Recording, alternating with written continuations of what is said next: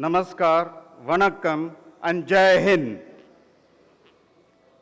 This is such an august gathering that we have today, that we organize the first Poultry Federation of India show in south of India in Coimbatore. And we have such a great gathering of all VVIPs and dignitaries and all those associated with the poultry industry. So please raise your hand for such a grand occasion that we make the best use of this. So the shortest thing available today and limited is always the time. So that will be a great challenge for us to manage it. We have a lot of people with a lot of ideas and so many things to exchange that definitely time will be a constraint. But we need to see how we can really manage that. And I will request cooperation of each and everyone in that matter. So without wasting much time, I would like to invite Honorable Dr. Sanjeev Balian, Ministry of State, Ministry of Fisheries, Animal Husbandry and Dairy, to please kindly come onto the stage. Yeah, he will be accompanied by the President, PFI, Mr. Ramesh Khatri. So we will wait a few seconds. The minister is busy, so we'll just hold on for a moment, please.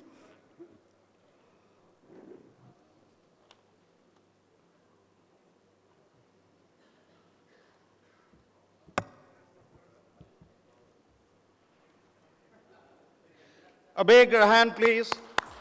Yeah. Yeah, Dr. Sanjeev Kumar Balian, born in Muzaffar. Yeah. And also request Dr. Ranjit Reddy also to please accompany, come onto the stage. Yeah. Dr. Ranjit Reddy, the MP from Chevella. Yes. And I would like to give a brief on Dr. Sanjeev Kumar, born in Muzaffar Nagar, Uttar Pradesh. He is the youngest of the lot at 47 years. And he won in 2014 the elections with a margin of 4 lakh votes, which is very impressive. And the greatest part is the DNA of Dr. Sanjeev, that is, he's a farmer's leader. So what more person can we expect on the stage today than to have a farmer's leader to represent us at such higher stage? Please raise your hands for that. Yeah. He is a PhD in veterinary science in anatomy from Chaudhry Charan Singh University, Haryana Agriculture University. So it's an excellent combination of, the education, qualification, and the attitude. So thank you so much, doctor, to make yourself available here and giving us this time. He has always been open to farmers' woes and problems. And his better half also, who's his wife, also the veterinarian, makes a very good combo for the family too. So big hand also for that. Yeah. So warm welcome, doctor, to be present here. And I move on to Dr. Ranjit Reddy. And Dr. Ranjit Reddy, of course, is also I can put in my 2 bits, personally known to him for more than 2 decades. We have been colleagues, we have been 3 decades, sorry for correction, time runs fast. Yeah, and he is born in Warangal, Telangana. He qualified in his veterinarian science in 1987, Agriculture University, Rajendra Nagar. He did his post-graduation in 1990, started his hatchery business in 1996 into broilers and layers. And the SR hatcheries began in 1996. He started with a modest 8,000 breeders, but touched 500,000 breeders today. I mean, a meteoric rise. I think it requires a clapping for that. Yeah. So he sets as an example for us in the industry. And he started off in 2005 Rohini feed and did a great job there also. So much so that he attracted the Americans. The Goldman Sachs came and acquired him in 2018. So that was a great thing. It also is in line with Make in India concept, because while the money comes from US, it's all, the Indian breed, the Indian feed, the Indian management, the Indian labor, the Indian market. So thanks for that, Dr. Ranjit Reddy, to set such an example. And I think we should always encourage investments.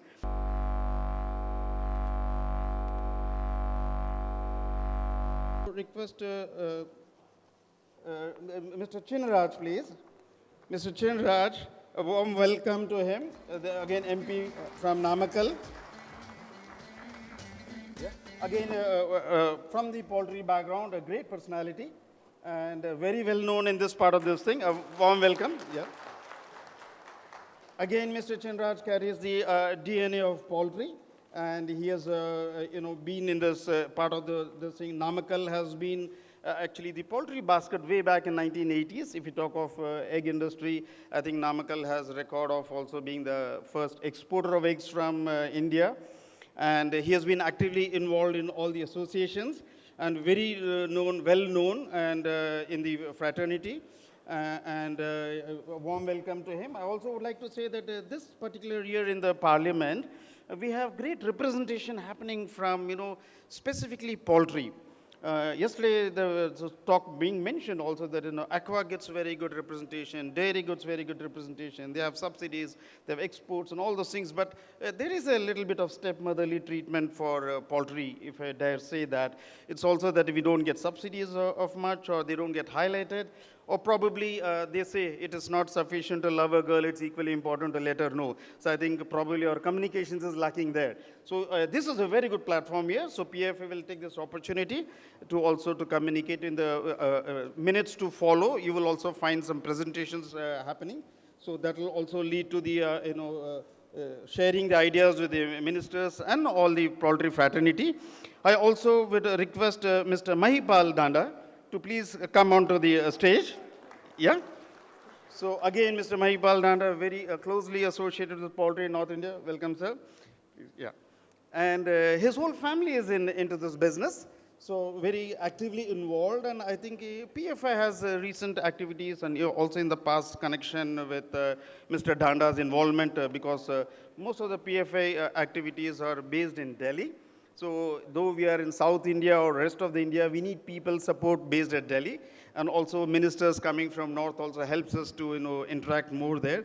So there is, he is an unsung hero, like, a lot of contribution. आपके बारे में ज़्यादा हम बताने का मौका नहीं मिलता है या लोगों को मालूम नहीं होता है पर पर्दे के पीछे आपका contribution, आपके family का contribution अत्यधिक है.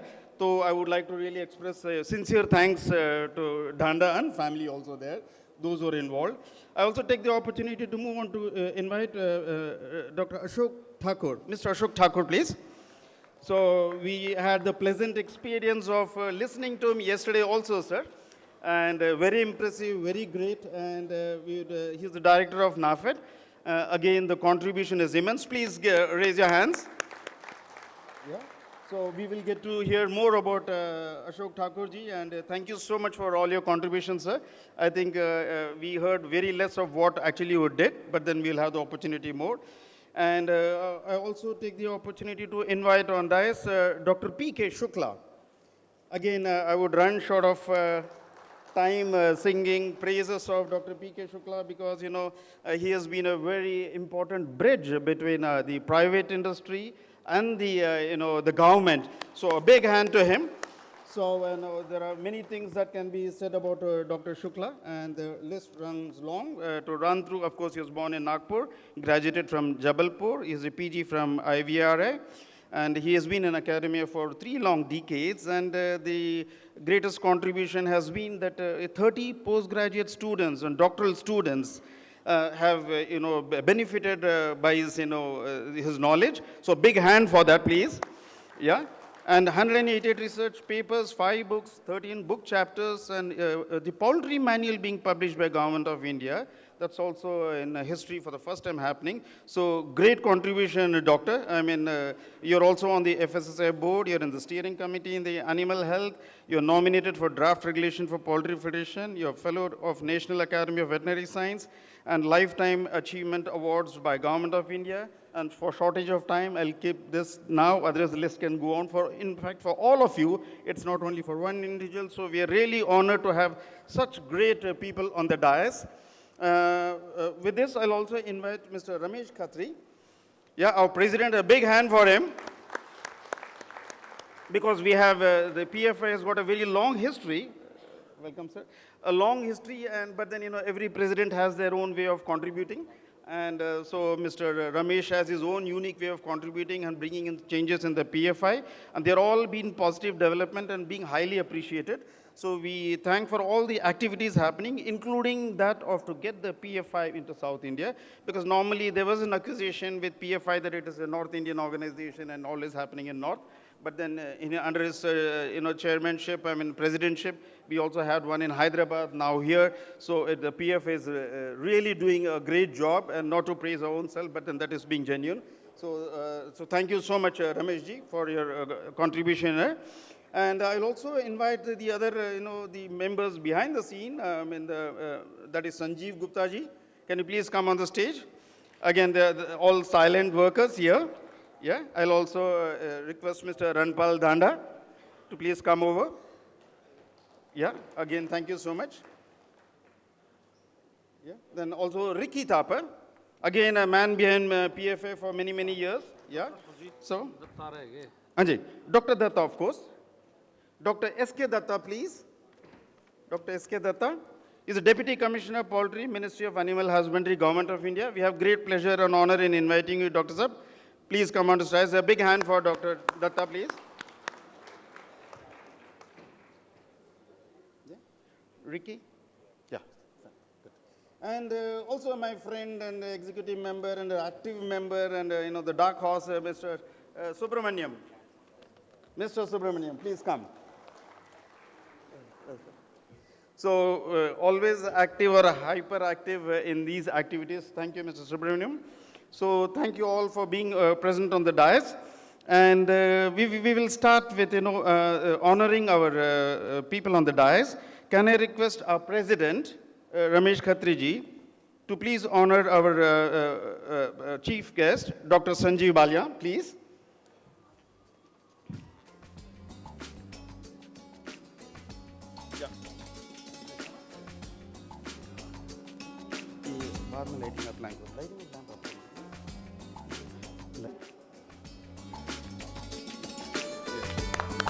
A big hand, please.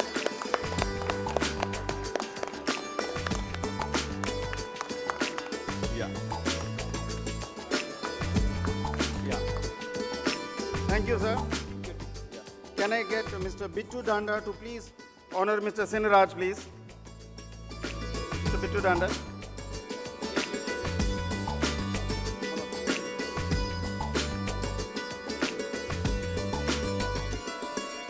Big hand, please.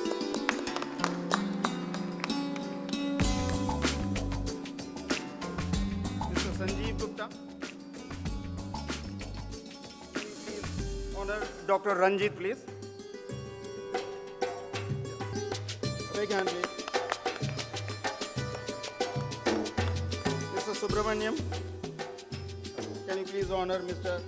Mahipal Danda, please? Can also request Mr. Vangili Subramaniam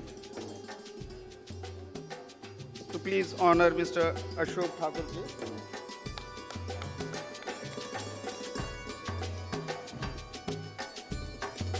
Mr. Ashok Thakur.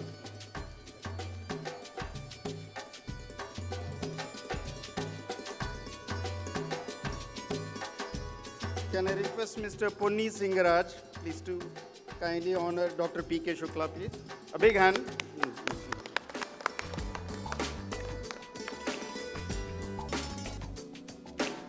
I'm sure most of you finished your breakfast because I don't hear loud claps.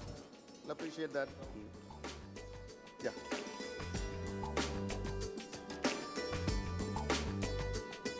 I'll request Dr. Kapil to honor Mr. Soundararajan, please.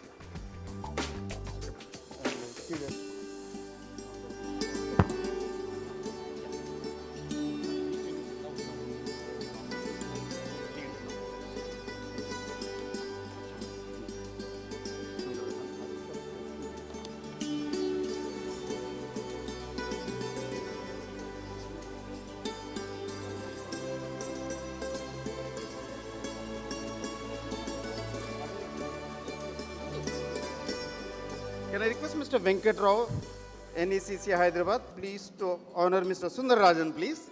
A loud clap for Mr. Sundararajan, please. Yeah, all are down, yes, yeah. Down there, yes.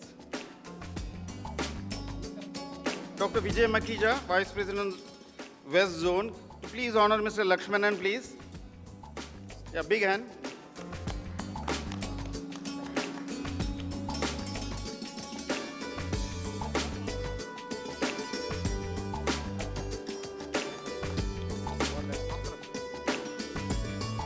Can I request Mr. Harsha Shetty to please honor on the stage Dr. S.K. Datta, please? Yeah, here, please. Yeah, please.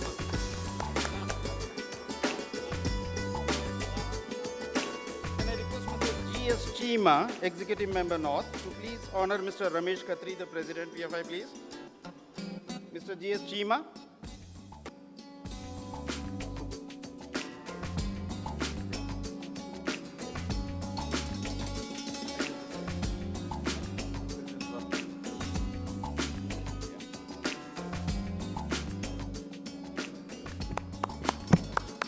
Can I request Dr. Sujit Kulkarni, Executive Member West, to please honor Mr. Bittu Dhanda, please?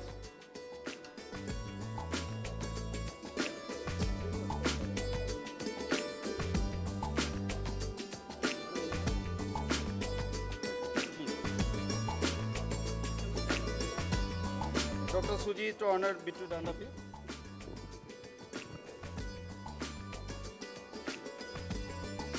Dr. Dinesh Arora, VP PFI Eastern Central Zone, to honor Mr. Sanjeev Gupta, please.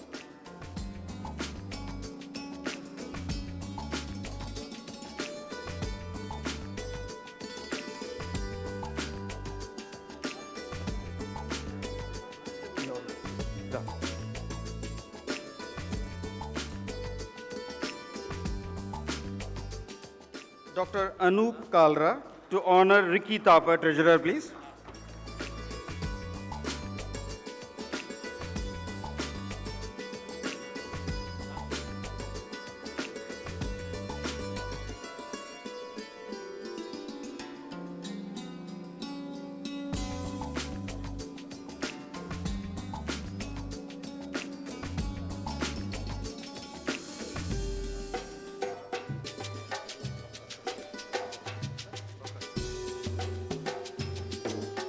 Can I ask Mr. Subramaniam to please honor Dr. Harsha Shetty, please? Subramaniam, a big hand.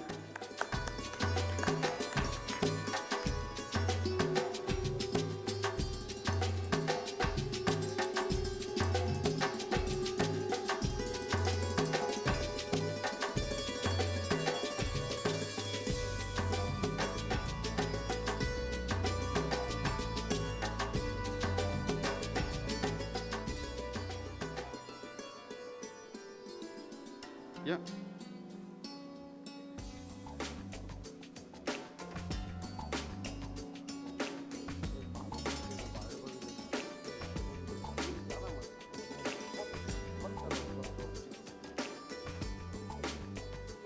So thank you all for the honoring, and now we move on to the traditional system of lighting the lamp. Yeah. So can I request the guests here to please come forward to finish the lighting ceremony of the lamp. Yeah? Yeah. Yes.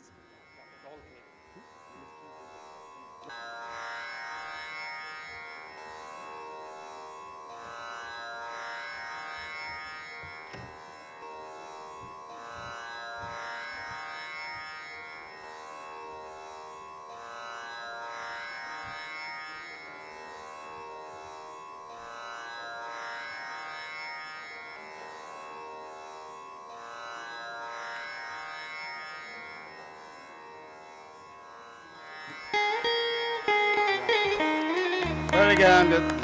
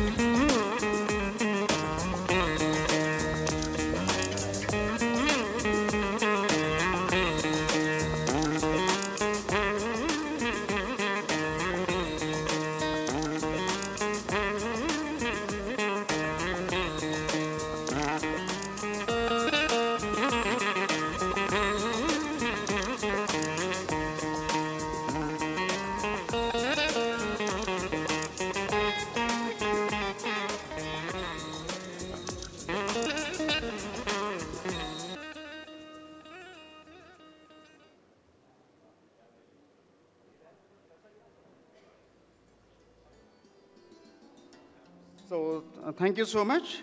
And we move on to our next program immediately by welcome speech by President PFI, Mr. Ramesh Khatri ji.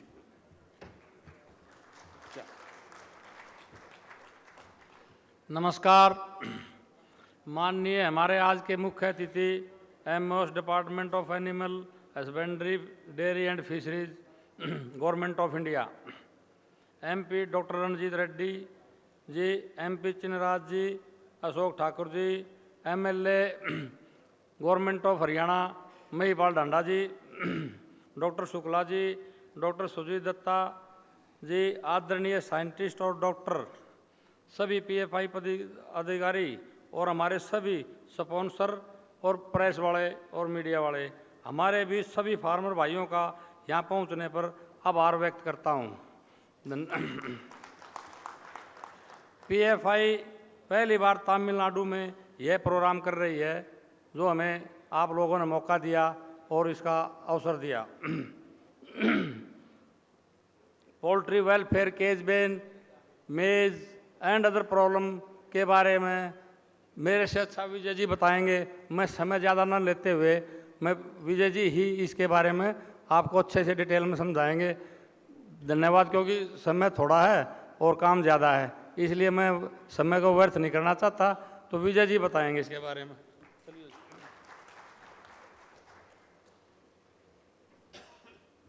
धन्यवाद Ramesh ji.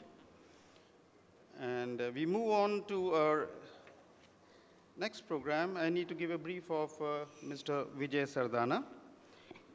He is a postgraduate diploma from IMAA in marketing, postgraduate diploma in arbitration and international trade, MSc food technology from CFTRI, and also has dairy technology from BSc, and IPR justice, and also lawyer and regulatory compliance and risk management expert. He's also an author, writer, blogger, TV panelist, and writes many articles. Shri Pranab Mukherjee, our Honorable President of India, also gave him a special contribution award for development of commodity markets in India. Yeah, deserves a clap, yes. And Governor of Haryana and UP also awarded him Global Agricultural Leadership Award. He also got a Best Alumni Award by College of Dairy and Food Science, and the list goes on. Considering the constraint of time, I'll invite Dr. Vijay Sardana to please come over and start with our next program. Dr. Vijay Sardana also is very active with Poultry Federation of India with all his qualification and ammunition, and has really helped us a lot in fighting our cause of poultry with the respective agencies. So we have a lot of contribution coming from him, and we would like to also right now display and share with our audience and people on dais that what has been the contribution of PFI, and more so through Mr. Vijay Sardana. Mr. Vijay Sardana, please. Yeah.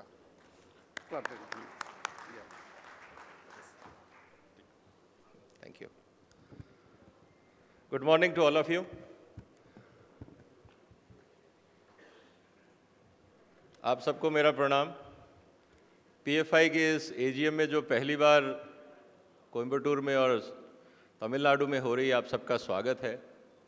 आज हमारे बीच में आदरणीय मंत्री जी हैं जो खुद एक veterinarian हैं, तो हमारी बात को उनसे ज़्यादा अच्छा सरकार में कौन समझ पाएगा और समझा पाएगा, इसलिए हमने इस मौके का फ़ायदा उठाया और सर के सामने हम अपनी बात रखना चाहते हैं। और दो आज जैसे कल सब कह रहे थे कि दो पोल्ट्री वेटनेरियंस जो पोल्ट्री एक्सपर्ट्स हैं वो भी आज पार्लियामेंट में हैं, तो मंत्री जी को सपोर्ट करने के लिए और सही सवाल पूछने के लिए सरकार से आज हमारे पास दो एमपीज़ भी हैं, तो we have a direct voice at the highest level. और इसी मौके को देखते हुए हमारे सामने जितनी चुनौतियां हैं, whatever challenges we are facing as poultry industry, I am sharing with you. We had lot of actions and activities in last 1 year in poultry sector, starting from court cases, public interest litigations, newspapers, whole lot of writing against poultry development activities in various forums, lot of political interest around poultry, lot of discussions in parliament, and moreover, the greatest achievement of this year was that Government of India created a new ministry which will exclusively look after livestock, including poultry. And Honorable Minister, Cabinet Minister, as well as State Ministers are very keen, because now there is a new ministry, so there has to be a new path, new vision for development of this sector. And what we are trying to say is that poultry is one sector in the country where with the least capital investment you can create employment. And this is one sector where we convert carbohydrates into protein. There is no other machine or there is no factory which can do that, but poultry can do it. So I think it's a need of the country, and there are a lot of issues which we have to focus on. What I will do in my presentation, briefly I will touch upon all of them because time is short. Purpose of touching those points with all of you is that you all are practicing in different parts of the country.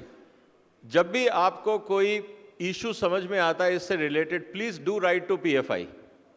हम लोग हर क्षेत्र पे काम कर रहे हैं for the development of industry. अगर आपके समझ में कोई बात आती है कि ये गलत हो रहा है या यहाँ पे चैलेंज आ रहा है, आप हमें ज़रूर लिखिए ताकि पीएफआई के माध्यम से हम उस बात को सरकार पे और अधिकारियों तक पहुँचाएं और उसका समाधान खोजें। I will share my presentation now, so I will request the presentation please. Okay. Now, in this presentation, I'm just going to share what are the important issues we are touching. I will not go into detail because every slide can take an hour, but I will just touch upon that these are serious issues in coming days.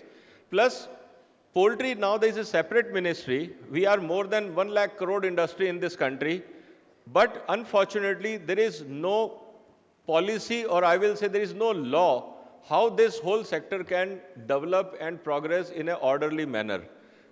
इस पूरे क्षेत्र को कैसे हम आगे बढ़ाएं और उसके लिए क्या कानून और क्या प्रावधान होने चाहिए, हम इसकी चर्चा जो सरकार से कर रहे हैं, किन बातों को हम सरकार के सामने उठा रहे हैं, वो मैं आप लोगों के सामने रख रहा हूं। Next please. जैसा हम लोग जानते हैं कि पोल्ट्री का जो क्षेत्र है भारत के लिए खासकर ये बहुत महत्वपूर्ण है, क्योंकि हम जब बात कर रहे हैं पोल्ट्री की, तो जैसा मैंने पहले कहा कि ये कॉस्ट इफेक्टिव सिस्टम है। और पोल्ट्री इंडस्ट्री को मैं अक्सर ये कहता हूँ कि it is like a ATM machine for farmer, कि जब भी मुर्गी एक अंडा देती है तो किसान की 3-4 रुपए की इनकम बन जाती है। तो अगर किसी के पास 100 मुर्गियाँ हैं और हर रोज़ अगर उसको एक साल में 300 दिन भी अगर अंडे मिलते हैं तो 300 दिन किसान की इनकम तैयार रहती है। और इसीलिए आपने देखा होगा जितने लोग सुसाइड करते हैं अनफॉर्चुनेटली फार्मिंग कैटेगरी में, उसमें से कोई भी लाइव स्टॉक फार्मर नहीं होता है, जनरली वो क्रॉप फार्मर्स होते हैं। और ये एक जो इनकम सिक्योरिटी पोल्ट्री सेक्टर देता है, I think this is big achievement and big relief to rural India and farmers, क्योंकि डेली कैश मिलता है तो उसमें डिस्ट्रेस होने की ज़रूरत नहीं होती है। तो पोल्ट्री का जो कंट्रीब्यूशन है, हमें सिर्फ इसको इग्नोर करके या साइडलाइन करके नहीं देखना चाहिए। इनफैक्ट पूरी रूरल इकोनॉमी के अंदर कैश फ्लो लाने का काम जो पोल्ट्री करता है with the least capital investment, और कोई सेक्टर नहीं कर सकता। अगर आप गाय भी रखते हैं तो कोई भी गाय 50,000 या 1 लाख से कम आपको नहीं मिलती है अच्छी गाय, लेकिन मुर्गी का धंधा आप 10,000 5,000 से भी आप शुरू कर सकते हैं और अपनी लाइवलीहुड को सपोर्ट कर सकते हैं। इसीलिए सरकार भी पोल्ट्री को बड़े अलग ढंग से देखना चाहिए कि इस देश की जो चैलेंज है एम्प्लॉयमेंट का, वो पोल्ट्री सॉल्व करेगा। Don't change unless I say please. Poultry provide market to farmers and cereals. हम कई बार देखते हैं पोल्ट्री को आइसोलेटेड वे में। अगर हम पोल्ट्री को, बहुत सारी जगह पे ये बात आती है कि पोल्ट्री को बंद कर दिया जाए, एनजीओस कहती हैं पोल्ट्री की ज़रूरत क्या है, क्रूअल्टी है, वो चीज़ें मैं आगे डिस्कस करूंगा। अगर आप पोल्ट्री को बंद कर देंगे तो आपका ऑयल सीड सेक्टर भी बंद हो जाएगा, क्योंकि आज अगर ऑयल सीड सेक्टर चल रहा है, तिलहन का सेक्टर चल रहा है, वो इसलिए चल रहा है क्योंकि तिलहन का जो डीओसी जिसको हम बोलते हैं, खल बोलते हैं, ऑयल केक बोलते हैं, वो सारा का सारा लाइव स्टॉक सेक्टर में आता है, मेनली पोल्ट्री में आता है। तो अगर आप पोल्ट्री के साथ खिलवाड़ करते हैं तो आप लाइव स्टॉक से करते हैं। 80% मक्का आपका पोल्ट्री में आता है। आपका सारा डीओसी सोया का जो है 5-7% ह्यूमन कंजम्पशन को छोड़ दीजिए, बाकी सारा पोल्ट्री में आता है। अगर पोल्ट्री सेक्टर सर्वाइव नहीं करेगा तो मक्के का सेक्टर सर्वाइव नहीं कर सकता, आपका ऑयल सीड सेक्टर सर्वाइव नहीं कर सकता। ऑयल में हम ऑलरेडी 70% आयात पे निर्भर हैं, ये 95% हो जाएगा कि जब वायबिलिटी नहीं रहेगी तो कौन उगाएगा। तो ये बहुत ज़रूरी है कि पोल्ट्री की इकोनॉमिक कंट्रीब्यूशन को कंट्री में देखना और समझना बहुत ज़रूरी है। और सबसे इंपॉर्टेंट चीज है कि बहुत सारे सेक्टर्स में आपको हाईली स्किल्ड मैन पावर चाहिए, जबकि अनस्किल्ड और सेमी स्किल्ड मैन पावर से पोल्ट्री सेक्टर चल जाता है, क्योंकि आज पोल्ट्री सेक्टर में इतनी सारी तकनीकें डेवलप हो गई हैं कि किसान को सिर्फ फॉर्मूला भी बना बनाया मिल जाता है और सिर्फ उसको ये समझाना पड़ता है कौन सी चीज़ कितने बजे कितनी मात्रा में देनी है। बाकी सब चीज़ें उसको स्टैंडर्डाइज इंडस्ट्री दे रही है, और जितना साइंटिफिक इंटरवेंशन आज तक पोल्ट्री में हुआ है किसी और सेक्टर एग्रीकल्चर में नहीं हुआ है। इसीलिए आज FCR के मामले में हम दुनिया में सबसे आगे हैं, और अगर मैं कहूं कि अग्रणी क्षेत्र में है कि जो लोग हमसे आगे हैं, कम से कम एफिशिएंसी के मामले में पोल्ट्री सेक्टर कम नहीं है, और ये एक सबसे बड़ा कंट्रीब्यूशन है पोल्ट्री सेक्टर का कि और कोई एग्रीकल्चर सेक्टर वर्ल्ड स्केल पे नहीं आ पाया एक्सेप्ट पोल्ट्री। Next please. अब हम बात कर रहे हैं कि आने वाले समय में जो चैलेंजेस हमारे सामने आएंगे उसको हमें देखना पड़ेगा। जैसा कल भी हमें आपसे चर्चा कर रहा था कि 137 करोड़ की आबादी है, और जब तक ये सेकंड टेन्योर मोदी साहब का खत्म होगा हम 145 करोड़ हो जाएंगे। पूरी दुनिया की निगाह भारत के पोल्ट्री सेक्टर पे है, हर आदमी इस बाजार में घुसना चाहता है। तो हमारे जो सिस्टम है, अभी जितनी मेहनत हमने प्रोडक्टिविटी को लेके करी है, FCR को लेके करी है, आने वाले समय में हमें मार्केटिंग और बाकी चीज़ों पे भी ध्यान देना पड़ेगा ताकि हम कंपटीशन के सामने खड़े हो सकें, and we can fight back with the incoming competition from the world market. दूसरा जो सबसे इंपॉर्टेंट चीज़ ये है कि आज इतने सारे डिपार्टमेंट हैं हमारे सामने। एक चर्चा चल रही है कि साहब फीड के स्टैंडर्ड कौन बनाएगा, दूसरा कहेगा साहब वैक्सीन अप्रूवल कौन देगा, तीसरा कहेगा ड्रग अप्रूवल कौन देगा, कस्टम ड्यूटी को पोल्ट्री के इंग्रेडिएंट्स के बारे में समझ में नहीं आता, वो कहते हैं ये तो केमिकल है, इसको हम केमिकल की तरह ट्रीट करेंगे। हर डिपार्टमेंट का अपना एक सोच है। जैसे वो कहते हैं ना कि blind man's finding out what is elephant, तो किसी को पूंछ समझ में आ रही है, किसी को कान समझ में आ रहा है, किसी को पूरा हाथी नहीं दिख रहा है। कोई भी डिपार्टमेंट में आज की तारीख में ऐसा कोई डिपार्टमेंट नहीं जो पूरा पोल्ट्री सेक्टर एक साथ देखता हो। तो मेरी सबसे पहले पोल्ट्री फार्मर्स और इस सेक्टर की तरफ से मंत्री जी से निवेदन है सर कि एक पोल्ट्री डेवलपमेंट एक्ट बनाया जाए और उससे जितने जुड़े हुए इश्यूज हैं वो एक ही जगह पे निर्धारित हों। नहीं तो कस्टम डिपार्टमेंट अलग ट्रीट करता है, BIS अलग ट्रीट करता है, FSSAI अलग सोचता है, बाकी जो एक्साइज ड्यूटी है वो अलग सोचता है, GST वाले अलग सोचते हैं, और हमें समझ में नहीं आता कहाँ जाए, और हम पोल्ट्री वाले हैं। तो ये एक कन्फ्यूजन है, और जब भी आप उनसे बात करते हैं तो वो बार बार कहते हैं कि आपके कानून कहाँ है, बताइए। हमारे पास अभी कानून नहीं है। कहाँ लिखा हुआ है बताइए, हम मान लेते हैं, हमारे पास वो डॉक्यूमेंट नहीं है। तो ये बहुत ज़रूरी हो जाएगा आने वाले समय में कि जब हम डेवलपमेंट की बात कर रहे हैं तो बाकी डिपार्टमेंट के साथ मिनिस्ट्री कोऑर्डिनेट करने के लिए एक डॉक्यूमेंट ऐसा चाहिए कि उस कानून के भरोसे हम आगे बढ़ सकें, और ये चिंता ना रहे कि साहब कौन सा डिपार्टमेंट हमारे साथ क्या करने वाला है। उसके अलावा जो सबसे इंपॉर्टेंट चीज़ आती है, बार बार प्रोटीन सिक्योरिटी को लेके अभी भी जैसे बात हो रही है कि साहब इस देश में हम फूड सिक्योर हैं, एक्चुअली हम कार्बोहाइड्रेट सिक्योर हैं, हम फूड सिक्योर नहीं हैं। इस देश में प्रोटीन की बहुत कमी है, तेल की बहुत कमी है, और पोल्ट्री सेक्टर का contribution converting surplus carbohydrate into deficit protein toward surplus और आई विल से सफिशिएंसी, ये सिर्फ पोल्ट्री सेक्टर ही कर सकता है इन कॉस्ट इफेक्टिव मैनर।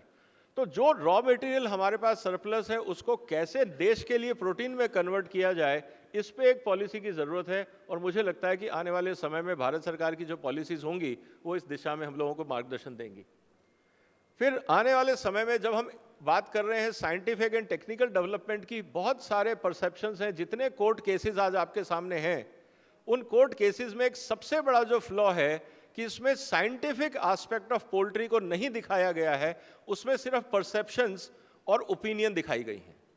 और ये बहुत बड़ा चैलेंज है हम सबके लिए एज ए पोल्ट्री सेक्टर की पोल्ट्री सेक्टर के बारे में जनता में बहुत गलतफहमियां हैं, उसको कैसे दूर किया जाए, और ये हमारे ऊपर चुनौती है जिस पे हमें मिलकर काम करना होगा।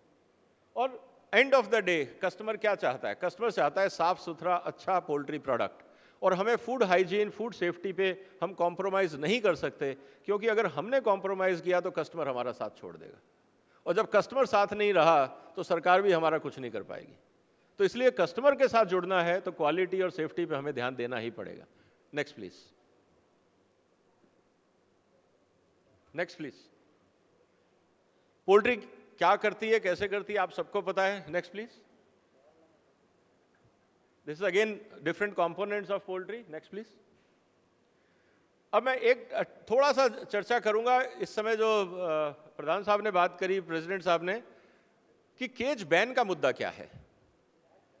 देखिए, केज बैन का बहुत सारे लोग शायद पहली बार इस मुद्दे को समझने की कोशिश कर रहे होंगे। ये मैं इसलिए इस पर थोड़ा सा 5-7 मिनट लूंगा ताकि सब लोग उस बात को समझें कि ये चुनौती हमारे सामने क्या है। See, what I am trying to say is that cage ban, the whole issue started with 4 public interest litigations in high courts and 1 in Supreme Court. And the whole issue is that the way we are rearing our layers and poultry systems, they are bad for animal welfare. We should stop keeping birds in cages. Birds should be in a free-range system the way it is happening in Europe.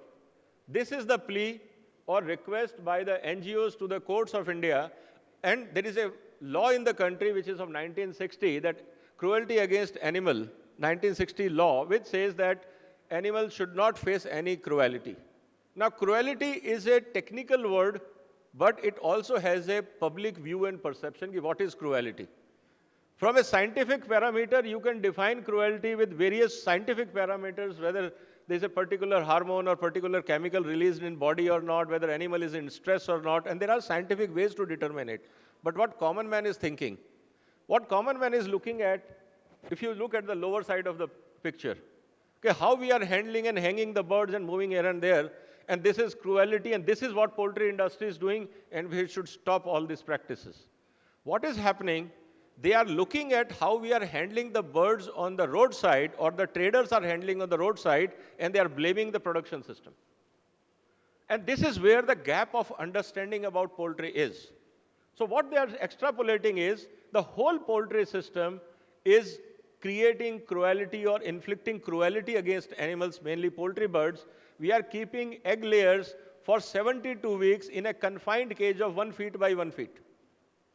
And this is not acceptable because the whole life animal is staying in such a confined area and they have no space for movement, they don't have a space for any physical activity or physiological expressions, and this is cruelty, and we should stop cages. And this is what case is going on from 2013 onwards. So it's almost like now 6 years. Now what has happened meanwhile? And this is where I think that industry should be alert for future also. We never took these issues very seriously initially. So what NGOs did, they went to the Law Commission of India.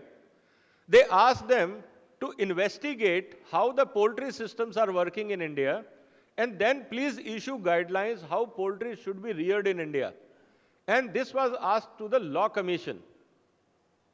Now why Law Commission? Because under the parliamentary system of India, Law Commission is authorized that whenever they see any changes required in any law, Law Commission act as an advisory body to the Government of India and Ministry of Law to investigate or to study a particular law and the existing practices in the country and suggest to the Government of India what legal changes are required so that this anomaly or this deficiency in the society or legal system can be addressed. Then what Law Commission did? They constructed or they issued a circular. I'll not go into detail of that. Yesterday we had a lot of discussions. What they did is they created a committee, they issued a notice within themselves and asked people to comment. You know how many people commented in the country? And this is where I'm saying you all should be aware and activate yourself ki what is happening in the country towards poultry system. Because you may be in village far away from Delhi where a lot of actions are going on, but at least keep looking into, and that's why we have requested PFI to create a separate website of PFI where we will continue to update these information, what is happening on ground in policy making in a legal system. So what was happening, Law Commission created a committee within themselves of 4 or 5 people, issued a circular, if anybody has any input, please share. And that circular was not advertised in any newspaper, not given to any department, not given to any university, but as a formality they did it, ki we have issued a circular, but nobody gave us a feedback. But who knew it, ki there is a circular on it for feedback. So through RTI, we asked ICAR whether Law Commission ever invited you for discussion. Answer was no. We asked IVRI, IARI, we asked all concerned poultry departments whether you were invited for discussion. No. Then we asked the Government of India Poultry Department whether you were invited for discussion, answer was no. And this we have in RTI in writing with us. So these are tangible evidences, number one. Then we went to Law Commission, we want to see all your files. Initially there was a resistance, but I said under RTI, we want to see it. We got access to the files, we got the photocopy of the files, and you will surprise who wrote that there should be a ban on cage system. Mr. Rajiv Bajaj of Bajaj Auto. He writes, Chairman of National Highway Authority of India, he writes, and there are 5 NGOs from Bombay, they write cages should be banned. And you know who are these five NGOs? They all have the same address. The letters were posted at the same time, and the letters were posted from the same post office. Even the font, language, vocabulary, even the mistake in letter is same in all 5. What it indicates. And where we are, 1 lakh crore poultry industry and hundreds of companies and farmers working in this. Where were we? This is reality. This is on paper with evidence. Now, what is the option? Now, this is a status. I will not go into too many technical details. Yesterday, Ashokji has mentioned, Pradhanji has mentioned. Now, what is future of this? We have to be very, very careful now. Today, we know that Law Commission report technically, I will not use the word, but I'm saying technically, unreliable, unscientific, or if I use a crude language, I'll say fictitious. And based on these letters, Law Commission gave a recommendation how poultry industry should be managed in India. And that recommendation, proposed rules of poultry are exactly same which NGOs were circulating. It means what? That NGOs are using Law Commission to communicate their messages via Law Commission and indirectly forcing Government of India to adopt, because Government of India is not accepting. They are forcing now courts that please accept the Law Commission recommendations. And Law Commission recommendations are actually NGOs recommendations. Now, we are at a crossroad. What we have to do now? Next hearing in court is on 24th October in Delhi High Court in front of Chief Justice of Delhi High Court. Status is very simple. Now, this is a last chance for us. And what I'm saying is industry should wake up. If in this hearing and before this hearing, if we do not submit as a poultry industry a representation to courts of India that Law Commission report is unscientific, unreliable from scientific point of view, and these are the evidences, and if we ignore this step, and on 24th, if court take a cognizance of the Law Commission report and give a direction to the Government of India, ki please consider Law Commission report and make rules on this, after that, whether that rule goes in your favor or against you, you have no chance to appeal, because under the law, you can only object to evidence on the very first incidence.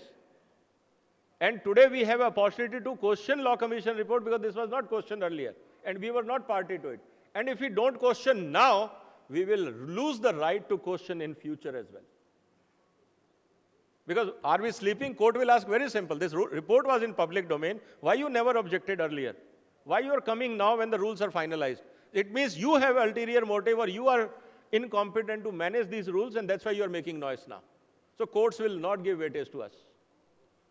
So is industry ready and wake up before 24th October to take action and come together and make a sensible request and noise at the right level that how to tell Government of India and request the courts, Law Commission report is not scientific, and we have prepared representations point by point on every item, how to protest and what evidence is in support of poultry industry, that why Law Commission report should not be considered. So I'm just trying to highlight to is that we are at a very serious cross purpose. We don't have a time to relax कि जो होगा देख लेंगे, जिसके साथ होगा वो देख लेंगे, जो सबके साथ होगा हमारे साथ भी होगा. जब सबके साथ डाउन टर्न आएगा तो आपके साथ भी दुकान जलेगी, और सबसे पहले सबसे छोटा वाला मरेगा, याद रखिएगा. When there is a crisis, the weakest person die first. So weak segments of poultry industry will die first, not the stronger ones. They have resources, they will manage. Are small players ready? Are people, those who really need help, are they ready and gearing up? That's a question.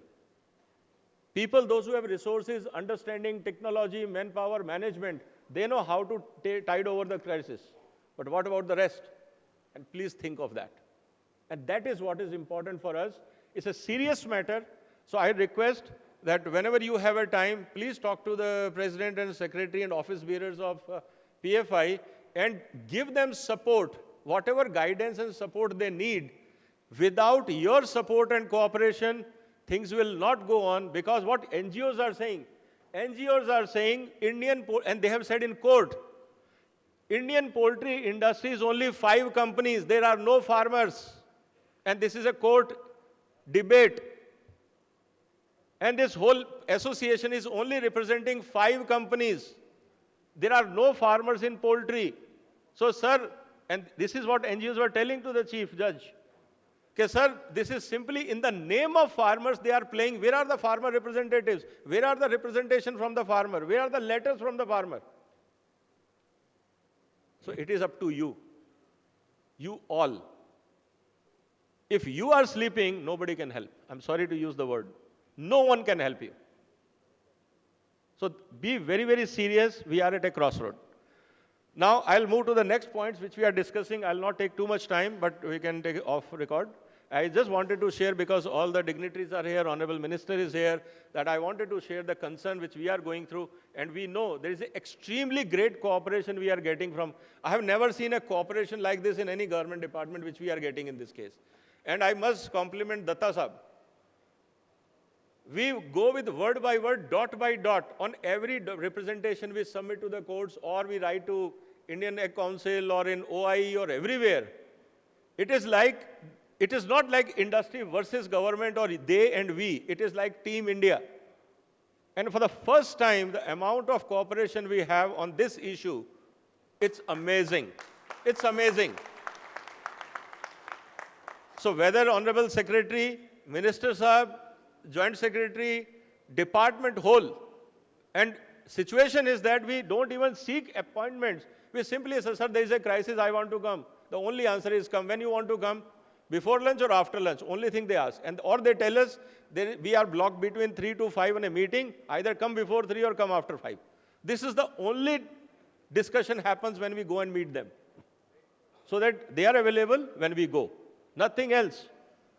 And they understand crisis, they understand what we are saying, and they are with us. But please understand, their government, NGOs are blaming, the government is supporting industry. NGOs are putting allegation on them.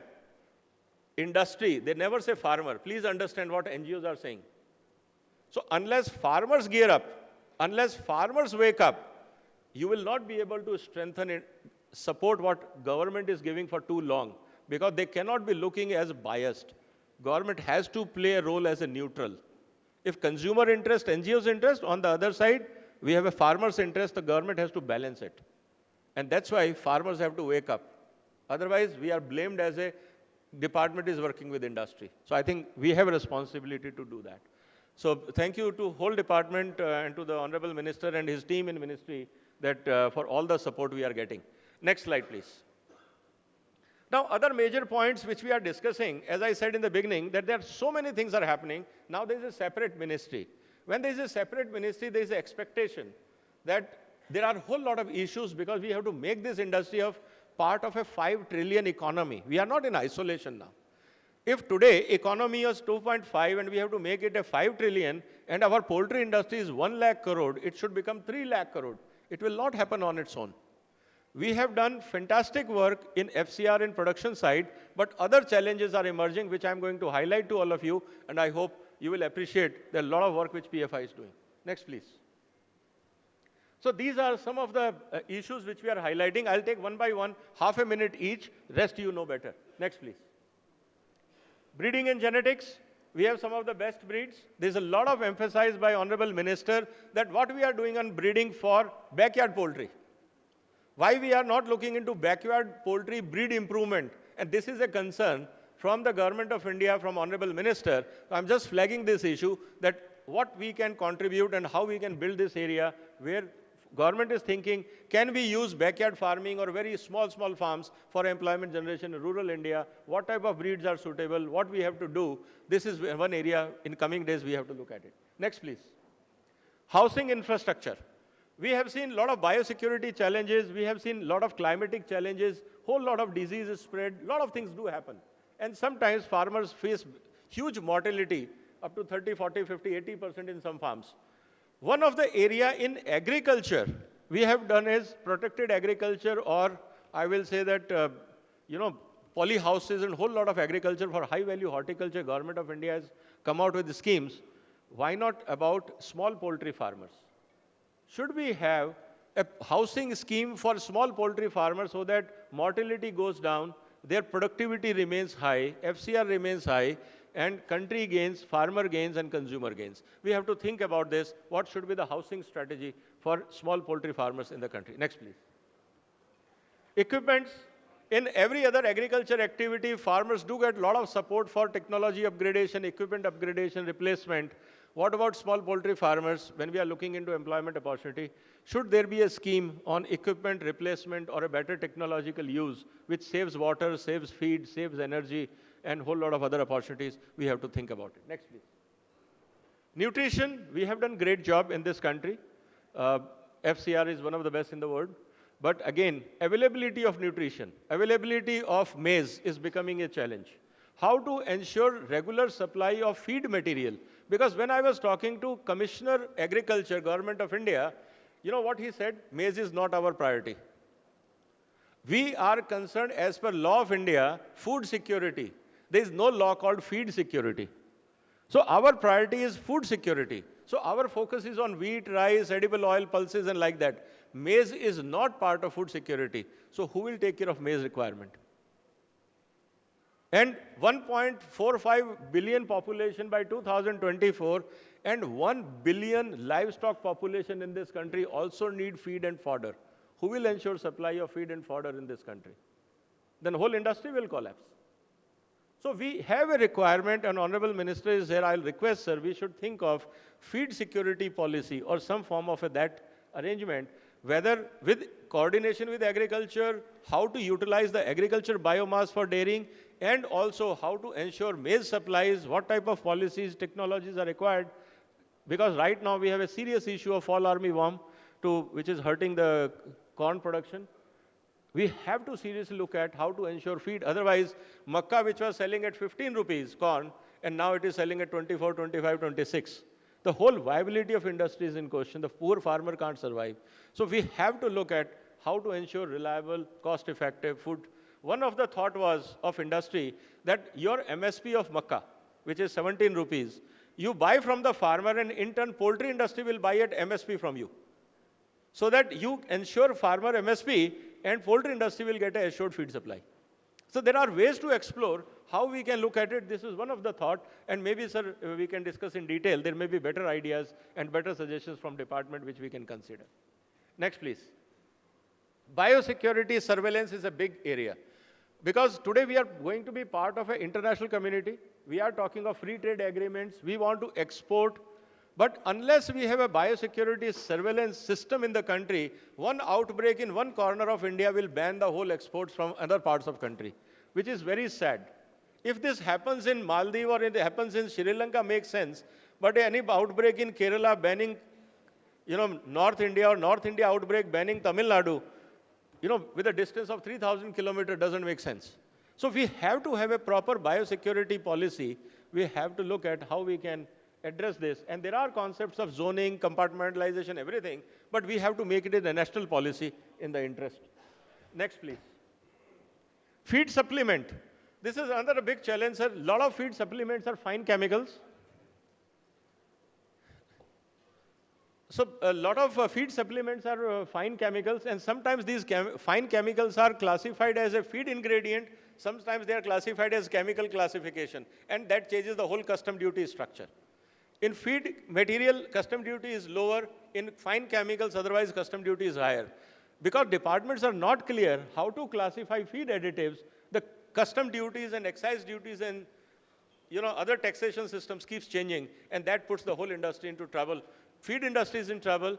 Livestock sector, because the ingredient industry is in trouble, they don't know which way to follow. And then there are legal notices and other things which is hurting everyone. Next, please. Healthcare products, huge requirement, but at the same time, today all things are passing through drugs system.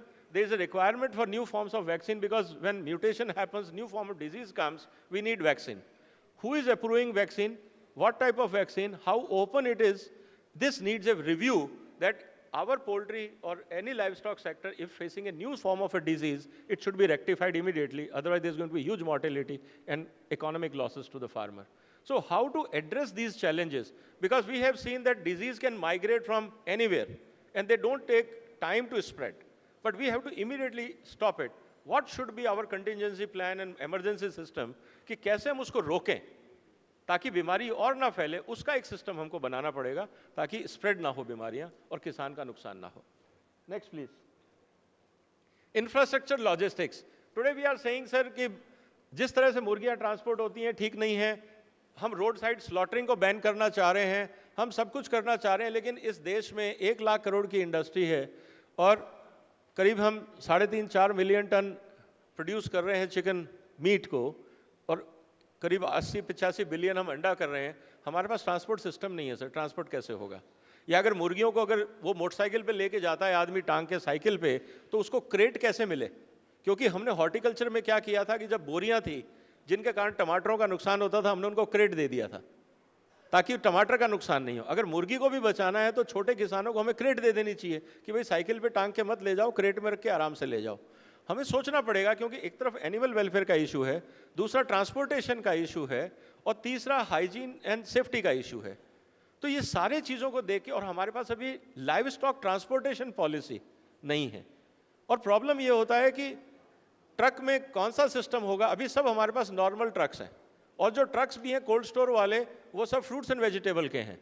हमारे पास deep freezing trucks -18 वाले बहुत कम हैं, और उनका rate इतना ज़्यादा है कि आपको you just cannot survive in market.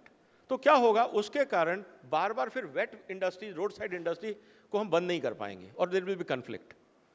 तो ये चीज़ें बड़ी इंपॉर्टेंट हैं, क्योंकि अगर डिस्ट्रीब्यूशन नहीं होगा तो फार्म से मुर्गा नहीं निकलेगा, और मुर्गा नहीं निकलेगा तो किसान बेचेगा कहाँ? तो जितना प्रोडक्शन हो बाजार तक जाए, ये इंफ्रास्ट्रक्चर होना जरूरी है, और वो अभी नहीं है. उस पर हमें काम करने की जरूरत है. Next please. ट्रांसपोर्ट पॉलिसी की हम बात कर रहे हैं, बहुत जरूरी है, क्योंकि रास्ते में एनजीओज वाले गाड़ियां रोक लेते हैं कि साहब ये क्रूअल्टी हो रहा है, आप ढंग से लेके नहीं जा रहे हैं, गाड़ी ऐसे नहीं होनी चाहिए, लोड ऐसा नहीं होना चाहिए. अब कौन बताएगा कि कौन सी पॉलिसी किस स्टेट की है? हर एनजीओ अपनी पॉलिसी बना के गाड़ियां रोक देता है. अब उसमें कुछ मॉर्टिलिटी हो जाती है, मुर्गियां परेशान होती हैं, किसान परेशान होता है, और ये लाइव बर्ड है. ईंटें तो नहीं है, बजरी भी नहीं है कि पड़ा रहेगा 2 दिन. तो प्रॉब्लम ये है कि इसको हमें देखना पड़ेगा sir. Next please.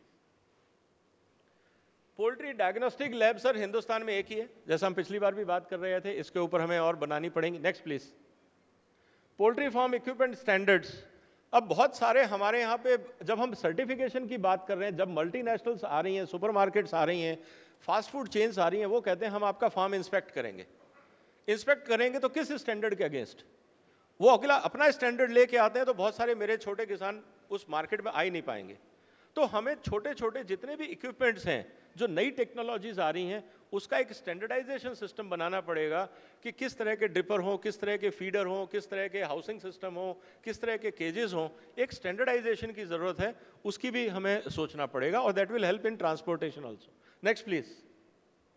Poultry trade का सर, जैसे हमने कहा कि इस समय चाहे वो अमेरिका हो, ब्राज़ील हो, थाईलैंड हो, चाइना हो, इवन श्रीलंका, हर आदमी भारत की तरफ देख रहा है कि अपना माल कैसे बेचे. और बार बार वो यही आता है कि साहब स्टैंडर्ड क्या लगेगा. एफएसएसएआई को जाके अगर कोई ये बोलता है कि स्टैंडर्ड ये होना चाहिए, बदर मेरी अपनी इंडस्ट्री को देखे, रिक्वायरमेंट को देखे, तो हम फंस जाएंगे. तो मुझे लगता है कि ट्रेड पॉलिसी पे एक सीरियस डिबेट की जरूरत है, क्योंकि कल ही डेयरी इंडस्ट्री के लोगों के मेरे पास फोन आ रहे थे कि भारत सरकार फ्री ट्रेड एग्रीमेंट जो एशिया के साथ साइन कर रही है 20 देशों के साथ, तो न्यूजीलैंड ऑस्ट्रेलिया का सारा माल आएगा, वहाँ का घी 100 रुपये किलो बिकेगा, हम 400 रुपये बेच रहे हैं, पूरी डेयरी इंडस्ट्री बर्बाद हो जाएगी। तो सरकार क्या कर रही है? सरकार एग्रीमेंट क्यों साइन कर रही है? ये चिंता है उनकी। यही हाल हमारा होगा। जब मेरा मक्का 24 रुपये है और अंतर्राष्ट्रीय बाजार में मक्का 14 रुपये है, तो मैं कैसे टिकूंगा कंपटीशन में सर? तो हमारी trade policy, custom duty, guidelines क्या होनी चाहिए, हमें सीरियसली सोचना पड़ेगा, क्योंकि मक्के के बगैर पोल्ट्री नहीं है, और 24 रुपये के मक्के पे अगर मैं खिलाऊंगा तो मैं टिक नहीं पाऊंगा बाजार में। तो क्या होना चाहिए, ये चिंता की बात है, इस पे गहन मंथन की जरूरत है। आंसर आसान नहीं है, लेकिन सोचना जरूर पड़ेगा। Next please. Next, value added products. आज बहुत सारा कंज्यूमर सुपरमार्केट की तरफ जा रहा है, ऑनलाइन ई कॉमर्स की हम बात कर रहे हैं, लेकिन अभी भी सर हमारे यहाँ पे वैल्यू एडिशन पे बहुत कम काम हुआ है।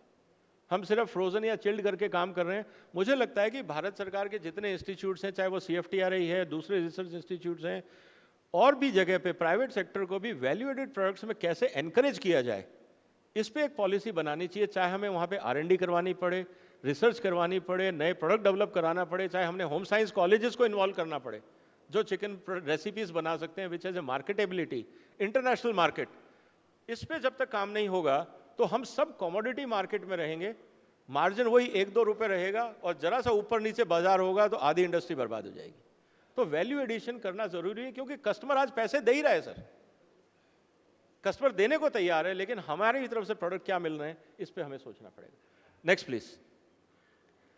Surveillance of migratory bird, biosecurity से मैं इसको लिंक करूंगा, मैं डिटेल में नहीं जाऊंगा। आप सबको पता है कि migratory birds do create biosecurity problems, bird flu, swine flu के बहुत बड़े चर्चा हैं, मैं आगे चलता हूं उस बात को लेकर। Next please. नई टेक्नोलॉजीज बहुत आ रही हैं, चाहे वो वैक्सीन है, चाहे हाउसिंग है, चाहे आज की तारीख में ऑटोमेशन है, फीडिंग सिस्टम्स हैं, ये सब कुछ हो रहा है। लेकिन हमारे आज भी फार्म वही जो 30 साल पहले फार्म लगा था, आज फार्म वैसे का वैसा ही है। हमने ईंट पे सिर्फ व्हाइट वॉश करी होगी, लेकिन जब तक अपग्रेडेशन नहीं होगा, जो नए चैलेंजेस आ रहे हैं, नए एफिशिएंसीज आ रहे हैं, और जो नए बायर्स आ रहे हैं, और खासकर इंटरनेशनल मार्केट में अगर हमको जाना है, तो पूरा सप्लाई चेन विद ट्रेसेबिलिटी चाहिए। और अगर वो नहीं कर पाए हम लोग एज ए इंडस्ट्री, तो हमें अंतर्राष्ट्रीय बाजार में कोई नहीं पूछेगा। तो टेक्नोलॉजी अपग्रेडेशन जरूरी है, IT का रोल जरूरी है, बायोटेक का रोल जरूरी है, हमें उसके बारे में सोचना पड़ेगा। Next please. नेक्स्ट,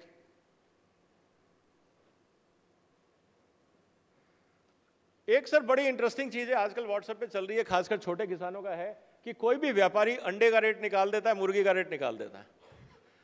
अब वो आपस में लड़ते हैं। बहुत सारे व्हाट्सएप ऐसे हैं कि भैया तेरे को किसने कहा कि 40 रुपए का या 70 रुपए का मुर्गा है, मेरा तो कॉस्ट ऑफ प्रोडक्शन 85 है। किसान व्यापारी से लड़ता है कि 70 रुपए का रेट तूने क्यों निकाला, माल मेरा, कॉस्ट ऑफ प्रोडक्शन मेरी, और आपके वहां मंडी में बैठा एक आदमी कहता है जी 70 रुपए मुर्गी, और किसान परेशान कि 15 रुपए का घाटा कैसे उठाऊं। तो ये प्राइस कैसे डिस्कवर होगी? हमने एग्रीकल्चर में CACP बनाया, उस बेस पे हमने MSP बनाया। यही चुनौती आज पोल्ट्री किस में आ गई है, अंडे में और मुर्गी में, कि हम कॉस्टिंग निकालें और उस बेस पे एक एडमिनिस्ट्रेटिव या एडवाइजरी प्राइस निकालें, चाहे वो एसोसिएशंस निकालें जो रिकमेंडेड हो भारत सरकार से। हर आदमी को बाजार में प्राइस निकालने का अधिकार नहीं होना चाहिए, क्योंकि वेस्टेड इंटरेस्ट बहुत है इसमें। तो इस पे मुझे लगता है कि सरकार को, जब हम बात कर रहे हैं इनकम इंप्रूवमेंट की, एम्प्लॉयमेंट की, तो जिसका कोई व्यापार से लेना देना नहीं है वो 70 रुपए रेट निकाल देता है, और फिर किसान लड़ते हैं कि वो किसने कहा 70, वो कहता जी आपको बेचना है बेचो, नहीं बेचना बच बेचो। मतलब कोई सिस्टम समझ में नहीं आ रहा कि हो क्या रहा है बाजार में। तो मुझे लगता है सर इस पे एक इंटरवेंशन की इमीडिएट जरूरत है, नहीं तो सारा छोटा किसान बर्बाद हो जाएगा, और अल्टीमेटली कस्टमर वही 160 रुपए दे रहा है, कस्टमर को कोई फर्क नहीं पड़ रहा, लेकिन प्रोड्यूसर मर रहा है, और बीच वाले का कोई स्टेक नहीं है, वो जेब में पैसा डाल के घर चला जाता है, उसको कोई लेना देना नहीं है किसान बचे या मरे। तो इस पे बहुत चिंता की बात है, और एक रूल बना देना चाहिए, एक ऑर्डर निकालना चाहिए भारत सरकार को, nobody will release any price other than your own shop. आप बाजार में किसी को प्राइस नहीं कहोगे, दुकान का बेशक जो मर करो, प्राइस वही अनाउंस करेगा जो भारत सरकार के द्वारा मान्यता प्राप्त होगा, चाहे वो एसोसिएशन हो या CACP की तरह हम कोई संस्था बनाए। तो कुछ करना पड़ेगा, नहीं तो सर पूरी मेहनत, एक तीसरा आदमी एक व्हाट्सएप भेजता है और पूरी इंडस्ट्री बर्बाद हो जाती है। तो ये एक बहुत गहन चिंता की बात। Next please.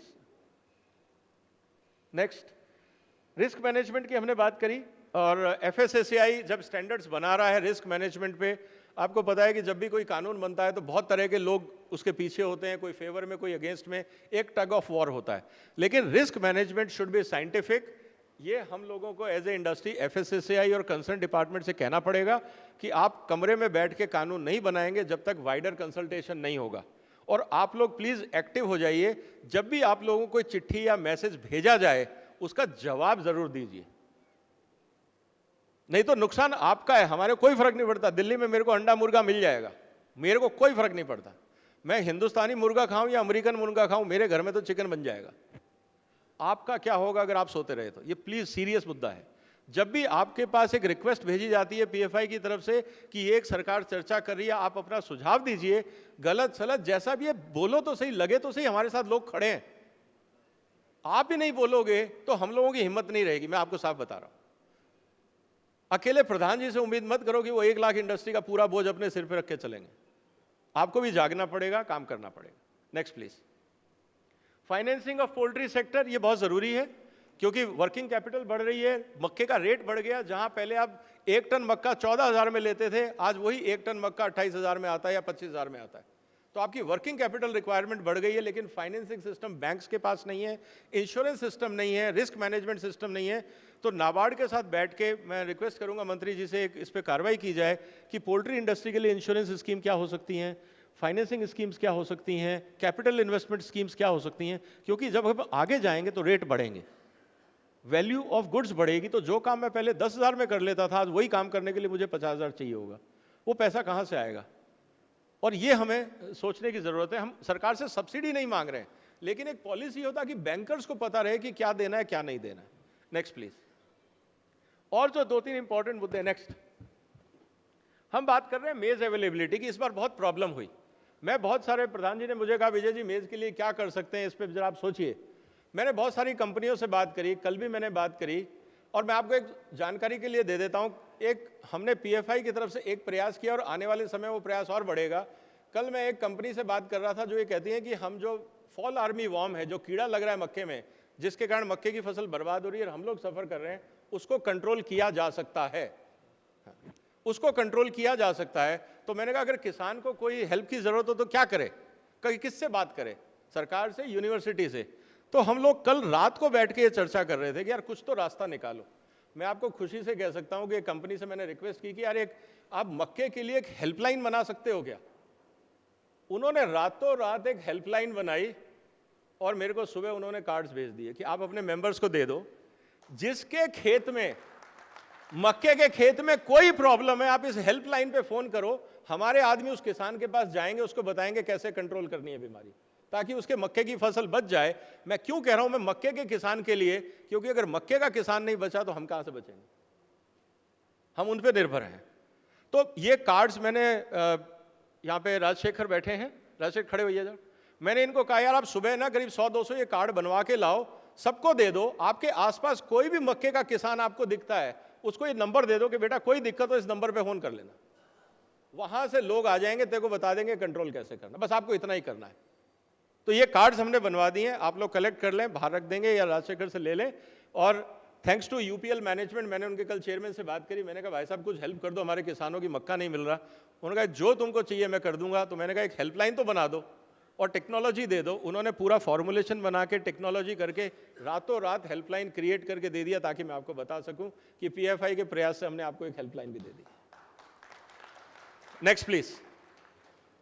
एंटीबायोटिक को लेके बहुत बड़ी चर्चा होनी है। 21 नवंबर की हमने बात करी है, क्योंकि हम जब IPC में गए थे, पूरी दुनिया में एंटीबायोटिक को लेके चिंता है कि पोल्ट्री के कारण एंटीबायोटिक फैल रहा है, बहुत सारी गलतफहमियां हैं, कस्टमर डर रहा है, न्यूज़पेपर लिख रहे हैं, NGOs चिल्ला रहे हैं, सरकार भी चिंतित है कि यार ये क्या हो रहा है। चिंता वाजिब है तो आंसर ढूंढना पड़ेगा। क्या चिंता वाजिब है, गलतफहमियां हैं, उनको दूर करना पड़ेगा। तो इसीलिए 21 नवंबर को PFI की तरफ से हमने एक बहुत बड़ा आयोजन किया है दिल्ली में। आप सब लोग आमंत्रित हैं, वहां आइए। हम सिर्फ एंटीबायोटिक रेजिड्यूज और इसके पे पड़ने वाले प्रभाव, इस पे चर्चा करेंगे और क्या लोग गलत समझ रहे हैं और क्या सही है। हमने मेडिकल डॉक्टर्स को बुलाया है, भारत सरकार के अधिकारियों को बुलाया है, इंटरनेशनल एक्सपर्ट्स को बुलाया है, पोल्ट्री एक्सपर्ट्स को बुलाया है, वेटनेरियन को बुलाया है। जो हमें लगता है कि जो इस पूरी डिबेट में कंट्रीब्यूट कर सकता है उसको बुलाया है। उससे जो निकलेगा उस पर हम एक बुकलेट बना के आप सबको सर्कुलेट करेंगे। लेकिन 21 नवंबर प्रधान जी 21 नवंबर, 21 नवंबर आप प्लीज डेट नोट कर लीजिए, कोशिश करिए कि उसके आसपास दिल्ली आ जाएं, 21 को रुकें, पार्टिसिपेट करें और फिर आप रिटर्न जर्नी प्लान कर सकते हैं। Next please. फीड स्टैंडर्ड्स की हम बात कर रहे थे, सडनली सर FSSAI सामने आ गया, हम फीड स्टैंडर्ड बनाएंगे, हम बनाएंगे वर्ल्ड क्लास फीड स्टैंडर्ड। मैंने कहा भाई साहब FCI से तो हम सड़ा हुआ वीट लेते हैं फीड में डालने के लिए, अब वर्ल्ड क्लास स्टैंडर्ड क्या बनाओगे? मतलब आदमी को तो आप साफ खाना खिला नहीं पा रहे FSSAI वाले, मुर्गी के लिए वर्ल्ड क्लास स्टैंडर्ड बनाओगे तो कौन सा गेहूं फीड में जाएगा या मक्के की क्वालिटी फीड में जाएगी? अगर ये जो उनकी सोच है, प्रॉब्लम सर मेरी ये है कि अगर FSSAI ने इंटरवीन किया तो उनकी सारा जो एक्ट बना है वो ह्यूमन लाइफ को लेके बना है, वो सारे फीड इंडस्ट्री को ताला लग जाएगा सर, क्योंकि अलग से कोई फीड लॉ नहीं है इस देश में, वो उसी में फिट करने की कोशिश कर रहे हैं। तो मेरा निवेदन ये है, हमारे ऑनरेबल MPs यहाँ बैठे हैं, कि please tell health minister, tell your FSSAI don't interfere in any livestock sector without talking to livestock ministry. Don't, क्योंकि उनको एक करप्शन का मौका और मिल जाता है कि एक फैक्ट्री में जाएंगे, जब अभी तक तो फूड से कमा रहे थे, फीड से भी कमाएंगे। तो प्लीज मेरा रिक्वेस्ट है कि industry be should be very clear, we are not interested in FSSAI entering into feed standards. हमारा अपना मंत्रालय आज है, हम उनसे निवेदन करेंगे जो स्टैंडर्ड बनाना है आप बनाइए, क्योंकि आप इस लाइन को हमसे ज्यादा समझते हैं।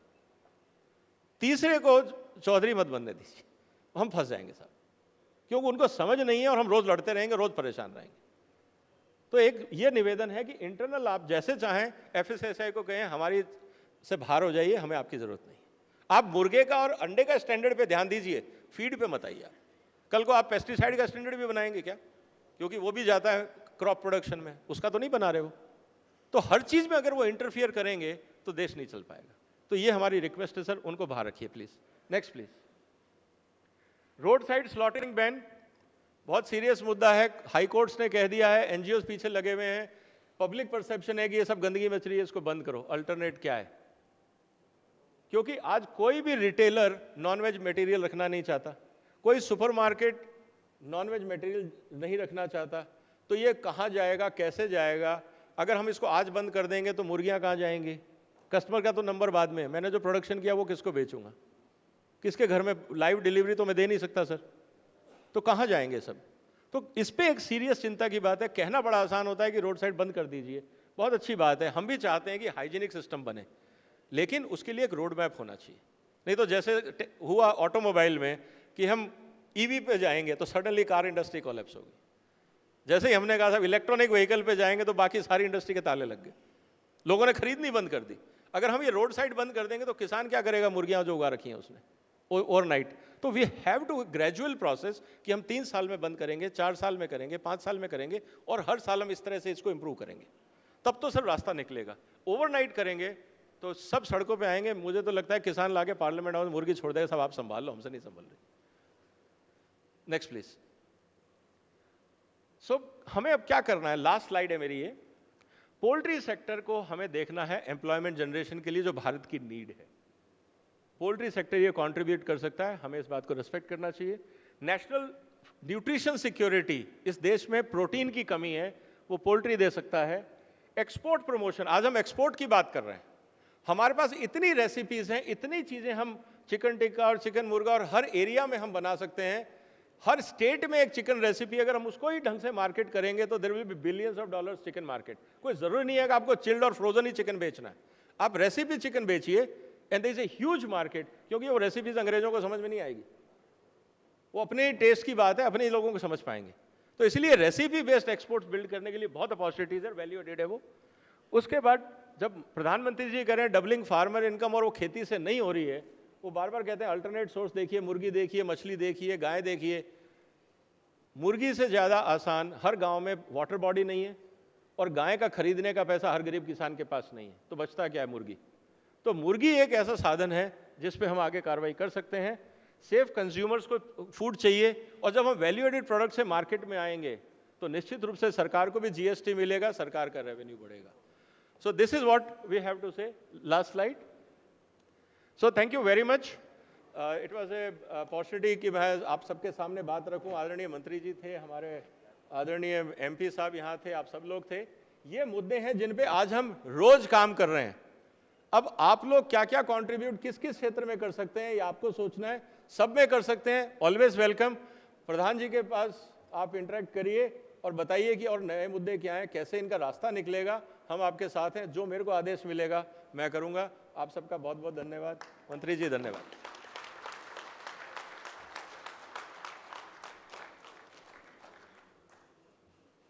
Thank you very much, Mr. Vijay Sardana ji. Presentation was in great details and presented in English and also alternated in Hindi and English. So I think most of it was in the PowerPoint presentation. But still to conclude, considering the constraint of time, I think the main issue has been the cage ban. Actually, the cage ban issue is like we have been sitting on a volcano.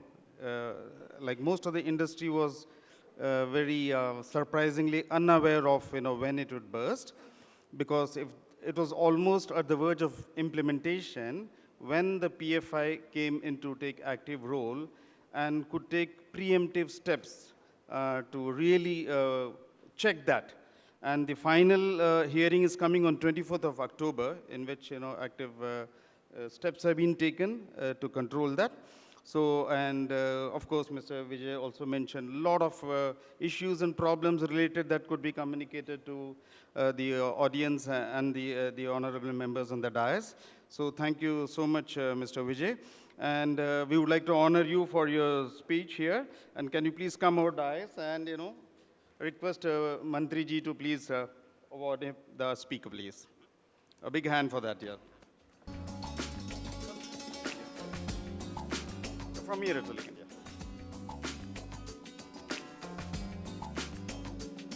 A big hand. Yeah. Sorry. Yeah.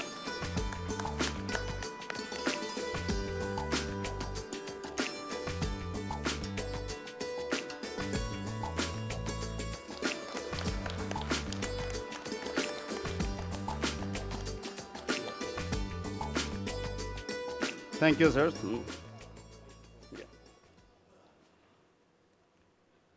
It will not be justice if I fail to mention many of these stalwarts and founding fathers and members of poultry fraternities sitting in front of me.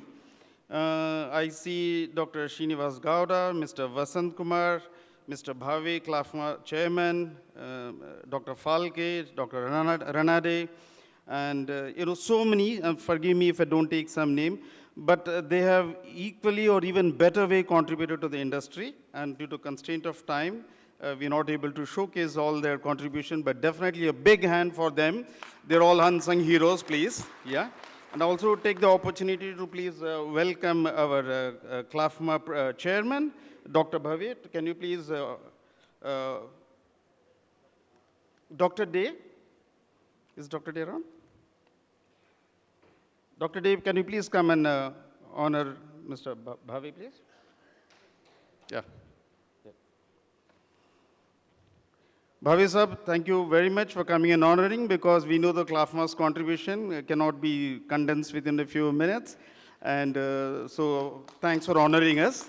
And I would like the audience and the people on the dais to know that CLAFMA also is a very powerful representative body of the industry, doing great honors to promote the industry. So thank you so much, sir.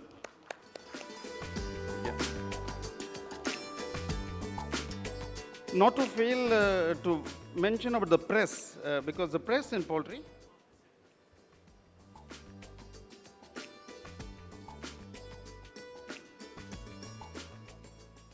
and also I would fail in my duty if I don't recognize the contribution of press. Because poultry press is very unique in the sense, I think we have press people starting way back, even before 1980s, some of them are present here. So 4 decades, many people, 4 decades, 3 decades, 2 decades, I mean, there are newcomers, but I can easily say out of my 39 years of experience that more than 80% are more than 3 decades old in the press. So for a poultry, the contribution of growth of poultry, press can never be underestimated. So big applause for the press. I'm not able to name each one of you individually, but definitely your contribution is very, very high here. So we acknowledge and thank you for that. And I move on to the next speaker. Mr. Lakshmanan, a science graduate, son of Mr. K. Ramaswamy, an employee at the Animal Husbandry Department, Tamil Nadu, who started a small poultry farm as self-employment in 1988. Shanti Feeds Private Limited, one among the leading names in poultry integration, produces around 30,000 metric tons of feed per month. Yeah. He has his vegetable oil division and poultry meat processing plant too. So it's a complete integration. Shanti Feeds also has an export house at Sultanate of Oman, registered with APIDA. Mr. Lakshmanan is also the chairman of Tamil Nadu Broiler Coordination Committee for the past 10 years. Is a zonal committee member of CLAFMA. And and of course, behind the success of every man is a woman. So his wife is equally, if not better, contributing to the industry, I dare say that. So with this, I hand over to Mr. Lakshman.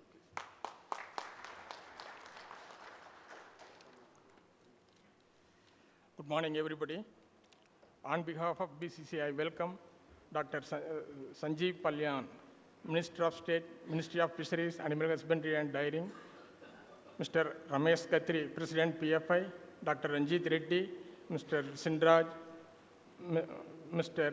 Magipal Danda, MLA, Mr. Ashok Thakur, Director, Mr. O.P. Chowdhury, Joint Secretary, Ministry of Fisheries, Animal Husbandry and Dairying, Dr. P.K. Sukla, Registrar, Mr. Soundarajan, members of PFI, and my friends from poultry industry. I congratulate Mr. Ramesh Chandra Khatri for conducting the AGM of PFI at Coimbatore. I appreciate your tireless efforts on cage ban issue, licensing with government, and so on.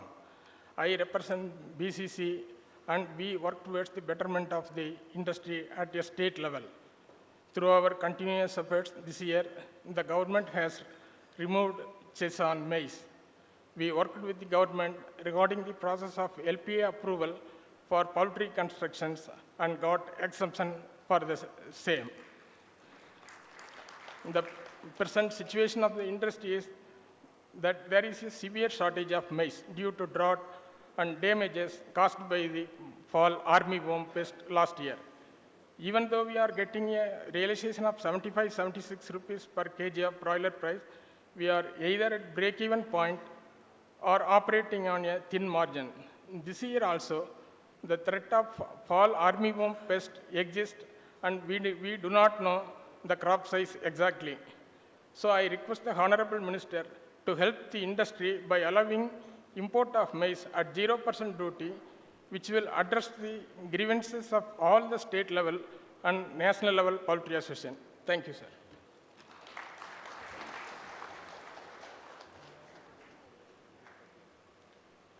Thank you very much, sir. I will request Mr. Subramaniam to please honor Mr. Vijay Teng, the president from INFA, Indian Federation of Animal Health Companies, also who is present here. Subramaniam, please. Yeah. A big hand, please. Yeah.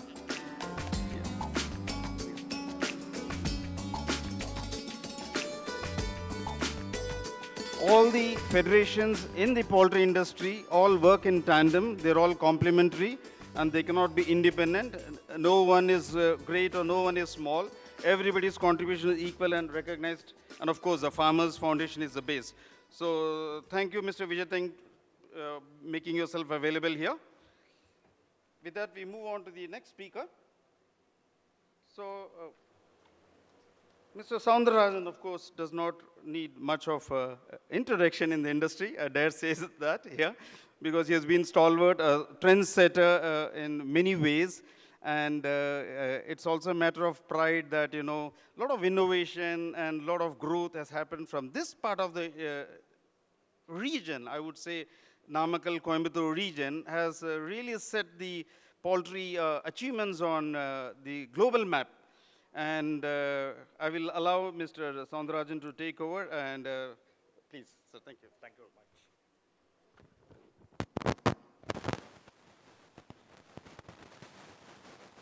Honorable Dr. Sanjeev Balyanji, and today Mr. Ranjit Reddy is with us. Mr. Ranjit Reddy, AKP Senraj, Mr. Maipal Tanda, Mr. Ashok Taku, Mr. Shukla, SK Datta is with us. Welcome, sir. And plus, PFI members and managing committee members, press and others. It's a really my pleasure to invite you to be Coimbatore, at Coimbatore. Really, poultry is a great industry.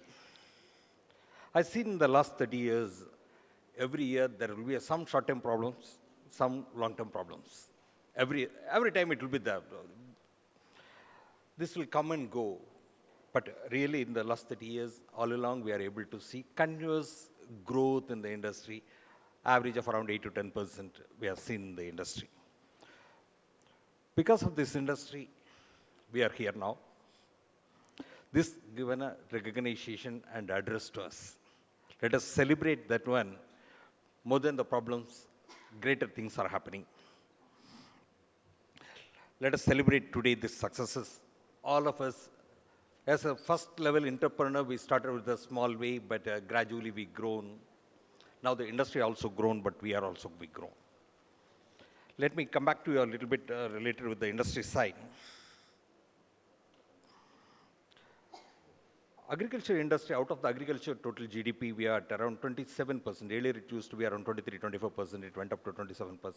But same time, developed countries, it's around 40% is animal agriculture GDP. Why I'm talking about this is it will give the better sustainability to the farmers than the direct agriculture. Now this is the one of the area the government had to focus upon, moving towards 40% of the animal agriculture GDP within agriculture. This is one of the areas we have to focus upon. Now, currently the poultry sector accounts for about 1,20,000 crores. Out of that, broiler industry is around 80,000 crores and 40,000 crores is from the egg industry is coming. And about 6 to 8% of the growth, 6 to 7% of the growth is coming from the layer industry, and around 8 to 10% of the growth is coming from the broiler industry. In India, poultry sector, it's the broiler we are producing around 5.8 million tons in the country, and about 4.32 kilos of per capita consumption is happening now. I'm not thinking about vegetarian, non-vegetarian, it's an overall population basis. But world average is happening around 16 kilos is a per capita. We are at 25% of the total consumption as of now. Poultry sector produces around 100 billion eggs per year. It's equivalent to about 74 eggs per annum is a per capita consumption. Same time, world average is around 210 eggs. So both the sectors, we are at around 25 to 30% level, long way to go. National Institute of Nutrition, it recommends per capita consumption as at 10.8 kilos. Poultry eggs is around 180 eggs to consume. That's why we are having another 30 years of the same level of the growth we can expect. Still, we are at bottom level. Be confident about it. You can see within another 20 years, we can see another 10 times of the growth in this industry. This industry, it's giving the one thing is beyond us, there is a nutritional security it's giving, which is quite important. Apart from that, farmers' livelihood by better way of the sustainability it's giving. Then employment generation. This is one of the industry at low investment, employments are happening.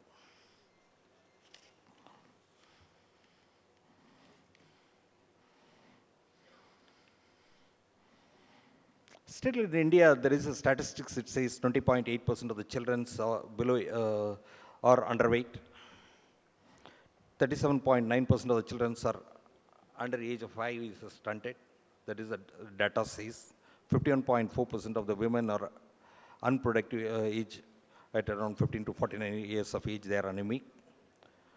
Global Hunger Index 2018 ranks India is 103. This is also our responsibility to provide the nutrition to the India's population.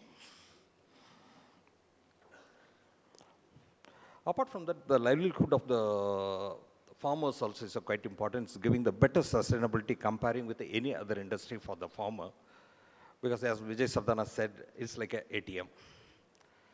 It can be, for a broiler farmers, most of people, it will be as like a monthly income. Egg is almost every 2 to 3 days, they're able to get some realizations. Now, currently, around 5 lakh farmers are associated directly with the broiler farming and layer farming also. There's a huge number of people there with us now. So employment generation, as I mentioned, that's one of the area we have to focus upon.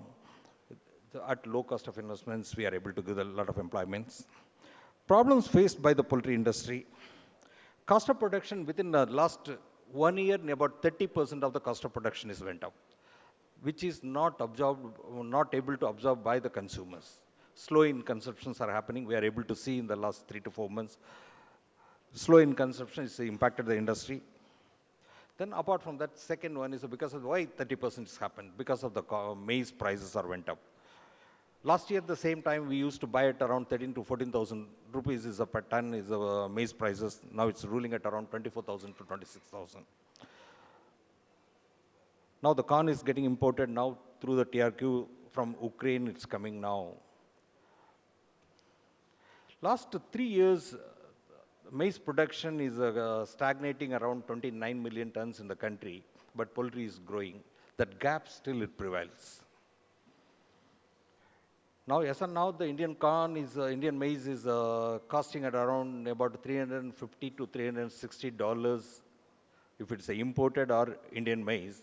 But same time, neighboring country, Bangladesh, even we are operating in Bangladesh, we are able to import at $205. There is a 50%, more than 50%, about 70% we are paying the higher price at India. That's one of the area the government had to support how to average it out the price, whether it will be beneficial for the farmer and consumer both. Soybean, as on now, we don't have any problem. As on today, we are able to get it at India itself. But one thing is what we are facing the problem. Before GST, government is committed what are the VATable products before that products only it will come under GST.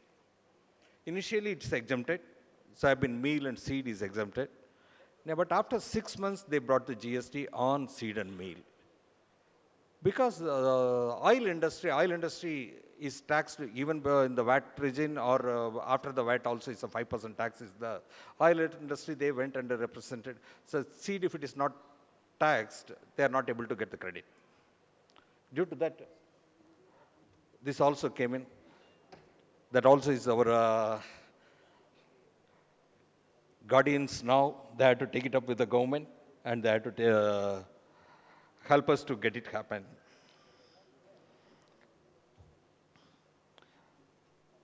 Then NGOs also say we are facing the major problem, whether it can be a cage issue or cruelty issue or antibiotic issue or no meat consumptions like that. Many NGOs are sitting at Delhi and they're doing a lot of licensing activities. But many of the things is happening through the vested interests also. The ministry had to protect us because unreasonable representations are coming from many of the NGOs. Being as a parent ministry, they have to protect us. That's one of the requests from us, my side. So one is a support on raw material, whether it can be a maize. Maize can be possible only through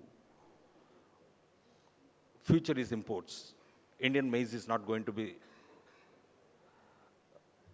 sufficient for us. Because we are having the limited area. The limited area, more and more production is not going to be possible. But when government of India is considering the imports, we are facing the problem of whether GM or non-GM, that problems is coming.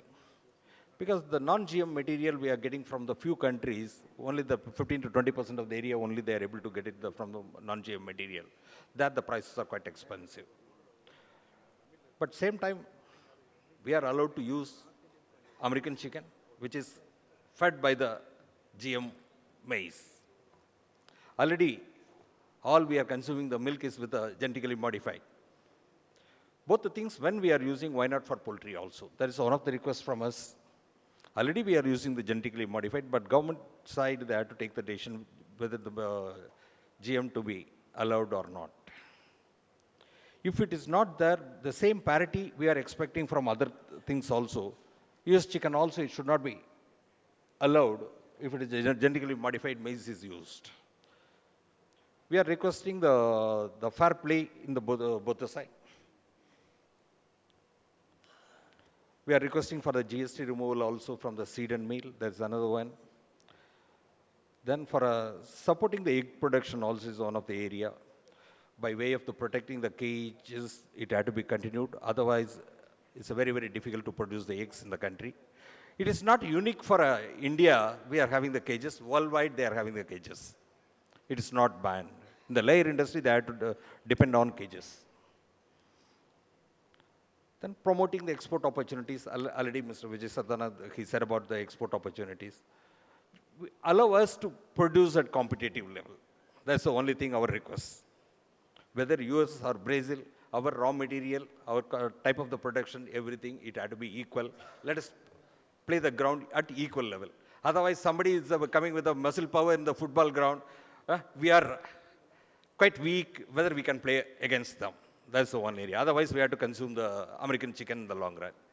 That's the ministry that have to protect us on these areas. Thank you. This is from my side. Thank you very much.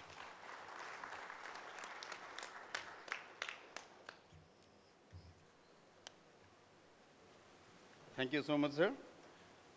So highly invaluable advice and opinion, and obviously has a lot of value. Can I request Dr. Shukla Saab to please come and address us? And please.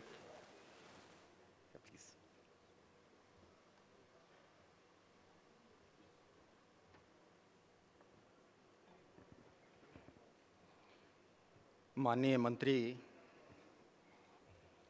मत्स्य पालन, पशुपालन एवं dairying, Bharat सरकार, doctor Sanjeev Balyan ji, माननीय सदस्यगण Lok Sabha, doctor Ranjit Reddy ji, Shri Chinraj ji, माननीय विधायक Shri Dhanda ji, Ashok Thakur ji, doctor Sujit, my colleague in the ministry,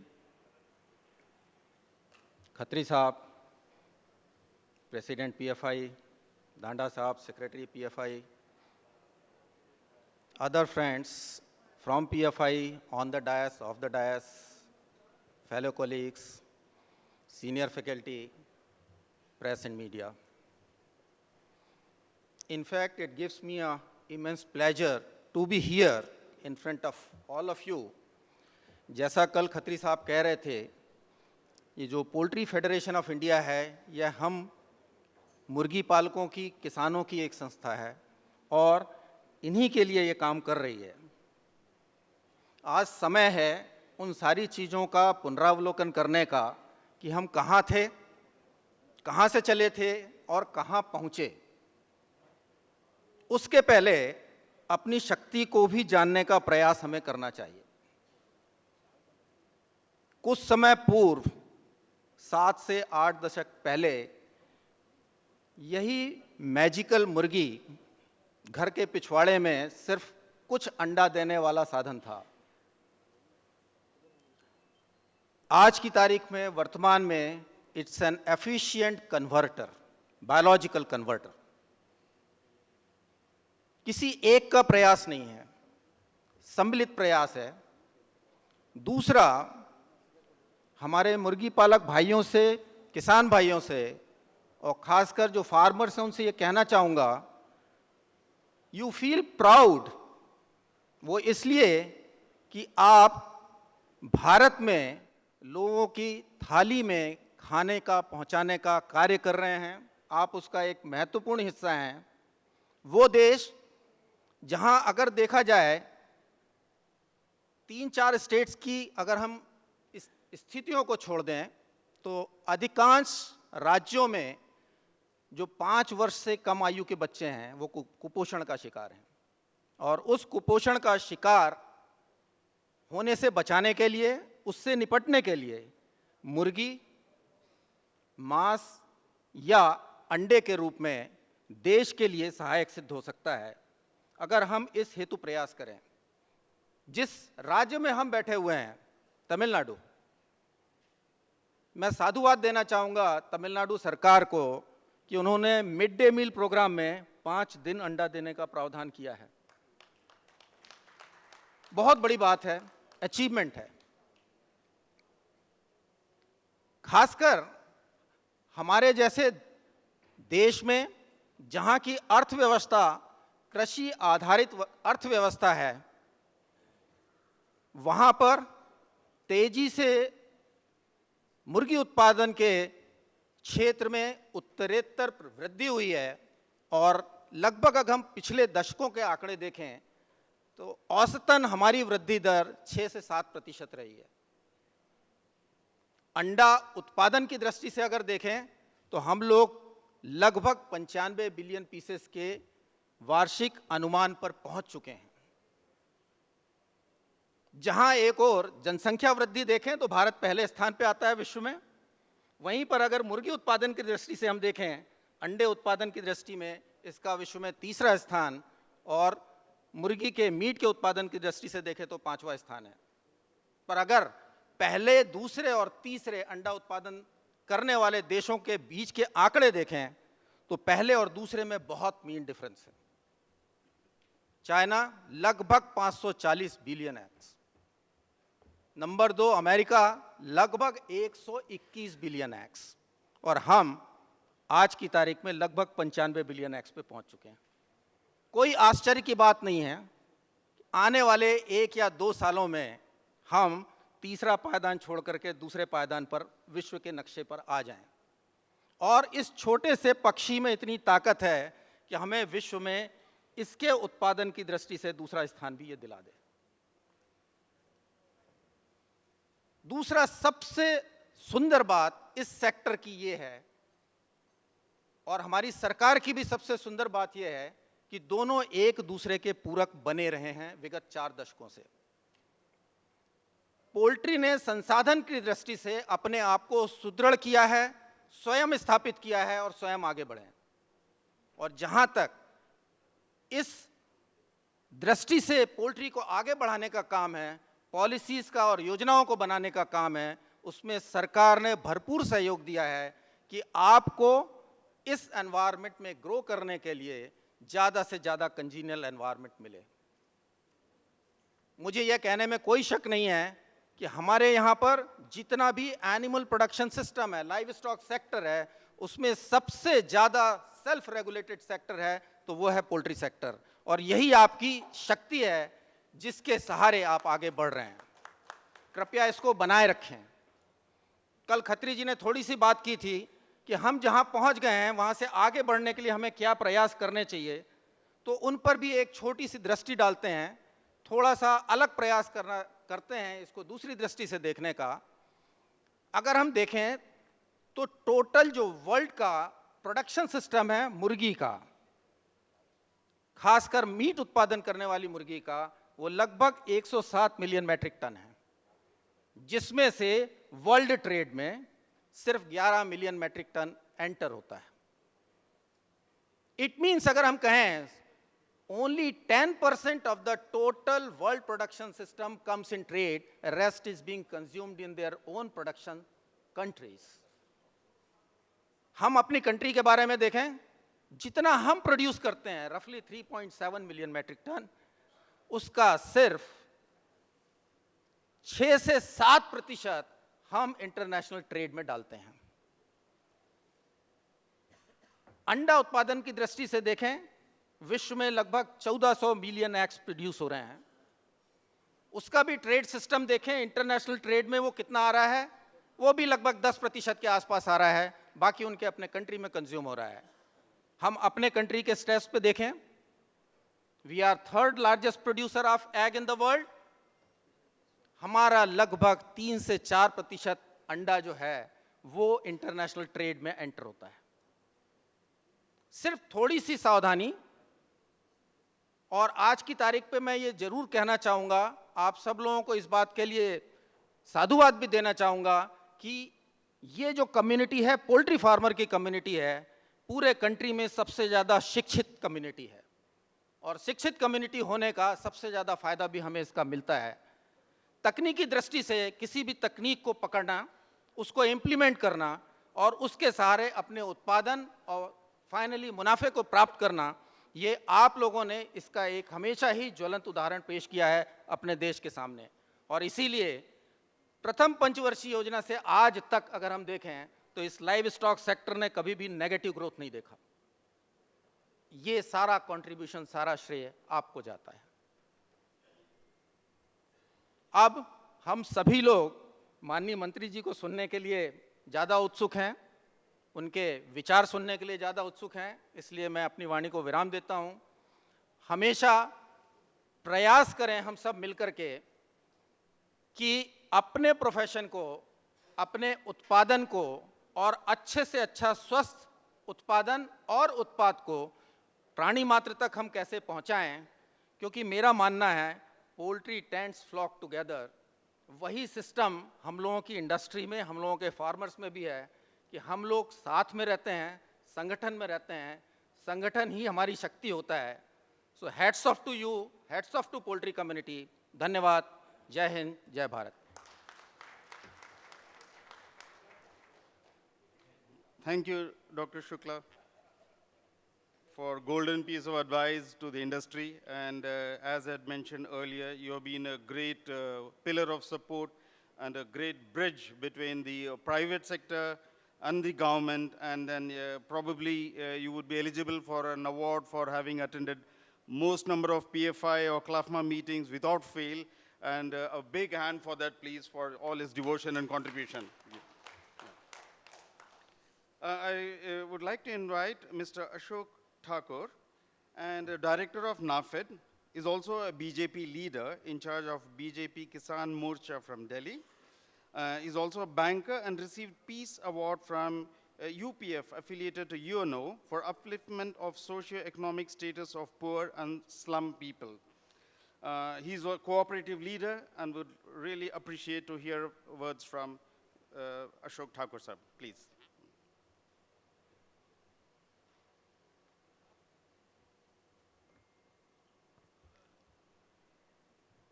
Bharat माता की।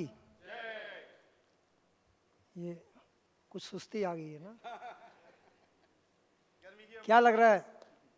कुछ भाषण ज्यादा हो गया, लंबा हो गया? भारत माता की। आज पोल्ट्री फेडरेशन ऑफ इंडिया की 31st annual general body meeting की अध्यक्षता कर रहे, जिनकी अध्यक्षता में ये मीटिंग चल रही है, ऐसे रमेश चंद खत्री जी, हमारे बीच में मुख्य अतिथि के रूप में भारत सरकार के माननीय मंत्री doctor Sanjeev Balyan ji, Ranjit Reddy ji, member of parliament, हमारे चिनाय साहब, महिपाल ढांडा जी, हमारे साथी और विधायक पानीपत ग्रामीण हरियाणा सरकार, यहाँ पर पीके शुक्ला जी, रनपाल ढांडा जी, दत्ता जी और उपस्थित साथियों, आज हम माननीय मंत्री जी को सुनने के लिए आए हैं। मेरा वैसे कल भाषण हो गया शाम को, हाँ कल हमने काम कर दिया था। वैसे मैं आज ज़्यादा नहीं कहूँगा, केवल इतना ही कहूँगा कि दुनिया के अंदर कोई भी ना तो ऐसा व्यक्ति है, ना कोई संस्था है, ना संस्थान है जो बिना संघर्ष के आगे बढ़ सकता है। और यह सर्व सत्य है कि बिना संघर्ष के व्यक्ति कभी मजबूत बनता भी नहीं है। जब तक विपरीत परिस्थितियों से गुजरे नहीं, जब तक एडवर्स सिचुएशन से हम नहीं जाते हैं, निकलते हैं, तब तक हम बहुत मजबूत हो सकते हैं, ये संभव नहीं है। सुख सुविधाओं को भोगने वाले और केवल अच्छा करने वाले लोग जो हैं वो बहुत मजबूत नहीं होते। तो मानसिक रूप से, शारीरिक रूप से मजबूत करने के लिए शरीर को संघर्ष करना पड़ता है। मुझे लगता है कि पिछले 2-3 सालों में पोल्ट्री इंडस्ट्री ने जो संघर्ष, जो पोल्ट्री फार्मर जो संघर्ष का दौर गुजरा है, मुझे लगता है उससे पूरी पोल्ट्री इंडस्ट्री को एक बहुत बड़ी ताकत मिली होगी, एक बहुत बड़ी शक्ति मिली होगी, क्योंकि इसी संघर्ष से शक्ति निकलती है। भगवान राम भी अगर वनवास नहीं गए होते तो शायद भगवान राम नहीं होते। तो वनवास के दौरान जो उनका संघर्ष था वही उनको भगवान राम बनाने में बहुत बड़ा उसका योगदान था। तो आज मैं चाहता हूँ आपके सामने केवल इतना कहूँगा कि जो कुछ भी हमारा ये दौर गुजरा है, हम इसमें से क्या अच्छा निकला हम इस पर ध्यान दें, यही हमारा ध्यान देने के लिए ज़रूरी है। और मुझे खुशी है कि इस पूरे संघर्ष में से एक लीडरशिप निकली है जो पोल्ट्री इंडस्ट्री को आगे ले जाने की क्षमता रखती है। तो मैं आप सबसे चाहता हूं कि पिछले दिनों में जिस तरह से पोल्ट्री इंडस्ट्री ने संघर्ष किया, तो आपका जो पोल्ट्री इंडस्ट्री का जो पोल्ट्री फेडरेशन ऑफ इंडिया के जो पदाधिकारी हैं, रमेश चंद खत्री जी हैं, रणपाल ढांडा जी हैं, संजीव गुप्ता जी हैं और बाकी सब हैं, मैं चाहता हूं एक जोरदार तालियां इनके लिए होनी चाहिए। क्योंकि देखिए इनकी ही क्षमता है कि मेरे जैसा आदमी जिसने कभी अंडा नहीं खाया, चिकन तो बहुत दूर की बात है, आज वो मुर्गी और अंडे के लिए और पोल्ट्री के लिए काम कर रहा है। अगर ये संभव हो सका है तो केवल और केवल इनका डेडिकेशन है, रमेश चंद खत्री जी का।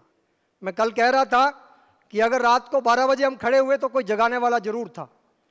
और इस पूरे दौर में आपकी जो लीडरशिप है पीएफआई की, वास्तव में उन्होंने बहुत सारे रास्ते इस संघर्ष के दौरान सीखे हैं, किन लोगों से क्या काम लेना है, किन लोगों को अपने काम के लिए लगाना है, ये सब इन्होंने किया है। और आज उसी का परिणाम है कि माननीय मंत्री भी जो हैं आपके बीच में बैठे हैं और सरकार आपके साथ में है, ये इनका ही परिणाम है। और मुझे लगता है कि समस्या आएंगी, चैलेंजेस आएंगे और वो लगातार आएंगे, उनके बगैर आप आगे नहीं बढ़ सकते। लेकिन उस सब में से, उस संघर्ष में से जो अमृत के रूप में हमें मिला है वो एक नेतृत्व मिला है। और मैं आपको ये बताना चाहता हूँ कि बिना नेतृत्व के कोई आगे नहीं बढ़ सकता, चाहे वो संस्थान हो, चाहे वो इंडस्ट्री हो। जब तक उसके पास एक अच्छी लीडरशिप नहीं होगी तो वो नई ऊंचाइयों को छू नहीं सकती। और आज अगर इस पोल्ट्री इंडस्ट्री को, पोल्ट्री फार्मर्स को अगर आगे बढ़ना है, नई ऊंचाइयों को छूना है, जिस तरह का विजय सरदाना जी ने आपको एक कल्पना दी कि अगर हमारी इकोनॉमी $5 ट्रिलियन की बनने जा रही है, तो $5 ट्रिलियन की इकोनॉमी बनने का मतलब है कि पोल्ट्री इंडस्ट्री भी जो है वो कहीं 5 गुना बढ़ेगी। तो 5 गुना बढ़ने की एक अपॉर्चुनिटी आपके सामने है और आपके उसके लिए जो नेतृत्व चाहिए वो इस पूरे संघर्ष में से निकलकर आपके सामने मंच पर बैठा है। मैं इतना ही कहना चाहता हूं कि इनके नेतृत्व में आपका भविष्य उज्जवल है। आपसे यही निवेदन करूंगा, आज यही मेरी रिक्वेस्ट है कि आप इस नेतृत्व में विश्वास करें, इनके साथ कंधे से कंधा मिलाकर खड़े हो जाएं। क्योंकि अगर आप उम्मीद करते हैं कि केवल ये सब कुछ कर सकते हैं, आपके बगैर ये कुछ भी नहीं है। आपकी ही शक्ति इनके रूप में परिलक्षित होती है। जब ये कहीं पर खड़े होते हैं तो आपका ही प्रतिनिधित्व करते हैं, और जितना आप संगठित होंगे, जितना आप पूरी ताकत के साथ इनके साथ खड़े होंगे, उतना ही इनकी वॉइस वैल्यू, इनकी आवाज़ ज़्यादा ताकतवर होगी, उसमें ज़्यादा शक्ति होगी और वो ज़्यादा कुछ आपके लिए कर पाएंगे। और मुझे पूरा विश्वास है कि इनके नेतृत्व में ये पोल्ट्री उद्योग जो है, ये पोल्ट्री फार्मर्स जो हैं, वो नई ऊंचाइयों को छूंगे और भारत ही नहीं पूरे विश्व में जो है वो पोल्ट्री इंडस्ट्री का झंडा लहराएंगे। और जो इंटरनेशनल मार्केट में, जैसा अभी हमारे शुक्ला जी बता रहे थे कि हमारा इंटरनेशनल मार्केट में बहुत कम हिस्सा है। भारत को अगर सोने की चिड़िया बनाना है, अगर भारत को फिर से परम वैभव पर ले जाना है, भारत को अगर विकास की नई ऊंचाइयों को छूना है और विश्व के अंदर स्थापित करना है, तो हम तभी विश्व लीडर थे, तभी हम सोने की चिड़िया थे जब एक्सपोर्ट में भारत का हिस्सा जो है वो बहुत बड़ा था। और मुझे पूरा विश्वास है कि उस एक्सपोर्ट के हिस्से में पोल्ट्री का हिस्सा जो है वो निश्चित तौर पर ज़्यादा होगा। आज इसी शुभकामना के साथ कि आप दिन दोनी रात चौगुनी तरक्की करें, आप आगे बढ़ें और ये इंडस्ट्री लगातार आगे बढ़ती रहे, इसी शुभकामनाओं के साथ मैं अपनी बात समाप्त करता हूँ। जय हिंद, जय Bharat. Thank you very, very much, Mr. Ashok Thakur ji. You have a lot of praises for the Poultry Federation of India and its working and its contribution, but it is exactly the same feeling or even better feeling we have towards your contribution towards making Poultry Federation of India successful and supporting all our members. to really solve so many issues which was impossible without your contribution. So thank you so much for that, and also to encourage that, a valid point already raised by Dr. Shukla also, that if we are the third largest egg producer in the world and fourth largest broiler producer in the world, and if you are the second largest shrimp producer, and largest milk producer, and largest butter producer, largest beef exporter, all these things have no meaning if we can't translate it into exports as well. Because real strength would come for a country among 200 countries to be in the top 5 is also to improve our standards, quality, and inputs and infrastructure to get into exports, and that will be the real achievement that we will have. So thanks for your information and suggestions and support. I will invite Mr. O.P. Singh here for a 2-minute presentation of his views here. Can you please come over here? It's a short time, but yes.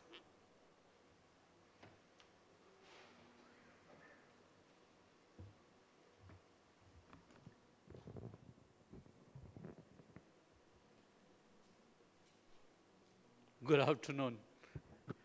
Very good afternoon. Vanakkam, namaskar. Sat Shri Akal as well. Ladies and gentlemen, and Honorable Minister Sahab, my friend Dr. Ranjit Reddy, Mr. Chinraj, all respected dignitaries here, this side at the stage and the other side, lots of senior people who have guided me what a poultry could be. Thank you for giving me time, but I'm a bit surprised why I should be speaking, because I'm waiting the veterinarians to speak. Yeah, this was a request from here, so I forwarded it. Doctor, I'm of firm belief since last 30 years that the next revolution in our society in India will happen through veterinarians, and clap for them. Just for one reason, that if our per capita land holding is going to shrink, the value-added agriculture, that's livestock, would be driven by your society and your community.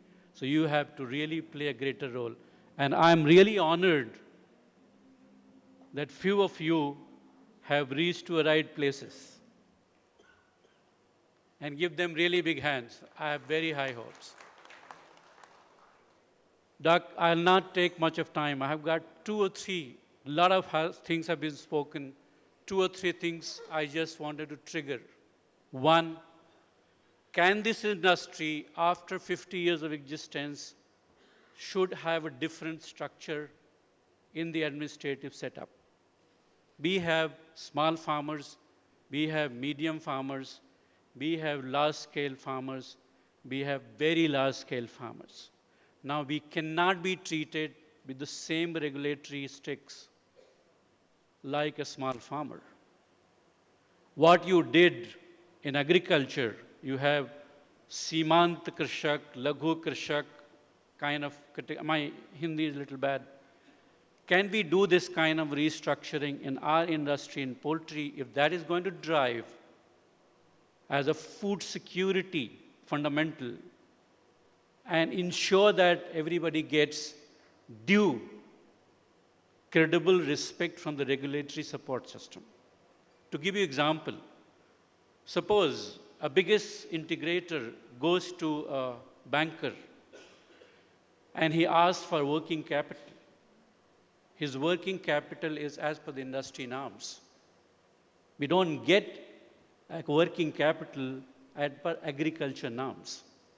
Despite we should be, I personally believe, if I'm wrong, you can raise your hands. I believe feed processing should be part of agriculture processing sector, because all the grains coming from the agriculture, you want to support the farmers. You want to ensure they should get good price mechanism. Today's scenario, the good pricing mechanism doesn't seem to be working for the farmers or the feed processor. It is going to the middleman.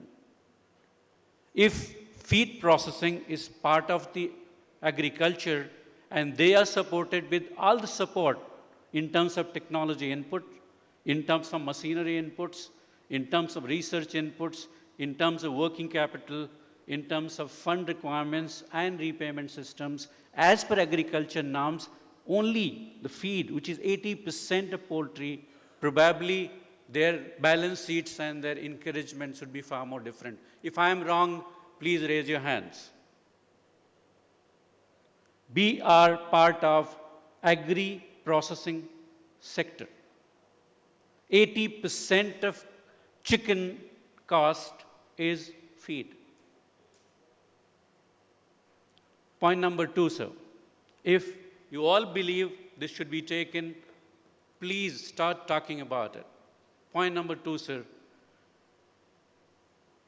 When I was born, I was 10 pounds. Today I'm 75 kg. Can we get away with slogan of position number 3 and position number 5 or 4? This denomination of position number 3, position number 5 in the world does not find me any answer. Reason is extremely simple, because my consumption, it doesn't relate with my number 3 position. My consumption of chicken does not collate my data of number 4 of broiler production. My per capita consumption is lowest in relation to the production capability.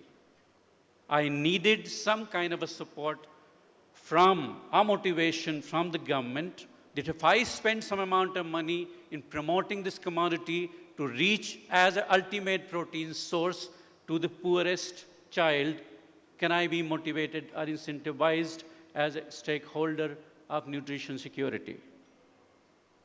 This is point number 2 from my side. It might be tough to relate, but I would suggest if nutrition security has to be ensured, a protein security has to be ensured, this is one of the best commodity to be taken to the consumer interface directly and ensure that people eat more consumption of chicken and egg. Can it be incentivized or supported by the government anyway? Point number 3, sir. Export is mandatory for us. Otherwise, we would be defensive in 2 years' time. Every country, I'm just coming from outside, every country who are large producer in the world of chicken and egg, look India as a consumption center, and you will feel the warmth and pressure in the world trade negotiation that please take my product to your country. Now we have, as industry, as yet to find a body to go and negotiate on behalf of the industry to targeted countries for exports. I believe it's good that Europeans chose to free-range chicken kind of stigma production module so that the cost of production went up by 60%. We stand a chance, based on our cost of production, to feed at least the neighborhood and the Middle East and part of Africa. If some initiative is motivated from the government, it will go to great help to the industry, sir. Fourth and last point, sir, I know I'm taking time, which is not desirable. But if you create a task force for only promoting chicken and egg to Middle East, African continent, and the neighborhood, we might find some space for ourselves. Disease management is a great attention seeker for all of us. With these 4 points, if more number of diagnostic facilities are deployed in this country, we can get better support in managing the risks which we are going through. Every year our depletion percentage goes up by 1.5% or 2%, sir. We are not able to, we face surprises. We yet to find realistic answers what has gone wrong in our farming system. I will not take much of your time. I'm just provoking you because you both are veterinarians. I'm just provoking you. Please hold our hand, take us to right direction, get us to some place of survival. We are under stress. Thank you so much for being patient to me. Thank you, Mr. O.P. Singh. Light is good in whichever lamp it may burn. So all good ideas are always welcome, and I'm sure they will be made note of. And thank you once again for that. We move on to our next speaker, Mr. Mahipal Dhanda. He is an MLA from Haryana, strongly associated with RSS from childhood. Also, he was very active member in ABVP, that is Akhil Bharatiya Vidyarthi Parishad State Association, from BJP district, and he is a Mahamantri from BJP district, BJP Youth State President. In Kisan Morcha, he is a state president, and he is a present MLA, of course, of Haryana State Assembly. Family background with active brothers in poultry business. Mr. Ranpal Dhanda is already here on the dais, and his other brother, Harpal Dhanda, also is active.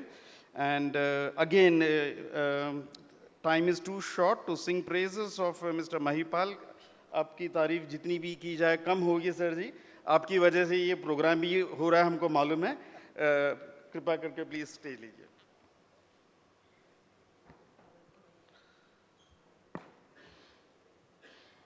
Bharat सरकार में मंत्री आदरणीय doctor Sanjeev Balyan जी, हमारे सांसद आदरणीय रेड्डी जी, आदरणीय चैनराम जी, हमारे साथी हम सब के लिए 24 घंटे जो तत्पर रहते हैं, आदरणीय भाई अशोक ठाकुर जी, PFI के प्रेसिडेंट, पूरी की पूरी टीम इतनी मेहनती, इतनी लगनशील कि अपनी इंडस्ट्री को बचाने के लिए जितना ज़्यादा से ज़्यादा बन पाए उतना ज़्यादा से ज़्यादा करना, ये ऐसी टीम, मैं इस टीम को बहुत बहुत बधाई देता हूँ. आदरणीय रमेश खत्री जी, आदरणीय ढांडा साहब, आदरणीय हमारे बाकी सुब्रमण्यम साहब, जितने भी हमारे इस PFI के मेंबरान हैं, यहाँ पर सामने बैठे सभी मुर्गी पालक किसान भाइयों, आदरणीय मंत्री जी, हमारी तरफ से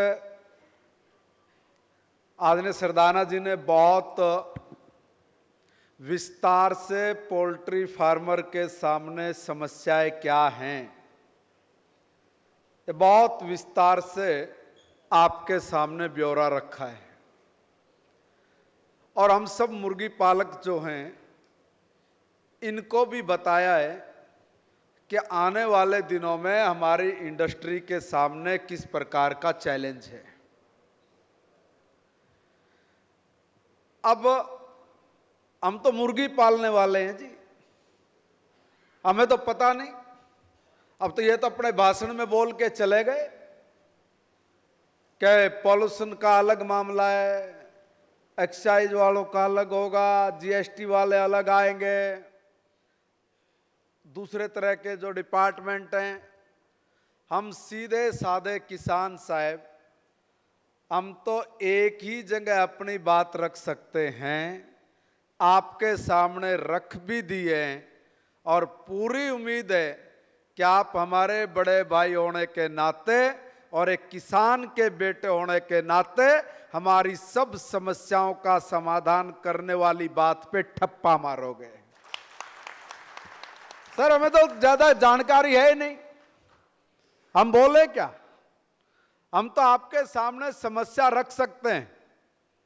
हिंदुस्तान की इसी पार्लियामेंट में हमारी इंडस्ट्री से जुड़े जो 2 सांसद भी आपके आजू बाजू बैठे हैं, मैं दोनों से भी निवेदन करूंगा, और मैं निवेदन ये करूंगा कि इस प्रकार की जो प्रॉब्लम्स हैं, वो कोई यहां से एक फार्मर जाए, जाके उसको सॉर्ट आउट करा ले, शायद इतना पॉसिबल नहीं है.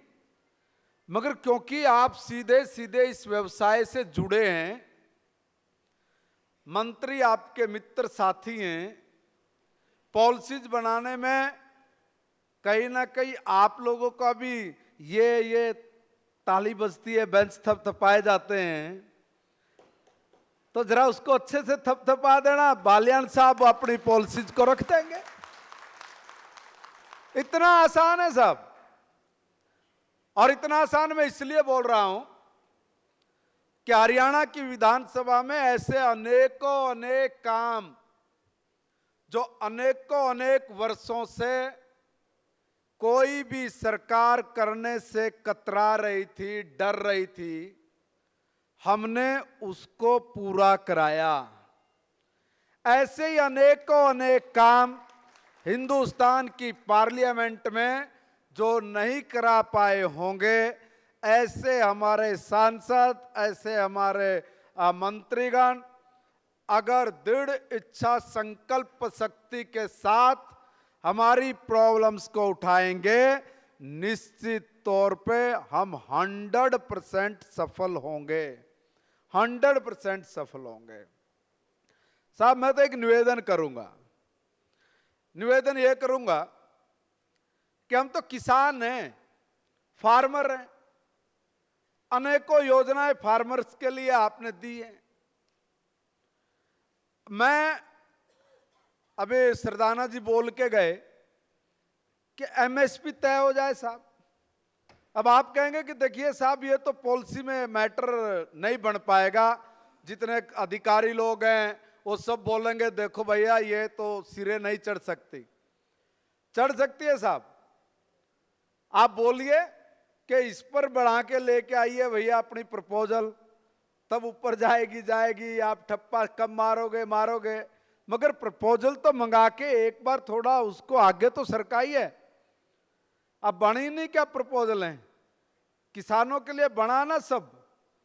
अब जो एमएसपी, मैं अगर उदाहरण दूं कि भाई मक्का के ऊपर आपने एमएसपी लागू किया ना, अब मक्का कोई सरकार खरीदती थोड़ी नहीं है, सरसों को सरकार खरीदती थोड़ी नहीं है, सूरजमुखी को सरकार खरीदती थोड़ी नहीं है, मूंग को सरकार खरीदती थोड़ी नहीं है, उड़द को सरकार थोड़ा ना खरीदती है। इतनी फसलों पर सरकार ने एमएसपी तय कर दिया कि ये 4000 रुपये क्विंटल सरसों बिकेगी। अब वो 4000 रुपये क्विंटल अगर सरसों बिकेगी और खरीदने वाला व्यापारी है, और वो व्यापारी अगर उसको 3500 रुपये खरीद ले, तो एक चीज में किसान सिक्योर हो गया कि वो उसको 1800 रुपये या 2000 रुपये नहीं खरीदेगा। एक बात तो ये तय हो गई। और दूसरा, अनेकों अनेक राज्यों में सरकारों ने भावांतर भरपाई योजना लागू कर दी।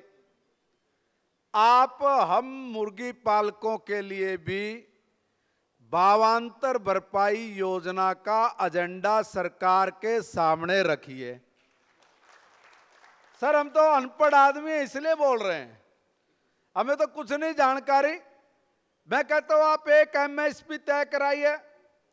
जैसा सरदाना जी बोल रहे थे कि भैया इतना फीड लगेगा, इतना इसमें दवाइयाँ लगेंगे, इतना उसका किसान का लेबर का खर्च आएगा, इतना इलेक्ट्रिसिटी जलेगा, ये सब को जोड़ के एक एमएसपी आप तय करा दीजिए।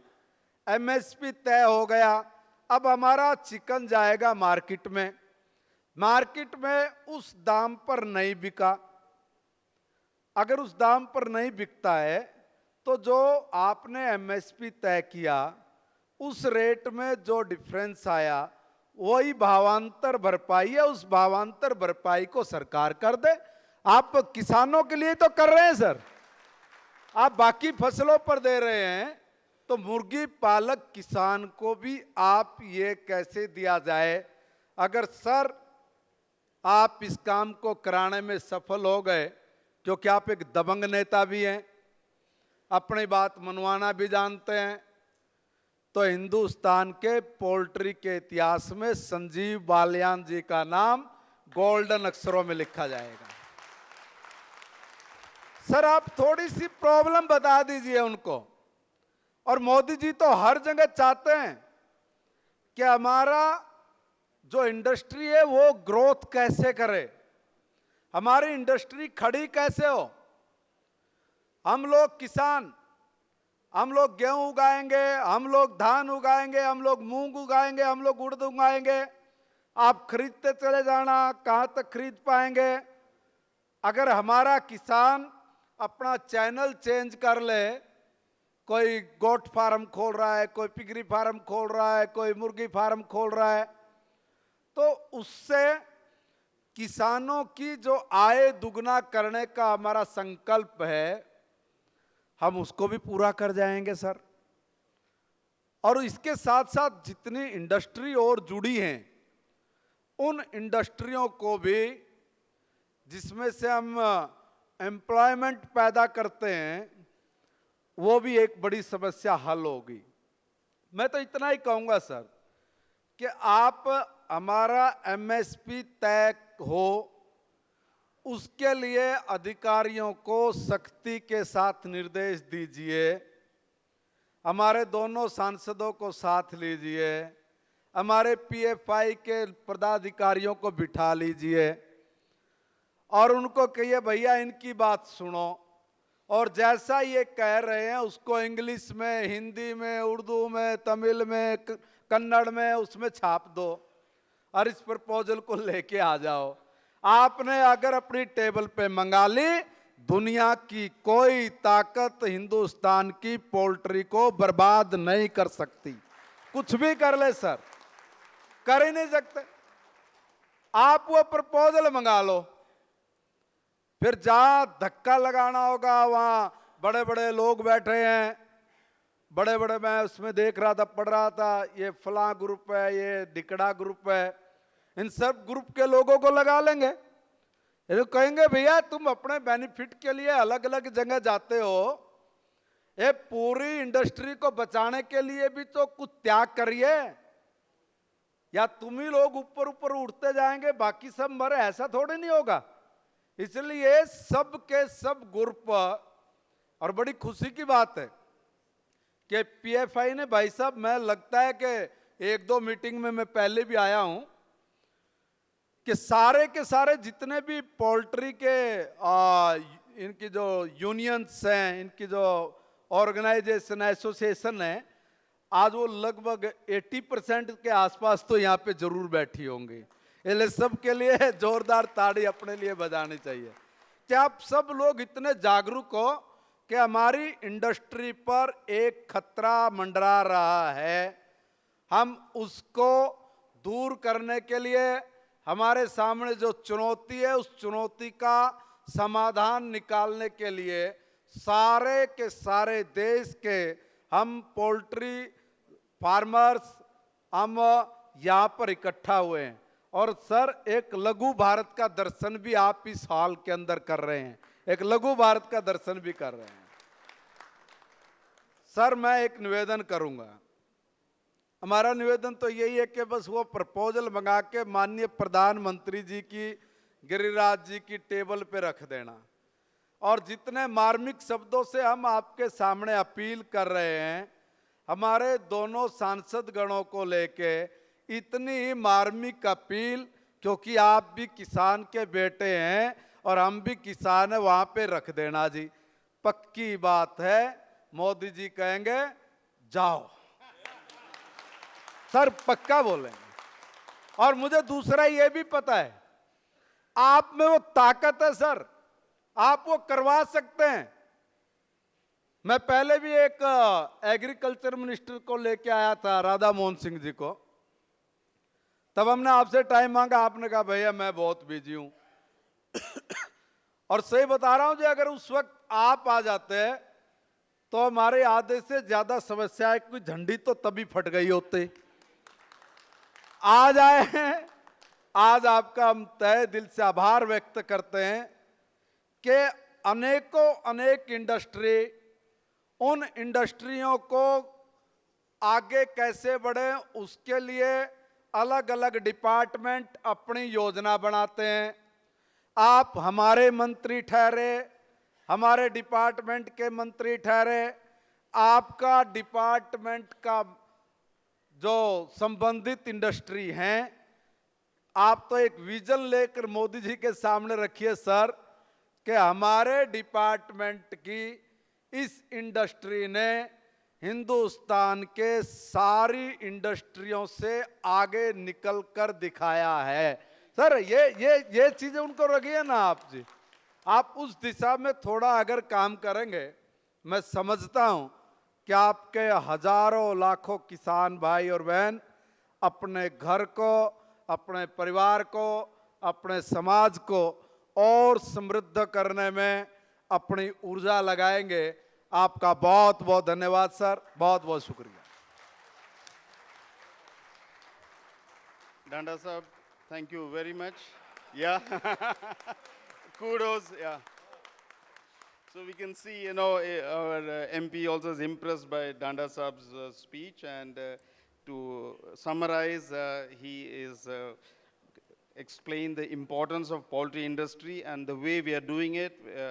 If it's properly presented and represented, which is happening now, then we have every reason to believe that our problems will be listened to, addressed to, and even approved by Prime Minister Modi ji, which is a great point. We thank you so much for all this motivation, Dhanda Sahab, and I'm sure with your support, we will take it forward. A constraint of time, I move forward immediately to our MP from Namakkal, Mr. Sinaraj, please. And Mr. Sinaraj will address, yes, a big clap for that. He will address in Tamil for the benefit of everybody, and I will summarize it in Hindi subsequently. Thank you. Sinaraj.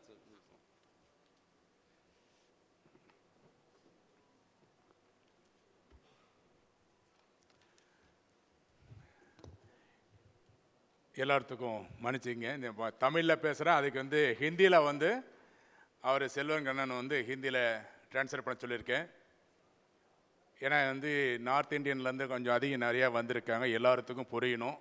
என்னுடைய கோரிக்கையை அமைச்சர்கள் அவர்களுக்கு போய் மத்திய அரசுக்கிட்ட போய் கிடைக்கணுங்கிறதுக்காக தான் பேசுகிறேன். சரி, இந்த விழாவிலே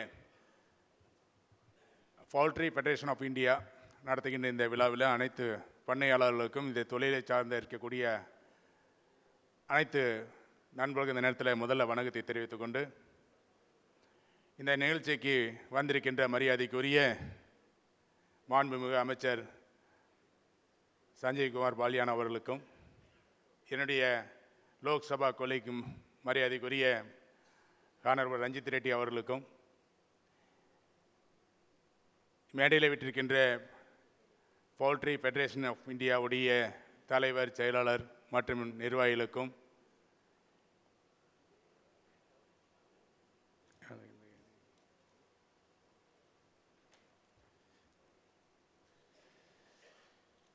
இதற்கு முன்னால் பேசி அமர்ந்திருக்கின்ற மரியாதைக்குரிய மகிபால் தந்தா அவர்களுக்கும், இங்கே வந்திருக்கின்ற அனைத்து பண்ணையாளர்களுக்கும், வெட்டினரியன்ஸ், கோழி பண்ணை சார்ந்திருக்கக்கூடிய அனைத்து மருத்துவடைய உற்பத்தியாளர்கள், மருந்து கம்பெனியில் வந்திருக்கின்ற அனைத்து பொறுப்பாளர்களுக்கு இந்த நேரத்தில் நன்றியை தெரிவித்துக் கொள்கின்றேன்.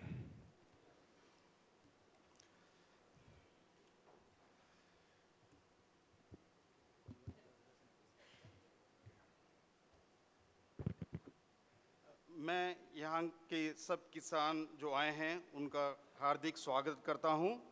खास करके विशेष धन्यवाद डॉक्टर बालियान, डॉक्टर रंजीत और वेटनेरियंस और फार्मा के जितने लोग हैं उन सब का मैं आभारी हूँ।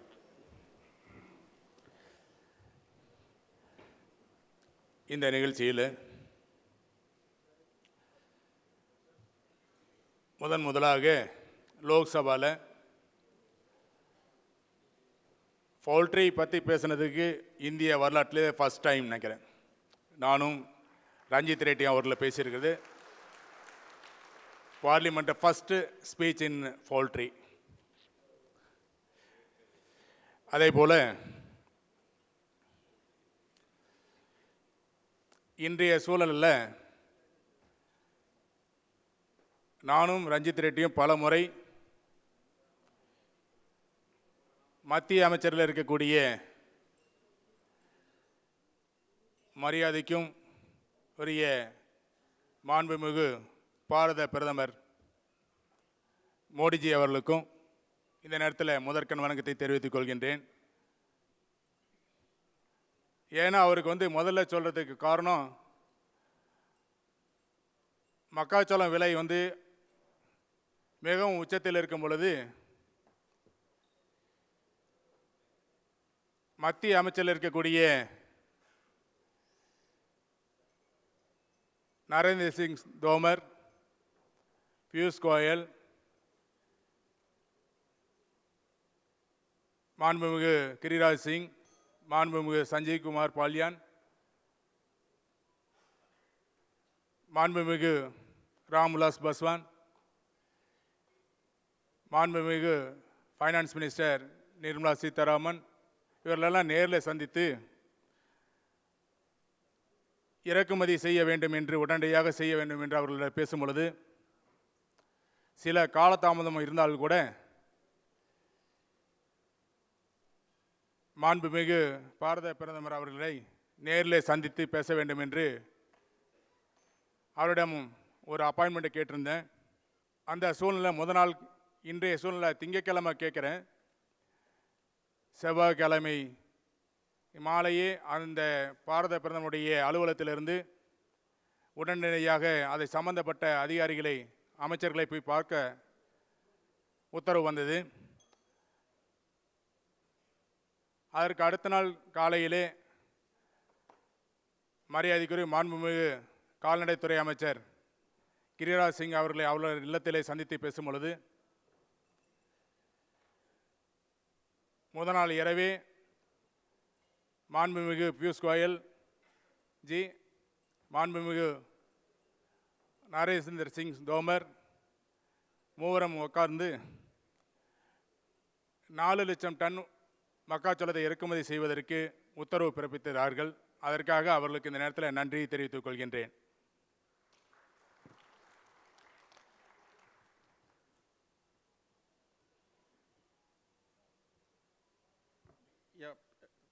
मुझे अवकाश मिला कि मैं पहली बार लोकसभा में पोल्ट्री संबंधित समस्याओं के बारे में बात करूं।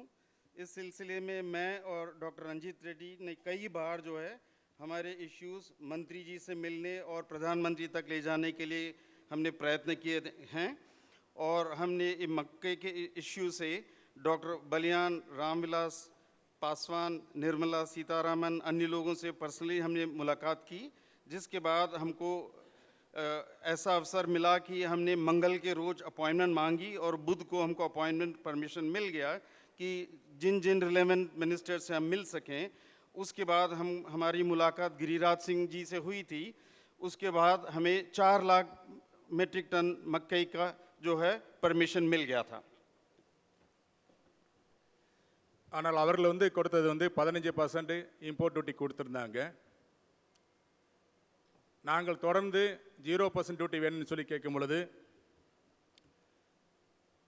அக்ரிகல்ச்சர் மினிஸ்ட்ரியிலிருந்து அவர்கள் சொன்ன ஒரு வார்த்தைகள் எம்எஸ்பி ரேட்டை விட குறைவாக மக்காச்சோளம் இறக்குமதி செய்ய முடியாது. ஏன்னா 0% செய்யும் பொழுது நவம்பர் மாதம் இம்போர்ட் பண்ணால் எம்எஸ்பி ரேட்டை விட குறைவாக வரக்கூடிய சூழ்நிலையில் 0% செய்ய முடியாது என்று கூறியிருந்தால் கூட மக்காச்சோளம் விலையை 25 ரூபா 50 பைசா 26 ரூபாய்க்கு மேலே போகாமல் இந்த அரசு தடுத்து நிறுத்ததுக்கு காரணமே இந்த 4 லட்சம் டன் இம்போர்ட் ஆகும் அப்படிங்கிற ஒரு சூழ்நிலையில் அந்த உத்தரவு மட்டும் வராமல் இருந்திருந்தால் இன்று மக்காச்சோளம் 30 ரூபாய்னா கூட மக்காச்சோளம் கிடைக்காத சூழ்நிலை ஏற்பட்டிருக்கும். அந்த 4 லட்சம் டன் உத்தரவு கூட 2019 2020 மார்ச் வரைக்கும் அந்த உத்தரவு இருக்குது. இன்று மக்காச்சோளம் கட்டுக்குள் இருப்பதற்கு காரணமே அந்த 4 லட்சம் டன் இம்போர்ட் ஆகும் அப்படிங்கிற ஒரு நம்பிக்கையில். ஆனால் 50,000 டன் நஃபட் மூலயமா இம்போர்ட் எஸ்கேஎம்மும் சுகுணாவும் முதல் கப்பலாக இறக்குமதி செஞ்சுருக்காங்க.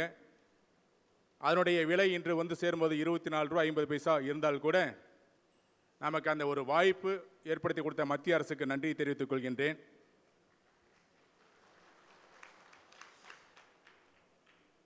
அதே போல் இந்த நிகழ்ச்சிக்கு வந்து பொறுத்த வரைக்கும் மத்திய அமைச்சர் அவர்கள் வந்திருக்காங்க.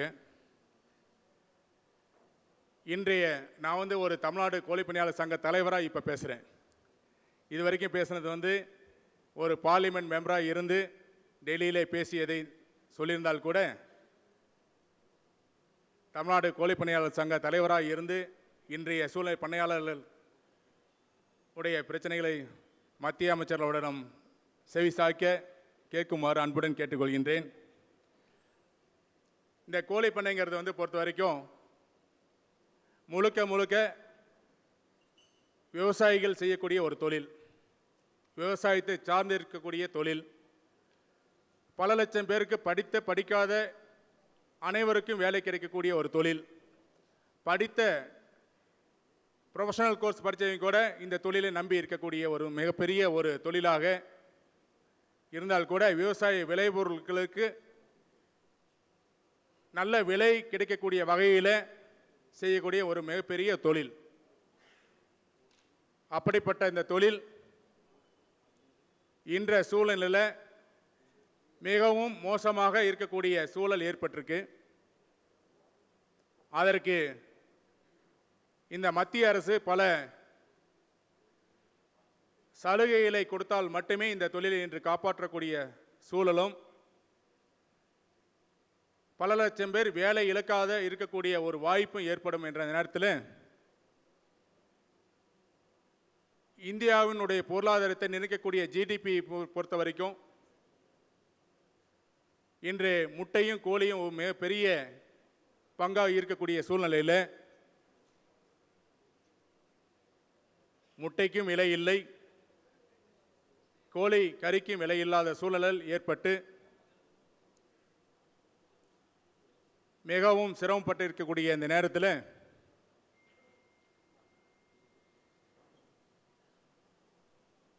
மத்திய அரசிடமிருந்து கோழி தீவனம் தயாரிப்பதற்காக இருக்கக்கூடிய முக்கிய பொருளாக இருக்கக்கூடிய soya meal, rapeseed, sunflower meal இவர்களுக்கெல்லாம் இருக்கக்கூடிய 5% ஜிஎஸ்டி வரியை முழுமையாக ரத்து செய்ய வேண்டும் என்ற நேரத்தில் முதல் கோரிக்கையாக வைக்கின்றேன்.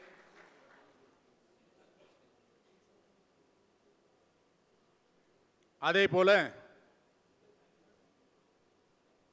எத்தனையோ தொழில்களுக்கு காப்பாற்றக்கூடிய நிதி அமைச்சகம் இந்த தொழிலை காப்பாற்றுவதற்காக இன்றைய சூழல் 4% வட்டியை குறைக்க வேண்டும், கோழிப்பண்ணைக்கு குறைக்க வேண்டும். இதற்கு முன்னால் பார்த்தீங்கன்னா 2006 வட்டி குறைச்சிருக்கா. அன்றைக்கு கோழிப்பண்ணை தொழில் மிகவும் மோசமான இருக்கக்கூடிய சூழ்நிலையில் 4% வட்டி குறைக்கப்பட்டது. வங்கியினுடைய லோன் பீரியட் வந்து 1 ஆண்டுகளுக்கு தள்ளி வைக்கப்பட்டது. ரீபேமெண்ட் 1 இயர் ஹாலிடே பீரியட் கொடுத்தாங்க. அதே போல இந்த முறையும் செய்து கொடுக்க வேண்டும் என்று இந்த மத்திய அரசை வலியுறுத்த வேண்டும் என்று மாண்புமிகு அமைச்சர் அவர்களை கேட்டுக்கொள்கின்றேன்.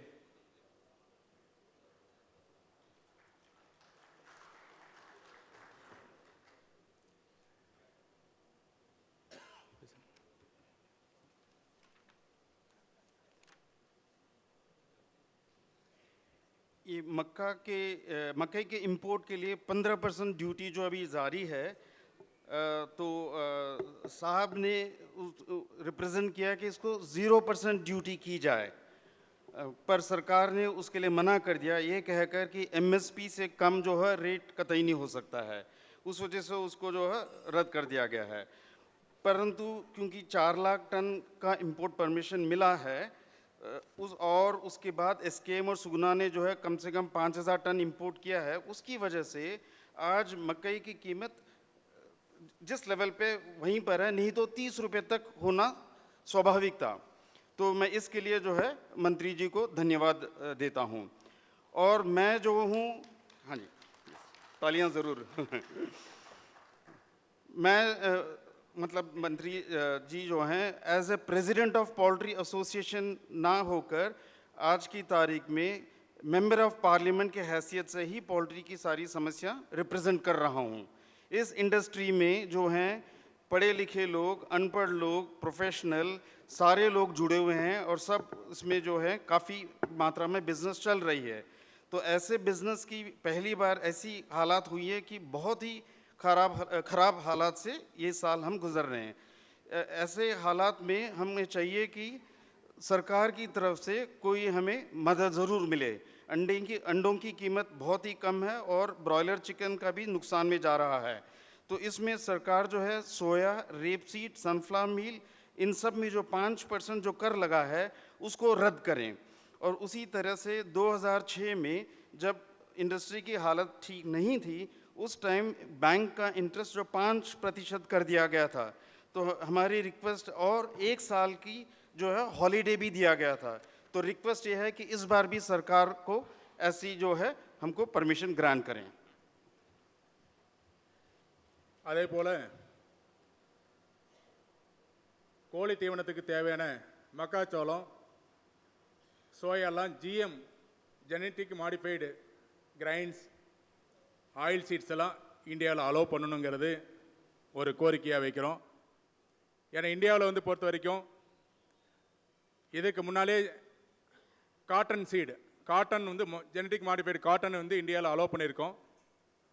அந்த காட்டனுடைய சீடு அதுலேருந்து கிடைக்கக்கூடிய பால் தான், மாட்டிலேருந்து வரக்கூடிய பால் தான் இன்றைக்கி எல்லாருமே ஹியூமன் யூஸ் பண்ணுறோம், குழந்தைகள்லேருந்து எல்லோரும் யூஸ் பண்ணுறோம். அதனால் ஜெனட்டிக் மாடிஃபைடு வந்து வளர்ந்த நாடுகளில் America, Europe countries and Japan இதெல்லாம் ஜெனட்டிக் மாடிஃபைடு வந்து அலோவ் பண்ணுறாங்க. அங்கே வந்து மக்களுக்கு வந்து குறைந்த விலையில் மைஸ் கிடைக்குது, சோயாஸ் கிடைக்குது. அதனால் ஜிஎம் ஜெனட்டிக் மாடிஃபைடு கிரைன்ஸ் வந்து இந்தியாவில் அலோவ் பண்ணுங்கிறது இந்த நேரத்தில் அதுக்கு ஒரு கோரிக்கையை இந்த நேரத்தில் முன்வைக்கின்றேன். அதுக்கான டீட்டெயில்ஸை நாங்கள் கொடுக்க தயாராக இருக்கின்றோம். அதே மேலே வட இந்தியாவிலிருந்து தென்னிந்தியாவுக்கு வரக்கூடிய மக்காச்சோளம், தவிடு, கேக் இந்த வகைகளுக்கெல்லாம் ட்ரெயினில் வரும்பொழுது எங்களுக்கு சப்சிடி ரேட்டில் ஃப்ளைட்டு கொடுக்கணும் அப்படிங்கிறத இந்த நேரத்தில் ஒரு கோரிக்கை வைக்கிறோம். ஏன்னா எங்களுக்கு வந்து லாங் டிஸ்டன்ஸில் இருந்து வந்தாலும் பவுல்ட்ரி ஃபீடாக இருக்கிறதுனால அதுக்கு வந்து அந்த எசென்சியல் கமாடிட்டிக்கு வந்து எவ்வளோ டைம் பீரியட் வந்து ட்ராவலிங் டைம் இருக்கோ அதே ட்ராவலிங் டைமில் இந்த பவுல்ட்ரி ஃபீடுக்கு வரக்கூடிய மெட்டீரியலுக்கு கொடுக்கணும், சப்சிடி ரேட்டில் ஃப்ளைட்டு கொடுக்கணுங்கிறதுல ஒரு கோரிக்கையை வைக்கின்றோம். இந்தியாவில் இருக்க அத்தனை மாநிலங்களும் மிட் டே மீலுக்கு வந்து பொறுத்த வரைக்கும் சென்ட்ரல் கவர்மெண்ட்டில் தான் வந்து ஃபண்டு கொடுக்குறாங்க. மிட் டே மீலில் வந்து கம்பல்சரி எக்கு எல்லா ஸ்டேட்லேயும் கொடுக்க சொல்லி மத்திய அரசு வந்து வலியுறுத்தி கொண்டால் கண்டிப்பாக அந்த குழந்தைகளுக்கெல்லாம் ஒரு கலப்படம் இல்லாத ஒரு புரோட்டீன் கிடைக்கும், நல்ல ஒரு புரோட்டீன் உள்ள ஒரு சத்து கிடைக்கும். அதனால் இந்தியா ஃபுல்லாக மிட் டே மீலுக்கு வந்து எக்ஸு கொடுக்கணும்னு சொல்லி இந்த சென்ட்ரல் கவர்மெண்ட்லேருந்து இந்த டிபார்ட்மெண்ட்டை வந்து வலியுறுத்தணுங்கிறதை கேட்டுக்கொள்கின்றேன்.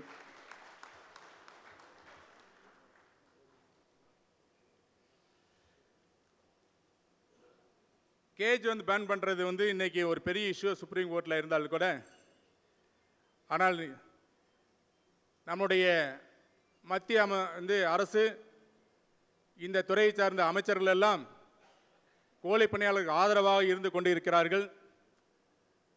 தொடர்ந்து அந்த என்ஜிஓஸ் கொடுக்கக்கூடிய அத்தனை பிரச்சனைகளுக்கும் இந்த அரசு கோழி பணியாளருக்கு முழு ஆதரவு கொடுத்து ஒத்துழைப்பு கொடுத்து இந்த தொழிலை காப்பாற்ற முன் வர வேண்டும் என்ற இந்த நேரத்தில் இந்த அமைச்சகத்தை வேண்டி கேட்டுக்கொள்கின்றோம்.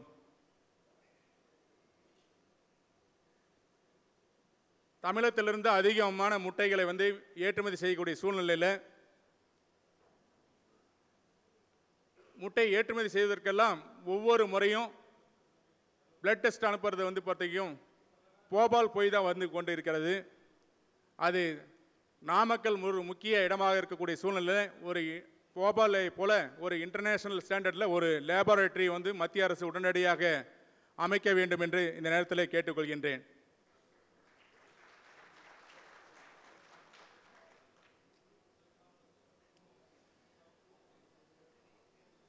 நேற்று தான் வந்து ஒரு நீண்ட நாட்களாக கோரிக்கையாக இருந்த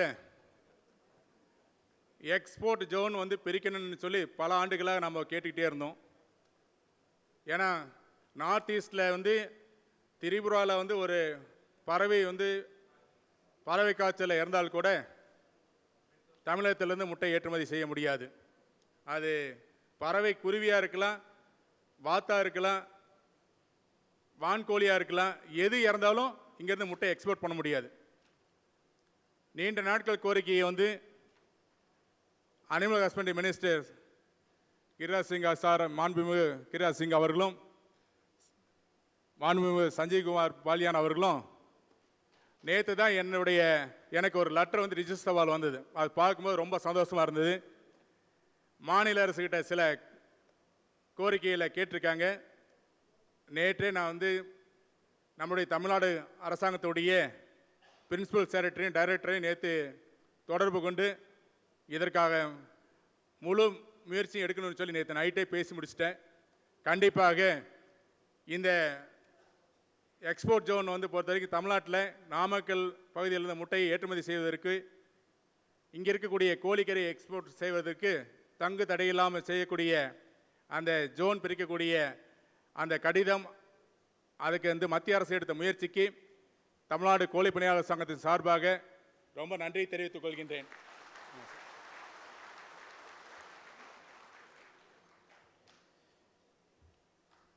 எனக்கு முழுமையாக நம்பிக்கை இருக்குங்க. இந்த தொழிலை கண்டிப்பாக காப்பாற்ற முடியும். இந்த தொழில் கண்டிப்பாக நல்ல சூழல் வரும் என்ற ஒரு முழு நம்பிக்கை எனக்கு இருக்குது. காரணம் வந்து இன்றைக்கி இவ்வளோ பண்ணையாளர் இங்கே சேர்ந்திருக்கும் போது, ஆல் இண்டியா லெவலில் வந்து இவ்வளோ பேர் சேர்ந்திருக்கும் பொழுது கண்டிப்பாக அனைவரும் ஒன்று கூடுவோம். அப்படியே ஒன்று கூடினால் கண்டிப்பாக இந்த தொழிலை வெற்றியடை செய்ய முடியும் என்ற முழு நம்பிக்கை இருக்கிறது. மத்திய மாநில அரசுக்கு இருக்கக்கூடிய நம்முடைய பிரச்சனைகள் எல்லாம் எடுத்து சொல்ல இந்த தொழிலை சார்ந்திருக்கக்கூடிய நானும் என்னுடைய சக நண்பருமான ரஞ்சித் ரெட்டியும் அமைச்சர் அவர்களும் மாண்புமிகு சஞ்சய்குமார் பாலியான் அவர்களும் உங்களுடன் சேர்ந்து நாங்களும் பயணிக்க விரும்புகின்றோம். கண்டிப்பாக இந்த தொழிலை காப்பாற்றுவோம் என்ற இந்த நேரத்தில் தெரிவித்துக் கொண்டு விடைபெற நன்றி, வணக்கம்.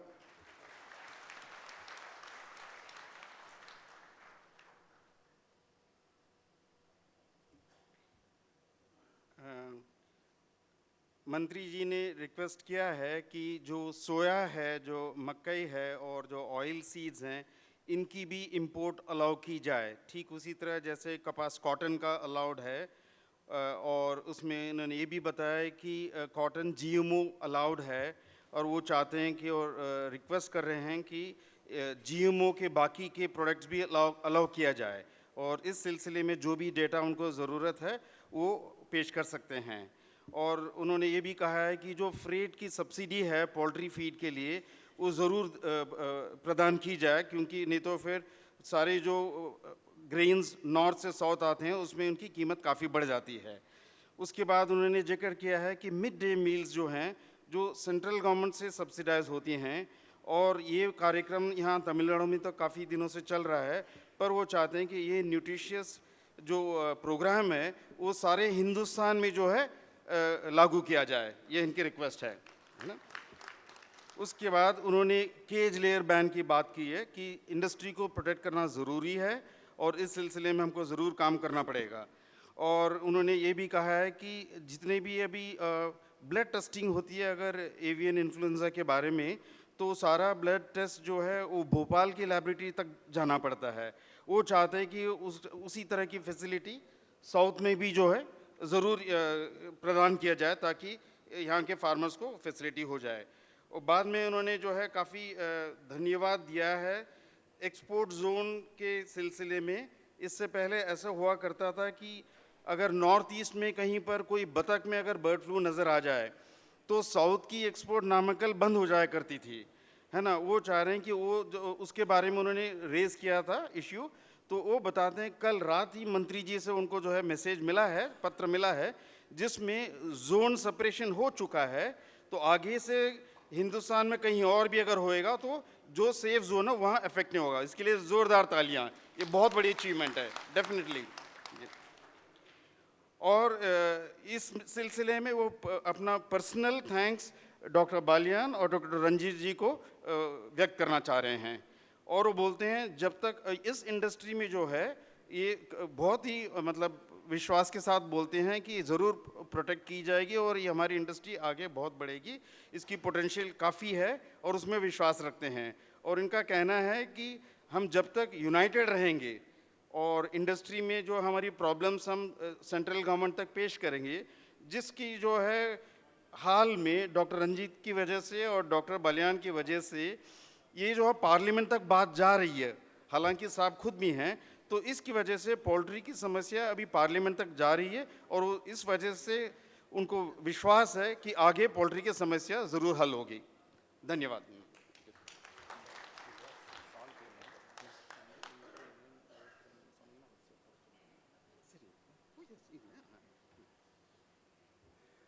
இப்பொழுது மேடையில் அமர்ந்திருக்கின்ற விருந்தினருக்கு சால்வை அணிவிக்கப்படுகிறது.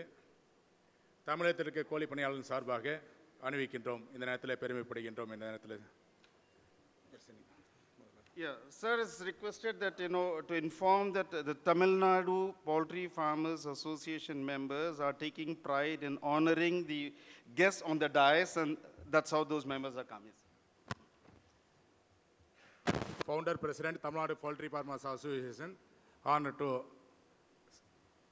Honorable Sanjay Kumar Balyan ji.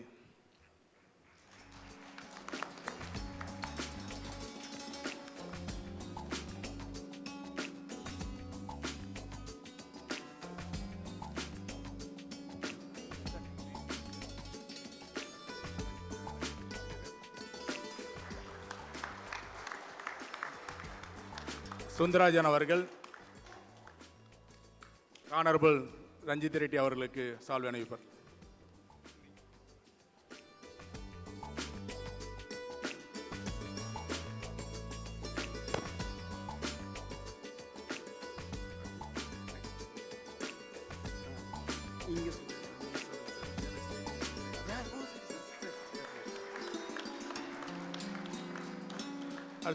Singer அந்த மணி பீட்ஸ் வெங்கடாஜலம் அவர்கள் சால்வை அணிவிப்பார்கள்.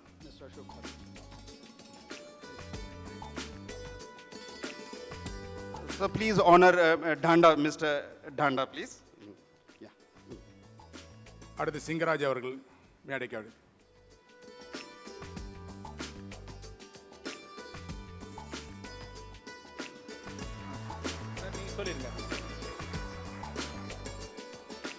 Dr. Shukla to be honored by Mr. Singaraj, please. Yes. வாங்கலி Subramanian.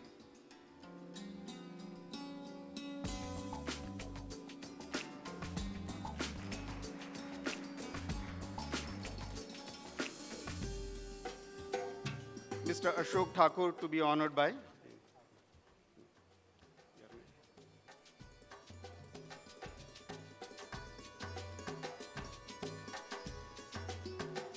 R. Nagarajan, Selvachi Poultry Farm.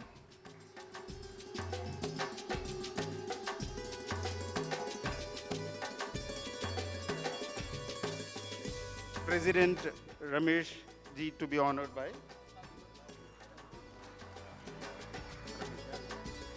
Soundarajan Suguna Poultry Farm.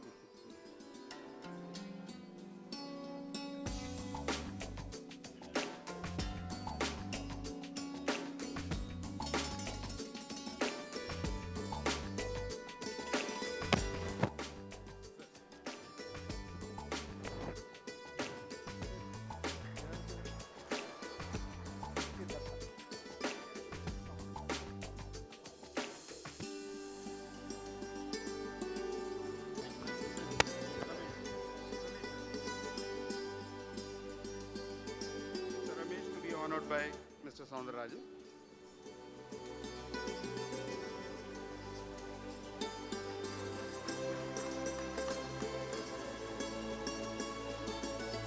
Mr. Bittu Dhanda to be honored by Mr. Subramaniam.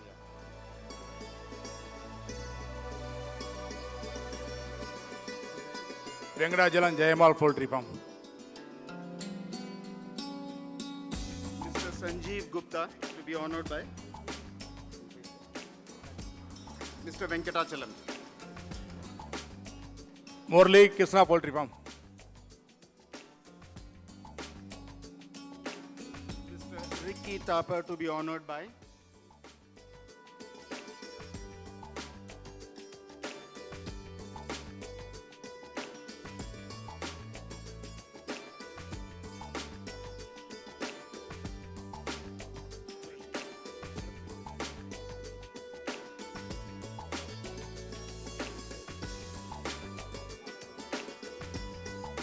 Anand, Joint Secretary, Tamil Nadu Poultry Farmers Association.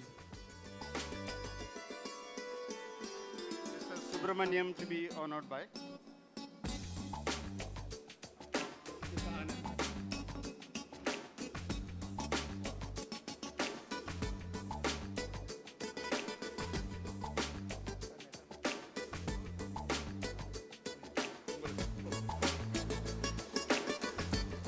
Sasi Kumar, Selvakanan. I am being honored by Mr. Sasi Kumar.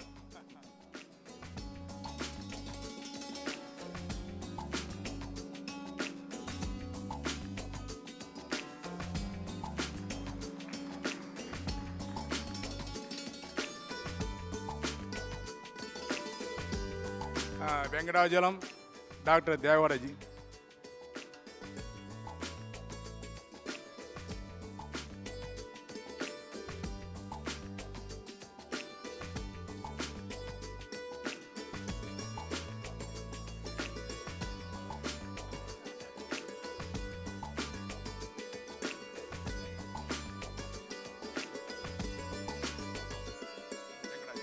Mr. Venkatachalam honoring Dr. Gowda.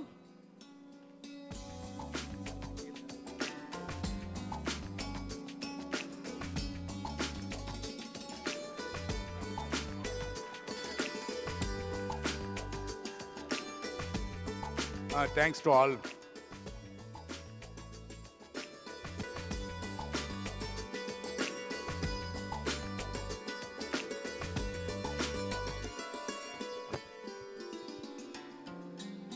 So express deepest thanks to Honorable Chinraj sir for having given us a very good enlightened speech and also motivating ideas. So thank you so much for that, sir.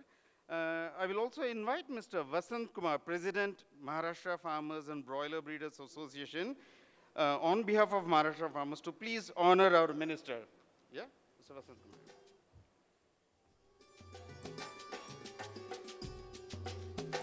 Mr. Vasant Kumar is probably the founding members of the poultry in India. So we are honored to have him here on the dais. And in honor and recognition, please.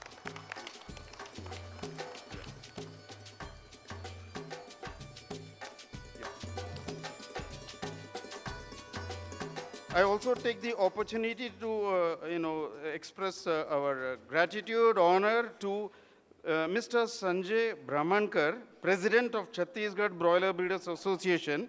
So, we express sincere thanks for being available here. I can personally tell him that I know him since 1980s, related to business.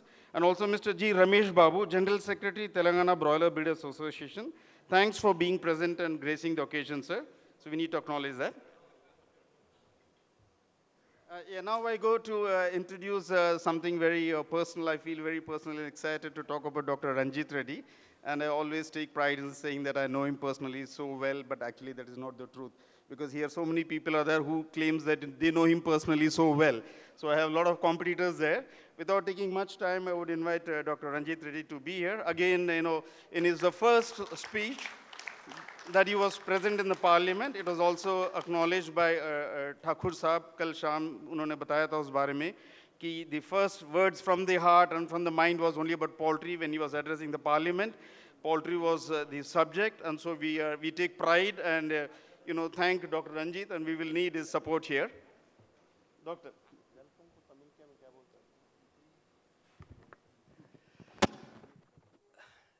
A very good afternoon. Honorable Chief Guest, Dr. Sanjeev Kumar Balyan, Minister for State, Animal Husbandry, Chini Raja Sir, Member of Parliament, Ashok Thakur Sahab, Director, NAFED, Maipal Danda Sahab, MLA, Dr. Shukla, Dr. Datta, not doctor, I think, Ramesh Khatri Sahab and his whole team sitting on the dais, and distinguished guests sitting below the dais also, because all the bigs of the poultry industry are sitting here. Ladies, gentlemen, print and electronic media, a very good afternoon. I think you must have got bored by now. सब लोग सो रहे होंगे, पर हमारा को जगाने के लिए आए विजय सरदाना साहब और अशोक ठाकुर साहब. I am really feeling bad. क्यों बोलो तो हमारे कंसल्टेंट्स आके हमारे को जगा रहे, आप लोग क्या कर रहे हैं, आपका इंडस्ट्री इतना अच्छा है, फिर भी आप लोग सो रहे बोल के. कल रात में भी अशोक ठाकुर साहब बता रहे थे कि रमेश खत्री साहब रात में 12 बजे उनको फ़ोन कर रहे थे अपने प्रॉब्लम्स के लिए. फिर भी उन्होंने रमेश खत्री साहब को मान रहा था, saying that there should be someone from the industry also to wake me up at 12 o'clock to address your problems. I really appreciate दोनों को, अशोक ठाकुर साहब और रमेश खत्री साहब को भी. There is a saying in English saying that he who knows not and knows not he knows not. And there's one more thing, he who knows and knows not he knows not. He is asleep. तो उन लोगों को जगाना पड़ता, but हमारा को जगाने की ज़रूरत नहीं है. क्यों बोलो तो the people who are there in the industry, we are facing the problems, we know the problems. हम इतना तड़प रहे हमारी इंडस्ट्री कैसे बाहर आने के लिए. अब हमारा वेंकटराव साहब वहाँ बैठा, उन्होंने तो रेगुलरली डेली बात करते रहता लेयर इंडस्ट्री के प्रॉब्लम्स के बारे में. I'm really concerned to the industry because we always keep, on one side we keep telling that we contribute a lakh of crores to the GDP of the nation. We say that 1.3 crore people are dependent on this industry.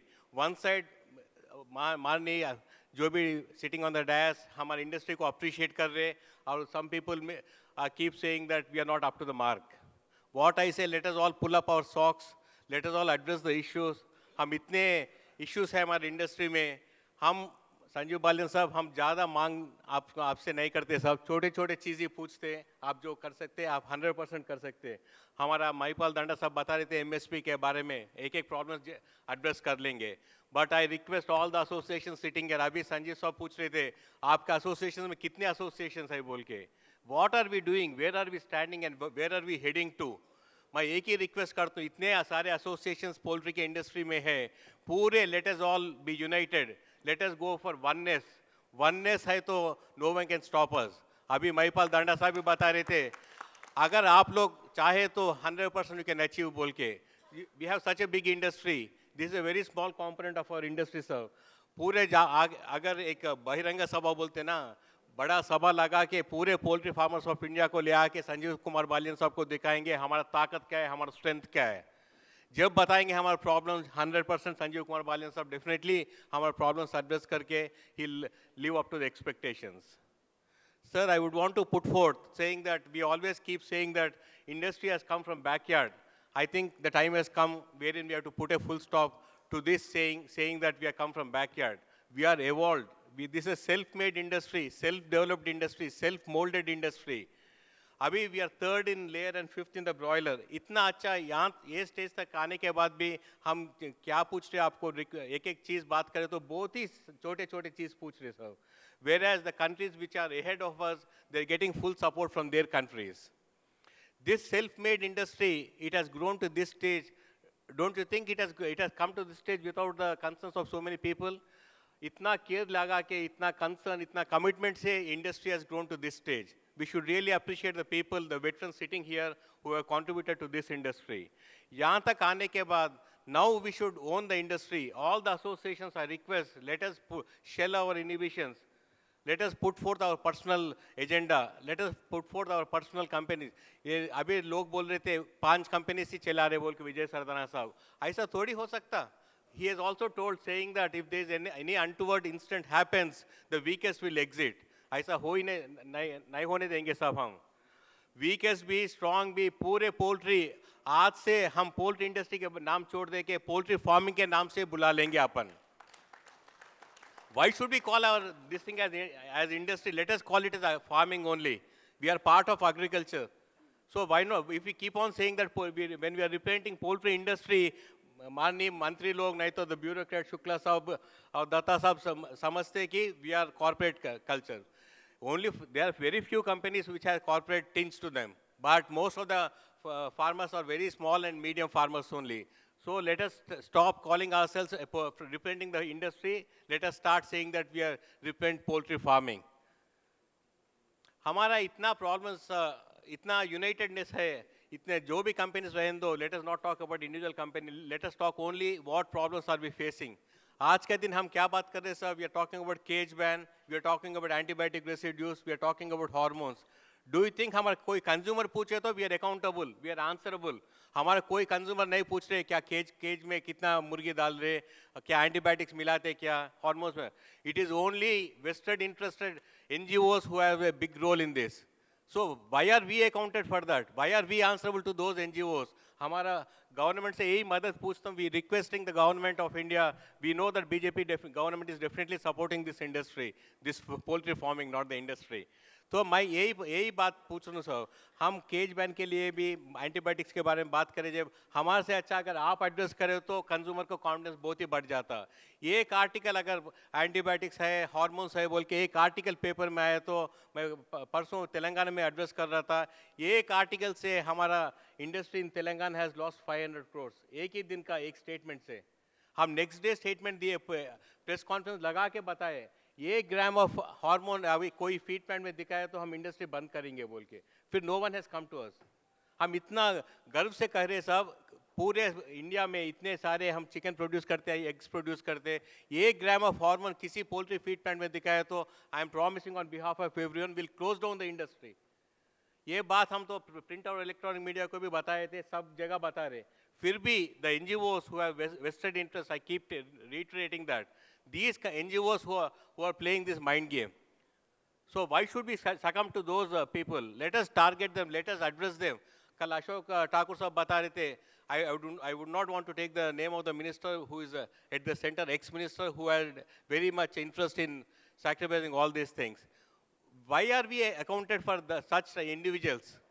Ashok Thakur साहब वो बता रहे थे उनको पैसे कहाँ से आए थे, पूरे डिटेल्स भी निकाले बोल के, उनके घर पे जाके हमला करेंगे थे. हम लोग ये बैठ के क्या देख रहे, नाटक देख रहे क्या? Even we can definitely reiterate, we can also go and fight against them. So I request all these associations to please be united. Let us have the feeling of oneness. अगर हमारा oneness है तो I don't think anyone can stop us. Such a big poultry farming sector of the country, we are contributing the cheapest protein, the source of eggs and chicken to the nation. It is because of poultry farming only the India can be out of the malnutrition map. Sanjeev Kumar बालिन साहब आपको यही बताना चाहते हैं, अगर if you are 75 kgs आपको daily 75 grams protein खाना ही पड़ता. 75 grams प्रोटीन खाना है तो कौन who will serve you sir? It is only poultry industry which can serve, which can take part of the protein part. अब बाकी का चीज़ भी we are talking about midday meal. Tamil Nadu में अगर 4 अंडे दिए तो तेलंगाना गवर्नमेंट तो डेली 1 अंडे देते 3 to 6 years बीच में. So we should request the concerned state governments also to please implement the eggs in midday meal. And we are also trying to implement chicken in the midday meals in Telangana, sir. हमारे पास तो 6 months to 3 years तक weekly 4 अंडे देते sir. 6 साल के बाद daily 1 अंडे देते, and expected mothers को, nursing mothers को भी डेली अंडे देते सर. यही scheme if it is implemented through pan India, definitely our consumption will increase. The issues what we are requesting, very small issues sir. We are asking for the slaughter ban. अरे मैं यही पूछना चाहता हूँ, at least chicken centers कम से कम बहुत अच्छा chicken centers है all cities में. If they are planning to ban the slaughter, what will they do with the fish slaughter करते? So it is not that easy in countries like India wherein you can overnight stop the slaughter of the chicken or the fish also.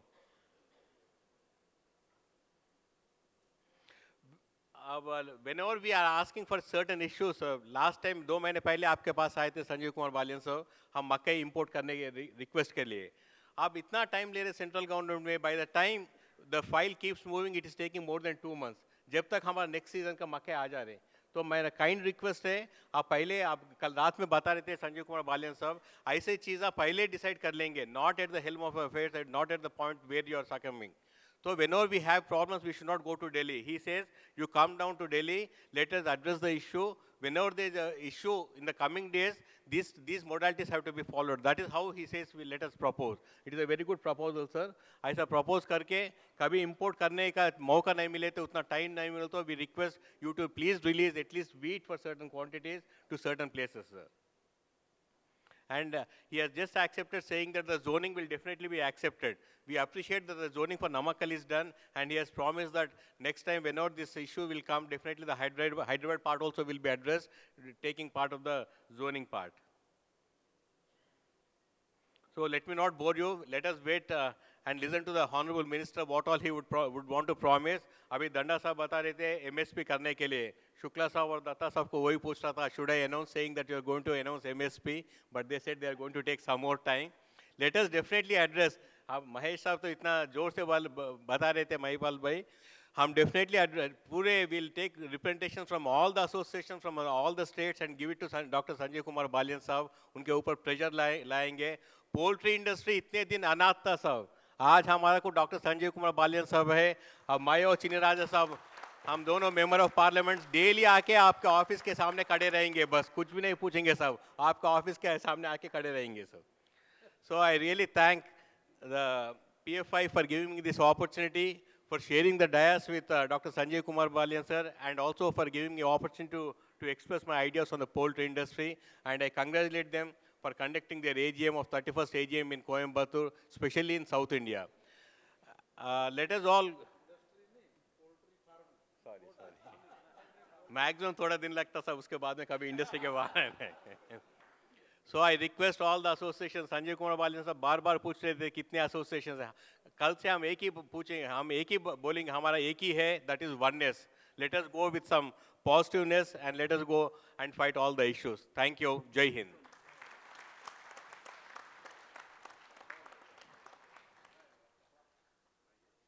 Dr. Ranjit Reddy, thank you so much. I don't think you really bored us. It was in every word you spoke was useful. You could have continued with your speech and we would still appreciate it. In your invaluable advice for us and also eye-opener, and definitely the stress has been made by honorable members on the dais that, you know, unity is very important and then that's the way forward. Moving forward, saving time, I would also take the opportunity to quickly acknowledge and give thanks to Tara Group. Will like Mr. Sridevi Mohan to come onto the stage and receive his honors from President Ji for organizing bus loads of people, farmers, to be transported from Namakkal to this region. So thank you so much. Yeah. So Mantri Ji,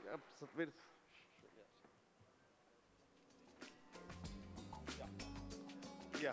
Dr. Balian, to please honor the Tara Group for their, efforts, yeah, to get the farmers to this meeting, yeah.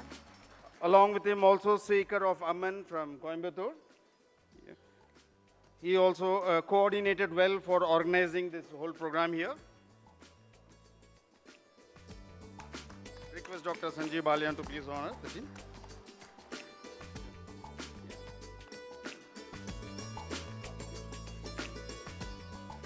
Of course, the list is long, but I will not forget to also thank, you can take the seat, sir.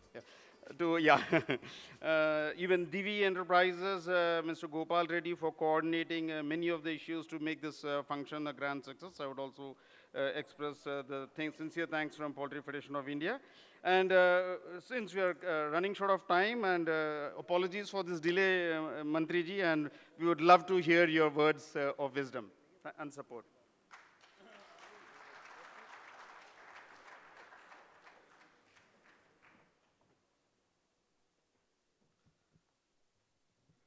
धन्यवाद.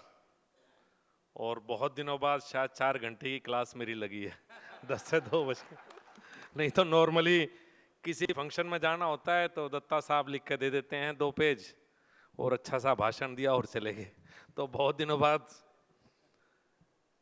संसद के मेरे दोनों साथी, मेरे मित्र doctor Ranjit Reddy और चिनराज जी, और आपकी इंडस्ट्री का सौभाग्य है कि देखिए 545 लोगों में से 2 लोग आपके अपने हैं. और मैं आपको एक बात बताऊं, जिस समय प्रॉब्लम थी मक्का की शायद इन दोनों ने मिलकर पूरी सरकार को हिला दिया था। ये तो कई मंत्रालय थे, चूंकि इसमें एग्रीकल्चर मिनिस्ट्री, एनिमल हस्बेंड्री, फिर फाइनेंस, कॉमर्स और फूड, 5 मिनिस्ट्री इन्वॉल्व थी इस मामले में। लेकिन शायद चिनराज जी तो देखते ही मुझे तो कई बार टॉयलेट में घुस जाता था, आगे भाई मक्का कहाँ से लेकर आऊं।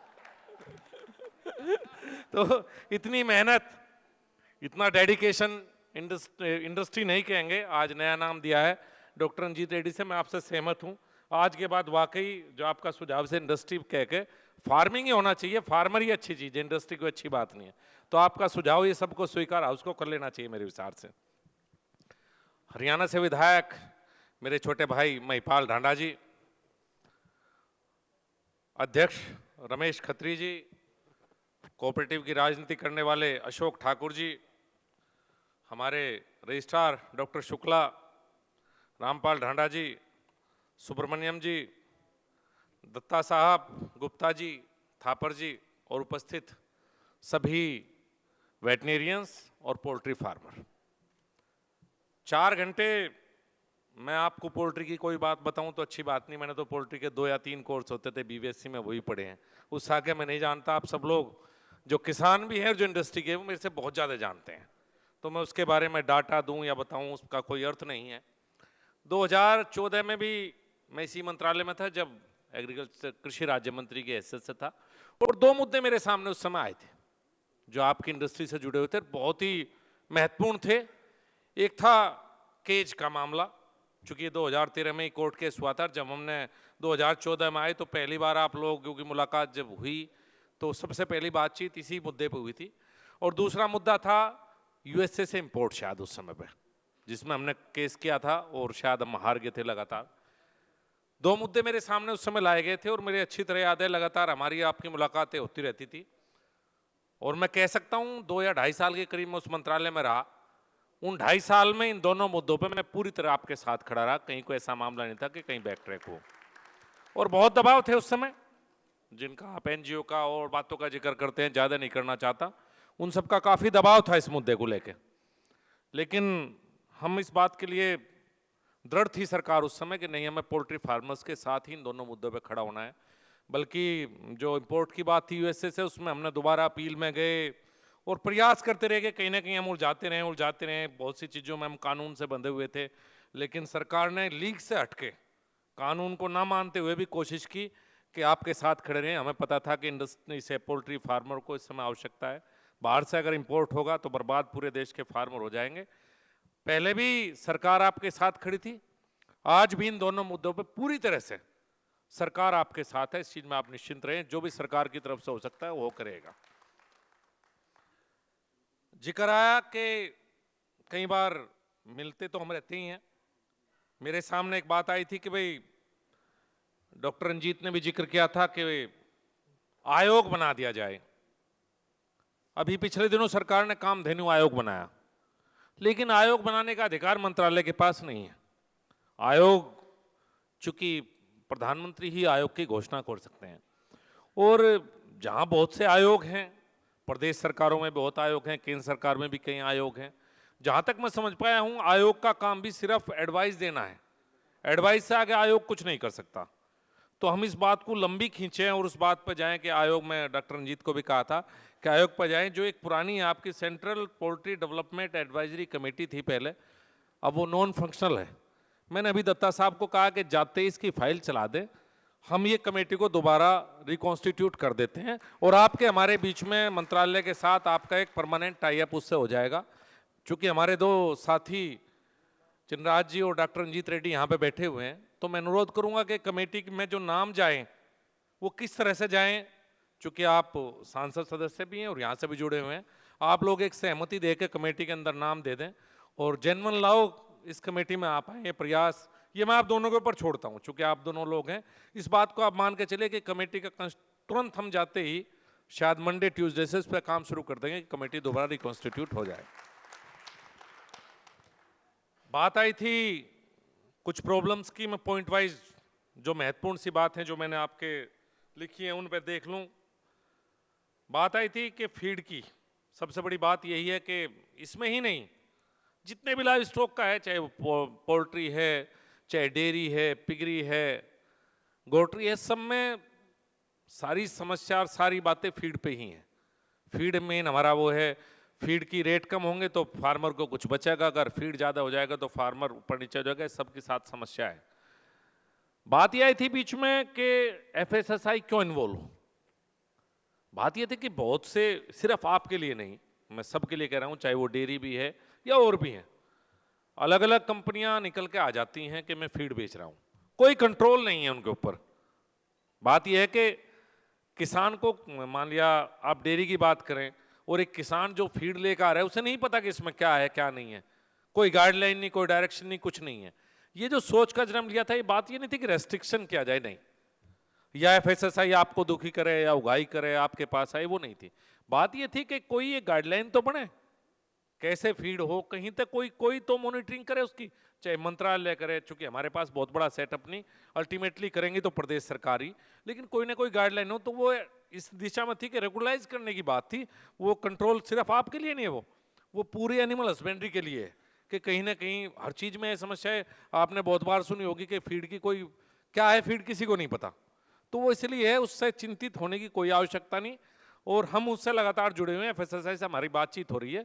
कोई भी हम ऐसा काम एफएसएसआई को ऐसा अधिकार नहीं देंगे कि जिससे आपको परेशान कर सके, लेकिन ये आप भी जानते हैं कि गाइडलाइन बननी चाहिए, कुछ ना कुछ रूल्स रेगुलेशन होना चाहिए।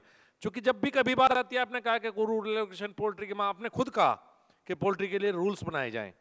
जब भी कहीं बाहर बात करेंगे या किसी भी चीज में करेंगे, तो जहां रूल्स नहीं है वहां समस्याएं पैदा होती है। और जब से नया मंत्रालय बना है और हम लोग इसमें आए हैं, गिरिराज जी और मैं, हमारा फोकस इसी बात पे कि जहां जहां हम रूल्स नहीं बना पाए, यहाँ जहां सरकार, चाहे वो सीमन के उसमें हो, चाहे फीड के उसमें हो, चाहे पोल्ट्री के, सीमन में भी आज तक आप देखिए कि हम इतने वेटरिनियंस बैठे हुए हैं यहाँ, कोई देश में कानून नहीं है कि मैं कौन सा सीमन बेच रहा हूं। एक किसान की सोचिए, जो आपका सीमन लेकर कर रहा है, उस किसान की आगे जनरेशन खराब होंगी, आप ये सोचिए। कोई गाइडलाइन नहीं है, कोई रूल नहीं है। तो कोशिश हमारी, यहाँ नया मंत्रालय बनाए तो हर चीज के रूल बने, गाइडलाइन बने, डायरेक्शन बने, उसके तहत हम सब लोग काम करें। वो दुखी करने के लिए नहीं है किसी को, वो आपके सहयोग के लिए है, सारी इंडस्ट्रीज को या फार्मिंग को आगे बढ़ाने के लिए। बायोसिक्योरिटी की बात थी, नमक्कल के लिए फ्री जोन की बात है, लगातार चिनराज जी उसमें लगे हुए थे और एक सहमति बन चुकी है कि इस तरह से जोनिंग सिस्टम हम करेंगे। इसमें ही नहीं करेंगे, लार्ज एनिमल में भी हम करने जा रहे हैं। जैसे आंध्रा और तेलंगाना को एफएमडी के मामले में सबसे पहले हम ले रहे हैं कि एफएमडी फ्री जोन, सबसे पहले हम आंध्र और तेलंगाना को, महाराष्ट्र को साथ जोड़ते हुए हम डिक्लेयर करेंगे कि एफएमडी फ्री जोन है। लार्ज एनिमल के लिए बेसिकली पोल्ट्री की वो समस्या नहीं है। इसी तरह से नमक्कल को सबसे पहले फ्री जोन में हम पोल्ट्री में लेंगे। अगला नंबर निश्चित रूप से हैदराबाद का आएगा। देखिए कुछ भी हो, तेलंगाना, आंध्रा, तमिलनाडु, आप बहुत एग्रेसिव हैं, बहुत आगे हैं, चाहे पोल्ट्री हो, फिशरी हो। आंध्र की मछली, देहरादून में भी आंध्र की मछली मिलेगी, आप सोचिए कितने आगे किसान हैं। किसान आंदोलन में आगे रहेंगे हरियाणा यूपी वाले, पश्चिम उत्तर प्रदेश वाले, लेकिन बड़े किसान और दिमाग से चलने का काम करेंगे आंध्रा, तेलंगाना, तमिलनाडु। आप लोग बहुत आगे हमसे निकल जाते हैं, इसमें कोई शक नहीं। ये अच्छी बात है। मैं तो इस बात को, मैं तो अपने यहाँ किसानों को कहता हूँ कि देखिए सीखिए उन लोगों से। अब तो आंध्र से किसान निकल के बाहर तक जा रहे हैं खेती करने के लिए, चाहे वो मछली की हो या पोल्ट्री में हो। तो ये फ्री जोन हमें बनाने पड़ेंगे और हमें बनाने चाहिए, और इसमें हमने काम करना इस मामलों में शुरू कर दिया है।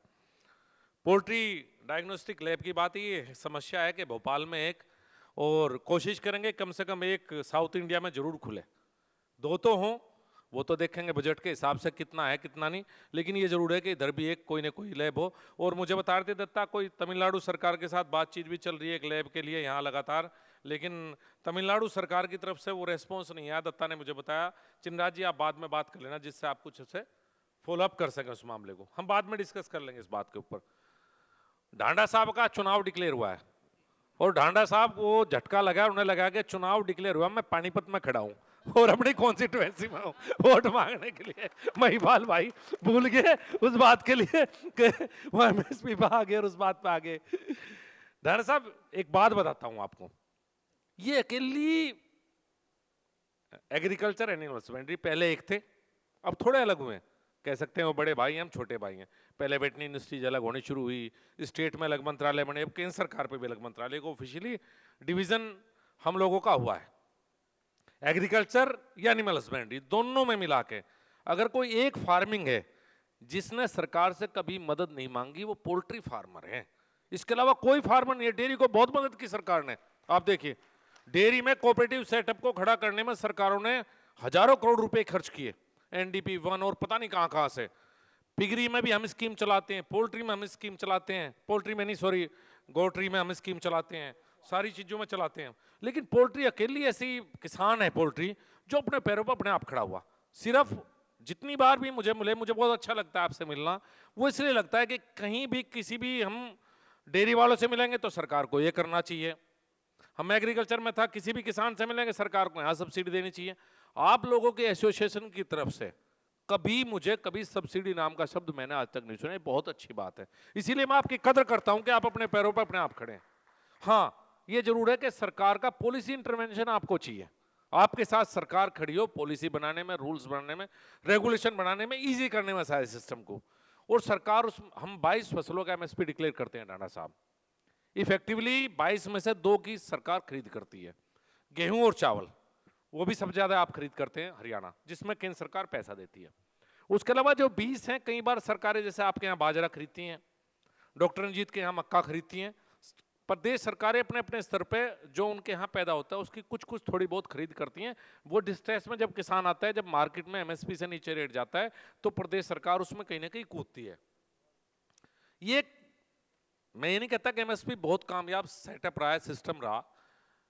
एक नया थॉट आया था 2014 में, मैंने इस दिमाग में आया, एमएसपी के जगह मिनिमम सेलिंग प्राइस। चूंकि आप देखेंगे तो अगर पहले बात आई थी, सरदाना साहब ने भी कहा कि सरकार खरीद ले और खरीद के एमएसपी पे हमें दे। साहब अगर सरकार से खरीद गाओगे, 1700 रुपये अगर मक्का का रेट है तो 700 रुपये क्विंटल खरीदने में खर्च कर देंगे हम लोग। दत्ता साहब 700 रुपये का बिल देंगे मेरे हाथ में खरीद के, 1700 किसानों को मिलेंगे, 700 रुपये दत्ता साहब के खर्च हो जाएंगे। ये एक सच्चाई है। जब सरकारी सिस्टम काम करता है तो सरकारी इसके बजाय उस एमएसपी में आप खरीदे, सरकार आपकी मदद करे। क्योंकि जो 700 रुपये हम खर्च करेंगे, हो सकता है वो 70 रुपये आप खर्च करके आप अपनी मक्का ले आए। हमारा खर्च बहुत बड़ा हो जाता है। ये बैठे हैं नेफेड वाले, इन हम खरीदने के लिए कहते हैं, सरकार को इतना बड़ा बिल दमावे, सरकार धरती में बैठा दी नेफेड वालों ने। ठाकुर साहब बैठे हैं, अब सेब खरीद रहे हैं ना, आप ही खरीद रहे हैं ना सेब।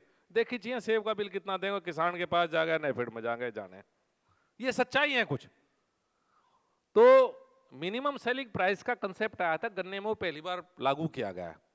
जब चीनी के रेट बहुत ज्यादा गिरे तो पहली बार 2014 से मैं लगातार कह रहा था, तो बहुत से कानून के जानकार हमारी सरकार में कहते थे मिनिमम सेलिंग प्राइस नाम की कोई चीज नहीं हो सकती, मार्केट फोर्सेज को अपने आप काम करने दो। देखिए, किसान सबसे कमजोर कड़ी है। मेरा हमेशा मानना रहा है कि हम किसान को, चाहे वो किसान पोल्ट्री का है, डेयरी का है या किसका भी है, किसान को हम मार्केट के भरोसे नहीं छोड़ सकते।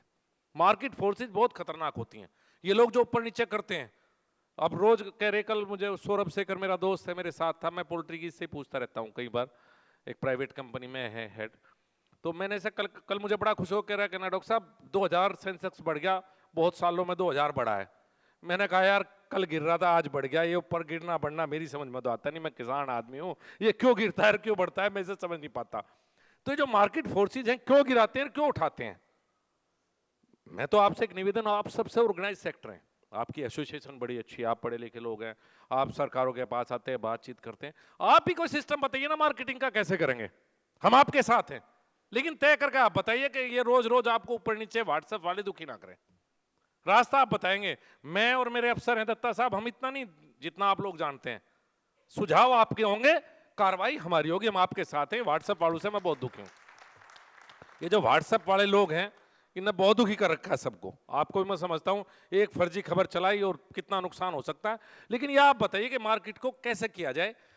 एमएसपी नहीं हो सकता, मैं आपको सच बता रहा हूँ, ये सच्चाई है। कुछ कोई वाहवाही और भाषण देने के लिए बड़ा आसान है किसी बात को कहना, लेकिन जो प्रैक्टिकली करना वो आप भी जानते हैं। लेकिन कोई ना कोई ऐसे तरीके हों जिससे मार्केट को रेगुलेट किया जाए, मार्केट को ऊपर नीचे कुछ लोग ना डाल सकें। आप इतनी बड़ी इंडस्ट्री है, इतने बड़े किसान हैं, इतने बड़े लोग बैठे हैं, 5-6 कंपनी तो इतनी बड़ी बड़ी हैं जिनकी पूछिए मत। आप लोग क्यों नहीं मार्केट सेटअप खड़ा करते? जब आपने हर चीज अपनी कर दी, आपने सरकार से कभी ब्रीड नहीं लिया, आपने सरकार से वैक्सीन नहीं ली, आपने सरकार से डीवर्मिंग नहीं ली, एंटीबायोटिक नहीं ली, कुछ भी तो नहीं लिया आपने सरकार से। हमारे पास क्या है, कैरी है, कहने लगा बैकयार्ड पोल्ट्री की बना रहा हूँ, और इससे अलग क्या करते हैं हम। सच है, ये एक सच्चाई है। हमने और क्या रिसर्च की है। मेरे भाषण दिया था दत्ता साहब ने लिख के पहले ही कहा कि इंडियन गवर्नमेंट ने इतनी सपोर्ट की रिसर्च में की। मुझे पता है ना जितनी की दत्ता साहब, मैं क्यों बोलूँगा, मैं तो झूठ बोलने का ही नहीं भाई। कुछ नहीं किया साहब हमने, ये सच है। हमने तो बैकयार्ड पोल्ट्री के लिए, किसानों के लिए ठीक है थोड़ा बहुत कर दिया। तो आप ही मार्केट सिस्टम बढ़ाइए ना। आप इतने बड़ा बड़ा सेटअप आप लोगों का है, जब आपने और सब बना लिया तो मार्केट को क्यों दूसरे के भरोसे छोड़ रहे हो? क्यों कुछ अनपढ़ लोग बैठे हैं जो आपके मार्केट को वो तय करते हैं? बिल्कुल अनपढ़ गंवार बैठा है जैसे कुछ नहीं करना, आपसे ज़्यादा पैसे कमाता है। किसान कहाँ से आता है लेके बेचारा? मेरे मुजफ्फर तक से किसान आए हुए हैं, मुजफ्फर का किसान लेके दिल्ली गया और एक पूरे उसने 2 महीने मेहनत की, वो अपना ब्रोलर लेके जाता है, और एक वहाँ बैठा हुआ है एक आड़ती जिसका कोई काम नहीं, वो उसकी कीमत लगाता है। सोचिए आप।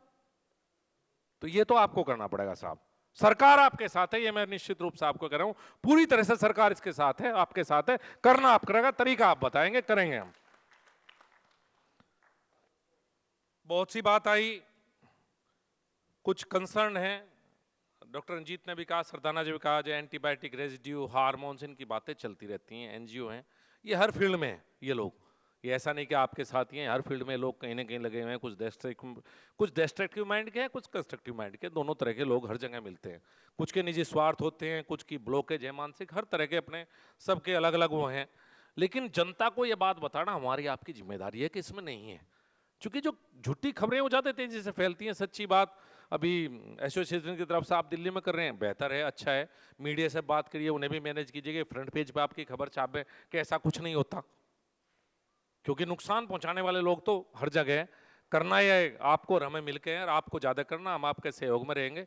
ये खबरें कहीं ना कहीं लोगों के दिमाग से निकलनी चाहिए कि भाई ऐसा कुछ नहीं होता। मुझे भी बहुत से लोग कहते हैं, पहले ऑक्सीटोसिन लगता था कि दूध में निकलता है, हर फील्ड में इस तरह का मामला, ऐसा नहीं कि भाई सिर्फ ये पोल्ट्री फार्मर के साथ, ये सभी किसानों के साथ है। लेकिन लड़ना हमें पड़ेगा, हमें ही, हमारी ड्यूटी है, क्योंकि हमारी बर्ड है, हमारा अंडा है, हमें बेचना है। तो जो खरीदने वाला है उसे विश्वास दिलाना हमारा काम है कि नहीं भाई इसमें कुछ नहीं है, दिक्कत, कोई दिक्कत नहीं। अब इतनी खबरें फैलती हैं दूध के लिए, आपसे भी ज्यादा तो दूध के ऊपर है कि भाई नकली दूध बन रहा है। मैं कहता हूं है मिलावट दूध में, लेकिन उस बात को इतना बड़ा बना दिया जाता है कि जैसे देश में सारा दूध नकली जा रहा हो। उस छोटी सी खबर को, एक खबर आएगी अखबार में, बना दिया जाएगा कि जैसे देश में सब दूध नकली हो। एक खबर आएगी जैसे सारे पोल्ट्री मार्केट में एंटीबायोटिक ही खा रहे हैं। तो इस तरह की खबरें मैनेज होती हैं, उनके अपनी सोच है, उनके अपने तरीके हैं। इन बातों से लड़ाई लड़नी है, वो आप और हम मिलकर साथ लड़ेंगे। मैं कह सकता हूं चिनराज जी ने इंपोर्ट की, मक्का की, इन सब बातों की, इंपोर्ट की बात की, मिड डे मील की बात की। देखिए ये प्रदेश सरकार का है, निश्चित रूप से हर प्रदेश सरकार, डेयरी भी मांग करती है कि मेरा दूध दीजिए, आप भी कहते हैं कि अंडा दीजिए। ये जैसे कह रहे हैं कि तेलंगाना की सरकार दे रही है, तमिलनाडु की सरकार दे रही है, हम सब प्रदेश सरकार को लिख सकते हैं, उन्हें एज ए एडवाइज़र की भूमिका में कह सकते हैं। हम कंपेल नहीं कर सकते कि कौन प्रदेश क्या दे। और पोल्ट्री फार्मर हैं, आज हम तीसरे नंबर पे हैं। मैं जानता हूँ आप लोगों को, जब खपत बढ़ेगी आप लोग पे अपने आप 1 नंबर पे आ जाओगे, ऐसी कोई बात नहीं है। आप लोग अपने आप बड़े हुए हो और बड़े होते चले जाओगे जैसे जैसे डिमांड बढ़ेगी। अभी लेकिन मैं पिछले 2 साल से देख रहा हूँ, कई बार मैं पूछता रहता हूँ कि किसान वाकई संकट में है, छोटा जो पोल्ट्री फार्मर है, जो गांव में बैठा। क्योंकि ये सच है सरदार साहब, सबसे पहले सबसे छोटा मरता है। मेरे गांव में बहुत छोटे छोटे पोल्ट्री फार्म खुले थे, कुछ 2000 का, 3000 का, शायद सबसे बड़ा 5000 का होगा। कितने छोटे किसान होंगे।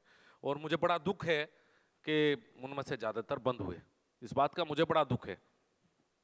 और शायद बंद होने का सबसे बड़ा कारण, और बातों को नहीं मैं मानता, ठीक है मक्का के रेट थोड़े दिन के लिए आप बढ़े, लेकिन पहले भी हुए हैं समस्याएं, ये कई बार अनहोनी है, हो जाती है। और इसके लिए भी आपको वही बात होगी कि डॉक्टर रंजीत को मैं कहता हूँ पहले से तैयार रही हुआ है। सरकारों में जब 6-6 मंत्रालय जुड़ते हैं, एक दिन में फैसला बिल्कुल नहीं होता। मेरी प्रायोरिटी है, फाइनेंस मिनिस्टर की प्रायोरिटी नहीं है पोल्ट्री फार्मर, कॉमर्स मिनिस्टर की नहीं है। मैं आज भी खड़ा हूं, चाहे पोल्ट्री हो या डेयरी प्रोड्यूस हो। मेरे याद है मैं न्यूजीलैंड में राष्ट्रपति के साथ गया था, फ्री ट्रेड की बात थी, डेयरी की, मैं अड़का खड़ा हो गया था, मैं कृषि राज्य मंत्री था उस समय। नहीं, हम बिल्कुल डेयरी प्रोड्यूस अपने देश में नहीं आने देंगे। हमारी पहली प्रायोरिटी हमारा किसान है, चाहे पोल्ट्री हो, डेयरी हो। आज भी उसी कमिटमेंट के साथ हम खड़े हुए हैं, पोल्ट्री के मामले में, डेयरी के मामले में पूरी तरह से। लेकिन इन बातों के लिए हमें पहले आना पड़ेगा आगे। हमें पहले सोचना पड़ेगा कि मक्का की फसल कम है, या एक सिस्टम ऐसा डेवलप करेंगे, बिचौलियों को बाहर निकालिए ना। किसान से तो आज भी 1500, 1600, 1700 रुपए जा रहा है ना क्विंटल, किसान नहीं ले रहा बेचारा। वो 1700 से घूम का आपके पास अगर 2400 आ रहा है तो बिचौलियां हैं कहीं ना कहीं। ये आपका काम है बिचौलियों को बाहर निकालने, कोई ऐसा सिस्टम डेवलप करें कि डायरेक्ट आप किसान से खरीद कर सके, क्यों बिचौलियों के बीच में कोई। अब बात यह है कि अब हम उस समय नहीं, इतने बड़े बड़े ग्रुप्स हैं, जो आप 5-6 बड़े ग्रुप हैं, तो पता नहीं आप क्या क्या कर सकते हैं, सेटअप डेवलप कर सकते हैं नीचे किसान तक का, थोड़े जितने पैसे की आवश्यकता है। सरकार की तो मदद चाहिए कानून बदलने में, उस मदद के लिए हम तैयार हैं। अगर कहीं APMC एक्ट या कोई एक्ट आपको दुखी कर रहा है या उसमें बीच में, हम प्रदेश सरकार से बात करेंगे, भाई यहाँ कानून बदलिए, डायरेक्ट जो पोल्ट्री फार्मर हैं वो डायरेक्ट किसानों से खरीद सकें। इस तरह का कोई सेटअप बनाने में हम आपकी मदद करेंगे, करना आपको पड़ेगा काम। वैसे तो बात बहुत सी थी, ज्यादातर बातें तो मेरे विचार से कुछ कुछ आ गई, लेकिन ये निवेदन जरूर करूंगा साहब, मार्केट पर फीड पे दोनों पर ध्यान प्लीज रखिए। वो बात मत कीजिए जो और लोग कहते हैं कि सरकार का ही काम है। नहीं साहब, मेरे पास क्या है, वहां बैठा हूं, दत्ता साहब हैं, 2-3 नीचे दत्ता के नीचे होंगे, दत्ता को कहूंगा एक फाइल बना, 4 दिन तो दत्ता को होश नहीं फाइल बनाने में, डॉक्टर दत्ता बैठे मेरे साथ। मैं सच बता रहा हूं, हम एक्सपोर्ट की बात करते हैं, एपीडा जो कॉमर्स मिनिस्ट्री में, उसे कोई मतलब नहीं, उनका काम आपको लाइसेंस जारी करना है, सिर्फ एक काम है कि स्लोटर हाउस खोलोगे तो लाइसेंस जारी कर देंगे। उनमें वहां कोई आदमी नहीं बैठा जिसे एक्सपोर्ट का पता हो। अभी हमारी बात हुई कि राज्य की मेरी, हम कोई एजेंसी या कुछ इस तरह के लोग रखेंगे, या पीड़ा को मेरे हाथ में नहीं है कि पीड़ा को मैं अपने मंत्रालय में लाके खड़ा कर दूं, वो प्रधानमंत्री का निर्णय हो सकता है, लेकिन हम अपना एक सेटअप खड़ा करेंगे एक्सपोर्ट में, सारे एनिमल हस्बेंड्री एक्सपोर्ट्स के लिए, चाहे वो पोल्ट्री है, चाहे डेयरी है या पिगरी गोट्री, चाहे हमें प्राइवेट कंपनी की, प्राइवेट सिस्टम की मदद लेनी पड़े, चाहे हमें मार्केट के लोग अपने मंत्रालय में रखने पड़े, एडवाइजर रखने पड़े, वो एक सेटअप बनाने का प्रयास कर रहे हैं कि जिससे एक्सपोर्ट बढ़ सके। और इन खतरों से हमें पहले आगाह होते रहे, मंत्रालय को बताया, पीड़ा नहीं बताता मैं कि कहाँ समस्या आ रही है, हमें बिल्कुल एंड टाइम पे पता लगता है। हम एक्सपोर्ट को बढ़ाना चाहते हैं और इंपोर्ट को कम करना चाहते हैं, यही सरकार की पॉलिसी है और यही प्रधानमंत्री की सोच है कि एक्सपोर्ट बढ़ाना, इंपोर्ट कम करना, ये हमारी सोच है। तो आज आपके बीच में बहुत लंबा समय गुजारने का मौका मिला और मुझे उम्मीद है कि जो एडवाइजरी कमेटी बनेगी, हमारी आपकी अगली मुलाकात कुछ लोगों की उस एडवाइजरी कमेटी में निश्चित रूप से होगी। आज शायद मैं देश में भारतीय जनता पार्टी का एकमात्र सांसद हूं जो मीटिंग से दूर हूं। आज माननीय राष्ट्रीय अध्यक्ष मीटिंग ले रहे हैं और पता नहीं मेरी क्लास कितनी तगड़ी लगेगी, या महिपाल ने मेरे साथ गड़बड़ करवा दी, आज नई सांसद के रूप में मैं गायब नहीं हूँ। विधायक जी आपकी दिक्कत नहीं, मेरी ज्यादा दिक्कत है, भगाओ ना, आपका तो चुनाव आ रहा है, जाकर चुनाव में लड़ोगे, पता वोट मांगोगे, कोई दिक्कत नहीं। तो MSP वाला देखो राग छोड़ दो डाटा साहब, है नहीं तो मैं चुनाव में आपके आऊंगा और आपके चुनाव में ऐसी डिमांड रखूंगा खट्टर साहब से करवाना कि आप फंस के खड़े हो जाओगे, जैसे मुझे मैं कहूंगा खट्टर साहब से अंडा करवाओ, मिड डे मील में आप करवा नहीं पाओगे, फंस जाओगे। तो आपकी बड़े अच्छे किसान हैं आप लोग, बड़ा अच्छा आपका काम है, वाकई मुझे अच्छा लगता है आपके बीच में हमेशा आना।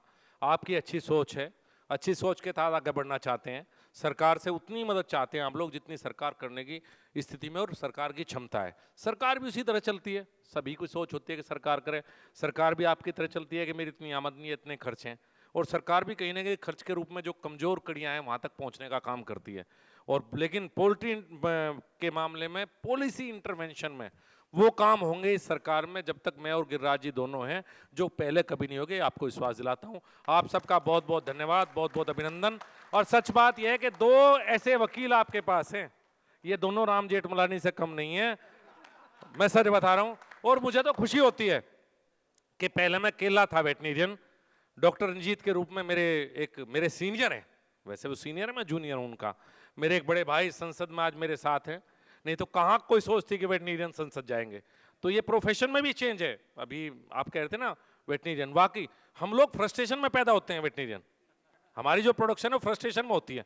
जिसका MBBS में एडमिशन नहीं होता वो जाएगा वेटनरी में, तो पहले दिन से फ्रस्ट्रेशन हवा आ जाते हैं हम लोग, अरे यार मैं MBBS में नहीं हुआ, अब तो वेटनरी में लेना पड़ेगा। वहाँ जाकर उसी कॉम्प्लेक्स में हम जिंदा होते हैं, हम MBBS को देखते कॉम्प्लेक्स में आ जाते हैं। जैसे यार, जैसे शहर गाँव का बच्चा शहर के इंग्लिश बोलने वाले को देख कर आता है ना कॉम्प्लेक्स में। जब मैं दिल्ली पढ़ने के लिए गया 11वीं 12वीं में, तो मैं एक महीना तो चुपचाप बैठे रहा। मैंने कहा कहाँ फंस गया रहा के गांव से कुटुबी का देसी किसान का बेटा दिल्ली में आकर पढ़ रहा है, इंग्लिश वालों से प्रॉब्लम होगी, मैं डिप्रेशन में आ गया। एक कॉम्प्लेक्स आता है, उसी तरह से वेटनरीज को MBBS को देख कर कॉम्प्लेक्स आता है। सच है, हम पूरी जिंदगी at par with medicos, at par with medicos का नारा लगाते रहते हैं। शुक्र है अब MP बनने लगे हम लोग भी, नहीं पहले हम डॉक्टर MBBS बनते थे तो भाई ये कॉम्प्लेक्स वेट यूनियन बहुत है, खत्म कर दो कॉम्प्लेक्स अब बिल्कुल। वाकई हमारी आवश्यकता है इस देश को। अगर प्रधानमंत्री का जो सपना है किसान की आय दुगनी, वो एग्रीकल्चर के बस में है ही नहीं। एग्रीकल्चर की क्या है ग्रोथ रेट? 1, 1.5, 2%, आप 7-8% पे, फिशरी 8% पे। आप सोचिए ना, आपकी वजह से 4% आती थी उस मंत्रालय की, उनकी 1.5, आपकी 8, तो 4 पे बैठते थे जाकर कृषि मंत्रालय की ग्रोथ रेट, वो आपकी वजह से थी। यही सेक्टर है जो आगे बढ़ेगा, यही सेक्टर है जो किसान की आय बढ़ाएगा, यही सेक्टर है जो रोजगार देगा। बस इस सेक्टर को अच्छी तरह ले जाने की आवश्यकता है। बहुत बहुत धन्यवाद, बहुत बहुत अभिनंदन। Standing ovation, please.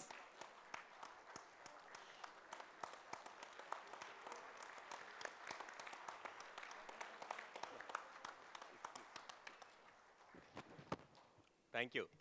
और एक विनती है सर, हमारा लेयर इंडस्ट्री लास्ट 3 इयर्स से लॉसेस में है सर, बहुत ही लॉसेस में है। ये competitive commission of India, doctor Shukla साहब और दत्ता साहब आप भी सुनना, ये कॉम्पिटिटिव कमीशन ऑफ इंडिया क्या कर रहे हैं, हमारे नेशनल कोऑर्डिनेशन कमेटी वाले अध्यक्ष सब लोगों को बुला के आप लोग कार्टेल फॉर्म होके अंडे के रेट ज़्यादा डिक्लेयर कर दे बोल के बहुत ही सता रहे सर। हम मैं क्या बोल रहा हूँ, 5 साल से लेयर फार्म कोई 1 रुपया भी नहीं कमाए, फिर भी बोलते जो सजेस्टिव प्राइस हम देते हैं ना डेली अंडे बेचने का, वो समझ रहे कि हम कार्टेल फॉर्म होके ज़्यादा रेट दे रहे बोल के। आप हमारी मदद करके please you have to help us. Thank you sir. With the permission of Mantri ji's on dais, I know we are way behind time, but हाँ, मैं ये कहना चाह रहा हूँ, मंत्री जी का जो भाषण है, मैं संक्षिप्त में जो है इंग्लिश में बोलना चाह रहा हूँ for the benefit of people. Thank you. है ना सर? नहीं, जिनको समझ में नहीं, ब्रीफ में I will take only maybe 1.5 minutes. So what Dr. Balian was mentioning was about rules and regulations is for the industry's own benefit. So we should not be, psychologically protesting against that. He also mentioned about Tamil Nadu, Andhra and Telangana as aggressive and progressive farmers, and he was in praise for that and trying to tell the rest of the industry, country should also follow suit with that. He also responded to the lab besides Bhopal, what Shri Chinraj was mentioning. He said that, he has proposal that 2 labs should be opened in South India. And Chinraj sir, அவர் என்ன சொல்லியிருக்காருன்னா, நம்ம lab south இந்தியாவில் கேட்டோம் இல்லைங்களா, போபால் மாதிரி, அதுக்காக வந்து already அவர் respond பண்ணியிருக்காருங்களா, நம்ம ஸ்டேட் கவர்மெண்ட்லேருந்து ரெஸ்பான்ஸ் போகலன்னு சொல்கிறாரு. அது உங்களோட தனியாக பேசுகிறேன்னு சொல்லியிருக்காரு. நம்ம ஸ்டேட் கவர்மெண்ட்லேருந்து தான் அது இமீடியட்டாக ரெஸ்பாண்ட் பண்ணோன்னு சொல்கிறாரு. Our poultry farmers never ask for help, unlike dairy and goatry, and all of them survive on subsidies. So Mantri Saab was very appreciative of that attitude and gesture. And he says that you never ask for subsidies. And regarding selling price, he mentioned that MSP of 1700, not a good idea, because the cost to gather that would be 700 rupees from the government. So it's not a very good idea and not sustainable. So we should think differently. And as far as volatile prices are concerned, it should be controlled. But then it can happen only by suggestions from the farmers and the industry, because the government can only support it. But the actions will have to be taken only from our side. And he also mentioned about the vets. He said, vets normally have an inferiority complex, at least in the past. They thought if they never got through MBBS, then they went through that. But that is being completely demolished, and the whole thing is being changed now, because we have vets leading in the parliament today. Yeah? So this was the brief this thing. So please, once more, raise your hands for, what was suggested. And we move on to the next program. Sir, we have started a revised website. And I would like Honorary Minister to kindly help in inaugurating this website.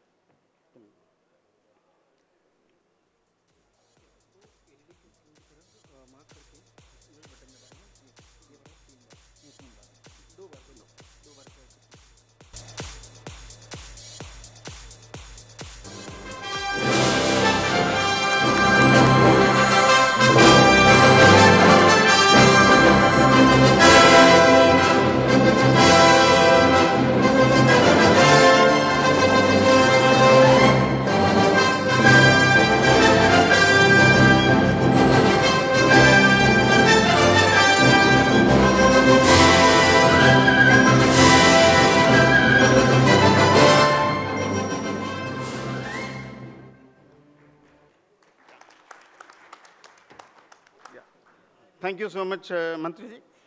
And I have a surprise announcement. I think you can take the seat, sir, please. Yeah. And that is, on 18th of September, it was a very important day for one of the personalities, and that was Dr. Ranjit Reddy's birthday. Yeah, and yes, yeah.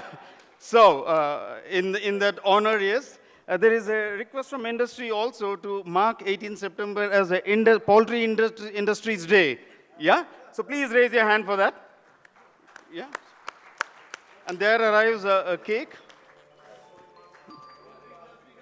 Sorry? Poultry Farmers Day. I think I'll stand for correction. That should be good. It should be, yeah. No, yeah, we have different versions. Yeah. So correction, it's Poultry Farmers Day. Yeah? Okay. Yes, yeah.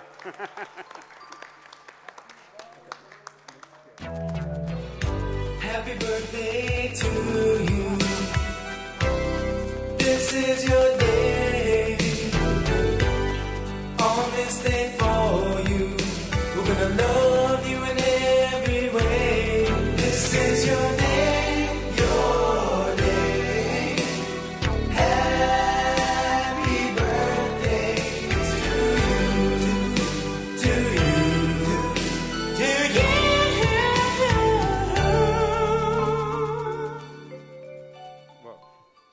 Yeah, big.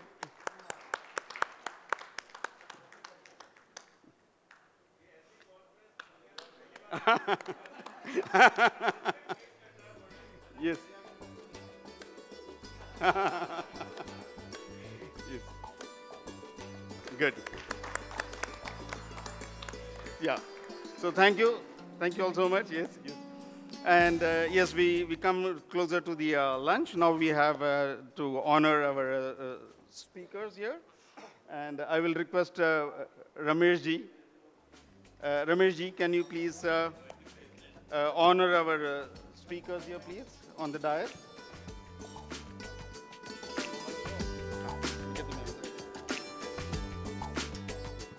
PFI team, all PFI team, please, stage, all PFI team.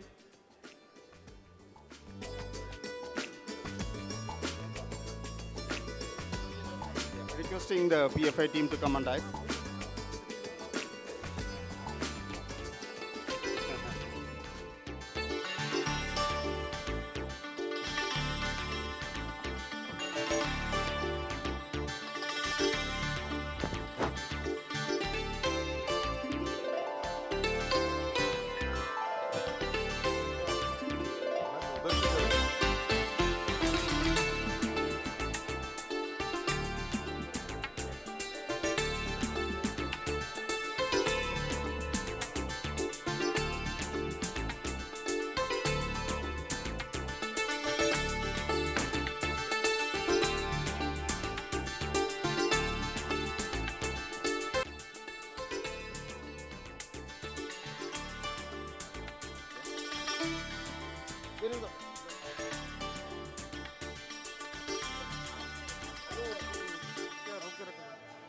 Get all the awards, please. 8 seconds, there's a slight organization thing.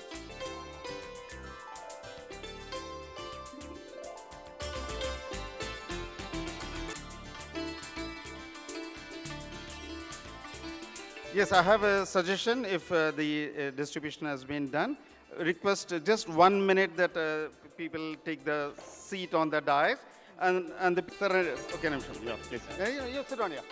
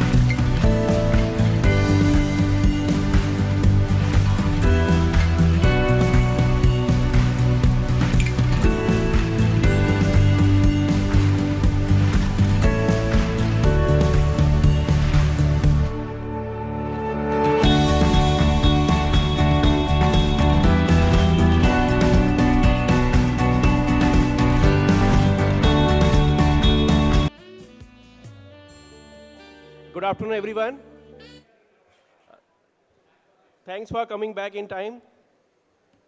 So we move now to the agenda of symposium of the alongside 31st AGM. To do this, I'll request my colleague Sujit to please come on stage.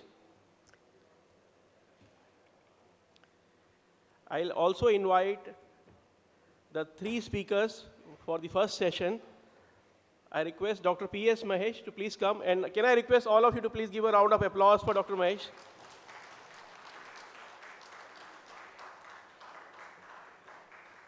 I request Dr. Deepashi Desai, she came all the way from Mumbai, so give her a round of applause for her, please.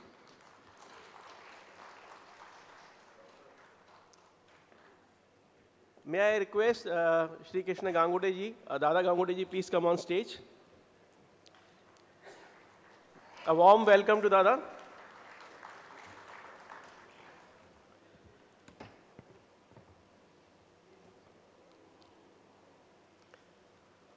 So friends, what is the objective of this session? The objective here is to share the knowledge, and three distinguished speakers will try to ignite your minds, try to ignite your thoughts, and perhaps when all the speakers have shared their perspective, their viewpoint, we all can have a Q&A session, we can share our thoughts with them. So we have chosen selected topics for this seminar. The first one being shaping the future of Indian poultry industry, Indian poultry farming rather, for the next millennium. So in this topic, we try to see that how the evolution of poultry industry has taken place and what are the new trends which are going to drive the growth of Indian poultry. And we have Dr. P.S. Mahesh to do this topic. We also understand the 80% of the economics of poultry revolves around feed cost. So to touch upon this topic, we have distinguished Associate Professor Dr. Deepashi Desai from Mumbai Veterinary College. She will touch upon the very practical aspect, very applied aspect of the new work she has done, how to optimize feed cost. And then the burning topic which we all are facing since morning and in last few months is the availability of maize. So to get a perspective from a broiler integrator, we have invited Dada Gangude to share how he look forward for the maize scenario in coming times and share his perspective. So friends, all these three speakers are going to share their thoughts with all of you. I encourage, if you have questions, feedback, comment, reflections, please write it down. When all the three speakers are done, we will have a chance to interact with them and in a free-flowing discussion. So I now request Sujit to please introduce all the three speakers.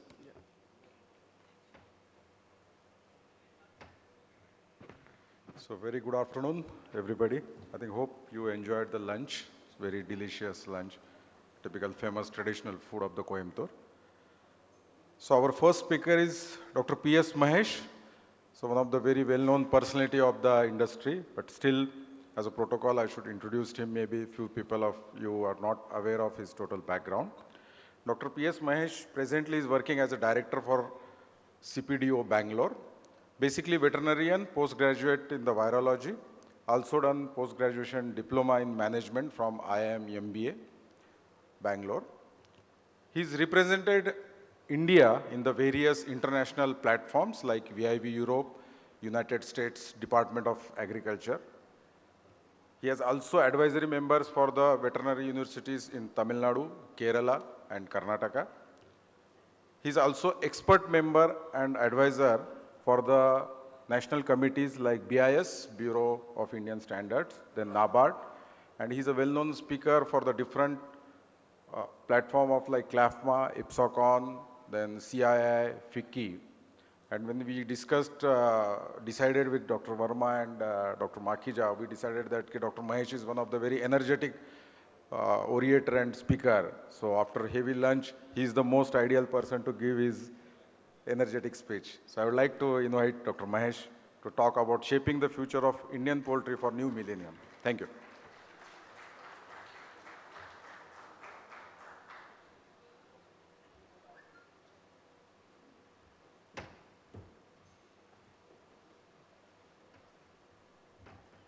Thank you. Good afternoon. எல்லாருக்கும் வணக்கம். நல்ல சாப்பாடு இருக்குல்ல, இங்கே கோயம்புத்தூரில் நல்ல சாப்பாடு கிடைக்கும். நல்ல ரைஸ், நல்ல சிக்கன், அப்புறம் நல்ல फिश।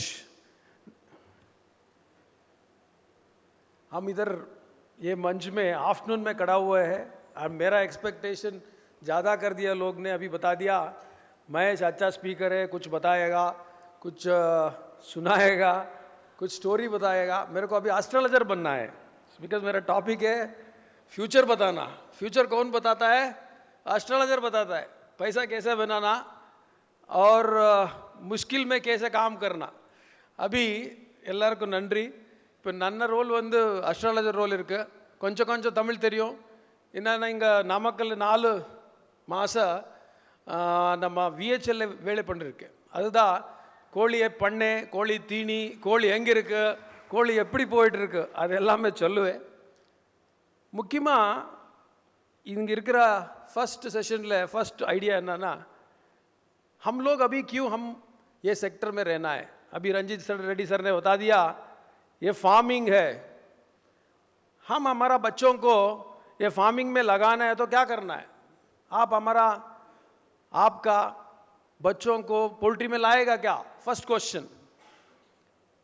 நீங்கள் இப்போ நீங்கள் குழந்தைக்கு நம்ம போல்ட்ரியில் வரக்கு இச்சப்படுங்களா? நம்ம கோழி பண்ணை ஃபார்முக்கு பைசா இருக்கா? நம்ம குழந்தைகள் பைசா பண்ண முடியுமா? பெரிய பெரிய வண்டி வச்சு முடியுமா? That is the important question. என்னன்னா, can we make money here? Can we sustain here? That is the question. To give you a straight answer for that, so that end of the talk I want to give an assurance that आप पैसा ज़रूर बनाएगा। पैसा कैसे बनाना है हम लोग अभी आप एक जर्नी लेके जाएंगे, मैं उसमें लोग कैसे बना रहे हैं, कैसे सस्टेन हो रहे हैं, क्या उसका की है, मैसेज क्या है, ये मैं पढ़ाने के लिए आपका सामने हूँ। इन्ना ना I'll take the thoughtless mic. Suppose I want to say that my daughter should be poultry. Why? First question, she will ask me, Papa, what is the size of the sector? Can you give me a simple answer? The simple answer I will give to her is, she is now third year architecture, but she cannot enter no, but still I want to give you an assurance. Sir, हम लोग poultry में आना है तो क्या बोलना है हमारे बच्चों को? फर्स्ट बोलना है टाटा कंसल्टेंसी सर्विसेज मालूम है क्या? TCS எல்லாருக்கும் தெரியுமா? உடனே இன்ஃபோசிஸ்ல TCS விப்ரோ எல்லாருக்கும் தெரியும். கம்ப்யூட்டர் செக்டர்னா நம்பர் 1 வந்து TCS, Tata consultancy services. Tata consultancy services turnover எப்படி இருக்கு, எவ்வளவு இருக்கு, எத்தனை இருக்கு தெரியுமா? யார்? Can anybody say what is the turnover of Tata Consultancy Services annually? Simple is equal to poultry sector. So कल जाकर बताना, अरे भाई चिंता मत करो बेटा और बेटी, आ जाओ पोल्ट्री दुनिया में। ये दुनिया 1.2 लाख 1.4 लाख करोड़ का दुनिया है। यही दुनिया TCS का है, यही दुनिया इन्फोसिस से ज्यादा है। इन्फोसिस का टर्नओवर कितना है? 80,000 करोड़। बच्चे भाग के दौड़ेगा इन्फोसिस बोलने से, विप्रो बोलने से भाग के दौड़ेगा, मगर पोल्ट्री बोलने से सर मुर्गी है सर बोलेगा। अभी नहीं है। அப்போ சொல்ல முடியாது। நீங்கள் எல்லாம் போய் சொல்லணும், இன்னைக்கு நம்ம poultry is equal to TCS, Tata Consultancy Services. That is the message I start. So let me start a journey. இப்போ என்னன்னா, what is our sector? அதுக்கு தெரியாத முன்னால what is India? भारत क्या है? भारत में क्या हो रहा है, अभी क्या हो रहा है, आज क्या हो रहा है, இது தெரிஞ்சிடும் இம்பார்ட்டன்ட்। நம்ம செக்டர் எப்படி இருக்கு, இதில் இருக்கிற கஷ்டங்கள் என்ன, என்னென்ன परेशानी இருக்கு, परेशानी क्या क्या है, ये देख के आगे बढ़ेंगे। See, our economy is now in simple terms अभी क्या है, 210 लाख करोड़, 210 लाख करोड़। जैसे मैंने बताया अभी पोल्ट्री 1.2 लाख करोड़ से पूरा मिला के इंडिया में कितना है, 210 लाख करोड़।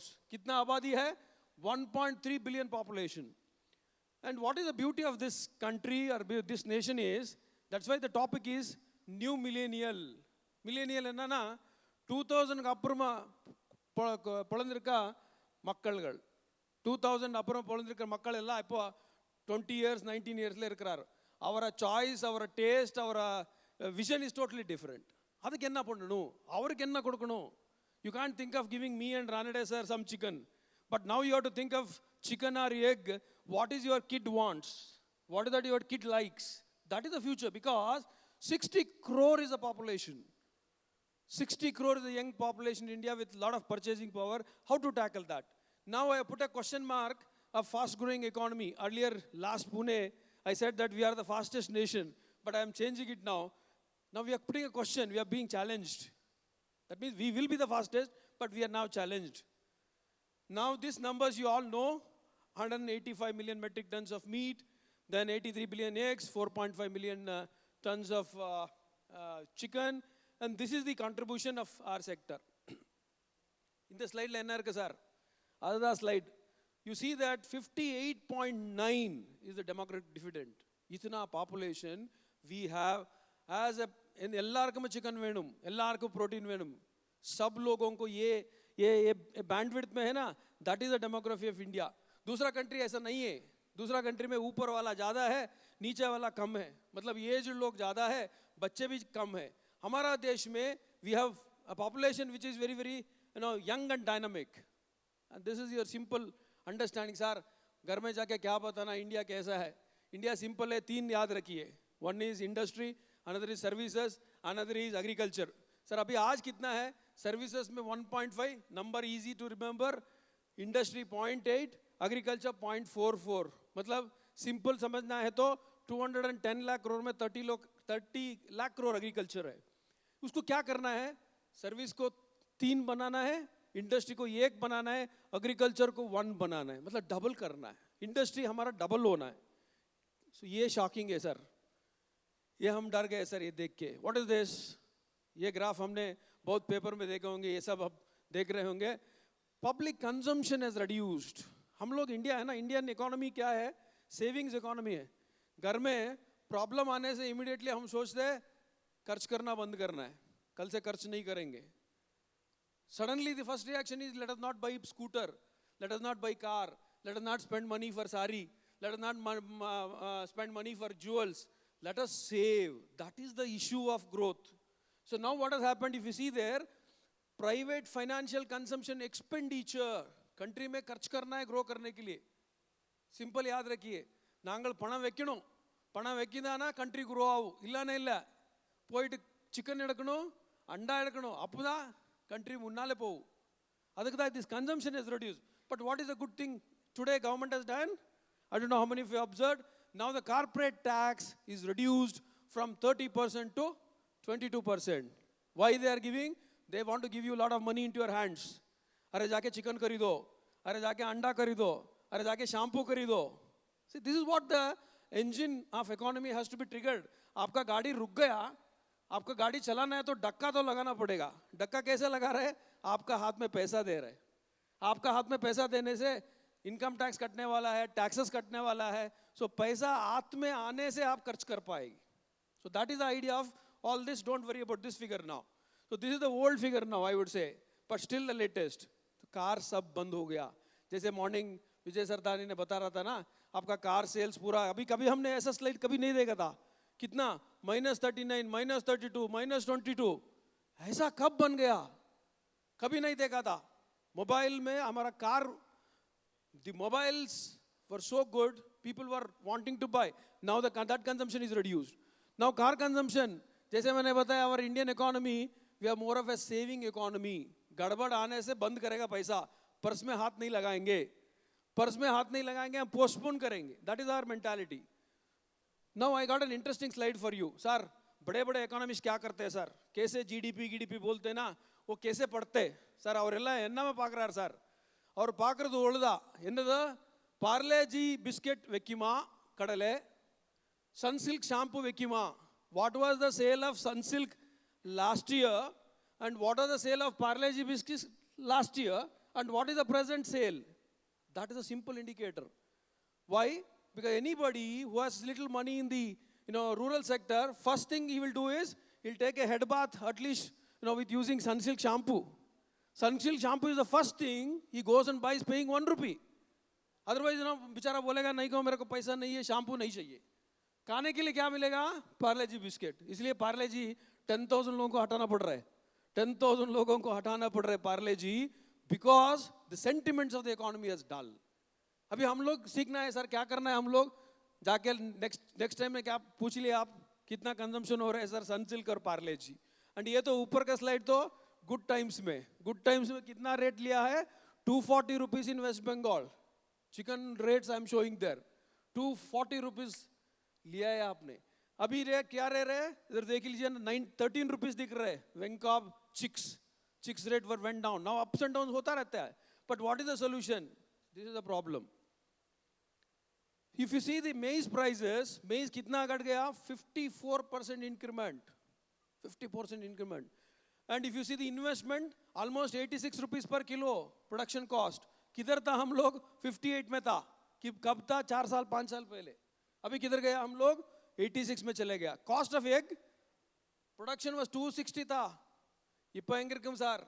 போயிட்டு நாம் 4 ரூபாய் 35 பைசா, 4 ரூபாய் 35 பைசா production cost ஆகும்னா நாங்கள் பண்ண முடியுமா? கோழி பண்ண வைக்க முடியுமா? பணம் வருதா? இல்லை சார். இப்போ பாருங்க எக் ரேட் எங்கே போயிட்டு இருக்கு சார்? எக் ரேட் 3.10 இருக்கு, இப்போ 3.24 ஆயிடுச்சு. அவ்வளோதான். It is not increasing at all. That is a trend which we have to worry. Now this I'll skip it very fast because of the time. I'll save the time for you. 36% as the poultry sector, and these all numbers you know. This is the growth number. This is the problem. Problem क्या है? अभी सब लोग अच्छा खाना खाया है, मैं थोड़ा जोक भी बोलना चाहता हूँ। क्या जोक बोलना है? अभी हम लोग सब लोग जाके क्लॉथ शॉप को जाएगा, क्लॉथ शॉप को जाके सारी यार टी शर्ट खरीदना है तो पकड़ के ऐसा करेंगे हम लोग, है ना? You'll all touch and feel. God promised, tell me என்ன பண்ணிருக்க நீங்கள் தெரியாது சார், மம்மி பண்ணிருக்காரோ, அவர கிராண்ட் மதர் பண்ணிருக்காரோ, நான் கூட பண்ணிருக்கேன். That means we are only testing whether it is thick or thin. We don't know what is the cotton, what is the polyester, anything. Same way, our habituation is we have to see the chicken live in front of us being cut. That's the culture. So we have to modify in that and see that how you extract more value of money here, because our sector is 97% there. Value added is 4% and 1% is ready to eat product which are coming into the market. Same as of eggs. Eggs में भी क्या है sir? अंडा हम लोग cycle में भी लेके जा सकते हैं सर। साइकिल में लेके 2 अंडा 3 अंडा पकड़ के लेके जाएंगे, 2 टूटने से आमलेट बनेगा, मगर हम थोड़ा ट्रेडिशनल आदमी लोग हैं। अभी क्या करना है उनके लिए? 2 रुपए का पैकिंग बनाओ, सिंपल कॉन्सेप्ट बनाओ, थोड़ा वैल्यू एडिशन हो जाएगा। You can do that packing. And SKM in your own state have done poultry revolution, I would say. What they have done, they have introduced like poultry paneer, egg paneer into that. So that means like it looks like a cube. So these are targets we are able to achieve now. The excellent performances are 32 days में 2 kilo तक आ रहे हैं आप लोग 320 egg पहुंच गया. Production parameters are very good. 180 target of hatching eggs. 145 is your target of hatchable chicks. Now let us understand the challenges. इसके लिए मंत्र क्या है? मैंने बोला मैं एस्ट्रोलॉजर बन रहा हूँ. एस्ट्रोलॉजर बनने से प्रॉब्लम भी बताना है, सोल्यूशन भी बताना है. क्या पूजा करना है, क्या मंत्र करना है, क्या किसके लिए क्या क्या करना है. Constant is simple. Instability of supply and prices. दोनों में जो कार्न हो नहीं तो सोया हो, दोनों में हमारा इंस्टेबिलिटी है. दूसरा क्या है? Supply demand mismatch is a major problem. हमको मालूम ही नहीं है कितना चिकन चाहिए आज मार्केट में एंड कितना हमारे पास है, कितना अंडा मार्केट में चाहिए, कितना अंडा हम प्रोड्यूस कर रहे हैं. That is a mismatch. The third problem is diseases which we are able to tackle. lack of promotion for consumption. This is where I want to stress. See, simple chips के लिए advertisement, simple Pepsi के लिए advertisement, simple आलू का product है वो, उसके लिए advertisement कर रहे हैं लोग. हम लोग we are not able to bring in a brand ambassador for our products. So we need to promote. And then value addition is another great challenge of constraint which we are struggling. And this is a problem. ये supply demand mismatch होने वाला ही है. जितना हमको चाहिए उतना मक्का नहीं मिलेगा, जितना हमको चाहिए उतना सोया नहीं मिलेगा. So this is the production. As of now we are producing actually 21 million metric tons or 18-19 million metric tons which we are able to meet. But future क्या हो जाएगा? Future will be tough. Future we need to sustain that growth of 8 to 6%. You need a lot of production to balance. And this is another problem. ये simple है sir. What is this sir? देखिए ना, இங்க பாருங்க, supply demand equal இருக்குனா price stable இருக்கு. supply demand equal irkila, quantity demanded is less than the quantity supplied, then you'll have more prices. Simple economics है वो. But वो हो रहा है हमारा मुर्गी पालन में. आप देखिए ना, quantity supplied is less than quantity demanded, then you'll have a better prices. ये हमारा problem है, disease. गड्ढा खोद देते, डाल देते, मतलब problem क्या है? How do you tackle it? So you have to have a data, जैसे बता रहा था, SRDDL वगैरह बनाना है, solution has to be found out. And this is what the marketing principles. ये हमने क्या कर दिया?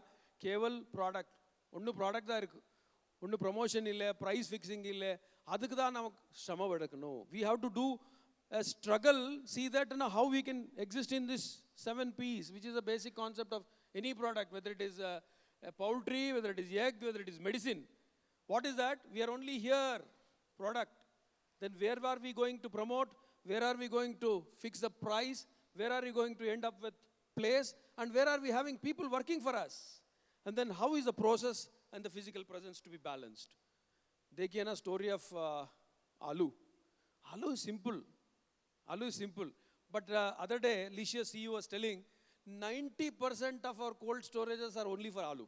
Country mein, 90% of our cold storages is only for aloo. Why can't we demand? I was happy yesterday, I saw in WhatsApp message, egg cold storage was opened in Nasik. Egg cold storage. We have to see that, how do we really process the product?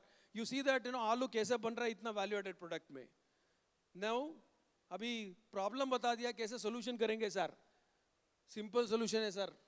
The great solution I have found out in poultry for last 25 experience. First principle, whether it is Soundarajan sir group, whether it is VHL or whether it is XYZ. The first one is cost management.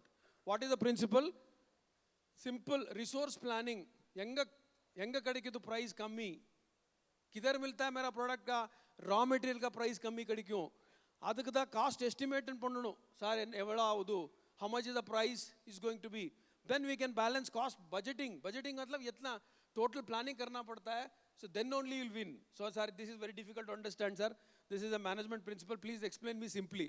Now I'll tell you a story of life, story of a gentleman who is good friend of Dr. Ranade also. This is a life story, live picture of a story. What is the story?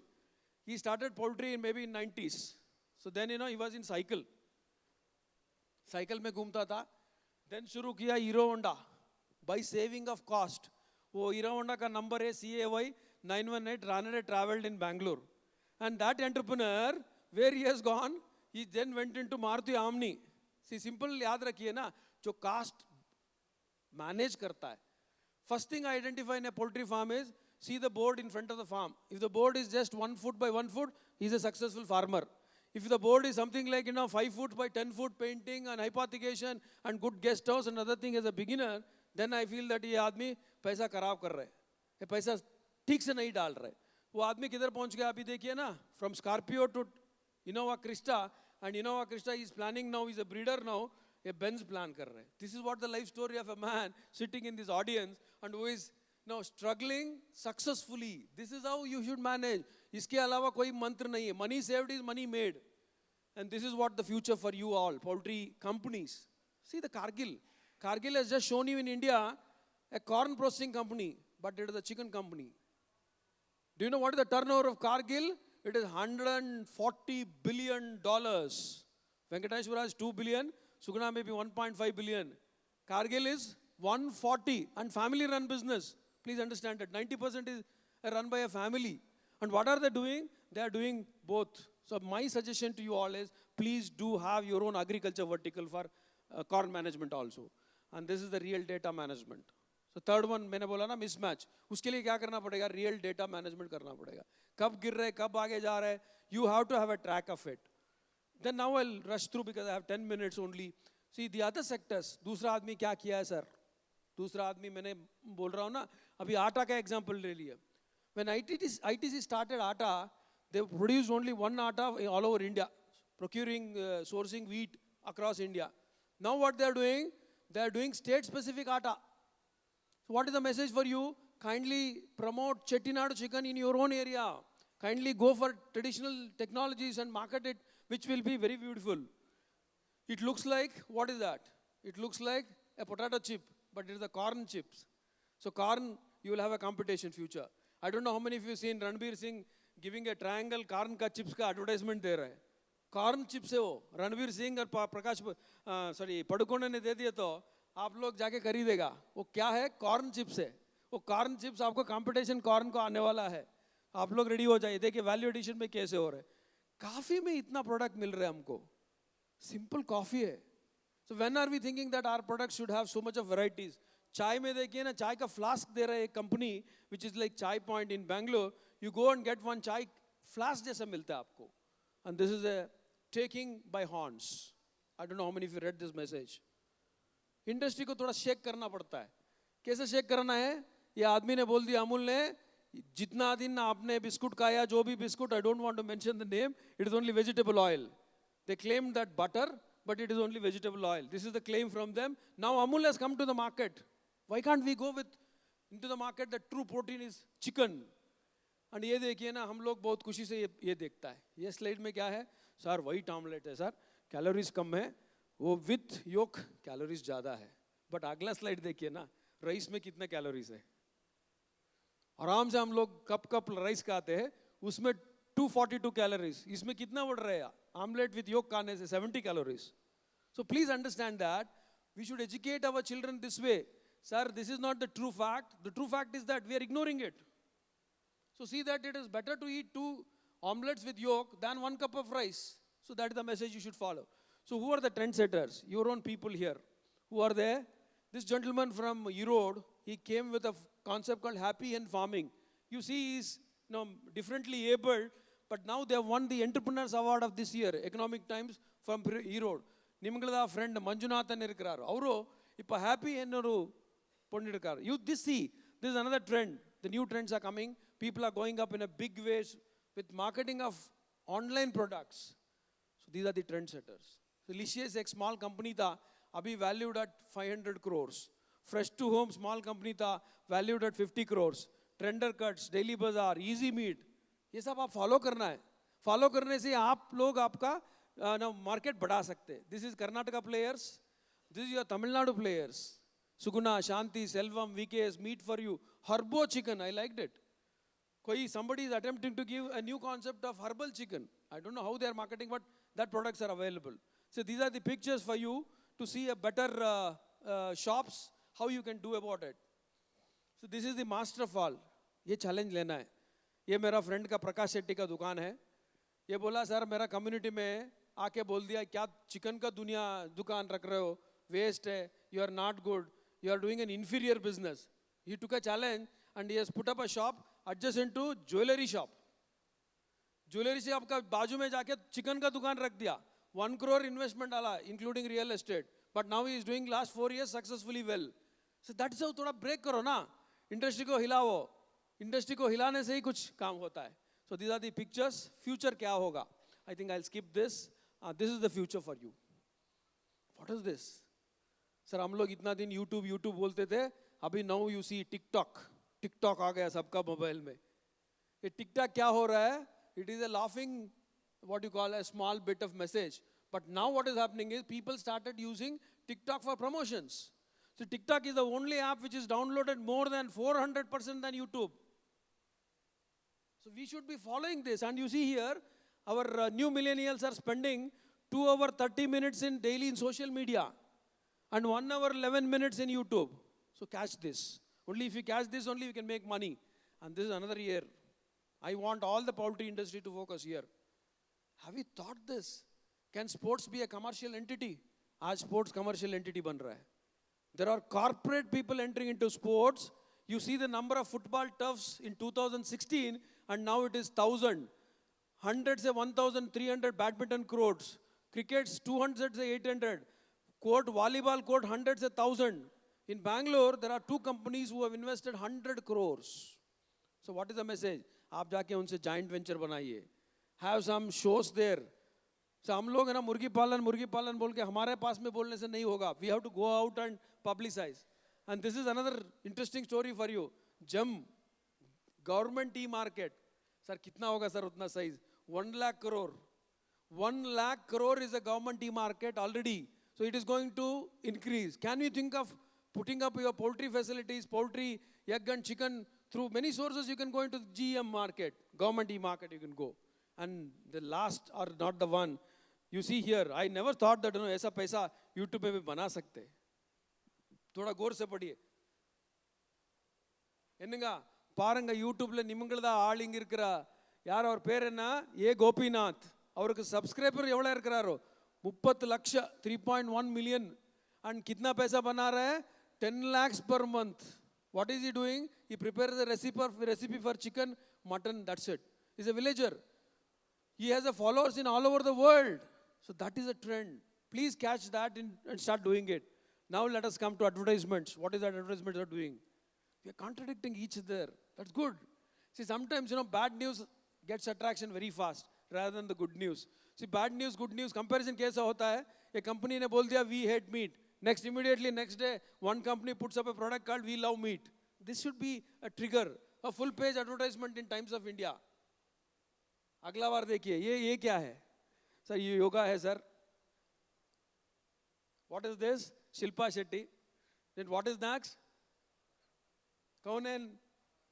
Baba Ramdev. So what is that message is going? Message is going that it is health, fitness, vegetarianism. So क्या कर दिया? देखिए. Licious ने उन्हीं को brand ambassador बना दिया. जो आप लोग सोचते थे फिटनेस योगा, उन्हीं को उन्होंने एम्बेसडर बना के मैसेज सोसाइटी को दे दिया.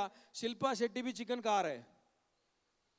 So this is how you should turn around the music of this thing. And this slide, last Friday it appeared in Economic Times. See that. What is the message we need to carry? I need every federation to carry this message. What is that message? Hima Das. I think everybody must have heard her name. 4 or 5 world gold medalist. World का 5 or 4 gold medallist खाने वाली क्या बोल रहे हैं? Sir मैं रोज chicken और अंडा खाता था मेरा फिटनेस के लिए. Please cash on that. Please show to children. Please show to children so that you have to attach heroic values. Why Pepsi वाला, Thumbs Up वाला, again I'll come to Ranbir Kapoor को डालता है. Because kids attach heroic value to that. They don't worry about chips. They don't worry about Pepsi. They don't worry about anything. They take the brand value of that hero. So please try to attach heroic values so that kids come to our market. These are the other examples of promotion which we have been doing, and great attempt by VIP also. Veterinarians in poultry. It's a good fraternity in Pune. What they did, they put everyone together. देखिए ना इतना सारा पूरा Pune में they went into a big way of marketing, a big way of presenting to the people. We should talk more to the people. And last one, what is this? This slide I got it in Bangalore. So आजकल क्या हो रहा है ना, सब दुनिया Bombay show करके देख रहा था बच्चों के टाइम में. Sir we used to watch a Bombay show in a class. हमको दिखाते थे ना, वो हिलती थी, डांस करती थी. अभी बॉम्बे शो क्या हो गया? वर्चुअल रियलिटी बन गया. वो machines are available. What is the message I want to give? Please gift to the schools. Please gift virtual reality equipment to the schools. Let the children feel the broiler, feel the layer, feel the breeder. Tour करा सकते. You can make a tour, virtual tour of broiler farm, virtual tour of layer farm. Just kid will put on to the glass. Kids are very, very fancy about VR. Because वो लोग क्या खेलते हैं? PUBG खेलते हैं. वो लोग क्या खेलते हैं? Free Fire खेलते हैं. वो you have to attach PUBG and Free Fire. These are the 2 only games played in our kids' houses. So you have to tackle them means find that equipment in your hands and promote it. And this is the challenge which we have taken. देखिए ना, एक story करके एक आदमी ने बैंगलोर में एक दुकान रख दिया, 250 rupees omelette, 1 crore investment. So please change your thoughts. And जैसे अभी हम बना रहे हैं पंची फ्रूट. पंची फ्रूट ऑनरेबल मंत्री ने बता दिया, ये कंपनी चल रहा है चंडीगढ़ में. There is a company called Hen Fruit. They are marketing 7 lakh eggs per month. Already they are marketing. That means cash on differently so that you can push into the market. Government regulations, I'll skip it since the minister has told not to worry about that. So these are the things which has happened. German people are coming to Bangalore. They are doing promotion. They want to give their chicken. They want to give their product into Bangalore. And this is a slide I want you to please read carefully. German quality made in India. ये पहले कभी नहीं देखा था मैंने. ये क्या कर रहे हैं? जर्मन लोग आके बेंगलुरु में बस के प्रोडक्ट बना रहे हैं चिकन का, प्रोडक्ट बना रहे हैं फिश का, प्रोडक्ट बना रहे हैं मीट का, जर्मनी को भेज रहे हैं. And they are so confident to write down German quality made in India that it is possible. It is possible to export. It is possible to believe. So what are the concerns? So this is already morning you said that, Sorry, import of meat, sorry, milk powder may not happen, but Gujarat already expressing. Suppose if 5% of import happens, what is the impact? 40% of cheese will go, 21% of butter will go, 29% of milk powder will go, just by 5% of export of New Zealand product. So these are all the threats for us. And this is another threat, pani nahi hai, plastic ka duniya hai. Since of shortage of time, I'm rushing. I want to recommend you all, please start promoting this slide. Start taking your own bags. No, teli leke jate the, apna lungi banta tha bag, sari banta tha bag, jeans bag banta tha bag. Bag banaiye na, murgi ka dukaan mein bhi hum bag leke jayenge, which is of jeans. Old jeans phat gaye na, usko hum bana ke jayenge, jaake anda leke aayenge. And this is a great slide you can see. This is one company started giving, tree boxes. What is tree boxes? Seeds hai. पौधे का cheese seeds है. See the picture here. Picture without green and picture with green. So that is our future. Let us work on that. Let's hope. I'll conclude my talk and I am in time. 99-year-old Kerala man who has trekked Himalayas 29 times prepares for the 30th trek. That should be the hope. हमारा hope ऐसा होना चाहिए. 99-year-old man, Kerala man who has trekked Himalayas 29 times prepares for the third trek. Poultry industry भी ऐसा है, कभी हार नहीं मानेगा, कभी नहीं हम सोचेंगे ऐसा. We'll all become like this gentleman. Thank you very much. I want you to become that fish that side. Thank you, Dr. Mahesh, for such an inspiring talk. The three take-home messages, Dr. Mahesh. Our industry, you can say, as good as the size of a IT company like TCS or Infosys. Promote, promote, promote is the key message from Dr. Mahesh, and bring the element of sportsmanship and health spirit while linking our poultry products. So big round of applause for Dr. Mahesh for such an exciting presentation. May I request now Honorable MP Dr. Ranjit Reddy sir to please give a memento to Dr. Mahesh for preparing this talk for all of us. Can we have a big round of applause for Dr. Mahesh, please?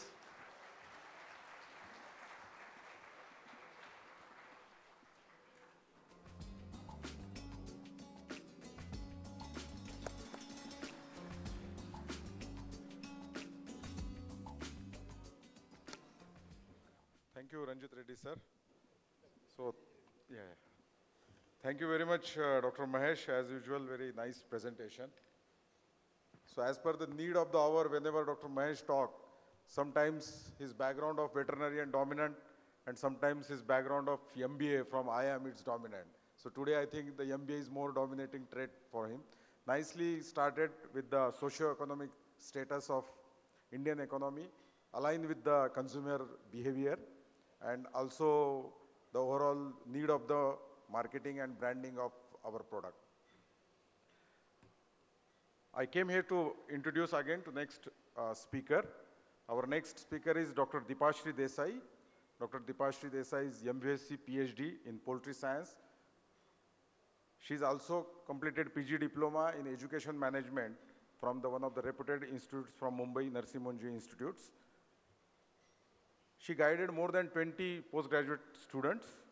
She also conducted more than 25 projects related to Indian poultry industry, presented and published almost more than 50 research papers, national and international journals.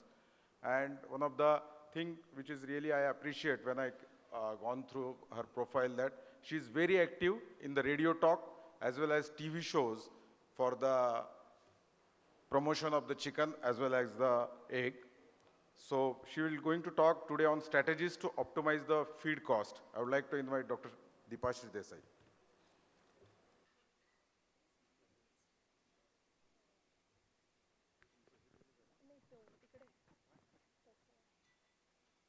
Good afternoon to everyone. Before I start my presentation, I would just like to thank President of PFI, Mr. Khatri, to giving me this opportunity. Maybe PFI, I'm working with a lot of federations from Mumbai or Maharashtra, like LAFMA, but I'm not very much familiar with PFI, so I just thank Mr. Khatri as well as Dr. Makhija and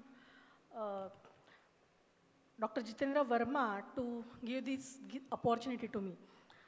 Today my topic is strategies to optimize the feed cost, and since yesterday we have been talking a lot about having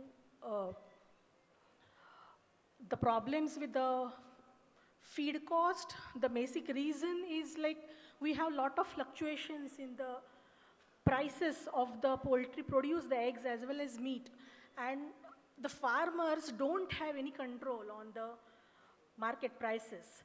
So what they have in their hand is, next slide please, they need to reduce the cost of production. That is the only thing which they can manage or they can work upon. Yeah, thank you. So I just tried to conclude or tried to make out how you can reduce the production cost. And when you talk about production cost, it's not only the feed, but there are a lot of factors. Like when you talk about a very good production status, you have a very good genetic potential birds. And when you start improving genetic potential, you start also giving lot of specifications with respect to the nutrients. You need a bird to perform at its best only when you have a best of the nutrients given in the feed. And thereby, when you just start concentrating on the best quality nutrients in the feed, automatically your cost of feed goes on increasing. No doubt, when you talk about a good quality birds, you also talk about the feed efficiency. And whenever it comes to feed efficiency, the FCR, whether it's the layer bird or a broiler bird, we always talk about the feed, which is a key factor in the production cost.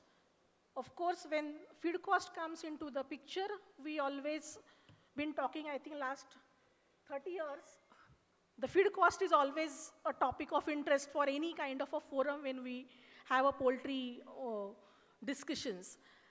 But we also need to take into consideration the rearing and the managemental practices when we talk about production cost. And this is how I just would like to summarize that we have certain factors which are comparatively fixed, may not be completely fixed, but the chick cost or labor cost or overall medication and vaccination cost, which we have it as a fixed cost, and most variable, which is a feed cost. I just tried to calculate. Overall, we say there is 60 to 80% of the expenditure is on the feed. But in broilers, it goes to almost 70%. Recently, it has gone to even 80%. Layers, it goes to 82%. And this is how I have just tried to divide that feed cost. Many a times we commonly refer it as a feed cost, but we don't know exactly where we are spending. So if you look at the protein ingredients which you are using into your broiler feed, which is the most expensive. Many times, if you go to international forum, they talk about energy as a costliest ingredient. But in our scenario, in India, we have a costliest ingredient is a protein sources, followed by energy, then your mineral sources, and then other feed additives or supplements which you need to add when you formulate the feed. And last is the vitamins. So I just tried to see the scenario with respect to the cost of the production and the feed cost right from 2006 to 2019. Of course, this data is pertaining to my department, but still you can appreciate there is almost 200% increase in the feed cost in last 13 years. And the feed cost, which was ranging somewhere around 60% of the production cost, has reached to almost 82% of the production cost in last 15 years. So when the feed cost increases, we have, as I said, it's not only the cost of production, but feed efficiency, both the things to be considered simultaneously. Controlled growth of the poultry industry is something which is very important, but which is again not seen in our country. We have a lot of uncontrolled growth. Of course, the demand of the feed also increases. There are a lot of international players coming into India in last almost 10 years.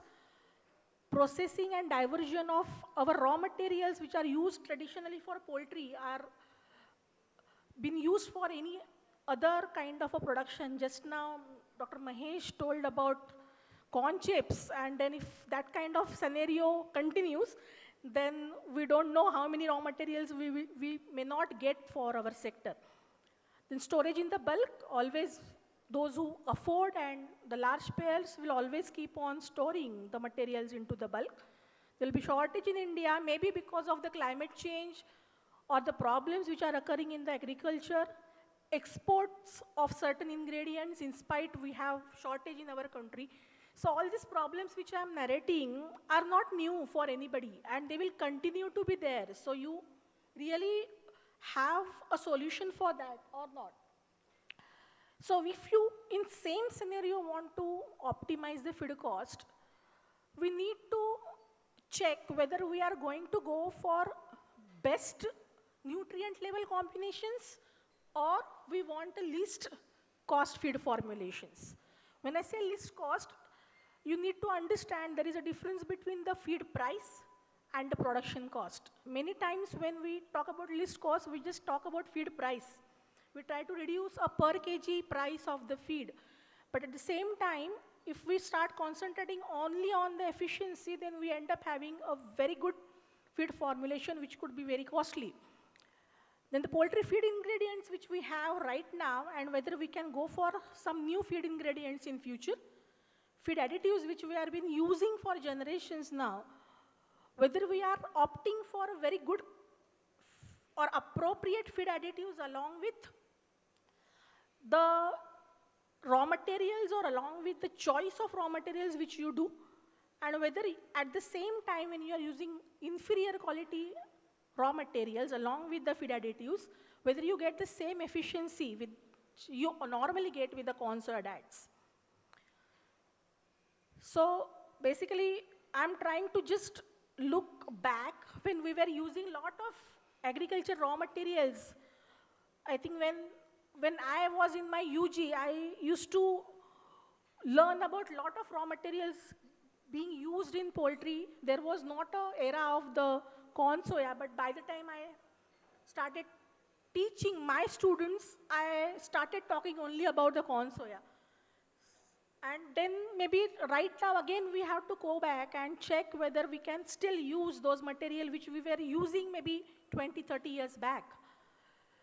So we need to again check whether we have those raw materials with us. The quality of raw material has changed drastically.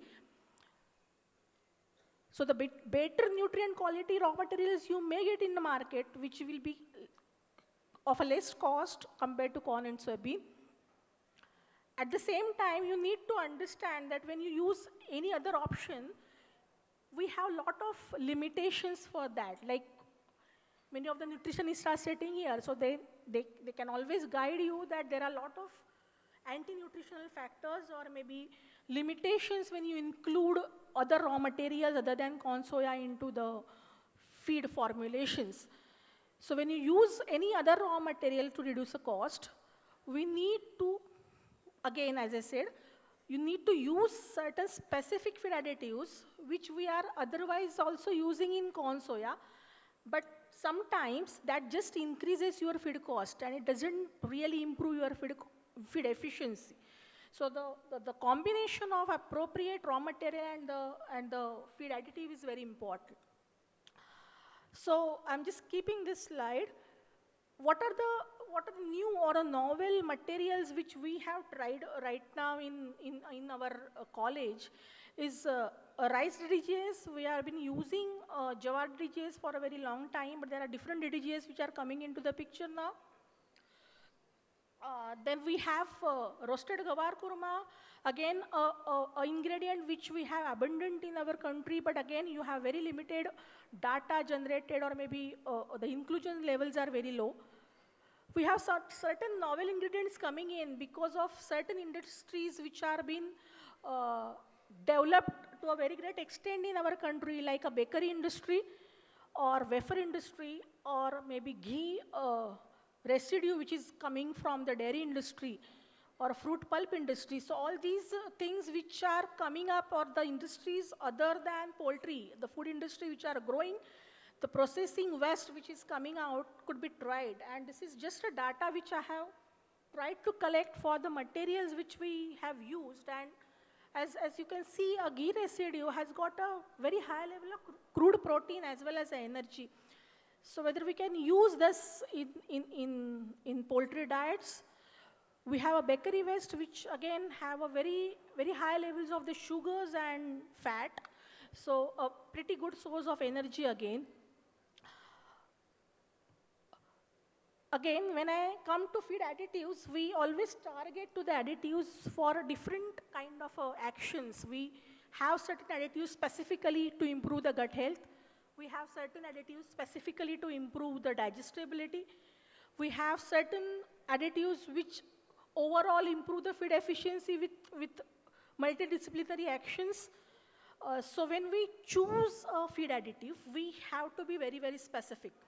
And this is just a data which I would like to show you, wherein when you use feed additives on the corn soya diets, here you can see that we have used different normally used feed biotics in the feed additives in the industry, like prebiotic, probiotic acidifiers, along with each other together in a combination. And if you look at the data, you will find that you get a numerical improvement, but it is not a very significant improvement in terms of a gain in weight or feed conversion ratio. So when you use a specific additives, as what I mean to say is you use it in combination. So you can just look at this particular data. This is a data wherein we have tried to replace soybean with sunflower meal. And at the same time, we have used only protease enzyme, no other enzyme. So our normal thinking goes as we normally use multi-enzymes into the feed. But when you are talking about a specific enzyme, nowadays you have individual enzymes in the market. And then you can see over here that protease has worked very well in the corn soya diet, as well as it has worked very well when you are using 5%, 10% or 15% replacement into your material or into your feed. So you may check the second line, which is having a corn soya based diet along with the protease, which have a significant improvement in the live weight as well as a better feed efficiency in the corn soya based diet. And you can also check a second last row wherein we have included 15% of sunflower replacing soybean and adding protease, which has also improved the weight and the efficiency. If you look at the profits in the last column, your profit margins increases drastically if you are using protease in corn soya. Whereas there is no much improvement as long as the profit per kg are concerned in the per bird or per kg basis when you are reducing the soybean and using the protease. So next option which you can see, which is a further study, wherein along with the sunflower use, we tried to reduce the protein as such in the broiler diet. So here is another approach of saving the feed cost. Don't only use the alternative feed sources, but also try to reduce the nutrient levels at the same time with appropriate feed additive. So we have just included 15% sunflower as it is and tried to reduce the levels of the proteins. We successfully could reduce 5% of the crude protein overall. I'm talking about overall reduction, along with the reduction in the amino acids, whatever is a possible reduction with the 5% crude protein. And where you can see that the changes which you see in the live weight, which has decreased. However, even if the live weight has decreased, you can see appreciated improvement into the feed efficiency or FCR. You can also see the total profit margins have increased. So when you talk about gain, you talk about lot of things together. just don't look at only one parameter when you talk about efficiency.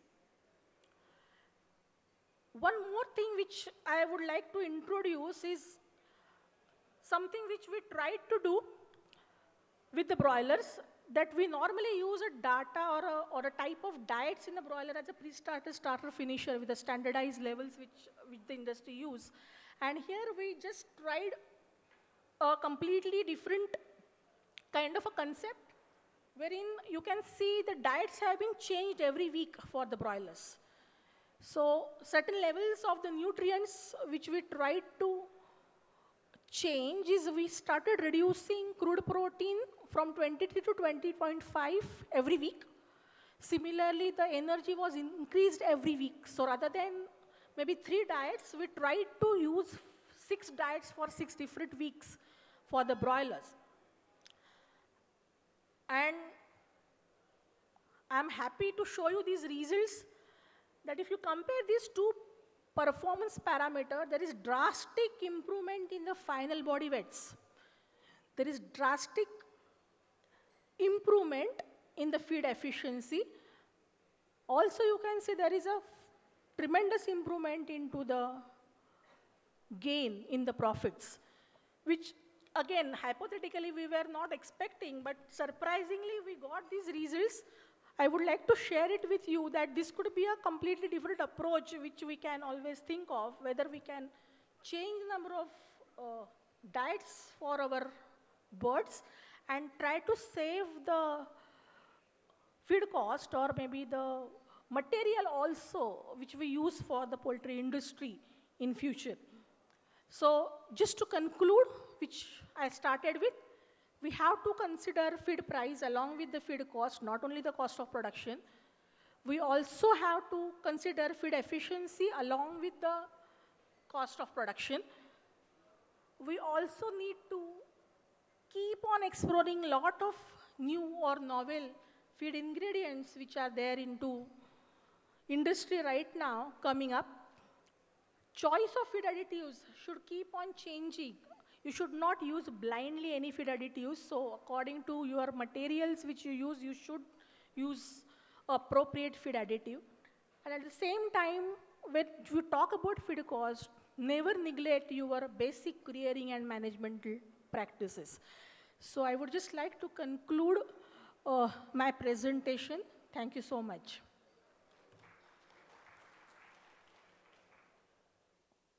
Dipashri, for such an insightful talk. Not only you optimize feed costs, but our time as well.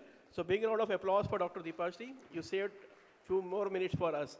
I request Dr. P.K. Shukla, sir, to please come and present a memento to Dr. Dipashri, please.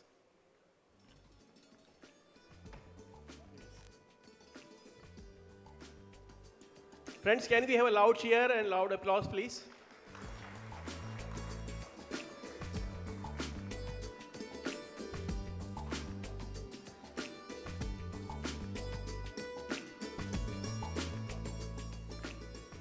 So friends, we are going to continue the third presentation as well. Go for a break then.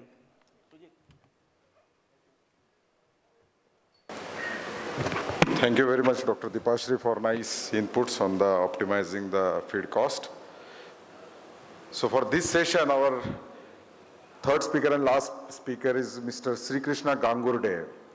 I think many people also knows, but maybe some Namakkal people don't know, so I will like to share his introduction.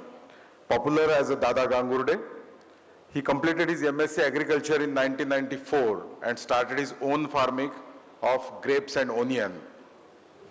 In 1997, he realized that something he has to done some new farming, our animal agriculture farming. So he started farming of broiler, 2,500 bird only. And as on today, he is now almost like 18 lakhs placement per month with his own high-tech feed mill. And I'm always proud that when he started initiating his high-tech feed mill from Europe, I was one of the witness in initial discussion with that. And he's having own hatchery, own breeder farm, then all management he's involved totally around the clock 365 days. एक movie आई थी sir Manjhi करके, आपने शायद एक बिहार के जिसमें पहाड़ खोद के एक रास्ता तैयार करता है, तो इन्होंने एक पहाड़ी की जमीन ली थी 4-5 साल पहले जब जमीन ली थी उसके 6 महीने के बाद मैं गया था दादा के पास, तो दादा ने मुझे वहां लेके गए थे जमीन पे। उस पूरी पहाड़ी को दादा ने खोद दिया। उस टाइम पे आप इमेजिन नहीं कर सकते, कम से कम हाईटेक मेरे ख्याल से वोल्वो कंपनी के 4 से 5 अर्थ मूविंग मशीनरीज दादा ने लगाई थी वहां पे। उसमें से 2 एक मशीनरी तो उसने परचेज कर ली थी वहां पे। और आज के तारीख में 4-5 साल के बाद वहां पे करीब 40 एकर्स पे उनके ग्रेप्स का फार्म है, 40 to 45 एकर्स, और 15 to 18 एकर्स पे पोमोग्रेनेट है। सो round of the applause with such a big innovative and hard worker.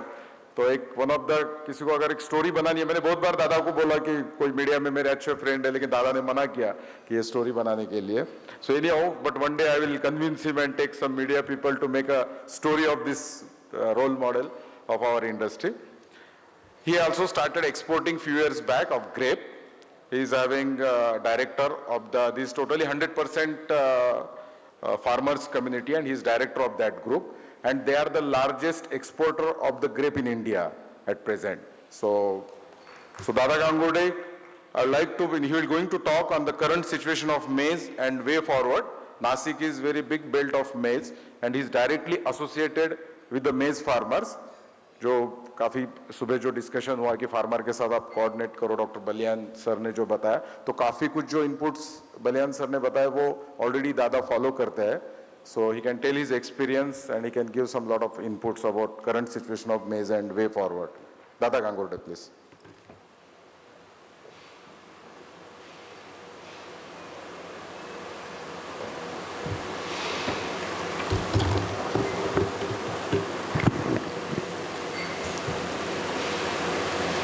Thank you very much, Sujit.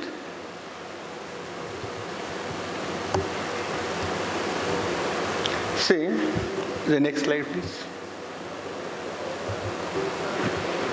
Next.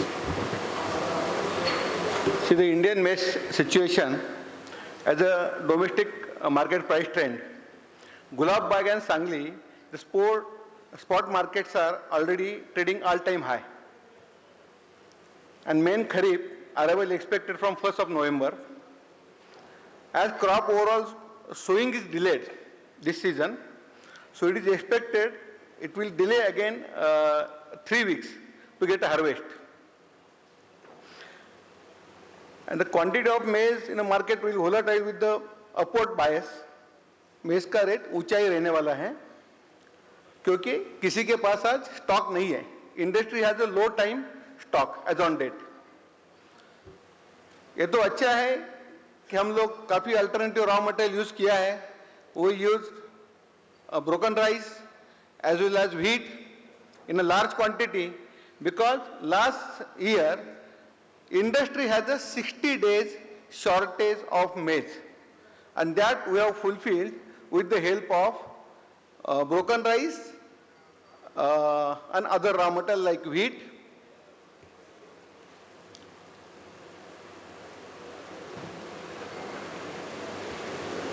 So next slide. What is the production? What is India's role in world maize production? See, the total world production in crore tons is 110 crore tons. US is a 34 and India is having a 2. And population, we are 17.9% of the world's population. And productivity, when the US having a 10 metric tons productivity per hectare, and we are having a productivity of 2.5 metric tons per hectare. So big mismatch. Next slide. है क्या? अच्छा.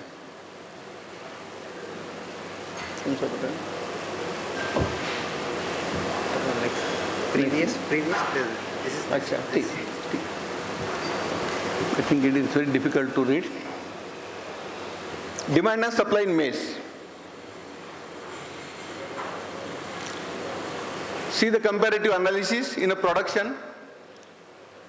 You will see that the 10.7 metric tons US, and where we stand? We stand with a very lower productivity. So we need to find out what are the reasons when Indian farmers is involved day and night in his farming. And why the productivity is less.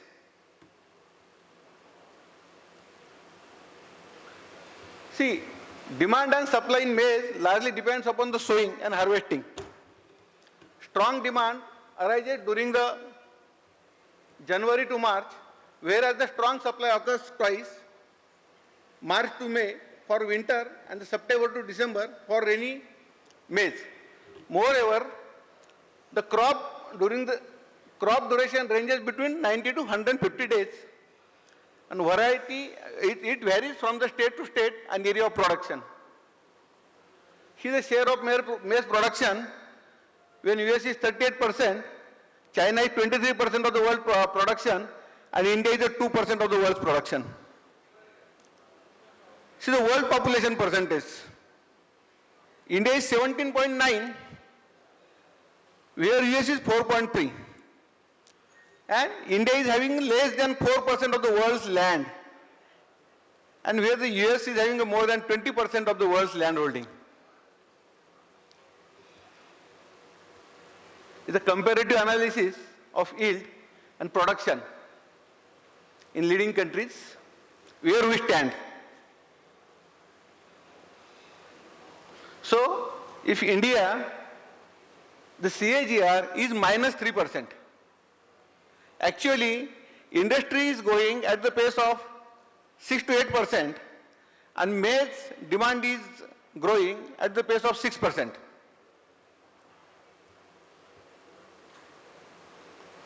Yield in India has remained stagnant during the mentioned period, and all other countries, yield has shown significant spurt in US and Brazil in last 4 years with the CAGR of 5% and 4% respectively. You see that today's pricing mechanism of US,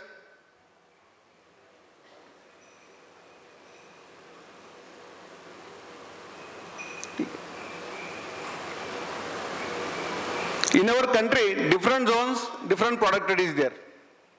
Suppose high maize productivity states are the Andhra Pradesh and Tamil Nadu, Maharashtra also in some areas, there is 4 tons per hectare. Medium productivity is in Bihar, Himachal Pradesh, Karnataka, Maharashtra, Odisha, Punjab and West Bengal. And low maize productivity is Chhattisgarh, Gujarat, Jammu, Kashmir, Jharkhand, MP and Rajasthan and UP. And out of total production, high maize productive states contributing only 13% of the crop production, and medium is 40%, and low maize productive states contributing 43%. So how to increase the productivity in the low productive states? That is a challenge not for the government, for as an industry. Major maize consuming nations in the world. See, US is consuming 32% of the maize of the world. India is consuming 2%. Till 4-5 years back, India used to export nearby countries like Sri Lanka, Bangladesh, Malaysia, and some Gulf countries also. Now what is situation? Today, we are not exporting any kind of maize, and through the illegal route, I don't know, but people say there is talk in town that through Bangladesh of grapes and onion. In 1997, he realized that something he has to done, some new farming, our agriculture, animal agriculture farming. So he started farming of broiler, 2,500 bird only. And as on today, he is now almost like 18 lakhs placement per month with his own high-tech feed mill. And I'm always proud that when he started initiating his high-tech feed mill from Europe, I was one of the witness in initial discussion with that. And he's having own hatchery, own breeder farm, then all management he's involved totally around the clock 365 days. एक movie आई थी sir Manjhi करके, आपने शायद एक बिहार के जिसमें पहाड़ खोद के एक रास्ता तैयार करता है. तो इन्होंने एक पहाड़ी की ज़मीन ली थी 4-5 साल पहले. जब ज़मीन ली थी उसके 6 महीने के बाद मैं गया था दादा के पास, तो दादा ने मुझे वहाँ लेके गए थे ज़मीन पे. उस पूरी पहाड़ी को दादा ने खोद दिया. उस टाइम पे आप इमेजिन नहीं कर सकते, कम से कम हाईटेक मेरे ख्याल से वोल्वो कंपनी के 4 से 5 अर्थ मूविंग मशीनरीज दादा ने लगाई थी वहाँ पे. उसमें से 2-1 मशीनरी तो उसने परचेज कर ली थी वहाँ पे. और आज के तारीख में 4-5 साल के बाद वहाँ पे करीब 40 एकर्स पे उनके ग्रेप्स का फार्म है, 40 to 45 एकर्स, और 15 to 18 एकर्स पे पोमोग्रेनेट है. So round of the applause with such a big innovative and hard worker. तो एक वन ऑफ द किसी को अगर एक स्टोरी बनानी है, मैंने बहुत बार दादा को बोला कि कोई मीडिया में मेरे अच्छे फ्रेंड है, लेकिन दादा ने मना किया कि ये स्टोरी बनाने के लिए. So anyhow, but one day I will convince him and take some media people to make a story of this role model of our industry. He also started exporting few years back of grape. He is having director of this totally 100% farmers community, and he is director of that group. And they are the largest exporter of the grape in India at present. So Dada Gangurde, I would like to, he will going to talk on the current situation of maize and way forward. Nasik is very big belt of maize, and he is directly associated with the maize farmers. जो काफ़ी सुबह जो discussion हुआ कि farmer के साथ आप coordinate करो, डॉक्टर बलियान सर ने जो बताया, तो काफ़ी कुछ जो इनपुट्स बलियान सर ने बताया वो ऑलरेडी दादा फॉलो करते हैं. So he can tell his experience and he can give some lot of inputs about current situation of maize and way forward. Dada Gangurde, please.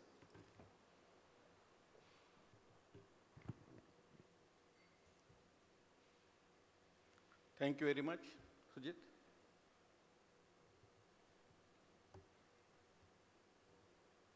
See, the next slide, please. Next. See, the Indian maize situation as a domestic market price trend. Gulab Bagh and Sangli, the spot markets are already trading all-time high. And main Kharif arrival expected from 1st of November.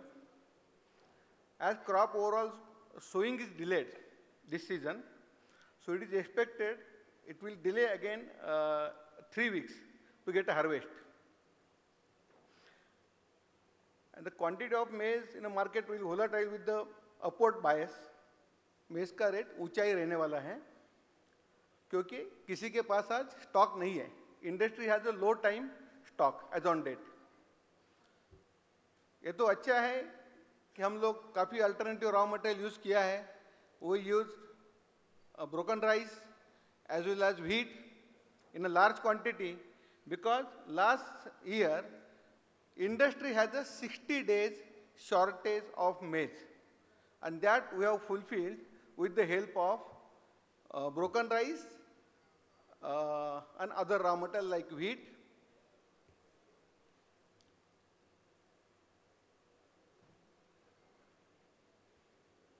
So next slide.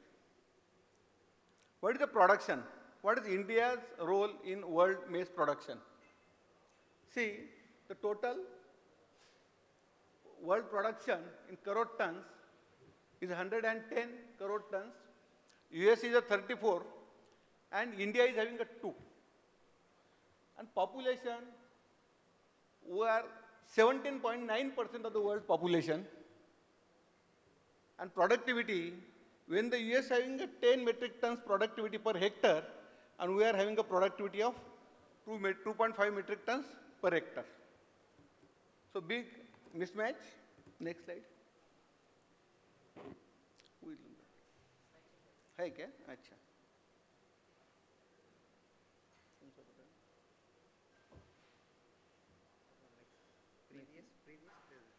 अच्छा, ठीक. I think it is very difficult to read. Demand and supply in maize. See the comparative analysis in a production. You will see that the 10.7 metric tons US, and where we stand? We stand with a very lower productivity. So we need to find out what are the reasons when Indian farmers is involved day and night in his farming, and why the productivity is less.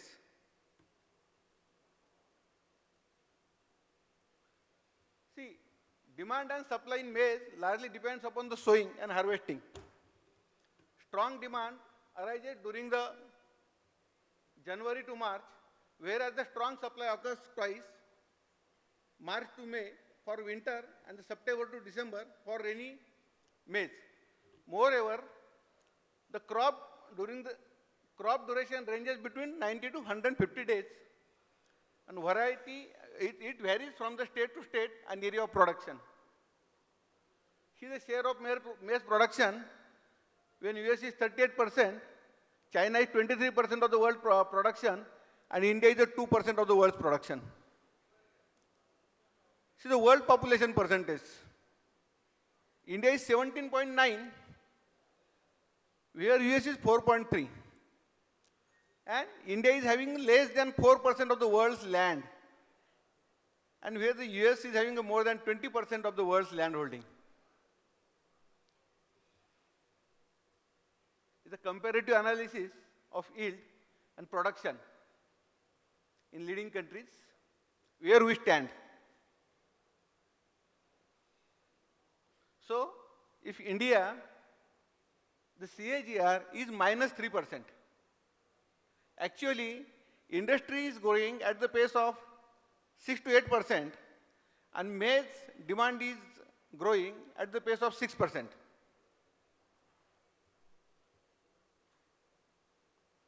Yield in India has remained stagnant during the mentioned period, and all other countries, yield has shown significant spurt in US and Brazil in last 4 years with the CAGR of 5% and 4% respectively. You see that today's pricing mechanism of US,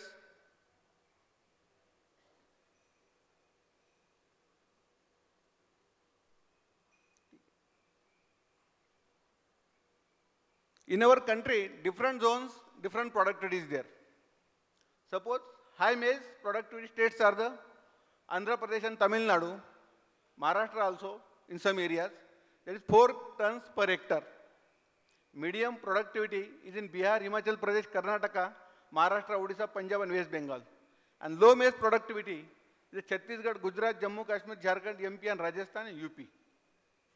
And out of total production, high maize productive states contributing only 13% of the crop production, and medium is 40%, and low maize productive states contributing 43%. So how to increase the productivity in the low productive states?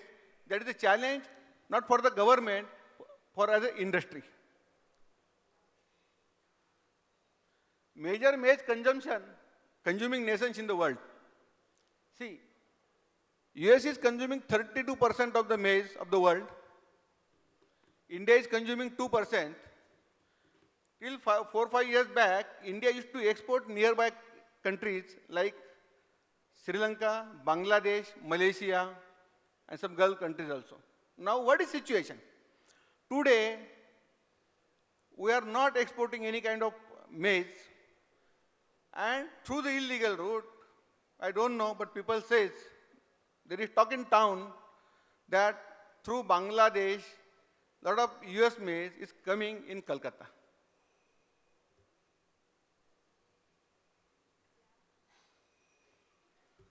The sector-wise maize consumption in our country is a poultry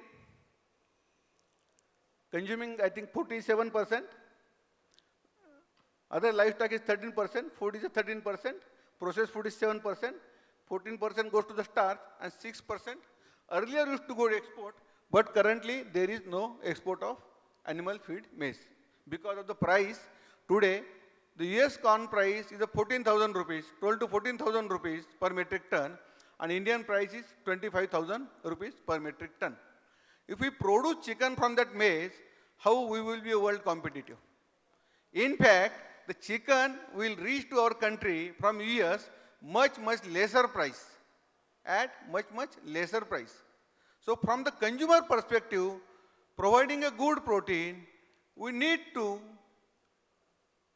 scale up our production, productivity, and bring down the cost of production of corn as well as chicken. Otherwise, one day, people will start, instead of importing maize, people will start importing chickens.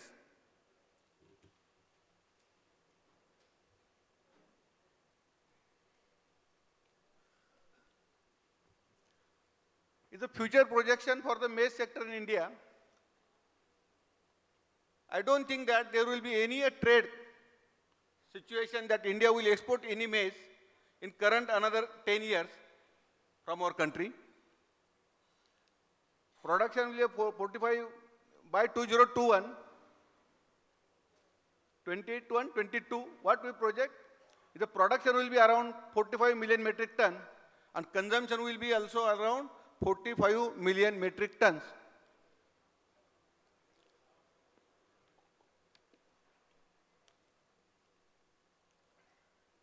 If its consumption is growing up by 6 to 8% and industry growth, if we consider, let's take it away that 15%, I hope it's a 6 to 8%.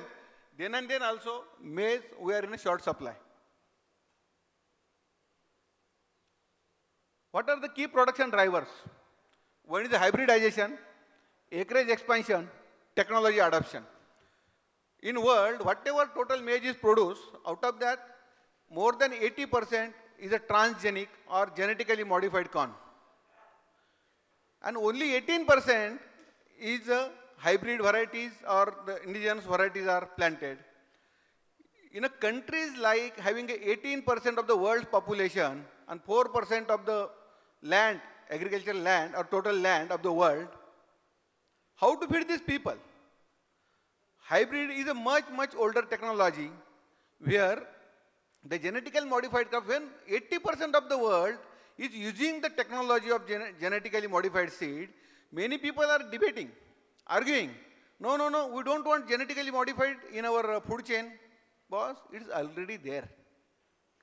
Whatever cotton cake we are putting in the cattle feed, that is BT cotton, it is genetically modified. Whatever oil we are importing, it is all GM oil. Then why we are resisting to the technology and we are not availing technology to our farmers is $1 million question to me.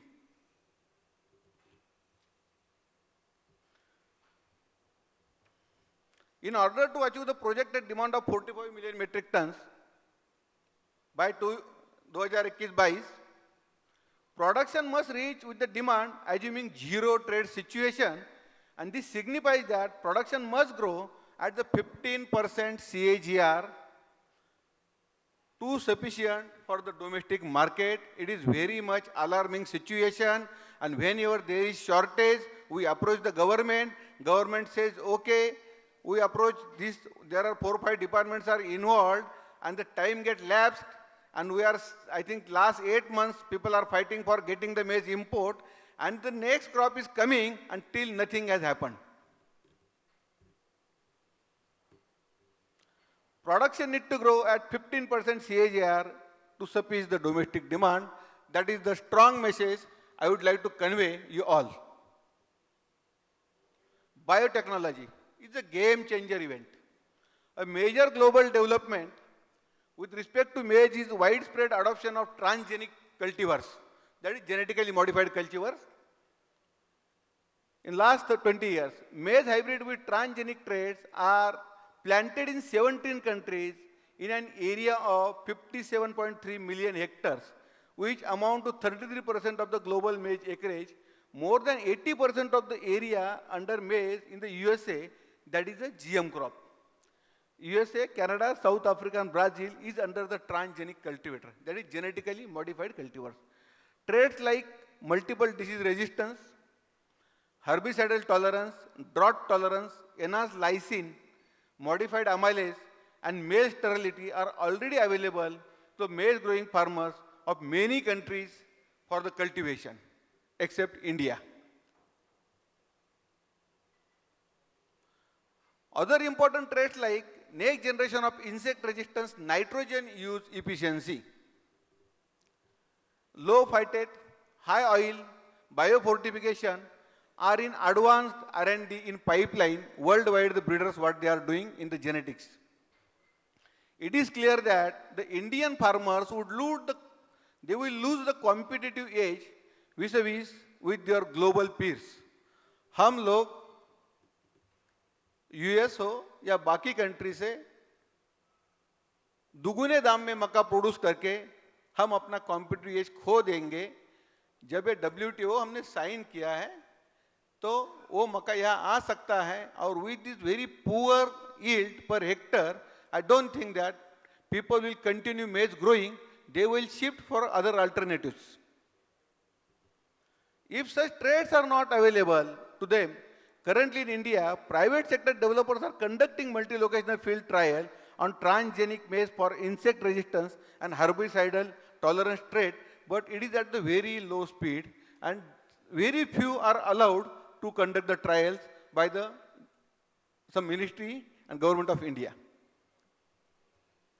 Genetics is a firm foundation of any business, especially agri-business. In addition to GM cultivars, advancement in genomics and molecular breeding, next generation mutation technology, adoption of RNAi technology for the insect resistance, viral resistance, aflatoxin resistance are a few potential R&D areas which would bridge the yield gap and would bring incremental gains in maize cultivars. When the world population of 18% people are not doing anything in this area, how to feed the industry, how to feed the people is a major challenge, I think, in front of us. So we need to invest in the genetics, in the new technology. We should allow our farmers to assess and adopting the new cultivars, whatever the advanced people are. I don't understand the double logic of the people when we say we don't want genetically modified seeds for our farmers.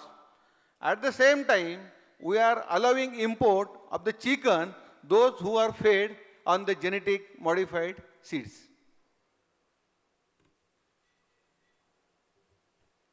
The current status of the maize is India has emerged as one of the largest and fastest growing compound feed market in the world.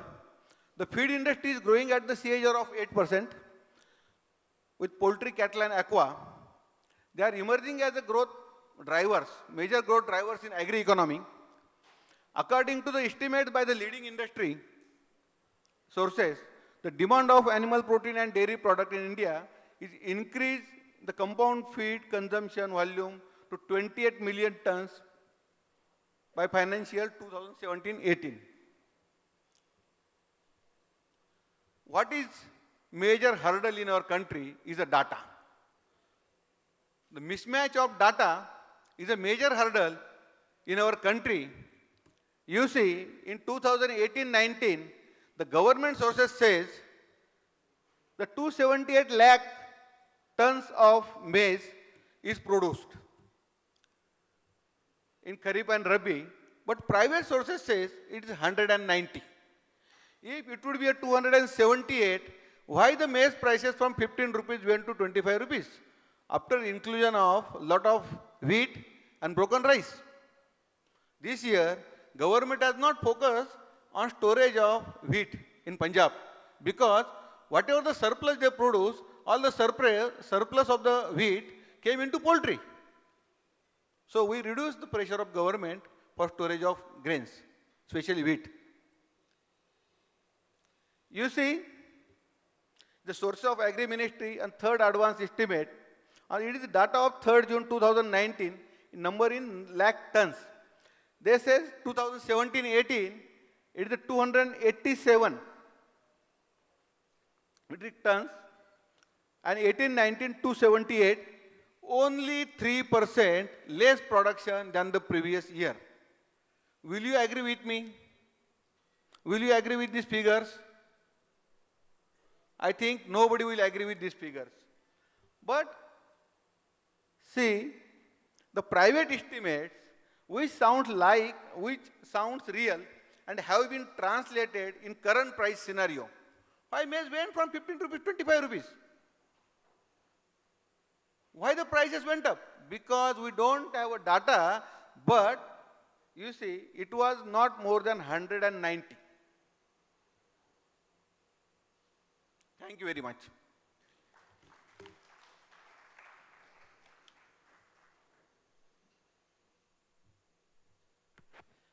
Thank you, Dada Gangude, for touching upon the very important aspect of the maize and enlightening all of us. May I request Dr. Ajit Ranade sir to please come and facilitate Dada Gangude. Can we have a round of applause for Dada Gangude, please?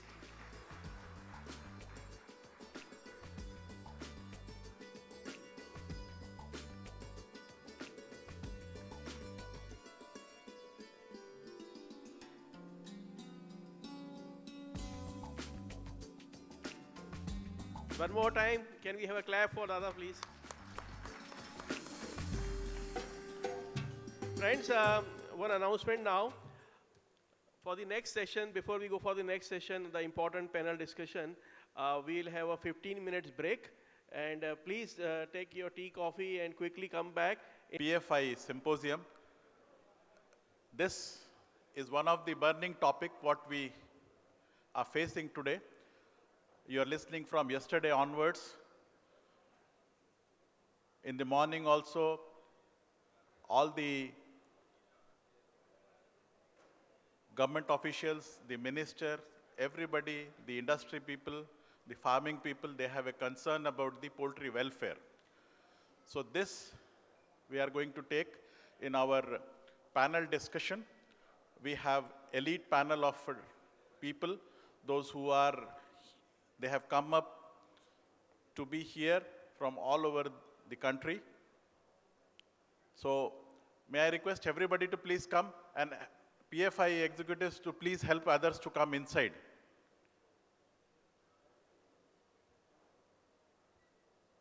Can we open that door? If they listen, that if they listen, then they will come inside.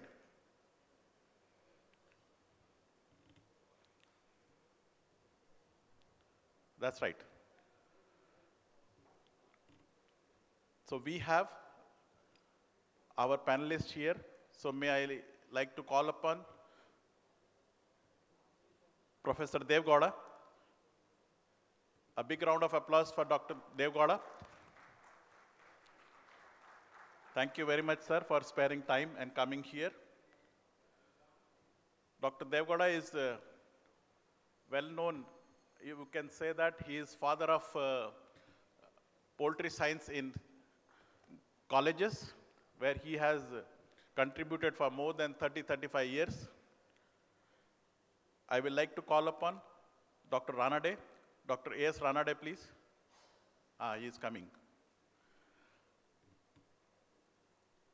Dr. Ranade is currently the Associate Dean of Bombay Veterinary College and is Professor and Head of Poultry Science Department earlier, and he has served as Associate Dean in Sherwell Veterinary College also.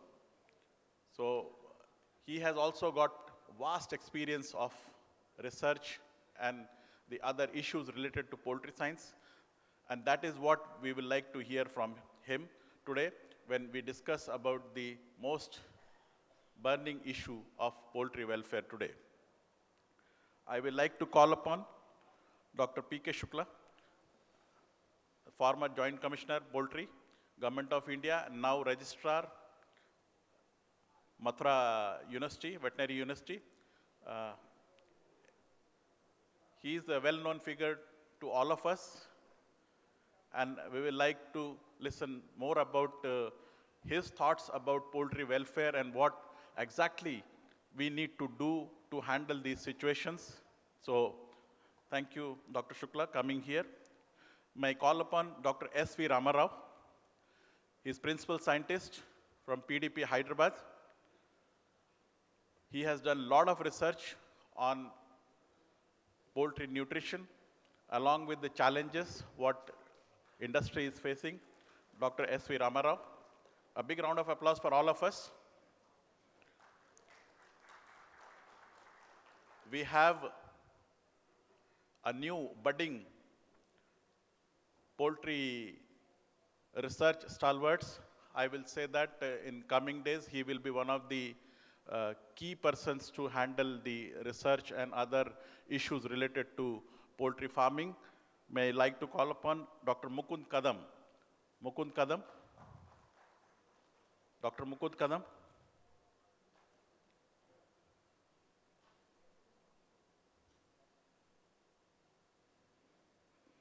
I will like to call upon Mr. Vijay Sardana, PFI advisor.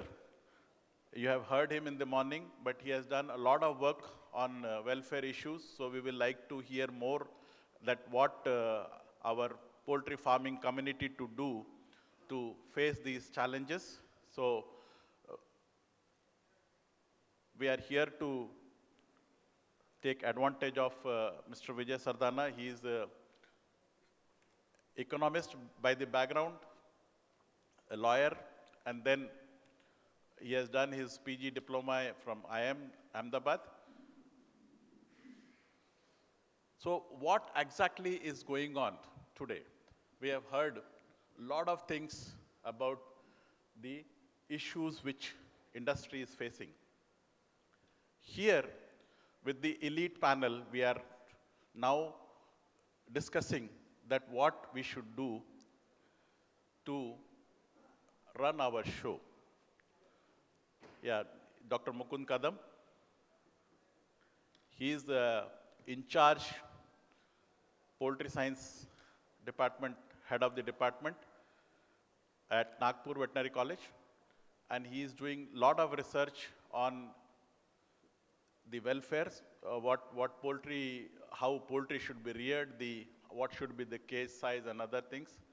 The same is done at Bombay Veterinary College also. So we will also like to hear more from him that what all we need to do to run our business in profit and where we should not harm or what we should not do, what the others are projecting like that we are doing something illegal, we are doing cruelty, we are not supporting the welfare. So this is what the elite panel, thank you very much all of you for coming here and sparing your time. So we all are obliged. I thank all of them for sparing time on behalf of the senior management of Poultry Federation of India. So I would like to start with Professor Devgowda. Dr. Devgowda has worked a lot in the field of nutrition, and especially anybody who has done research on aflatoxins and acrotoxins, he must have quoted him at least 50 times in his thesis. I have done it. So this is where, so we will like to hear more upon that, what all the recent issues are and what the industry is facing and how we should tackle. Dr. Devgowda, please.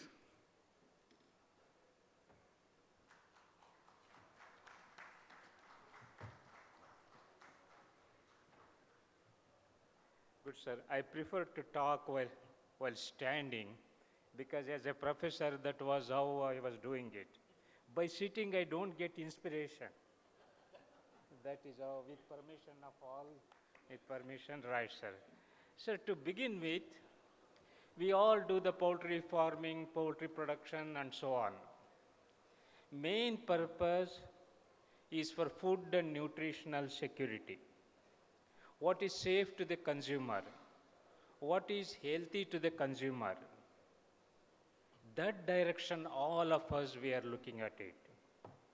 Sir, you may be knowing, just yesterday there was in the newspaper, it says we use antibiotics so much. There is antibiotic microbial resistance by consuming chicken meat and eggs. So we develop resistance. Yesterday it was there. Every week it appears. Not only antibiotics, hormones. Oh, broiler chicken. Dr. Mahesh showed the picture of broiler, 32 days, 2 kilograms. How is it possible, 2 kilograms in 32 days? Yeah, these people are injecting the steroids, hormones. What they see is, they see the vaccinator, what we vaccinate the birds, that one they see that. So antibiotics, hormones, even cholesterol also is coming up.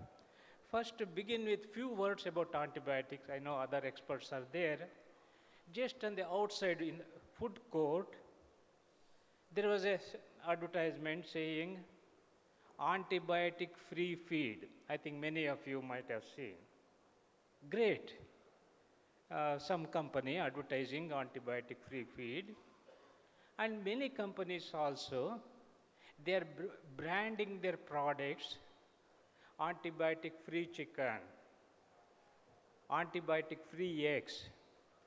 So tremendous improvement. Nowadays, our producers, as compared to 2000, as compared to 2005 and so on, there is a tremendous change. Nowadays, the farmers use antibiotics Only whenever there is a disease outbreak, whenever there is an infection, they use the antibiotics. They use the antibiotics whenever there is a stress conditions. Otherwise, in a routine management, they don't use the antibiotics. Especially if you have broilers, in the finishing stage, they never use antibiotics.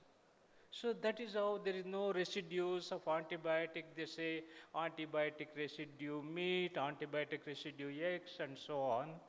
So that way, there is a myth, what they quote in the newspaper, some of the people, they're talking over television and so on. It is a false notion. Nowadays, our poultry farmers, poultry producers, what they are producing is the best quality chicken, best quality eggs, which are very safe for human consumption. Even today, the egg powder, I think Dr. Mahesh mentioned about the egg powder manufactured by SKM, as well as in Bangalore, there is a Overwell Foods.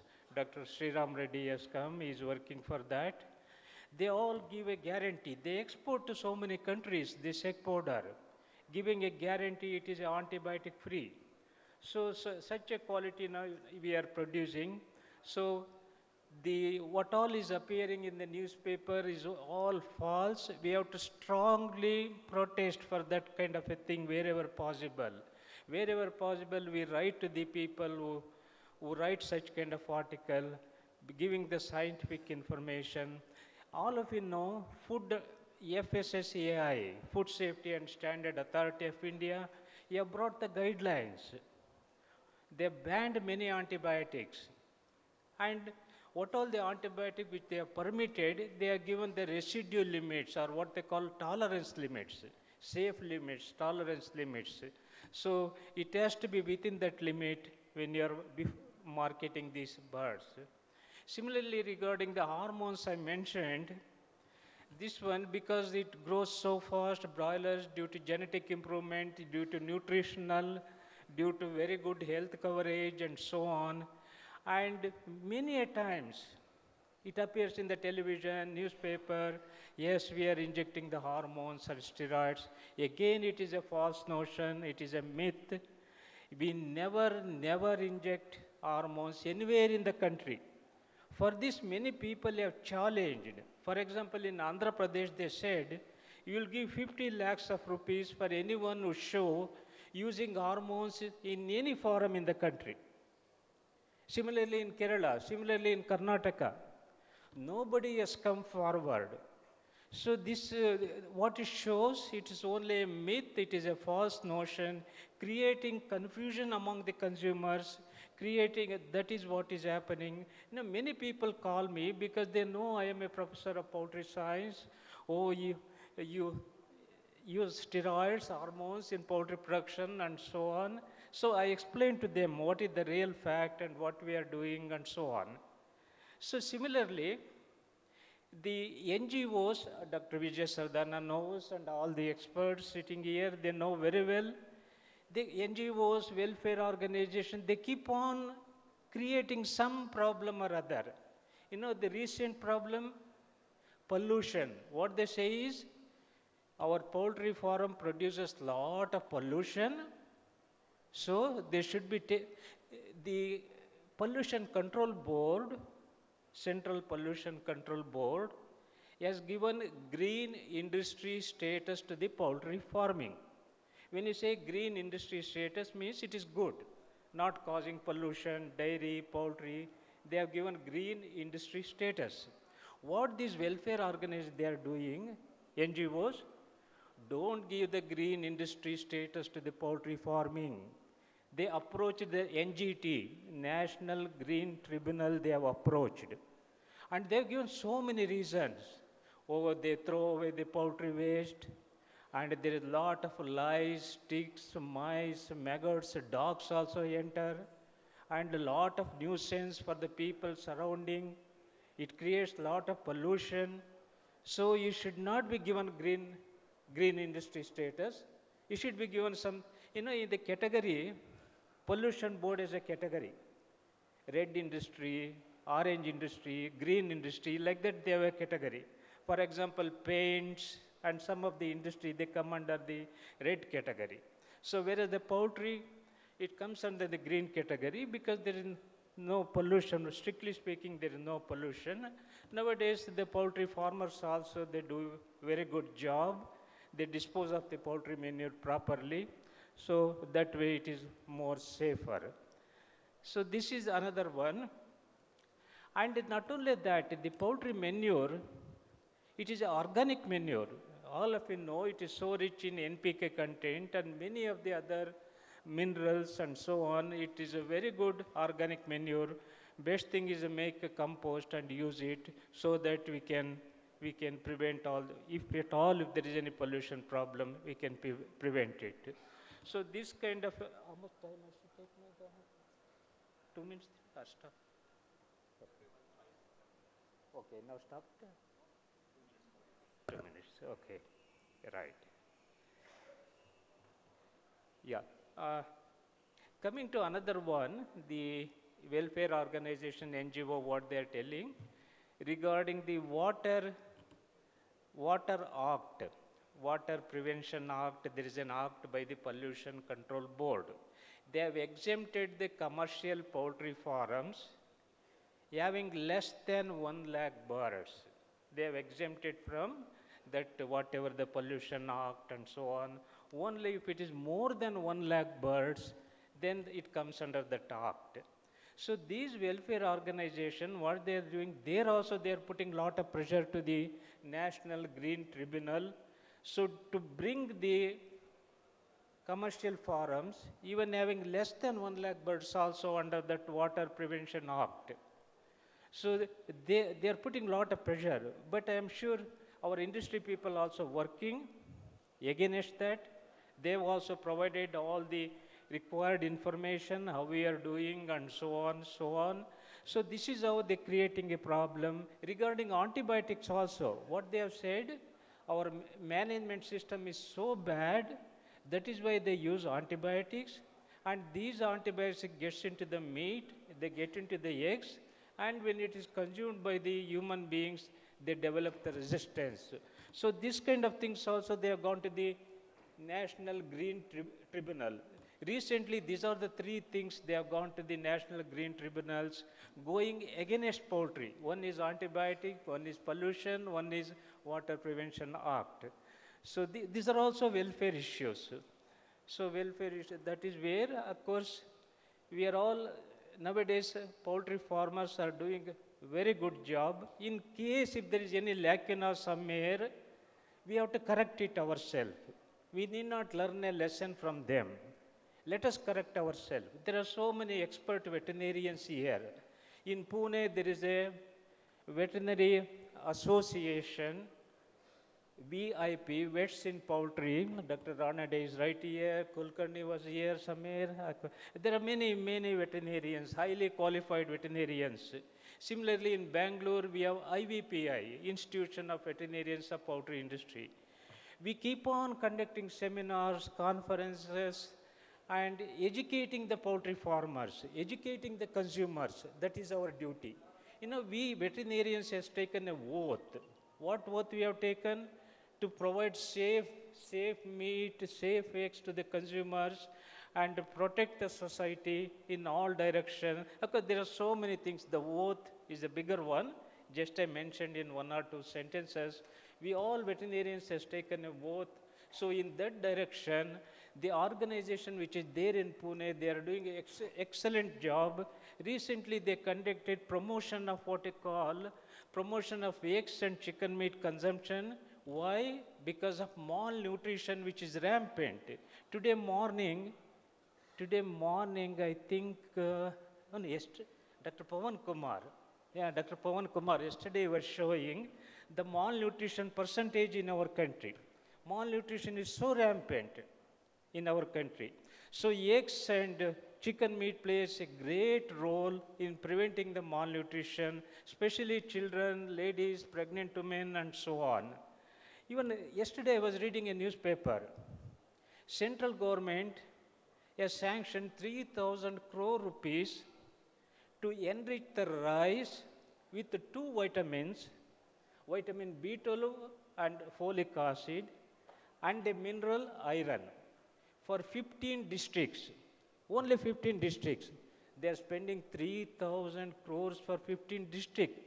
If we get 3,000 crores, poultry industry, we can provide so many eggs, which is not only those two vitamins, it contains all the vitamins, all the 12 vitamins, all the minerals, the protein. So I requested yesterday, Dr. Pawan Kumar, somehow send your presentation to the PMO. At any cost, make sure let it go to PMO. This kind of message should go. So artificially enriching, it will not serve the purpose. So natural food is the one, that is what is required in a country like ours. I think because of there are other experts, with this I will stop. Thank you, sir.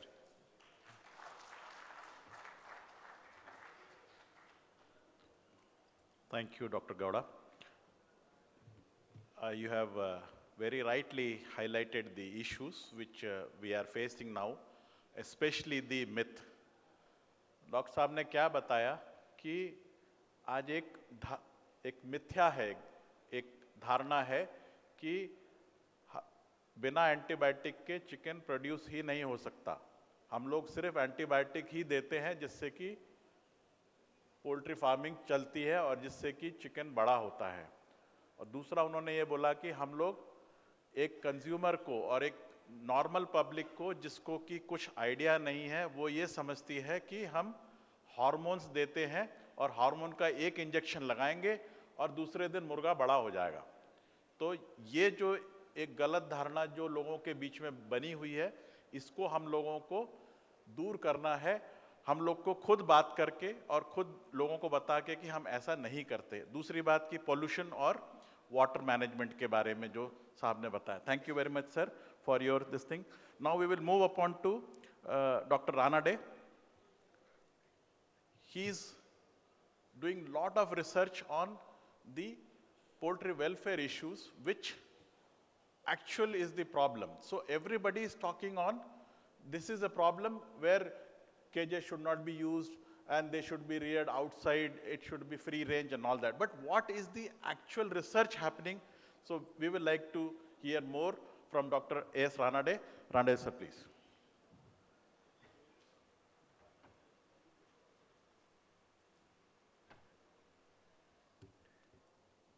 A very good afternoon. What I understand is in the panel discussion that we would be introducing the topic to begin with, and then that should be followed by question and answer. तो मैं ज़्यादा वक्त नहीं लूँगा। जो मेरे दिमाग में ख्याल आते हैं वेलफेयर से रिलेटेड, इंडस्ट्री से रिलेटेड, वो थोड़ा सा आपके साथ शेयर करूँगा। And just to sensitize you, I would like to take you back a bit, maybe about 30 years back or 20 years back when we were students. What was the situation? ये जो अभी problems आ रहे हैं, they were never there. Nobody was talking about pollution, nobody was talking about cage banning, nobody was talking about anything. All these things have started late, maybe last 5 years or so, not more than that. And the reasons बहुत सारे हैं। कुछ लोग बोलते हैं conspiracy है, कुछ लोग बोलते हैं इंडिया को फिर से मार्केट बनाने के लिए ये सब फैलाया जा रहा है। Whatever are the reasons.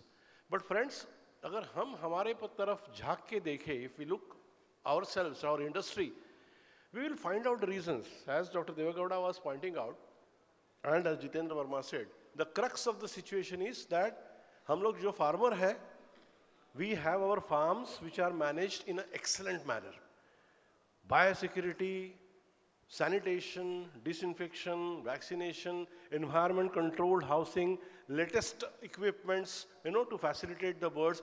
जितना अच्छा हम लोग ज़मीन पे सोएंगे, हम लोग without AC सो जाएंगे, लेकिन birds को हम comfortable रखेंगे.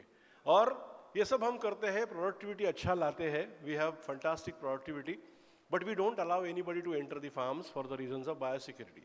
So what we are doing in the farms is nobody is aware about it. But the moment the birds are ready for sale in case of broilers or the eggs are ready for sale and they leave the farm premises, जब farm में से मुर्गियाँ अंडा बेचने के लिए बाहर जाता है, farmer का control उसके ऊपर से खत्म होता है.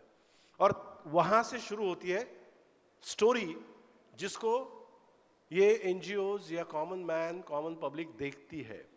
The manner in which the birds are transported, किस तरह से उनको लेके जाते हैं ट्रक में भर के, डीबीकिंग करते हैं, साइकिल को उल्टा टांग के लेके जाते हैं, हैंगिंग द बर्ड्स, मोल्टिंग करते हैं। All these issues basically you know are the things which people C.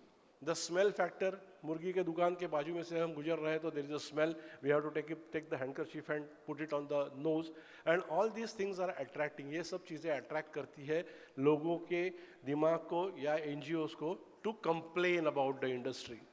Industry is doing very good, farms are doing very good, birds which are produced are very good, eggs produced are very good, but once they leave the farm, जब तक वो consumer के घर तक नहीं पहुंचते तब तक का उनका जो जर्नी है, the journey from market, from the farm gate till the consumer is seen by everybody, और उसके अंदर बहुत ही प्रॉब्लम्स है। हमने उसके बारे में सोचना चाहिए। We have to think the industry should come forward and should improve on these methods.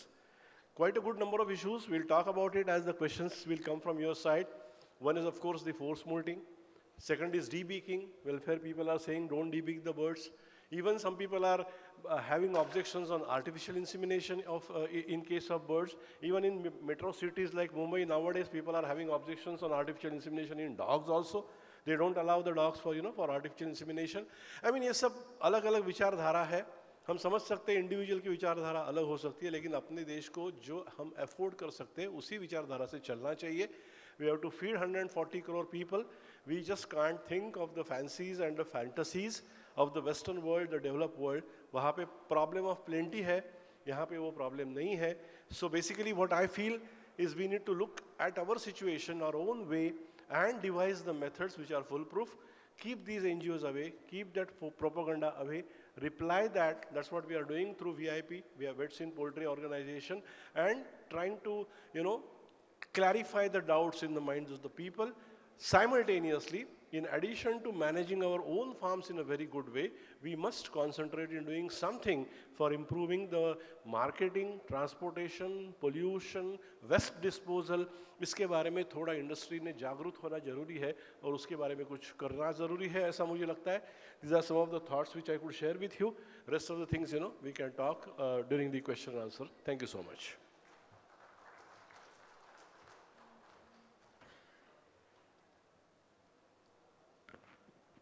Thank you doctor Ranade.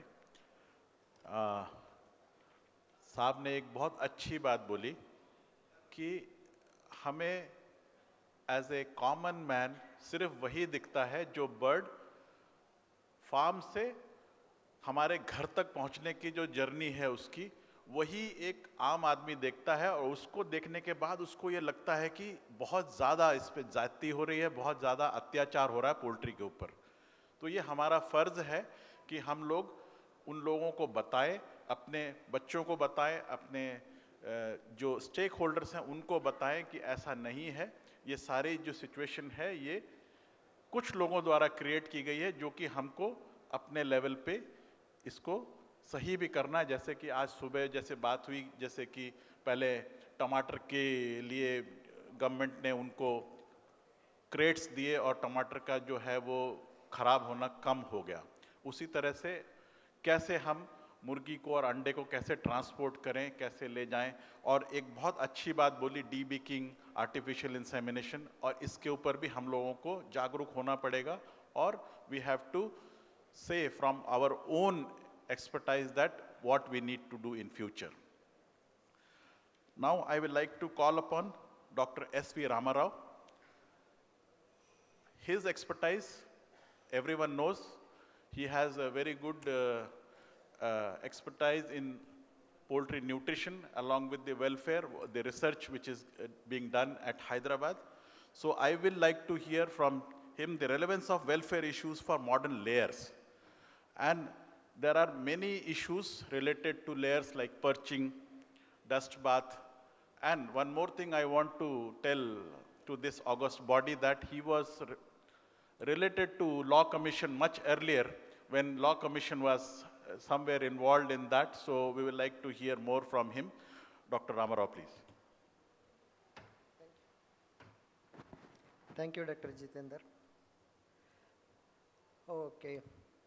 So, from the beginning, when the issue started, perhaps I am the first person who has the information about the cage ban issue way back 2013.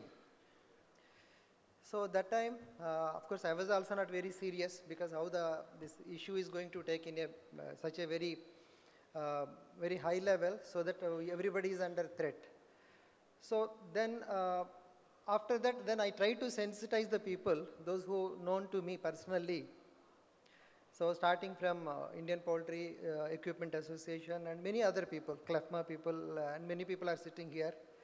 So then I try to educate or maybe sensitize them.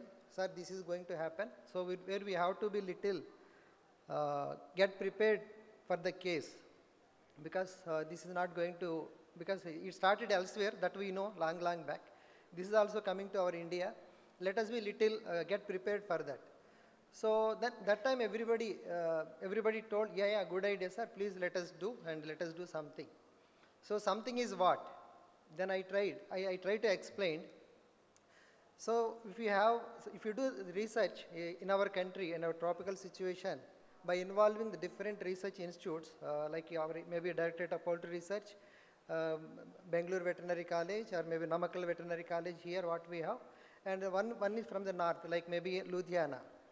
So as a consortium mode, let us do a research, so that the research data, if you do, and we also knew exactly what is it a myth or something like which is not against the really bird, which we are trying to create a problem to the birds. So, but unfortunately, nothing has come up. So this is one thing where I always reiterate, the industry should come forward for such kind of issues by little bit of sponsoring a bit of it, whatever we are earning, so that at a later date, it is going to definitely support us. So, because again, at one point of time, if the law, maybe Vijay Sardana is also very much involved. With this court people, judge is simply asking you, okay, whatever you are telling, you are taking all the care, we accept, or we may not accept, but please show me the proof. So what is the research data, what we have? Show me the research data. Had we conducted the trial in a more systematic or consortium mode across our Indian scenario, definitely would have won this case much long back. Not just, it would have not dragged to almost more than 5 to 6 years. Of course, that was the history, but sporadically we did here and there. So one data which we have done that perhaps that only supported that to give the recommendation of 550 square centimeter with minimum of 6 birds in a cage. Why I suggested 6 birds in a cage? Because those people like Vijay Sardana also know, if Ranade Saab.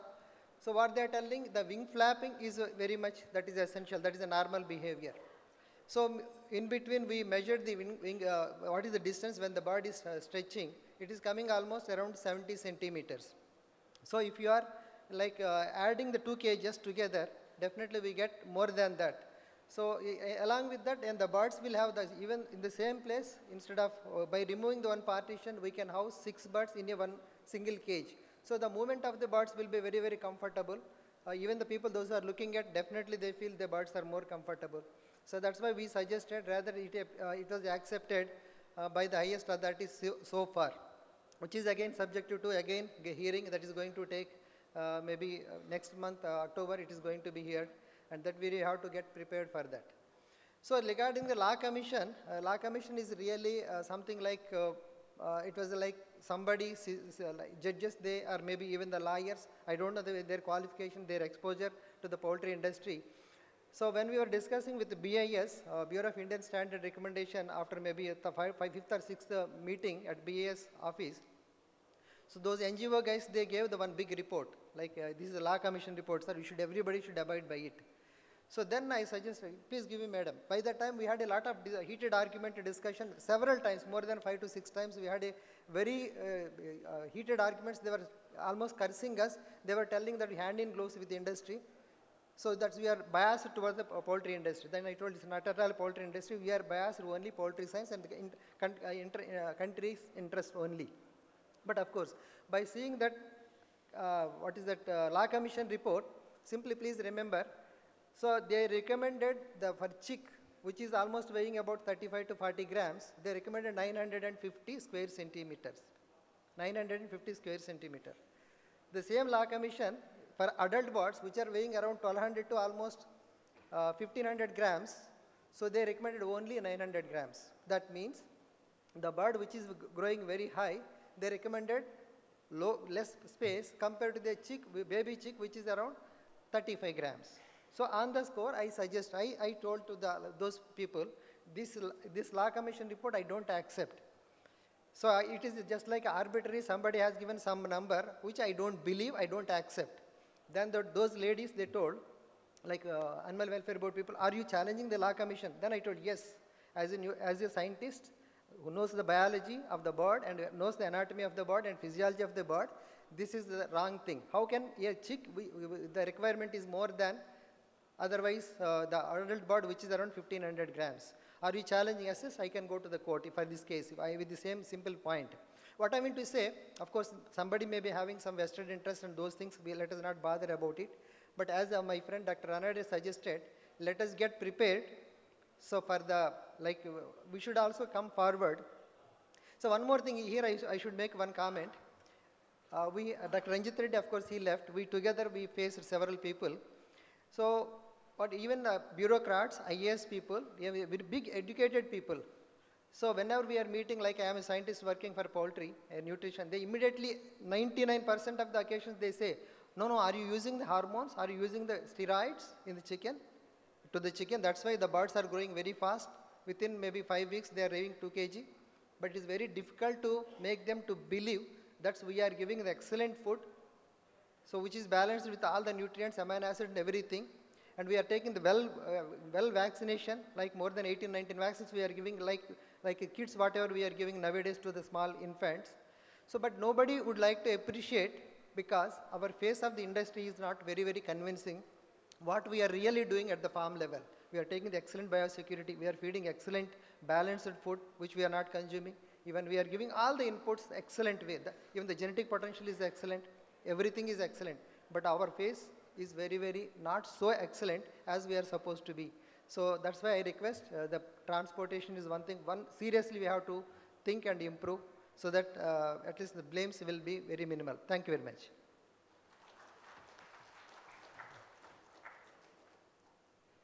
Thank you, Dr. Ramarao. And thank you very much for enlightening us that what all happened earlier and initiating the research required to face these challenges at the institute level. So thank you very much for doing all the research work.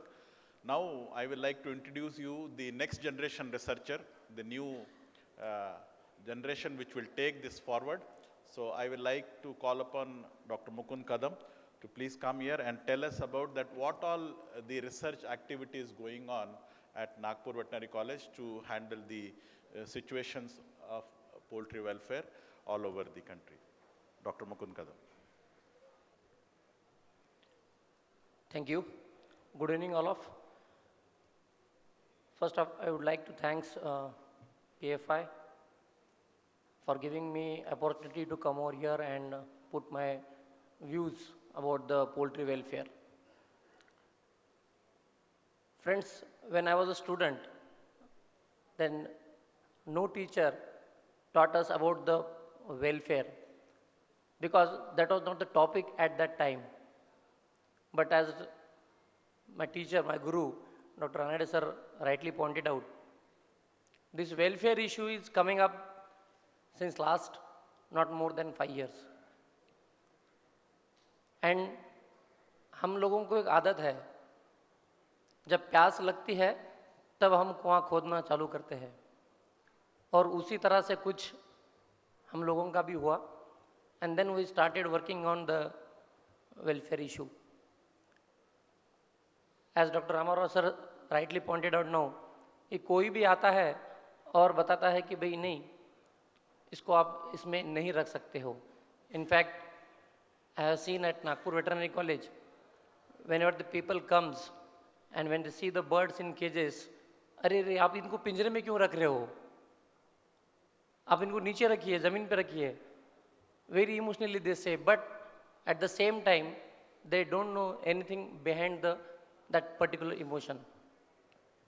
Friends, जब हम welfare की बात करते हैं, एक globally accepted, जब हम सब लोगों ने उसको माना है, ऐसे कुछ चीज़ें हैं जैसे हम बोलते हैं कि 5 freedoms, and that definition is accepted by globally, everyone has accepted. What is that 5 freedoms? First freedom is freedom from hunger and thirst. अगर आपको भूखा और प्यासा नहीं रखा जाता है तो इसका मतलब आपका कल्याण हो रहा है, आपका वेलफेयर मेंटेन हो रहा है. और जहाँ तक मुझे लगता है कि हम लोग बिल्कुल बर्ड्स को भूखा भी नहीं रखते, ना ही प्यासा रखते हैं. दूसरी बात है free from pain, injury and disease. No doubt हम किसी प्रकार का बर्ड्स को पेन नहीं देते, ना ही कोई बीमारी आए इसके लिए हम सारे डॉक्टर या आप सारे किसान लोग उनको पूरी सुविधाएं देते हैं. तीसरा है freedom from fear and distress. मैंने देखा है कि काफ़ी बार तो किसान स्ट्रेस में आ जाता है, किसान घबरा जाता है, बट हम पूरी कोशिश करते हैं कि मुर्गी को हमारे किसी तरह से डिस्ट्रेस ना हो, उसको कोई स्ट्रेस ना आए. चौथा है freedom from discomfort. Bird should be comfortable. Yes, absolutely, our birds are free, they are very comfortable. अगर वो कंफर्टेबल नहीं होते तो 320 अंडे नहीं देते. Simple logic. अब जब कोई बोलता है कि भाई नहीं आप पिंजरे में देखिए बर्ड देखे कैसे बैठे हैं एक दूसरे पे, तो मैं उसको पूछता हूँ कि ये तुझे कैसे पता? ये मुर्गी तो मैं पिछले 15 साल से इसके साथ रह रहा हूँ, तो मुर्गी मुझे नहीं बता पाई, तो 1 मिनट में तेरे को कैसे बता दिया इसने कि ये कंफर्टेबल नहीं है? अब जब मैं उनको बोलता हूँ कि भाई जैसे हमारा बीपी जांचते जाते हैं, ब्लड की टेस्ट होती है, वैसी सारी टेस्ट हमने इस मुर्गियों की करी है और सब कुछ नॉर्मल है, इसलिए तो वो 320 अंडे दे रही है. तब कहीं वो आदमी अगला जो है कन्विंस होता है. पांचवा, that is a freedom from natural behaviour. Natural behaviour, yes, थोड़ा सा हो सकता है कि यहाँ पे हम लोग कहीं कॉम्प्रोमाइज कर रहे हो, but out of 5 freedom we are fulfilling 4 freedoms.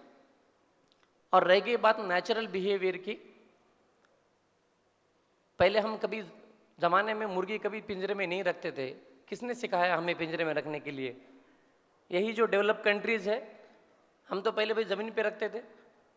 इन्होंने बताया हमें कि नहीं आप मुर्गियों को पिंजरे में रखो. हमने पिंजरे में रखा. जब हमारा प्रोडक्शन अच्छा आ रहा है, उनसे एट पार आ रहा है, हमारा उनका कॉस्ट ऑफ प्रोडक्शन एक से उनसे कम आ रहा है, अब वो घबरा गए और उन्होंने कुछ लोगों को हाथ में पकड़ के अब कह रहे कि नहीं आप मुर्गी को पिंजरे में मत रखिए, फिर ज़मीन पे लाइए, फ्री रेंज में रखिए. Is it possible? नहीं. हमें हमारे हिसाब से हमारे स्टैंडर्ड बनाए हैं नए हैं, ना कि दूसरे के हिसाब से. उनके स्टैंडर्ड उनके हिसाब से है, but this is a time to prepare our own standards. We are not following blindly to the developed countries. We are not behind them. Yes, और इसी को कंसिडर करके हमने एक छोटा सा भी एक्सपेरिमेंट किया है 500 मुर्गी पे, जिसमें हमने देखा है कि बर्ड को 60 square inch, 75 square inch, 85 square inch और 100 स्क्वायर इंच ऐसी अलग अलग प्रकार की जगह उनको हमने मुर्गियों को दी और उनको पाल के देखा. We have all data, rightly we have just at the compile किया है, उसको सबमिट भी किया है पब्लिकेशन के लिए. और उसमें हमने देखा है कि सबसे उम्दा, सबसे बढ़िया जो हमारा प्रोडक्शन आया है और परफॉर्मेंस आया है, that is at the 85 square inch per bird, that is 550 square centimetre per bird. और आई थिंक मुझे लग रहा है कि अभी जो कुछ पहले डिस्कशन हुआ था उसमें भी हमने ये माना है कि लगभग 550 स्क्वायर सेंटीमीटर पर बर्ड और 85 square inch per bird, that is the best space which we are giving, the birds is giving best performance under that.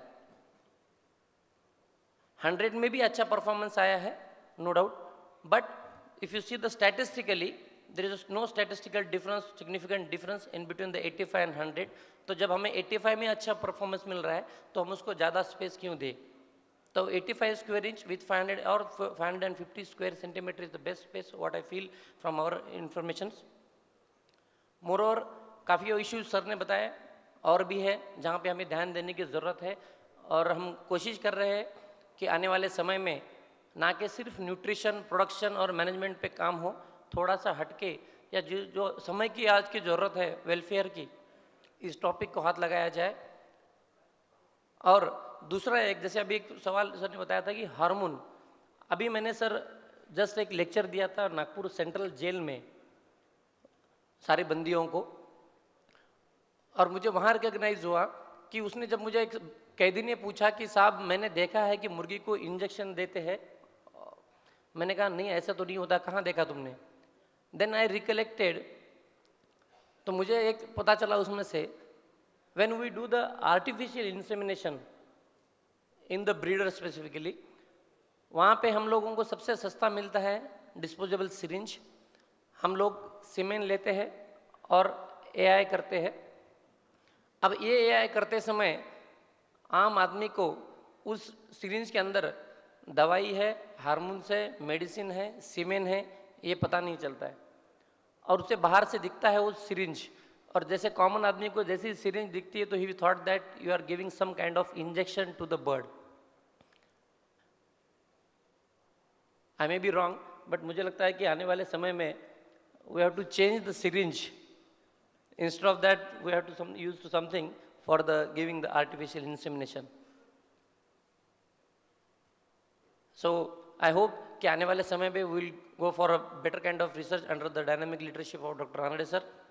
And once again I thanks to PFI for giving me this opportunity to explore my keep my votes over here. Thank you.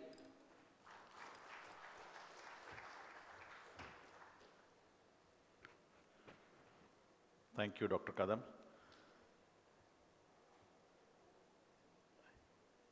I want to tell you that he is doing one PhD thesis with one of his students on the size of that how much we should keep that. So when the final results will come, as he has already told that it's 550 square centimeter for one bird, which gives the best performance. So when this gets published, we will have the scientific data. We have all other data also, but this will be another addition to our scientific data. Now let us hear more about the welfare issues and how government thinks of and how government will help us in doing our poultry farming in a better way by keeping all these things. हम अच्छे से अच्छा कैसे poultry farming करें जिससे कि वो government के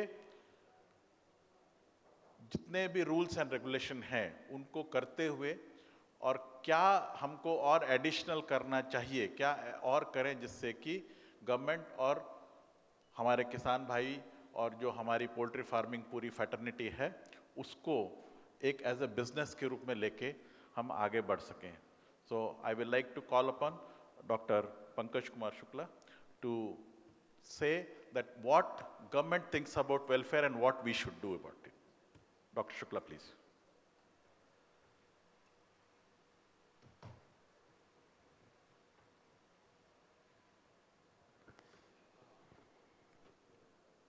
मित्रों,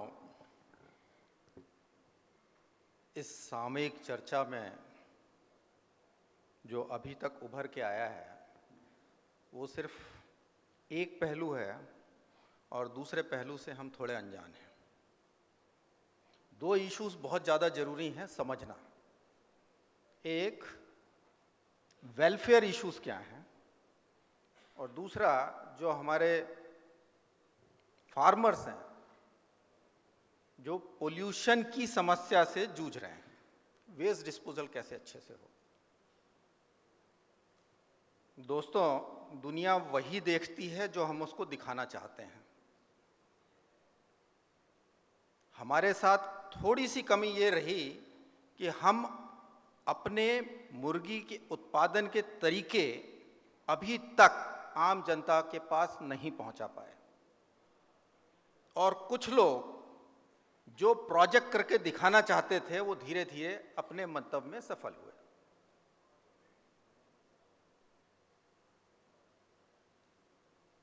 कई बार हम सोचते हैं कि जो प्रत्यक्ष चीज है उसको प्रमाण की आवश्यकता नहीं होती। परंतु दूसरी तरफ अगर हम देखें, खासकर मुर्गी पालन का व्यवसाय डायरेक्टली या इनडायरेक्टली लगभग 300 लाख लोग इस व्यवसाय के साथ जुड़े हुए हैं। लेकिन हमारा सामान्य जन सामान्य से कितना संवाद है, हम उनको कितना इस उद्योग के, इस फार्मिंग के बारे में बताते हैं, हम बर्ड्स को कितने अच्छे तरीके से रखते हैं, फॉर्म को कितने अच्छे तरीके से रखते हैं।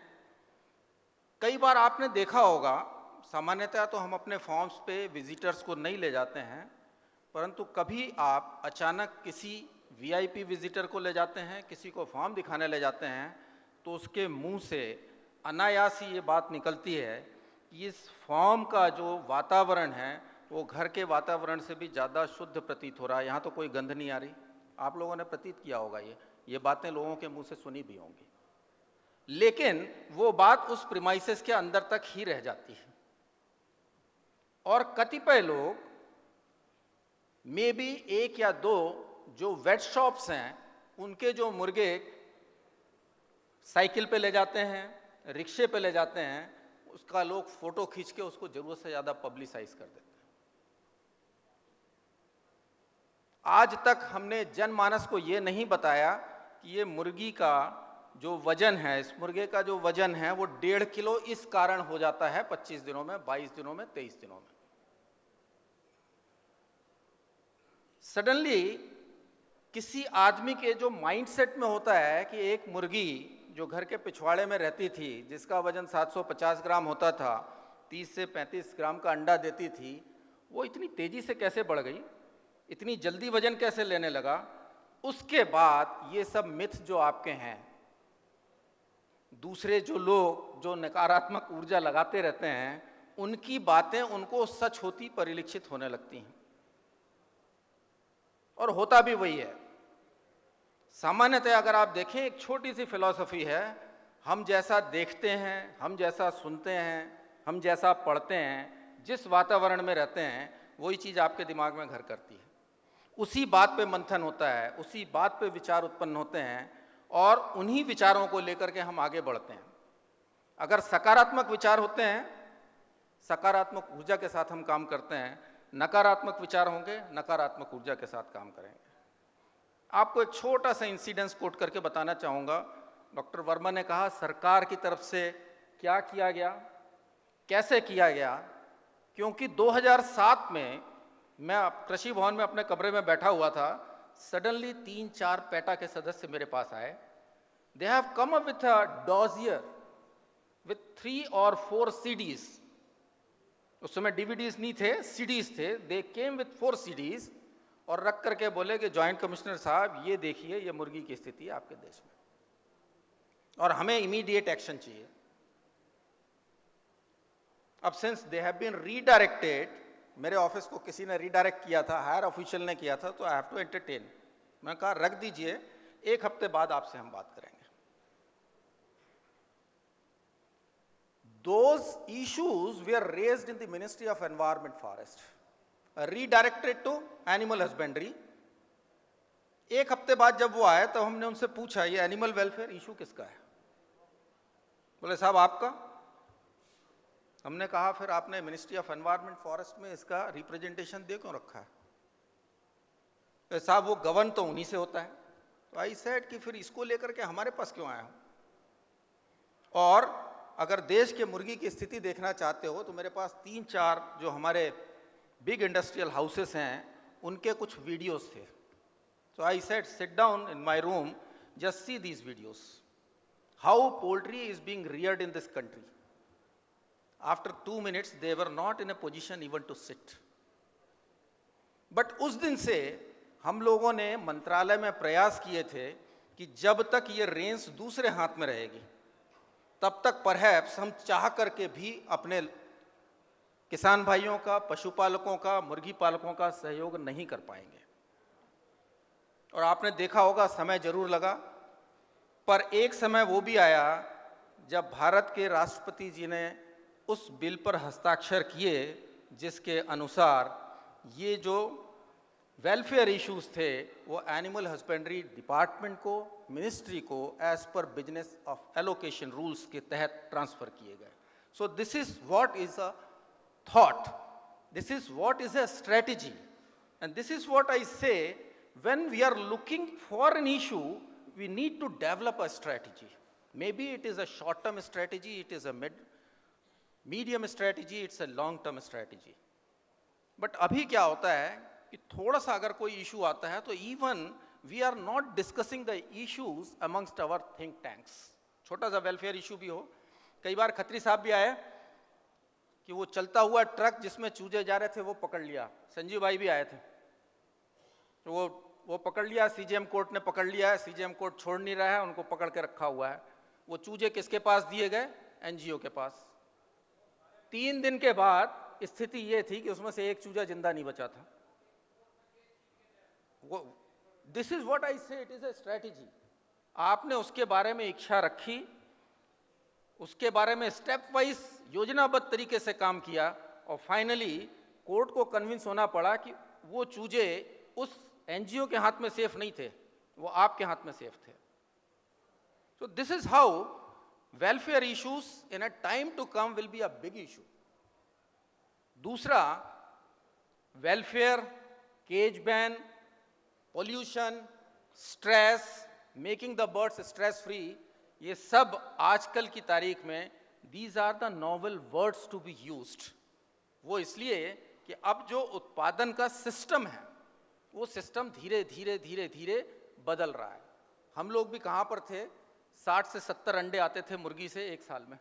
Now we have touch 320, 328. So we have crossed a long journey, और इस जर्नी को क्रॉस करने में हमारा वॉल्यूम भी काफ़ी बढ़ा है.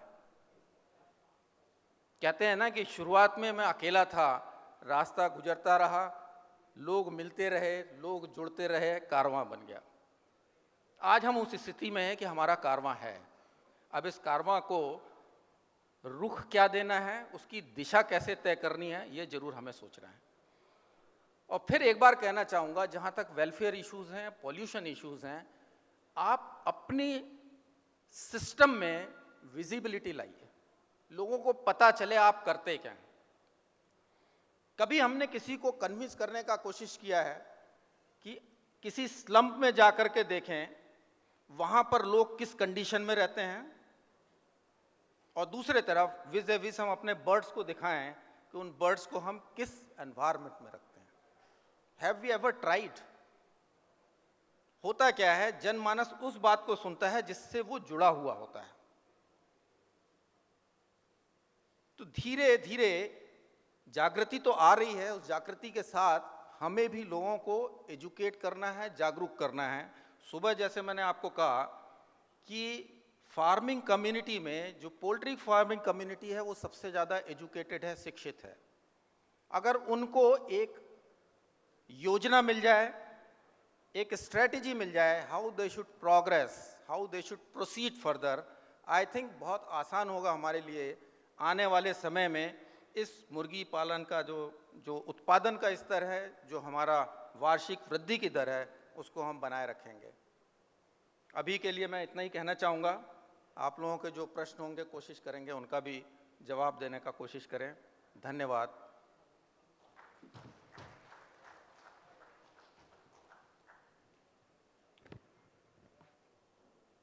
Thank you doctor Shukla. एक बात डॉक्टर शुक्ला ने बहुत अच्छी बोली कि हम जो कर रहे हैं उसकी विजिबिलिटी बढ़ानी पड़ेगी. तो कोशिश करें, हालांकि ये बायोसिक्योरिटी के लिहाज से और ये सब वो बर्ड्स के बेटर परफॉर्मेंस के हिसाब से नहीं ठीक है, पर फिर भी अगर हम कुछ ऐसा करें जिससे कि उसकी कुछ फिल्म बनाएं या कुछ और उसको किसी और तरीके से दिखा सकें, I am very sure most of the people do not know how poultry is Rudyard. तो ये एक बहुत अच्छा सजेशन है, एक बहुत अच्छा एक वो रहेगा कि हम अपने अगर विजिबिलिटी इंप्रूव करते हैं, वो सिर्फ वही देखता है कि हम मुर्गी साइकिल पे उल्टे टांग के ले जा रहे हैं तो क्रूएल्टी हो रही है, वो वाकई गलत है. पर वो उसमें उस आदमी का हाथ है जिसका मुर्गी से कुछ लेना देना नहीं है, वो सिर्फ वहाँ से वहाँ ले जा रहा है, वो ट्रेडर है। तो इसलिए हमको जागरूक होना पड़ेगा। We have to get up and we have to find out our own way. Now, we would like to hear more about the welfare issue from the person who has done a lot of work on this. He has spoken in the morning also about this, that what all PFI has done and how they have done. But in this forum, we like to hear something which he has not told in the morning. सुबह विजय सदाना जी ने नहीं वो जो बताया वो आप बताएंगे, जो कि एक जिस्ट है, एक क्रस्ट है किसी चीज का, कि हम पोल्ट्री वेलफेयर इशू को कैसे हैंडल करें। विजय साहब।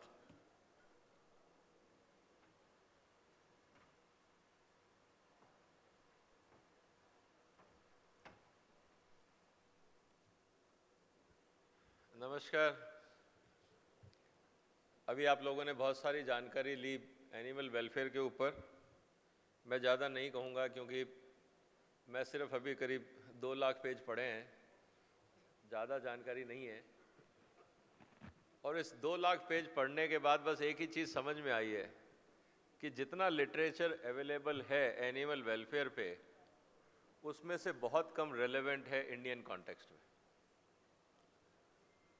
और जो डॉक्टर राणा ने कहा, डॉक्टर रामाराव ने कहा, डॉक्टर कदम ने कहा, मेरा निवेदन सिर्फ आप लोगों से इतना है कि ये जो एनिमल वेलफेयर का इशू है, ये एक टेक्नो लीगल इशू है। ये आज की तारीख में ना सिर्फ टेक्नोलॉजी है, ना सिर्फ लॉ है, ये एक टेक्नो लीगल इशू है। और ये जो फाइट है, ये बिटवीन परसेप्शन एंड फैक्ट्स की है। और जब हम कोर्ट की बात कर रहे हैं तो कोर्ट में ओपिनियन की जगह फैक्ट्स चाहिए होते हैं। और अगर मैं फैक्ट्स की बात करूं तो आज जो सबसे बड़ी कमजोरी हम लोगों की है कि हमारे पास फैक्ट्स नहीं हैं। हम जितने डॉक्यूमेंट, चाहे वो एनजीओज हैं या हम लोगों ने जितने डॉक्यूमेंट देखे हैं और जो अवेलेबल हैं, वो सारे डॉक्यूमेंट उन कंट्रीज और उन क्लाइमेटिक कंडीशंस के हैं जो इंडिया से अलग हैं, इंडिया से भिन्न हैं। और सबसे अच्छी बात ये थी कि जो टर्निंग पॉइंट इस केस में आया था वो इसी बेस पे आया था कि सर एनजीओज ने जितने आर्ग्यूमेंट दिए हैं कोर्ट्स को, जब हमने भारत सरकार के साथ बैठ के एफिडेविट पे काम किया, तब उसमें मेरा एक ही पॉइंट ये था कि हम क्यों टाइम वेस्ट कर रहे हैं। हमें कोर्ट को सिर्फ इतना कन्विंस करना चाहिए कि जो एनजीओज ने एविडेंस आपको दिए हैं वो एविडेंस इंडिया के लिए रेलेवेंट नहीं है, क्योंकि वो सारे के सारे एविडेंस कोल्ड कंट्रीज के हैं। और भारत की भूगोलिक स्थिति और क्लाइमेटिक कंडीशंस बिल्कुल अलग है जिसके एविडेंस दिए गए हैं। और अगर हम गलत एविडेंस लेके डिसीजन लेंगे तो हिंदुस्तान में हम सिर्फ डेड बॉडीज का ही वेलफेयर करेंगे, क्योंकि मुर्गियां तो बचेंगी नहीं। और ये बात जब कोर्ट को समझ में आई तो गेम पलटा। लेकिन अब समस्या ये थी कि हमने यहां तक तो कन्विंस कर दिया कोर्ट को कि ठीक है साहब, जो एनजीओज कह रहे हैं वो गलत है। सवाल अब ये है कि तो सही क्या है।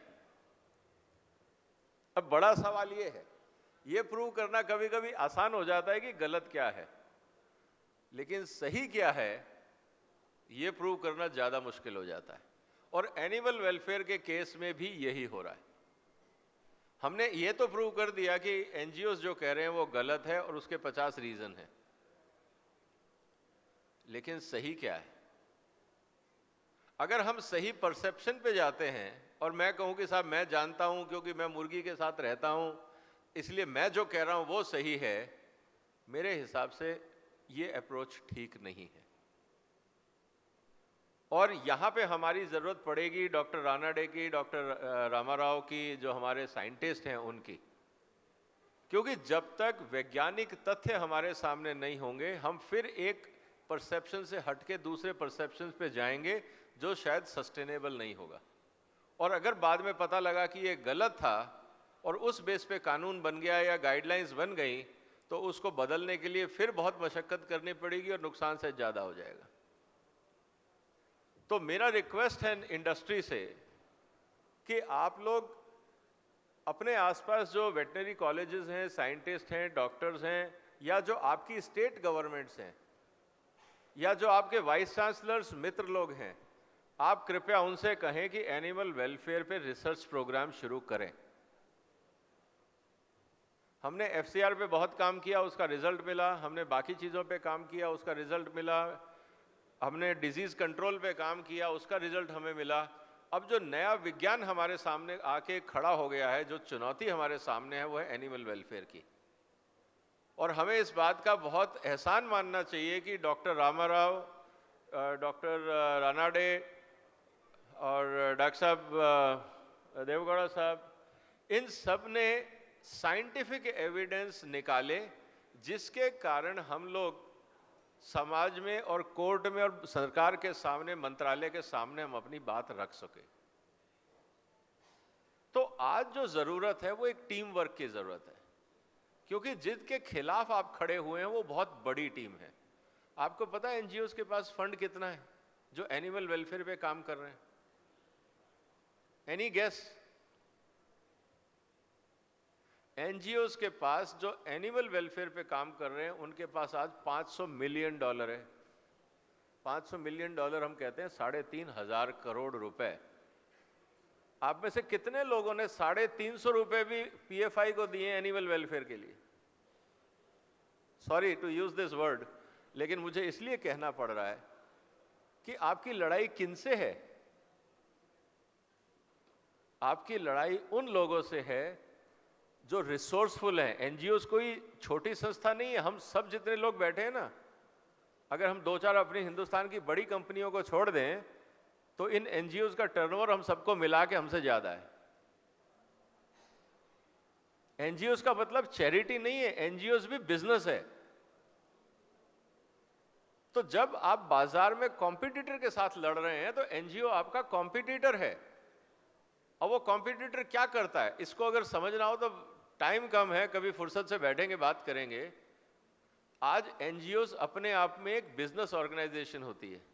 वो एक एजेंडा उठाते हैं, उस पर रिसर्च करते हैं, जैसी भी उनको सुविधा होती है उस रिसर्च को जाके वो डोनर्स और फंडिंग एजेंसीज के पास जाते हैं, सरकारों के पास जाते हैं, चैरिटीज के पास जाते हैं कि देखिए समाज में ये गलतियां हो रही हैं, इसको हमें सुधारना है, इसके लिए 100 करोड़ रुपए लगेगा, हमें चाहिए। और दुनिया में ऐसे बहुत सारी चैरिटीज हैं, चर्च हैं, ऑर्गेनाइजेशंस हैं, डेवलपमेंट फंड्स हैं, वो कहते हैं ये लो यार 100 करोड़। और हमारे प्रधान जी पूरी इंडस्ट्री को कहते हैं भैया आ तो जाओ मीटिंग के लिए, तो हम कहते हैं यार और बहुत काम है, अपने पास टाइम नहीं है एनिमल वेलफेयर का। और फिर हम कहते हैं कि मेरे पास तो टाइम नहीं है लेकिन सरकार मुझे बचाए। हमें अपनी मानसिकता को बदलना होगा, क्योंकि ये वो लड़ाई नहीं रही अब। जैसा मैंने शुरू में भी कहा था, ये बाजार की लड़ाई है, ये विज्ञान की लड़ाई नहीं है, ये बाजार की लड़ाई है। अगर मुझे आपके बाजार में घुसना है तो सबसे अच्छा तरीका है कि मैं आपको बाजार से पहले ही बाहर कर दूं ना, या मैं आपके खर्चे इतने बढ़ा दूं कि बाजार में टिक ही नहीं पाओ, तो आप कंपटीशन में से क्या करोगे? एनजीओज का खेल यही है कि आपके खर्चे बढ़ाना, आपके व्यापार को महंगा करना और आपको धीरे धीरे बाजार से बाहर फेंकना। ये उनका एजेंडा है, ये उनका काम है। और अगर आप ये सोच रहे हैं कि वो कोई चैरिटी संस्थाएं हैं, वो कोई समाज का भला करने बैठे हैं, आज तक तो किसी ने किया नहीं, तो आपके लिए क्यों कोई भला करने वाला है? तो मेरा निवेदन ये है कि दुनिया की सच्चाई को समझिए। मुर्गी उत्पादन करना, मुर्गी को दिन में खाना खिलाना, दवाई देना, ये अपनी जगह है। लेकिन मैं बार बार एज ए मैनेजमेंट स्टूडेंट ये कहता हूं, मैन्युफैक्चरिंग और production is not a business. अगर आप मुर्गी पैदा कर रहे हैं तो ये व्यापार नहीं है, ये एक एक्टिविटी है। व्यापार बेचने को कहते हैं, उगाने को नहीं कहते।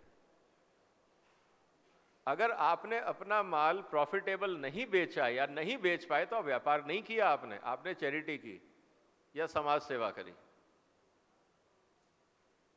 उगाना व्यापार नहीं है, बेचना व्यापार होता है। और जब तक हम व्यापार नहीं सीखेंगे, हम किसी और के भरोसे रहेंगे, तो भाई साहब दुनिया में कोई ऐसा नहीं है जो कमा के आपकी जेब में डाल दे। आपको ही मरना पड़ेगा, आपको ही खपना पड़ेगा। ऐसा कहीं नहीं होता है। ये इकोनॉमिक्स पॉलिसी और इकोनॉमिक थ्योरी के अगेंस्ट है कि कोई और मेहनत करे और आप अमीर हो जाएं। ये दुनिया में हो ही नहीं सकता। हकीकत को समझिए प्लीज।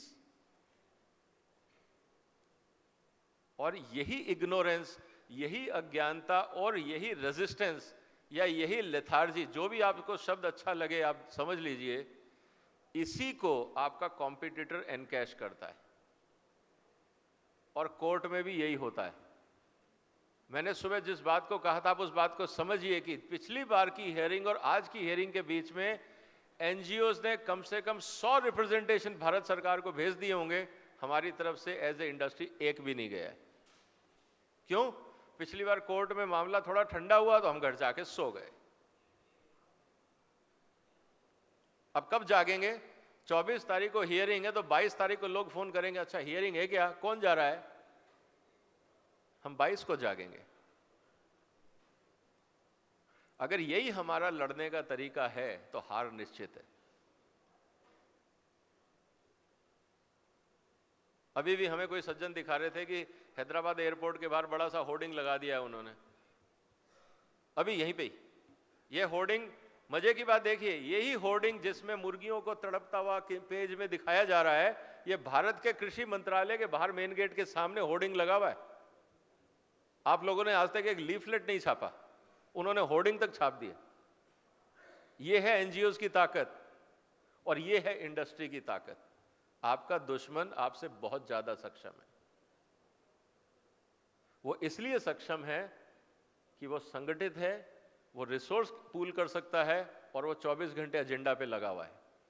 हमारे पास सारे साधन होंगे, सारा ज्ञान होगा, अगर हम एक्शन नहीं ले रहे तो हम बेकार हैं। लड़ाई लंबी चलेगी। मान लीजिए हम कोर्ट केस जीत भी जाते हैं, भारत सरकार से पूरा सपोर्ट मिल भी जाता है, अभी जजमेंट आया नहीं है, लेकिन मैं आपको आउटकम बता देता हूं। एनजीओज ने ऑलरेडी कह दिया है कि अगर जजमेंट हमारे खिलाफ गया तो हम सुप्रीम कोर्ट जाएंगे। मतलब लड़ाई की अगला कदम, अब दो चीजें हमारे सामने हैं। अगर जजमेंट उनके फेवर में गया तो हम तो वैसे ही बंद हो गए, तो अपने बात तो लड़ने की क्षमता नहीं रही। अगर हम बच गए तो एनजीओज हमें घसीट के ले जाएंगे सुप्रीम कोर्ट, और वो तैयार हैं क्योंकि उनके पास पैसे की कमी नहीं है। क्या हम इस लंबी लड़ाई के लिए तैयार हैं?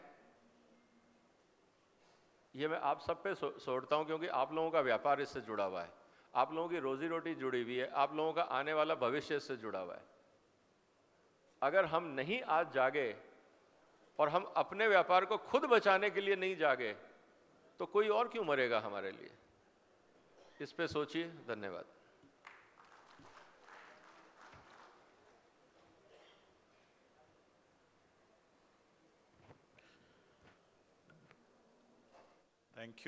Thank you, Vijay Sardana ji. He has rightly pointed out that we need certain scientific data, evidences to prove that there is no cruelty, there is no untoward happening towards our poultry rearing. And he has already mentioned that NGOs are not doing charity, NGOs are doing taking up as a business. So we also have to save our business. We have also to wake up and see that we also fight in time to save our poultry farming industry. So that is the key message here. So we have now all these speakers, they have kept their words. I would like to take 2 questions from the audience. 2 questions, yeah, Dr. Day, please. So that at least we know what our farming community and the scientists are thinking of.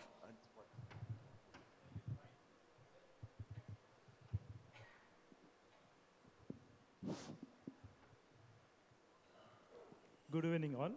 Actually, this is not a question. I would like to supplement the panelist that in this planet, the human being, animals, the nature, we have learned to have a beautiful symbiotic relationship.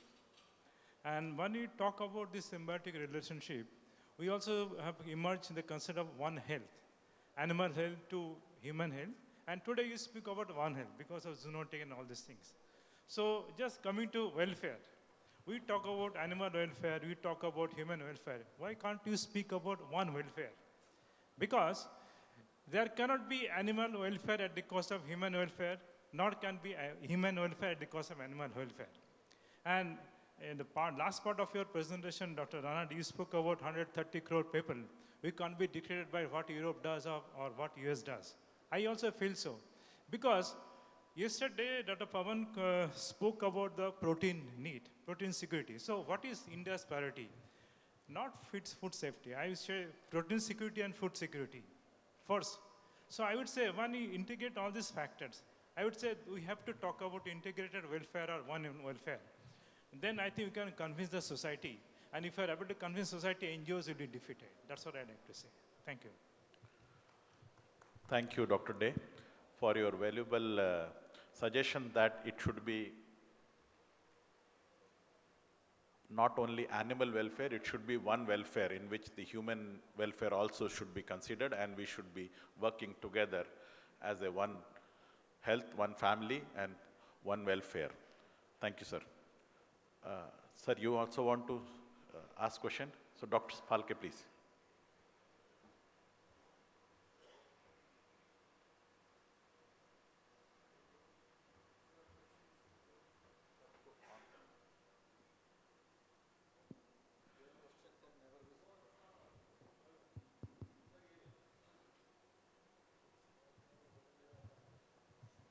Hello. Hello. The question is to Mr. Vijay Sardana. He told us that NGOs are very strong. We are not that strong. He didn't say we are weak, but we are not that strong. Agreed. Number two, he said, "A ladai bahut lambi chalne wali hai." But iske baad the question is, what we are supposed to do, and what do you expect from the poultry farmers or industry? I think a very valid point. And can I respond, sir? Can I respond? Sure. First, I will take Dr. Desai has raised a very important issue. I'll just supplement that. This issue was raised in the court. Answer was very simple from the judges. There is a law in the country which says cruelty against animal. We are not stopping you production of egg or chicken or whatever, but ensure that there should not be cruelty against animal. So we are not asking you what is the cost, and court is very clear. We are not interested in cost of egg or cost of meat. Law says no cruelty means no cruelty. So ensure that, rest you do whatever you want. Now coming to your point, sir, on NGOs are strong and what we have to do. Sir, first of all, it is important this is fight at, as I said, that there is a fight of perception versus facts. Okay? First of all, we need data. Whenever we say this is not right, the logical question which is appearing is then what is right? And today, we have a very limited data, and thanks to Dr. Ramarao and Dr. that we got some data on measurement and welfare parameters and everything, we are able to convince that cage size should be so much. But this, I will say, very initial data. Whereas the other side of data is too many and too far. They are bringing and throwing every day new data. So one area where industry, with the help of state government and ICR or IVR or Ministry of or Government of India, we have to work on enhancing our research on the animal welfare activities. Because this will be a continuous process. And there are so many things which are going to emerge. That is one. Second area is that India is a democratic political system. Here number matters. So when we requested that please send a letter to Government of India that we are not happy with the Law Commission report or there is this problem or that problem, no letter came. We can't even write letters. So my only thing is then we are doing what? अगर हम चिट्ठी भी भारत सरकार को नहीं लिख सकते कि साहब हमें प्रॉब्लम हो जाएगी या ये कानून गलत है, इसको प्रॉपर इन्वेस्टिगेट कराया जाए, हम किसान हैं, हम अगर इतना भी लिख देते हैं कि ये साइंटिफिक तथ्य को रीवेरीफाई किया जाए, भारत सरकार एक साइंटिफिक कमेटी बनाए और जो एनजीओस कह रही हैं उसको इवेल्युएट करें, तो भी सरकार को लगता है कि किसान अलर्ट हैं, चिंतित हैं और अपने भविष्य की चिंता कर रहे हैं.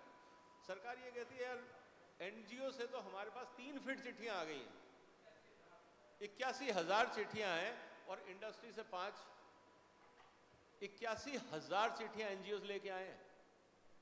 हम क्या कर रहे थे? 81,000 किसान नहीं है। तो कहने का मतलब ये है कि हम अगर इतना सुस्त रहेंगे तो भगवान भी हमारा भला नहीं कर पाएगा।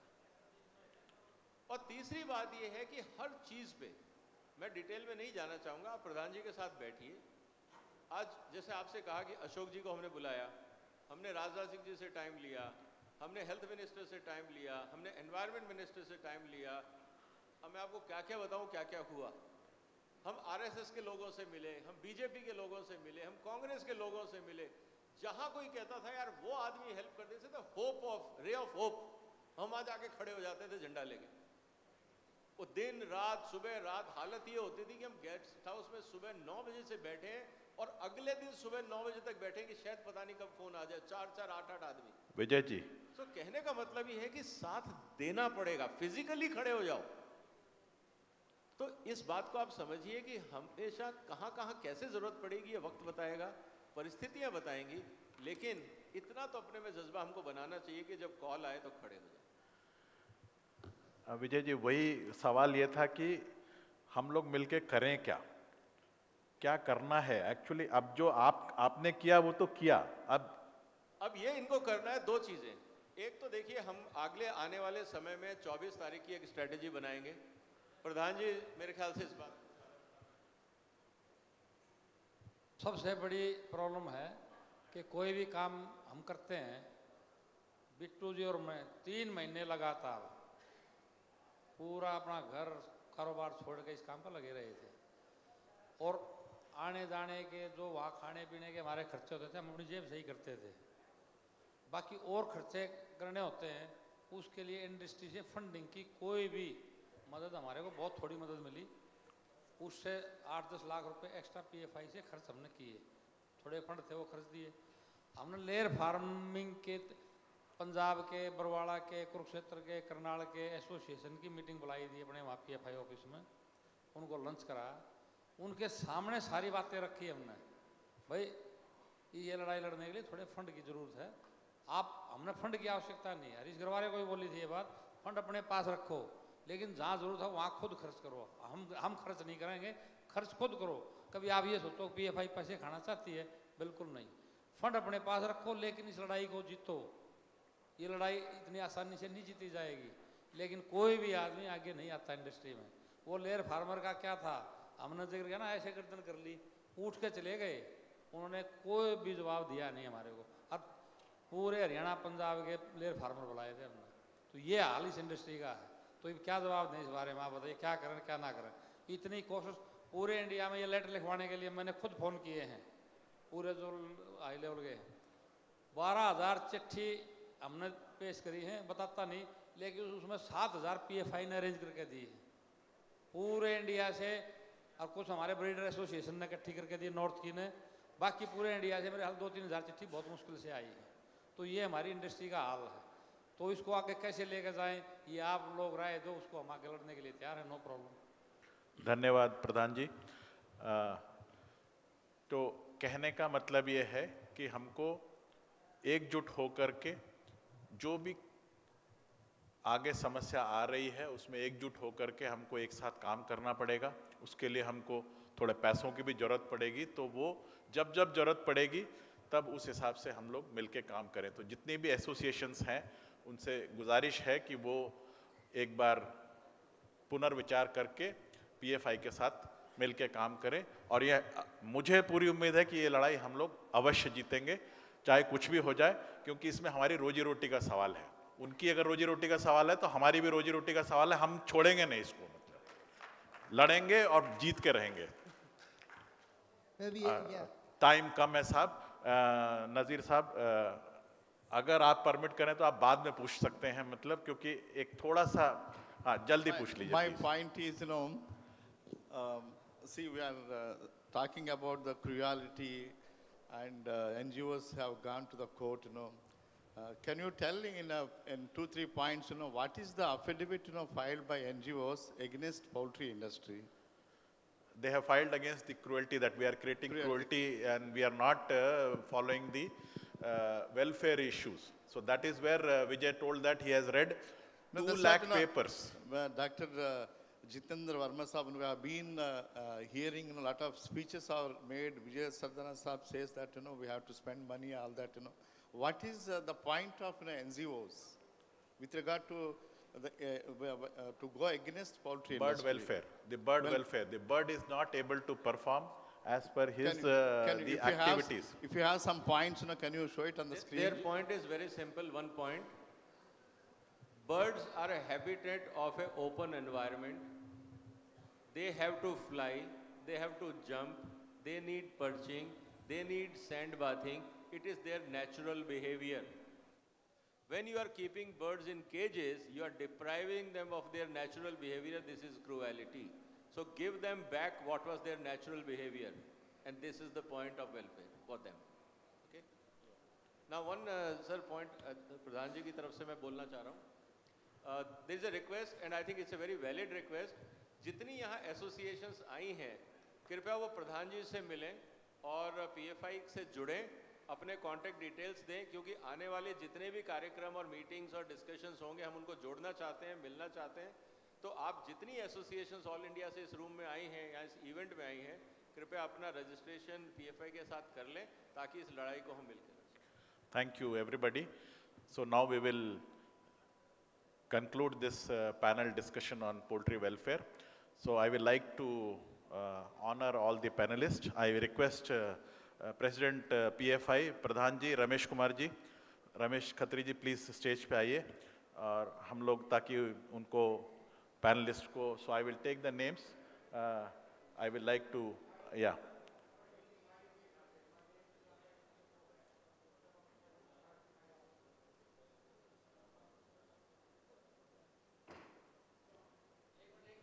आप बिस्ला जी कुछ कह रहे हैं मतलब? नहीं था, ये हमारे ब्रीडर एसोसिएशन नॉर्थ के प्रधान हैं.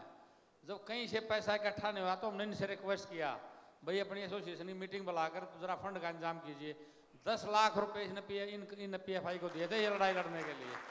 10 लाख रुपए. जब हम ये सोच गए थे भाई हम हार गए, सच्चाई बात है. फिर इनसे रिक्वेस्ट किया था और उन्होंने 10 के अलावा भी एक हमने प्रोग्राम किया, वहाँ इन्होंने पैसा लगाया. मतलब 15 लाख के करीब ब्रीड एसोसिएशन नॉर्थ ने इस लड़ाई में पैसा लगाया है. ये मैं आपको बताना ही भूल गया था. तो ये बिस्ला जी कुछ कहना चाह रहे थे. सबसे पहले सबको मेरा नमस्कार. मैं ये कहना चाह रहा हूँ, जो भी जितनी भी मतलब यहाँ एसोसिएशन तो काम कर ही रही हैं, जितने भी और जो कंपनीज हैं या इंडिविजुअल हैं, जिसका जितना भी टर्नओवर है, मैं ये चाहता हूँ कि भाई मतलब हर एक जिसका भी जिस तरह मान लें मेरा 15 करोड़ का टर्नओवर है, तो 0.25% के हिसाब से हम फंड इकट्ठा करके सारा फिर इस काम के लिए हम यूज कर सकते हैं. और मैं अपनी तरफ से इतना फंड अपने आप देना चाहता हूँ, बाकी आपकी मर्जी से. बहुत बढ़िया सजेशन है ये. सो अब हम काफ़ी लेट हो चुके हैं, सब लोगों को शायद भूख भी लग रही होगी और प्यास भी लग रही होगी. तो from my left to right I will like to felicitate our panelists. Dr. P.K. Shukla, please. Dr. P.K. Shukla, I request Pradhan ji to please honor.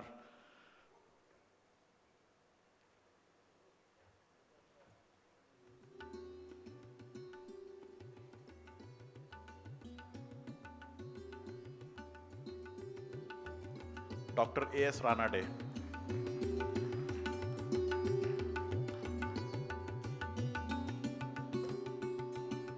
आप उधर ही रहो बीच में.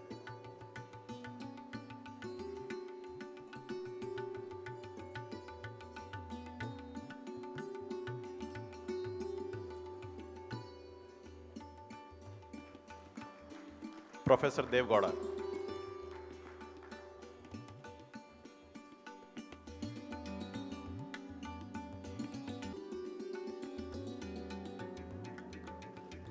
Dr. S.V. Ramarao.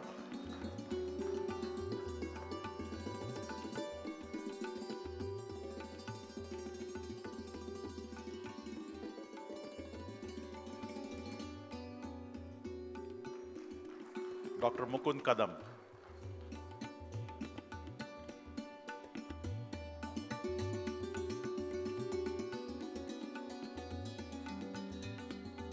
And in the last,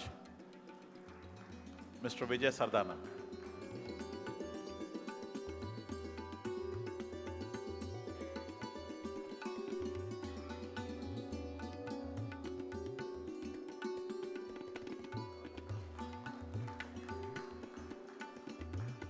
So with this, we conclude the panel discussion. Thank you very much for all the panelists for sparing time and coming here. We are very happy to be with you. Thank you very much, sir. Thank Dr. Jitendra Verma for conducting this session. Thank you, sir.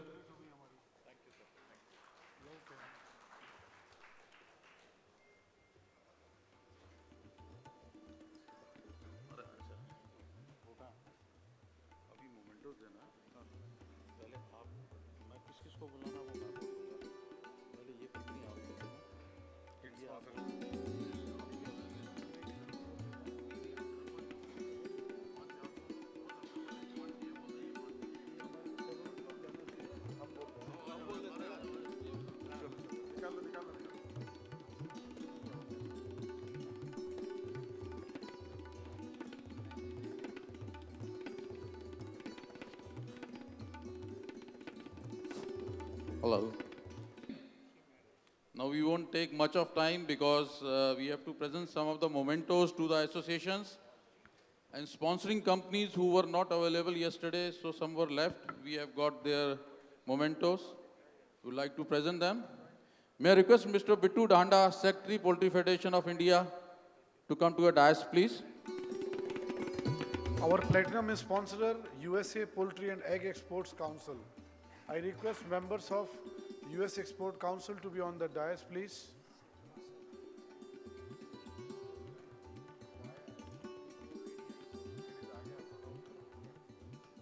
Yes, she is here.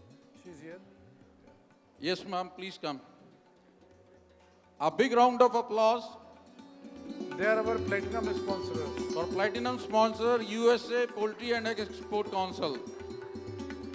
Thank you, ma'am. Thank you, Mr. Bittu. Now may I request Dr. Bahal sir to be on the dais, please. Our next gold sponsors, Siva Polchem. Siva Polchem, please. Members Anybody from Siva Polchem?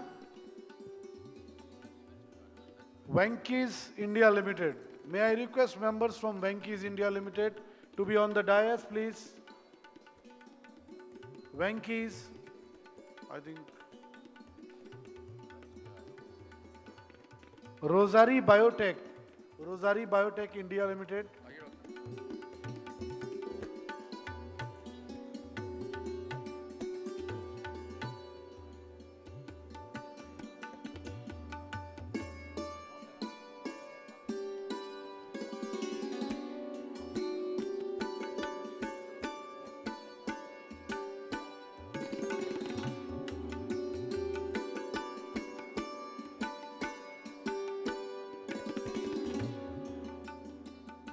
Our silver sponsors. May I request Mr. Sanjeev Gupta, Vice President Headquarters, to be here to present the memento. RM Enterprises. RM Enterprises.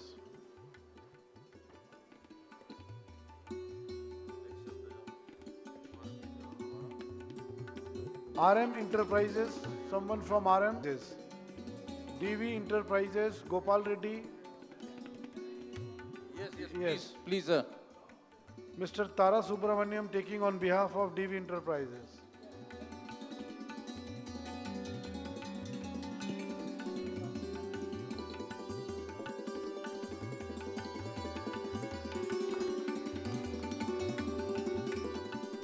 Our next silver sponsors, May I request Dr. Farms. Kapil to be here, please. Srinivasa Farms. Mr. Rakesh is there. Mr. Rakesh from Srinivasa Farms. Srinivasa Group. We are extremely sorry that Srinivasa Group, who are one of our sponsors, Their logo got missed, but we really thank to Srinivasa Group for their generous support and being a sponsor. A big round of applause for Srinivasa Group. Our kit sponsor, Bansal Prefabs Private Limited. Bansal Prefabs Private Limited, please. Delst. Our next sponsor, Delst. Ravindra Medicos. Safal Feeds.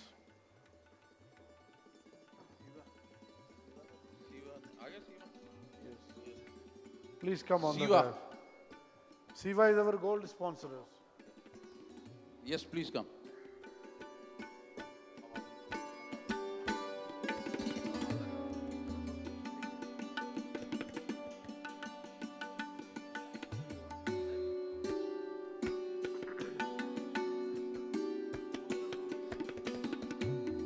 A big round of applause for Siva.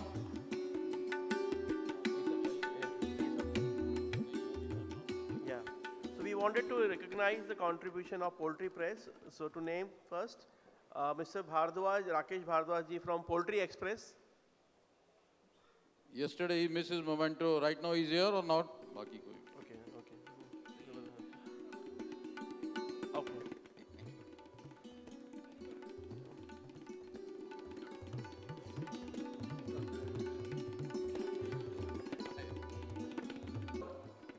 Mr. Subramaniam, please.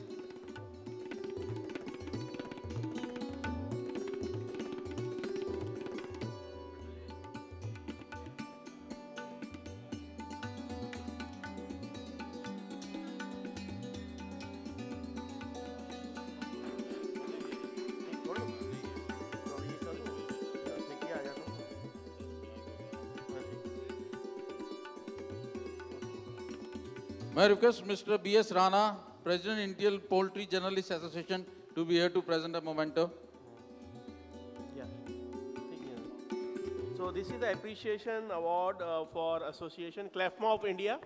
So from the team Clefma of India, please. Any executive member of Clefma of India can come.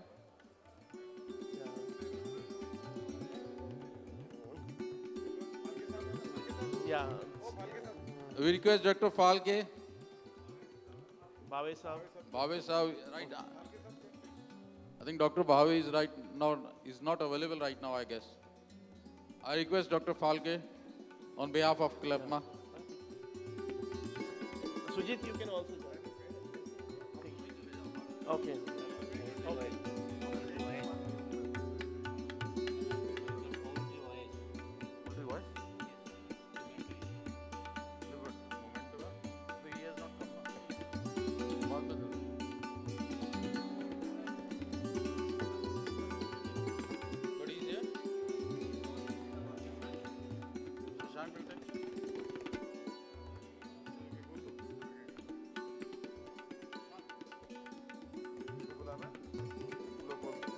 The next May I one request Dr. Day to be here, please, to present a memento.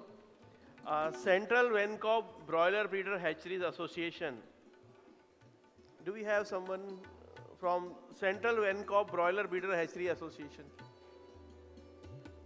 No? Next is Gujarat Breeder Association. Anyone from Gujarat Breeder Association? No? Next, National Egg Coordination Committee, NECC. NECC, please come forward. Yeah. NECC Namakal, a big round of applause. I request Dr. Day to kindly present this memento.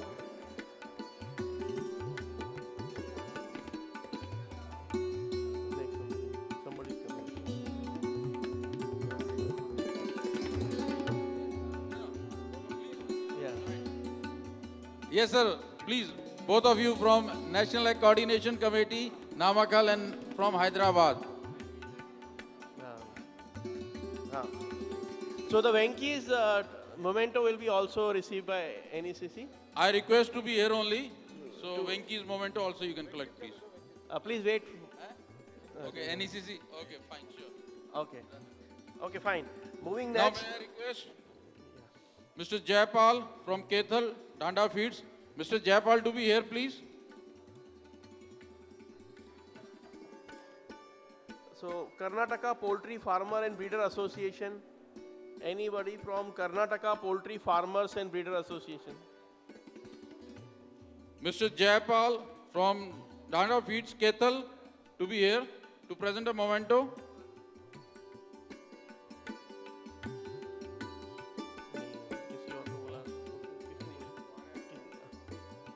आगे से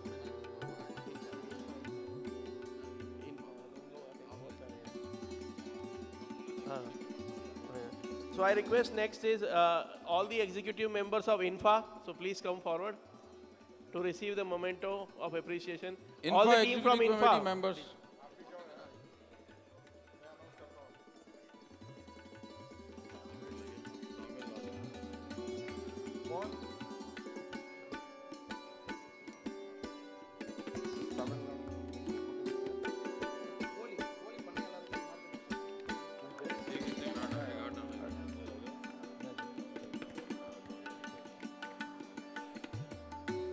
I would like to invite Tamil Nadu Muttai Koli Pannai Aragal Marketing Society. Can you please come?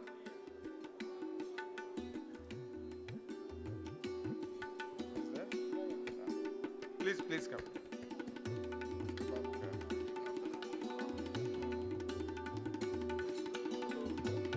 Thank you very much. Now may I request Mr. Rajesh from Aru Poultry to be here to present the award. मैं कर रहा हूँ.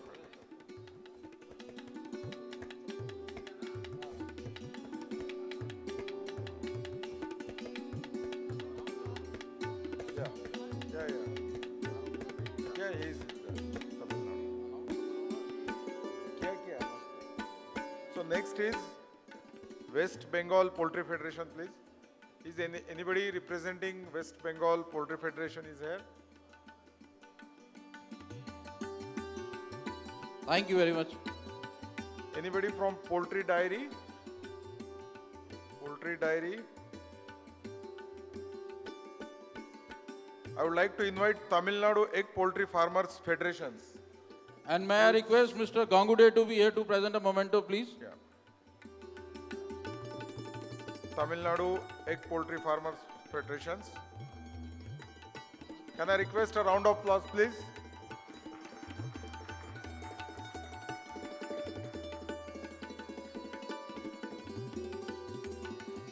Next, I would like to invite Tamil Nadu Poultry Farmers Federation. May I request Mr. Bisla, President North Zone Broiler Breeder Association to be here to present a memento. Anybody from Tamil Nadu Poultry Farmers Federation?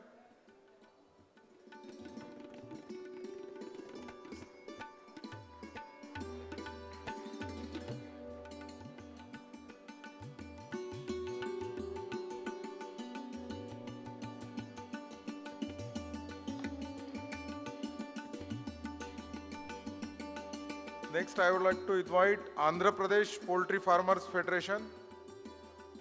Anybody from Andhra Pradesh?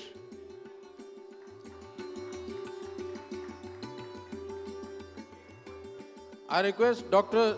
Dinesh Kumar, Vice President PFI Central India to be here to present a memento. Yeah.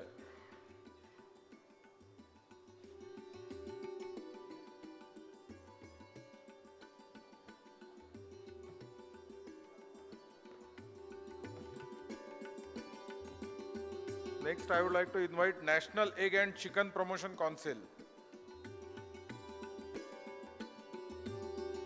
Is anybody representing National Egg and Chicken Promotion Council? Next, Poultry Farmer and Breeder Association Maharashtra. I think Dada Gangude can receive. He's I a request member of Dr. Falke to be here again, please, to present the memento.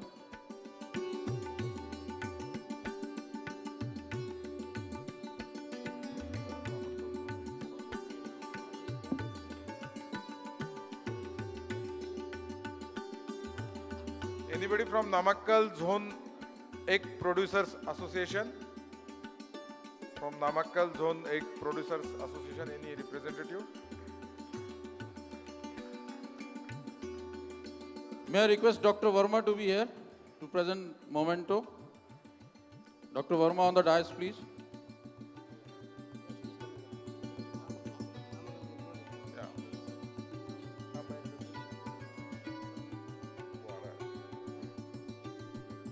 Dr. Verma, sir, please.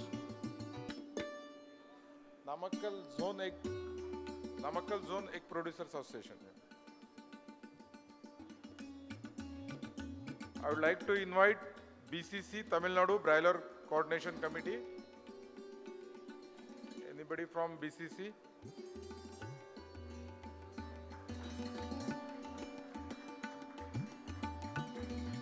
May I request Mr. Darshan Soi to be here to present a memento? Anybody from BCC?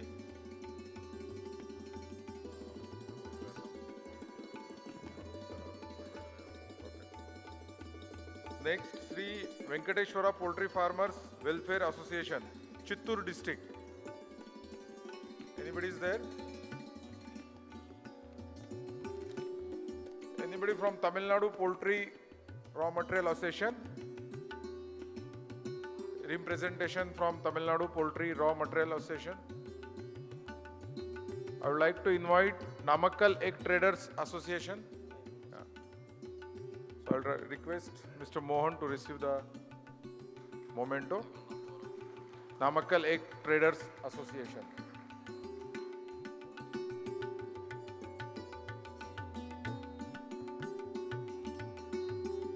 Next, I would like to invite Agartala Poultry Federation. Agartala Poultry Federation से है कोई? Thank you, Mr. Soi. Thank you very much. May I request Mr. Chima to be here, please? Executive Member, North Zone. I would like to invite Telangana Poultry Federation. Anybody from Telangana Poultry Federation? Yeah, please.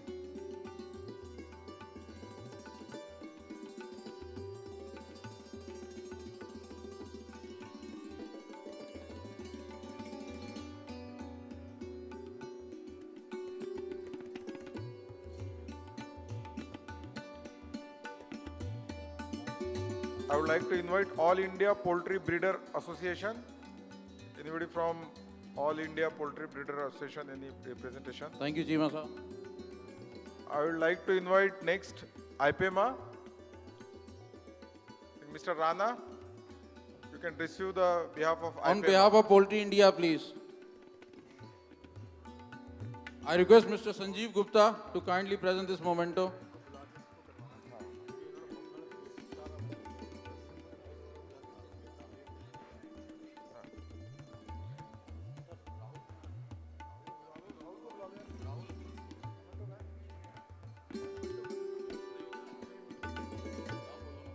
IPMA, moment of IPMA.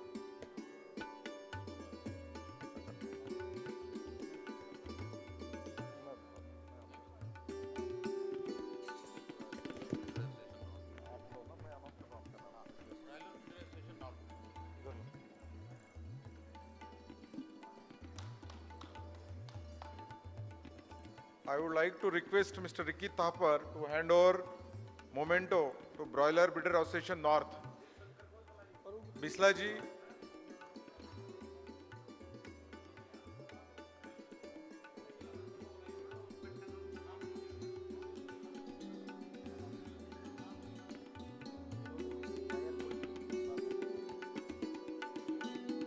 Please have a round of applause for the Broiler Breeder Association North. Always supportive to PFI.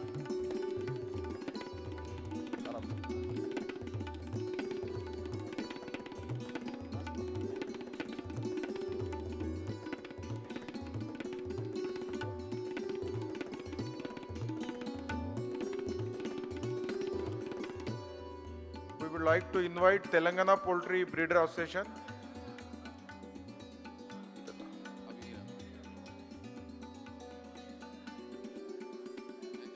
We would like to invite Godavari Poultry Farmers Welfare Association. Godavari. I request Mr. Sanjeev Telangana. Kumar to kindly present this memento. Yes. Telangana Poultry Breeders Association. I will request Mr. Subramaniam sir to receive the memento.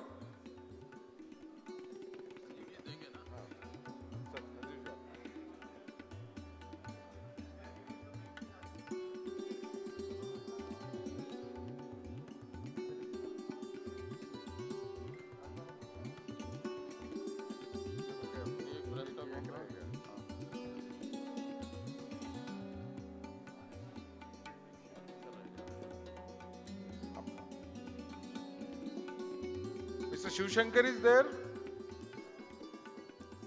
Mr. Shivshankar, please. Poultry line. I request Mr. Atmaram to be here. I request Atmaram to present this memento to Mr. Shiv Shankar, please.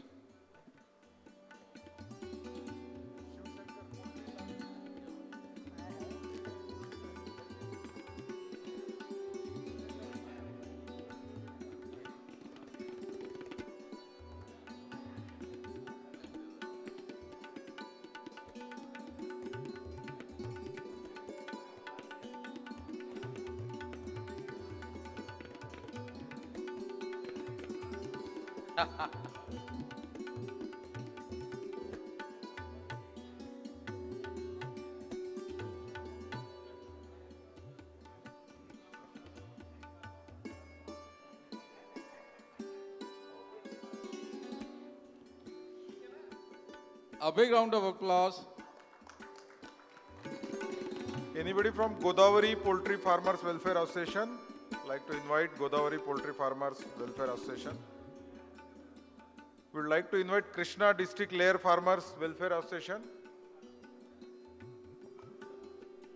All India Poultry Exporters Association.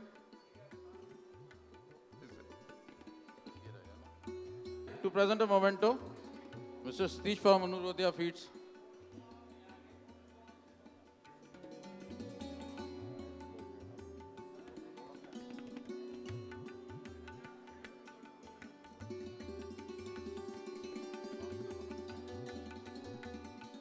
We would like to invite next Erode District Layer Poultry Farmers Association.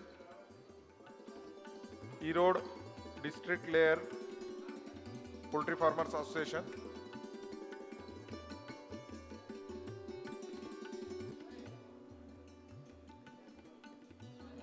I would like to invite IVPI.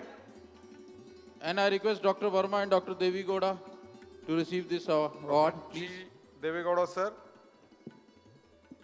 Dr. Verma to be here, please.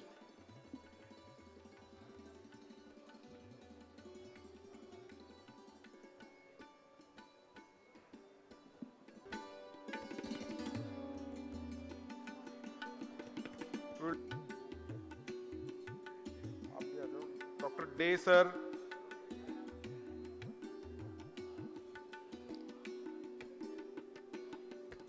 I request Dr. C.R. Bahel to present this Santosh Hire is memento. here, admin Dr. Santosh Hire.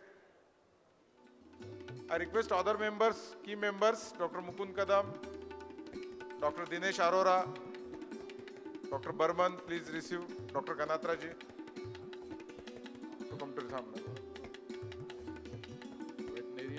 750 active members at present. A big round of applause Including for veterinarians in poultry. Member of Parliament, Dr. Ranjit Reddy, sir is also active member of Vets in Poultry.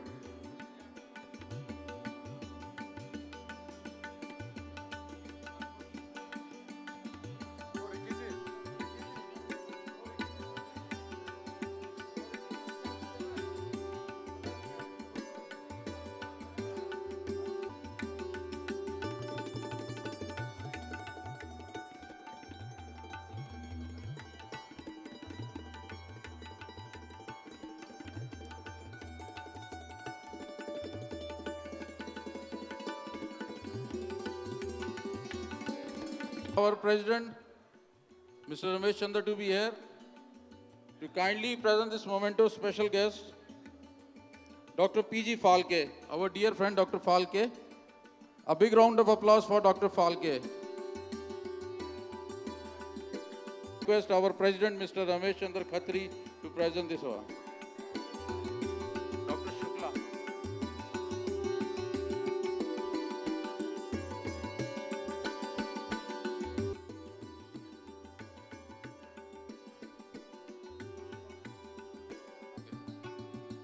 Gentlemen, now we are at the end of the program. So before our cocktail, entertainment and dinner starts, we would like to have a formal vote of thanks to all of you. A big round of applause for all our delegates who have been so patient and they have been encouraging us to organize this program in Coimbatore. Thank you. Cheers for the delegates who have come from all parts of India. We appreciate. We are also thankful to all our sponsors. Without sponsors, no association can run, because all associations, they require funds. So we have got a big list of sponsors. Thank you, sponsors. Our special thanks to press. Special thanks to our all delegates, our technical panelists, our honorable guests who had come far places. And with these words, thank you very much. And please join us for the cocktails. Once the cocktail will start, we'll set up a program over here for your musical night. And I would like to here add two names, Mr. Rahul Khatri and Mr. Rohit Khatri, who really worked very hard behind the scene. They have been working for weeks, leaving their business. So a big round of applause. Yeah. A big round of applause for Rahul Khatri, Rohit Khatri and Atma Ram. And Mr. Jagdish. Jagdish, can you come here, please? Mr. Jagdish is working for Poultry Federation of India. He takes care of PFI office. So he's a man who was behind scene. A big round of applause for him. We appreciate. He has been working day and night. Well done, Jagdish. Thank you very much. And I request our President, sir, to present this memento to Mr. Jagdish.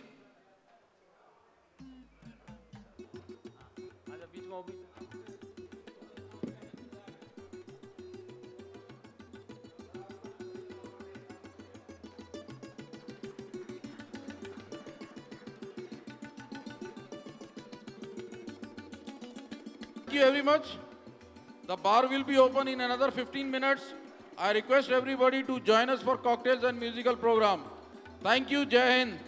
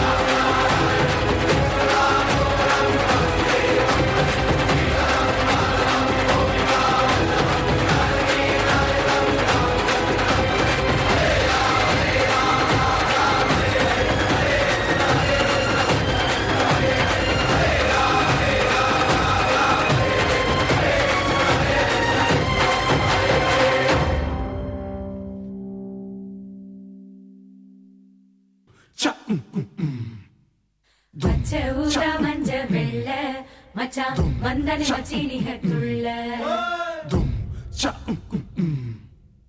பச்சை ஊதா மஞ்ச வெள்ள மச்சான் வந்தனே மச்சினிக துள்ள மூச்சு கிச்சு மூட்டி செல்ல இங்க மச்சக்கர வரா பாருகள்ல இவன் இச்சு தந்த பிச்சுக்குமே மூள ஐயோ மன்மதனின் கொள்ளு பேர புள்ள ஆமா மன்மதனின் கொள்ளு பேர புள்ள எம்மா மன்மதனின் கொள்ளு பேர புள்ள ராக்காயி மூக்காயி காத்தாயி ராமாயி எங்கடி போனீங்க சோமாடி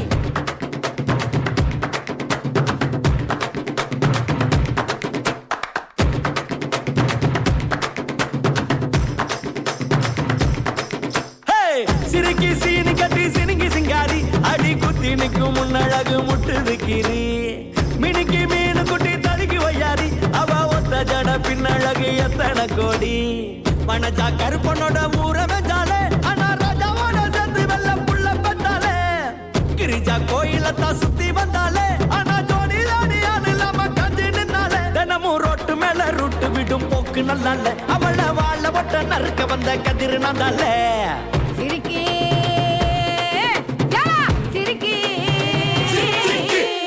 சிரிக்கி சீனி கட்டி சினிங்கி சிங்காரி அடி குத்தி நிற்கும் முன்னழகு முட்டுது கீரி மின்னுக்கு மீன் குட்டி தழுக்கி வையாரி அவ ஒத்த ஜட பின்னழகு எத்தனை கோடி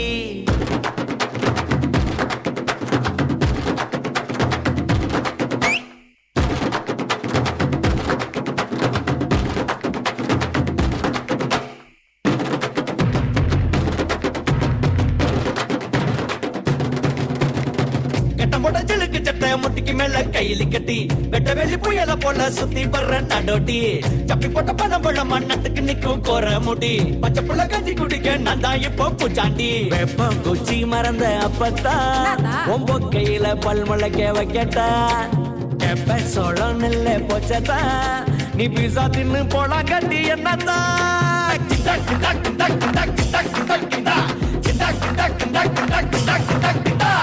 சிரிக்கி சீனி கட்டி சினிங்கி சிங்காரி அடி குத்தி நிற்கும் முன்னழகு முட்டுது கீரி மினுக்கு மீனு குட்டி தழுகி வையாரி அவ வந்த ஜட பின்னழகு எத்தனை கோடி கம்மக்கர காலத்து மேடு நெல்லு வெள்ளையும் பச்சைக்காடு கட்டடமும் வளர்ச்சி நின்ன கல்ல தின்ன போற நீ ஒத்த கூட தண்ணி பிடிக்க மல்லுக்கு நிற்கும் பொம்பளைங்க ஒத்துமைய போக்கி எழுந்தா ஓடி வரும் காவேரி காசு பவுசு தூக்கி கட்டாசு நீ செத்தாலும் வெடி பாங்க பட்டாசு மாசு மவுசு போனா வராது அட அவுச்ச முட்டை ஆம்லெட்டாக மாறாது கிண்டா கிண்டா கிண்டா கிண்டா கிண்டா கிண்டா கிண்டா கிண்டா கிண்டா கிண்டா கிண்டா கிண்டா கிண்டா கிண்டா சிரிக்கி சீனி கட்டி சினிங்கி சிங்காரி அடி குத்தி நிற்கும் முன்னழகு முட்டுது கீரி இன்னைக்கு மீன் குட்டி தழுகி வையாரி அவ ஒத்த ஜட பின்னழகு எத்தனை கோடி மனஜா கருப்பனோட ஊர வெஞ்சாலே ஆனா ராஜாவோட சேர்ந்து வெள்ள புள்ள பெற்றாலே கிரிஜா கோயில தான் சுத்தி வந்தாலே ஆனா ஜோடி ஜோடியால் இல்லாம காஞ்சி நின்னாலே தினமும் ரோட்டு மேல ரோட்டு விடும் போக்கு நல்லால அவளை வாழ வட்ட நறுக்க வந்த கதிர் நந்தால கதிரு கதிரு கதிரு கதிரு கதிரு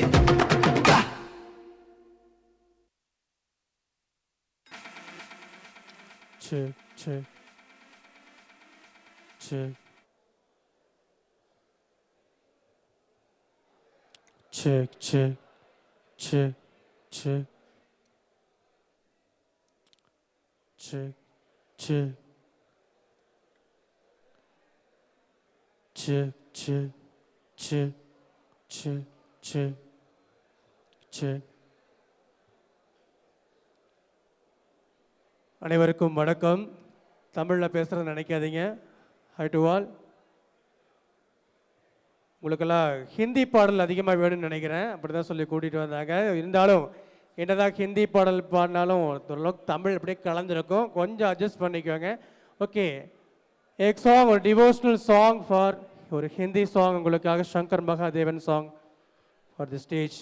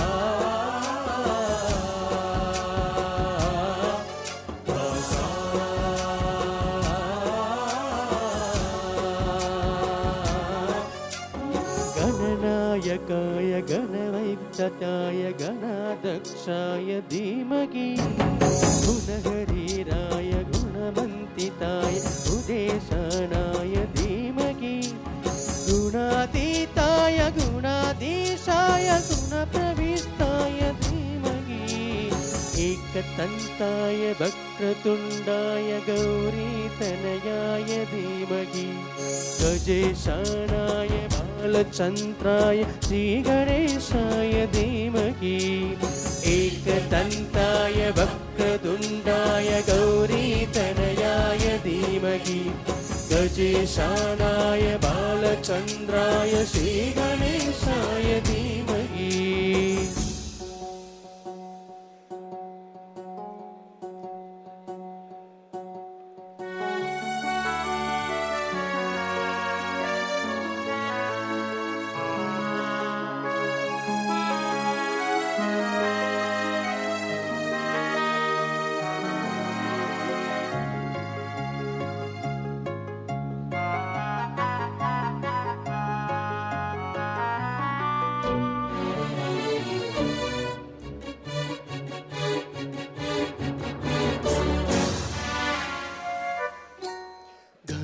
चतुराय गानाप्रणाय गानन्द्रमन्तने गानोत्सुकाय गानमत्ताय गानोत्सुकमनसे गुरुभुजिताय गुरुदैवताय गुरुकुलतायने गुरुविक्रमाय गुह्यप्रावाय गुरुवे गुणगुरुवे गुरुदैत्यकलाक्षेत्रे गुरुधर्मसदानत्यादे गुरुपुत्रपरितात्रे गुरुभागिण्टकुण्टकाय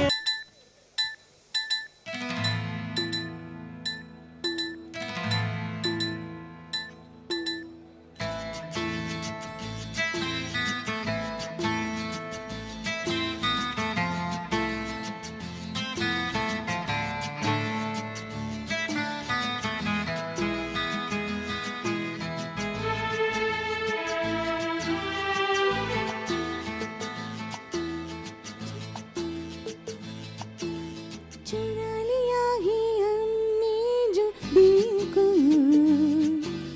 न सनम सुराना सनम बदल के मेरी तुम जिंदगानी हाय बदल ना जाना सनम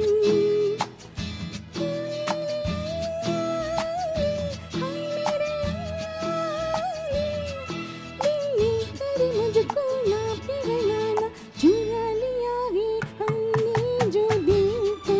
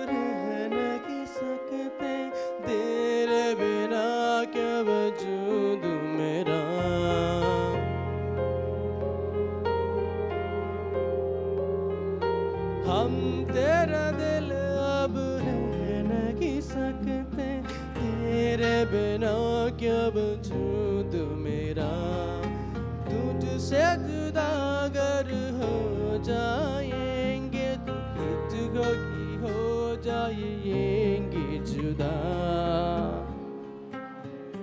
क्योंकि तुम ही हो, अब तुम ही हो जिंदगी, अब तुम ही हो चैन ही, मेरा दर्द भी मेरे आशिकी, अब तुम ही हो।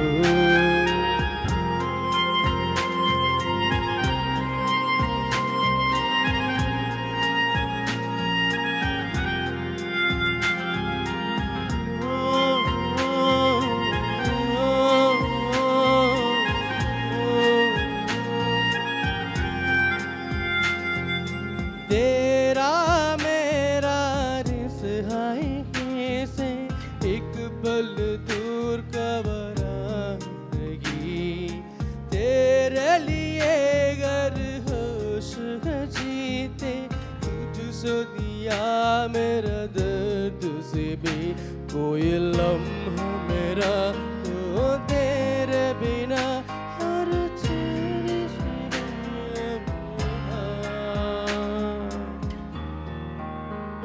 क्योंकि तुम ही हो, अब तुम ही हो जिंदगी, अब तुम ही हो चैन ही, मेरा दर्द भी मेरे आशिकी, अब तुम ही हो।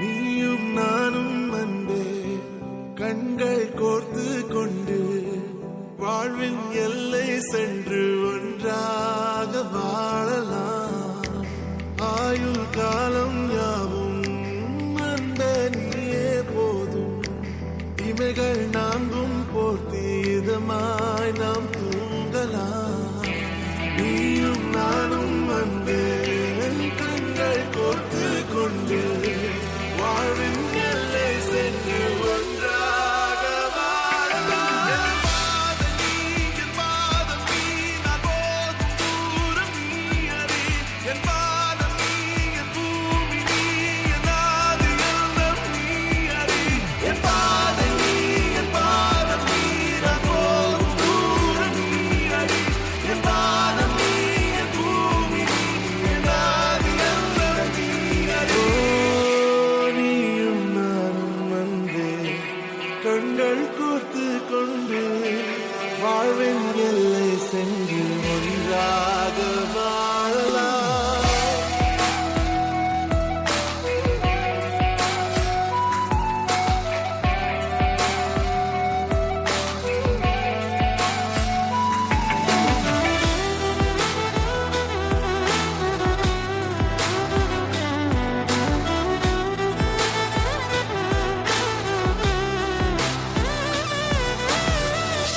தாய்மொழி போலே நீ வாழ்வாய் என்னில், உன்னில் பிரிந்தாலும் வீழ்வேன் மண்ணில், மின்மினி பூவே உன் காதல் கண்ணில், புதிதாய் கண்டேனே என்னை உன்னில், மதமாய் கண்ட பின்னும்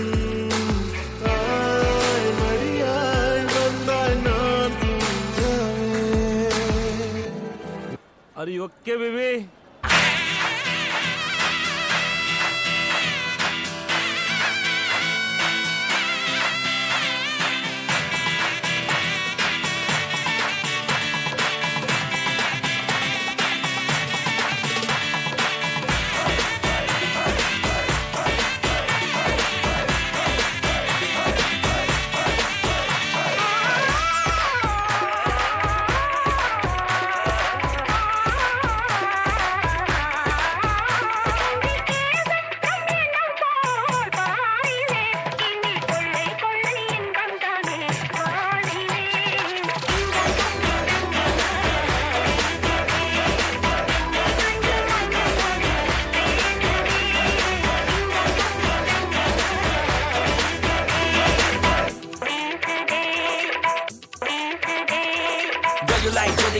be a Surya. Six pack coming soon, Pakani Varia, Mutamun Varia, Bobo Mujalia, money in the bank like Vijay Malaya. Pick up the phones, I'm a telephone, nothing to cover my Aishwarya Rai, I'll say bye. When I any party, me so lady high. Hey Hansika, excuse me, this is my number, please text me. I'm even friends with Sundar C.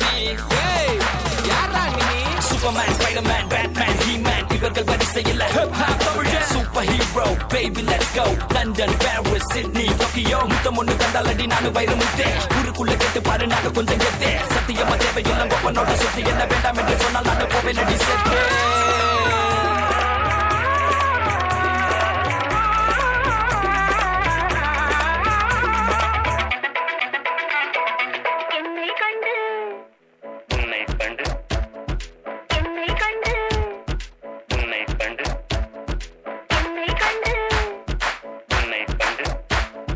Yo, பாடுங்கயா.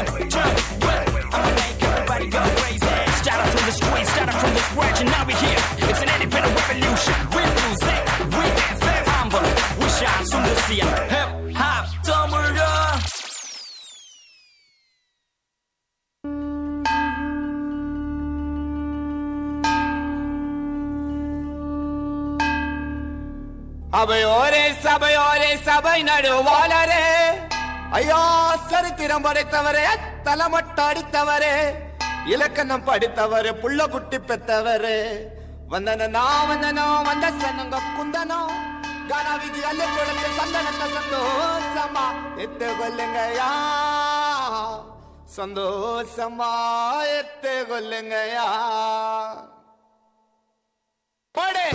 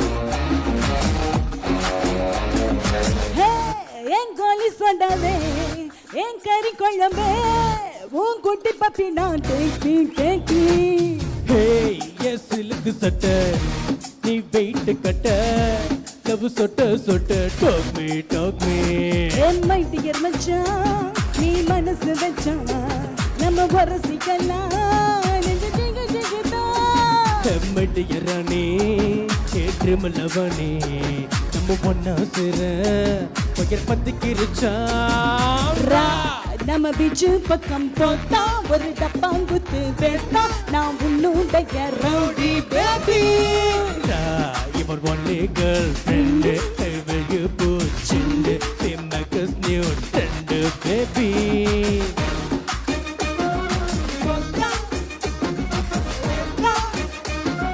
Rowdy baby girl friend பூச்சிண்டு new trend baby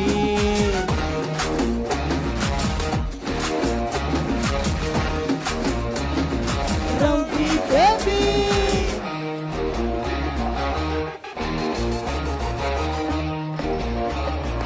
rowdy baby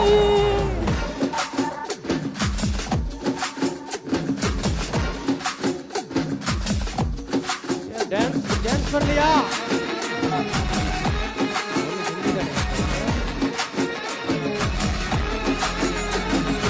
உன்னால முட்டாச்சு my hormone balance damage Kamatchi Meenatchi இந்த மாறிக்கும் உன் மேல கண்ணாச்சு 1 + 1 2 mama you plus me 3 mama சந்திரனே என் கிருஷ்ண வேணி கையோ பொன்னி அத பத்தின பாணி ஏ மந்திரவாதி நீ கேண்டி நான் உன்னில பாதி நம்ம சம்ம ஜோடி rowdy baby rowdy baby rowdy baby rowdy baby rowdy rowdy rowdy rowdy rowdy baby rowdy baby rowdy baby rowdy baby hey என் கோலி சோடாவே என் கறி குழம்பே ஓ குட்டி பப்பின்னா take me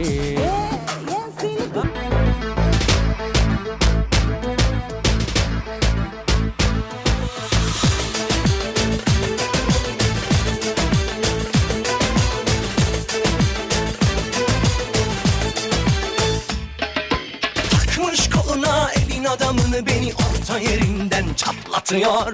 Ağzımla sakızı şişirip arsız arsız patlatıyor.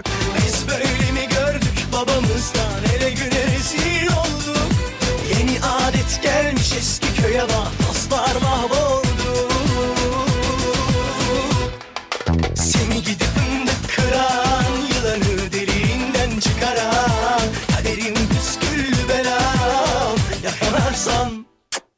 Seni gidip fındık kıran, yılanı deliğinden çıkaran, kaderim püsküllü belam yakalarsan.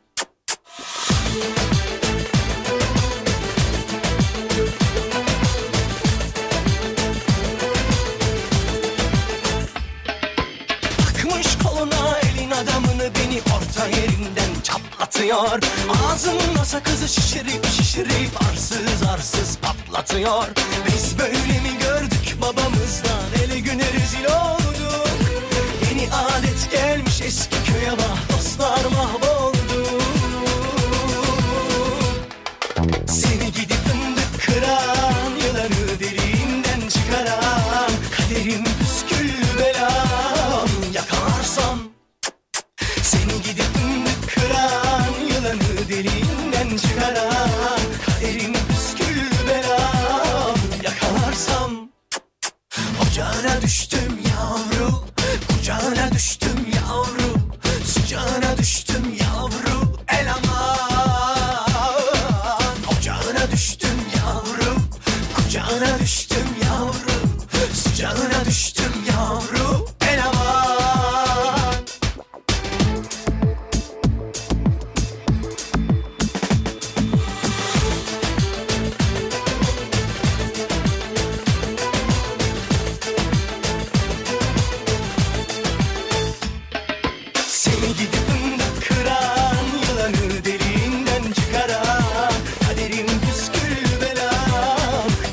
yakalarsan seni gidip fındık kıran, yılanı deliğinden çıkaran, kaderim püskül belam. Yakalarsam seni gidip fındık kıran, yılanı deliğinden çıkaran, kaderim püskül belam. Yakalarsam seni gidip fındık kıran, yılanı deliğinden çıkaran, kaderim püskül belam. Yakalarsam.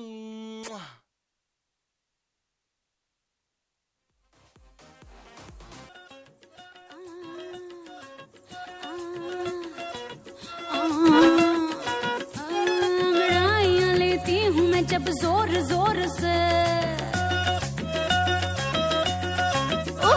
अंगड़ाइयाँ लेती हूँ मैं जब जोर जोर से, वो आह की आवाज है आती हर ओर से। मैं तो चलूं इस कदर कि मच जाए गदर, होश वाले भी मदहोश आए नजर। मेरे फोटो को सीने से यार चिपका ले सैया फेविकॉल से। मेरे फोटो को सीने से यार चिपका ले सैया फेविकॉल से। फेविकॉल से, फेविकॉल से। मैं तो कब से हूँ रेडी तैयार, पटा ले सैया मिस कॉल से। मेरे फोटो को सीने से यार चिपका ले सैया फेविकॉल से। चांदनी वो जलवा है, देखने में हलवा है। चांदनी वो जलवा है, देखने में हलवा है। प्यार से भरोसा दूंगी टूट भी जरा, ये तो ट्रेलर है, पूरी फिल्म दिखाने आई। हुस्न की दिल से पीड़ी चिल्लम जलाने आती आई। चिकने चंदन छुप के औरा चढ़ा के आई, आई। चिकने चंदन छुप के अकेले औरा चढ़ा के आई।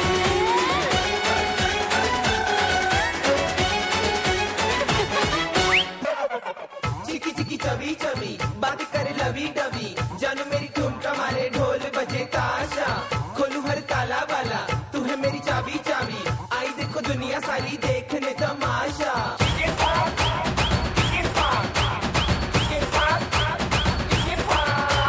लोहा बदन तेरा लोहा बदन, मेरा चुंबक सा जिया रे, चुंबक सा जिया रे, जिया जिया जिया मेरा चुंबक सा जिया। कैंसिल किए मैंने आशिक सभी, मेरा तू पक्का पिया रे, तू पक्का पिया रे, पिया पिया पिया मेरा तू पक्का पिया। ओ पल में तीस है, पल में से टप है, दिल मेरा टेक्निकल रंग बदल जाए, हरदम मूड में लल्लन टप है। गिनती में गिनता है 1 2 3 4 5, चल धतिंग नाच।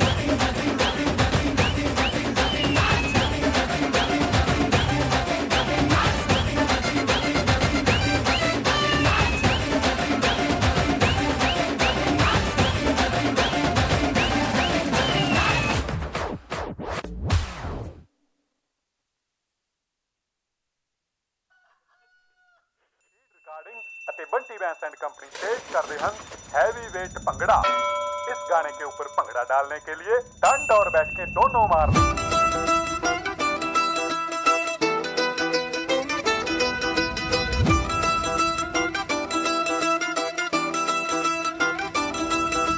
ਭੰਗੜਾ ਪਊਗਾ ਹੈਵੀ ਵੇਟ ਬੱਲੀਏ ਨੀ ਹੱਥ ਮਾਰ ਕੇ ਪੱਟਾਂ ਦੇ।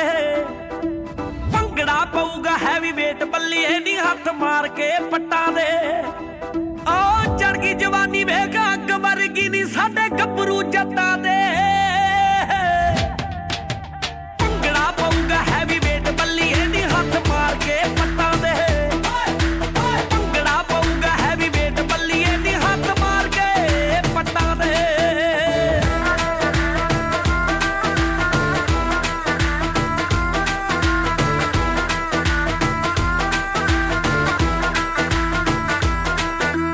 ਚਾਦਰਿਆਂ ਨਾਲ ਚੁੰਨੀਆਂ ਨੇ ਖੈਂਦੀਆਂ ਹੋ, ਚੁੰਨੀਆਂ ਨੇ ਖੈਂਦੀਆਂ।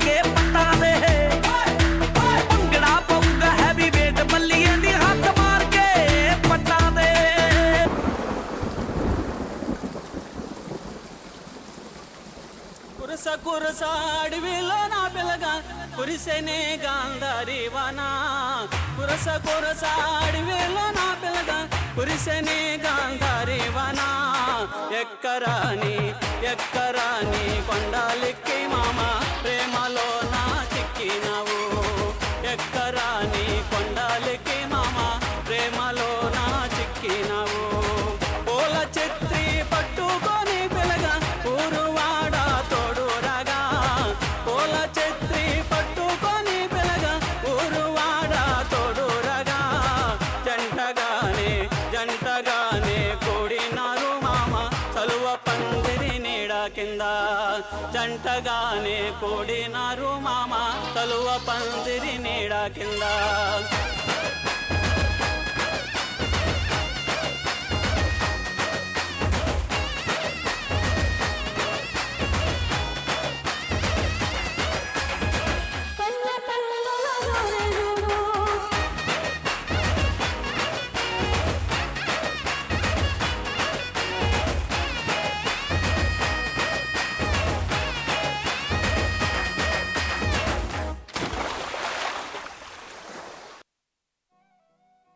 फेसबुक पे मैं पाइया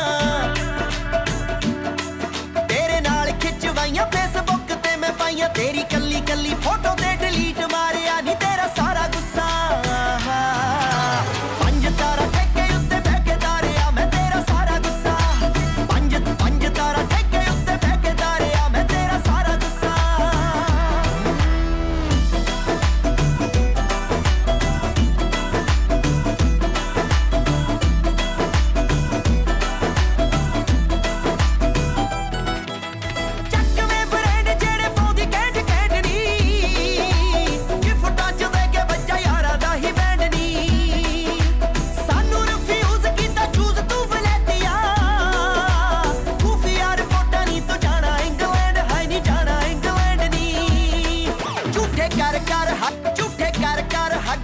मेरा करके हवाई पारियां ही सारे आनी तेरा सारा गुस्सा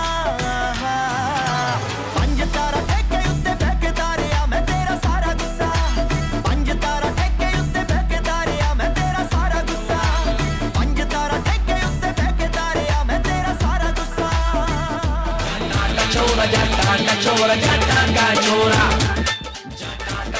जाटा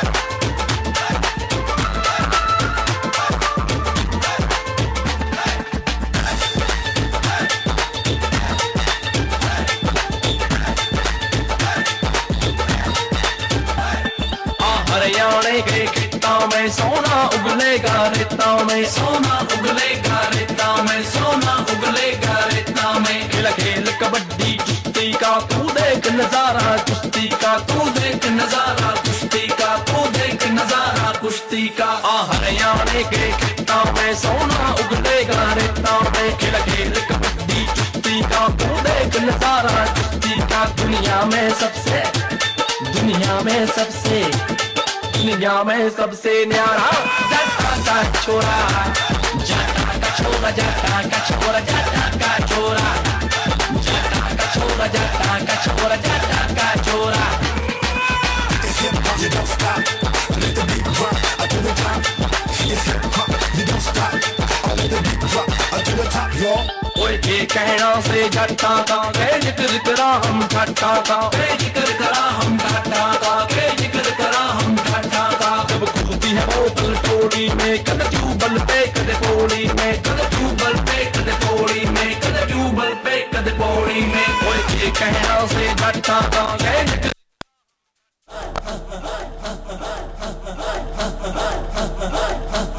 बजने ते धड़क धड़क ढोल ताश धड़क धड़क भंडारा झिड़क झिड़क मल्हारी धड़क धड़क भड़क साली चटक मटक फटक साली दुश्मन की देखो जो फट लावली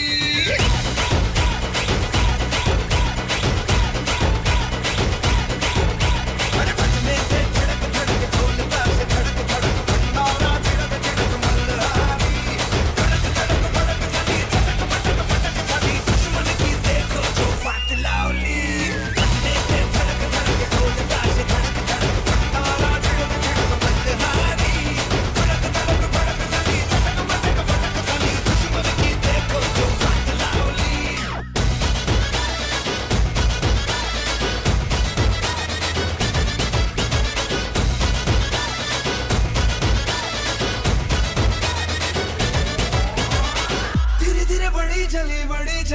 ज्योति चिंगारी छोटी चिंगारी बड़ी बड़ी बड़ी बड़ी बड़ी बड़ी है मन की अलमारी आज अलमारी हुई सतरंगी जाती सतरंगी हुई सतरंगी थी जो ये रात काली तड़क भड़क जली चटक पटक पटक जली दुश्मन की देखो जो साथ लाओ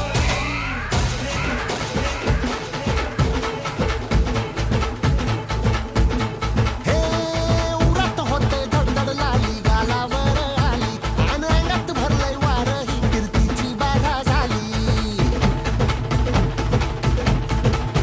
अरे उरत होते धडधड लाली गालावर आली आणि अंगात भरलंय वार ही कीर्तीची बाधा झाली आता धीर झालो यार मग बधीर झालो यार आणि तुझ्याच साठी बनून मजनू माग आलो यार आणि उडतंय बुंगाट पळतंय झिंगाट रंगात आलं यार झालंय झिंग झिंग झिंग झिंग झिंग झिंग झिंगाट झिंग झिंग झिंग झिंग झिंग झिंग झिंगाट झिंग झिंग झिंग झिंग झिंग झिंग झिंगाट झिंग झिंग झिंग झिंग झिंग झालं झिंग झिंग झिंग झिंग झिंग झिंग झिंगाट झिंग झिंग झिंग झिंग झिंग झिंग झिंगाट झिंग झिंग झिंग झिंग झिंग झिंग झिंग झिंग झिंग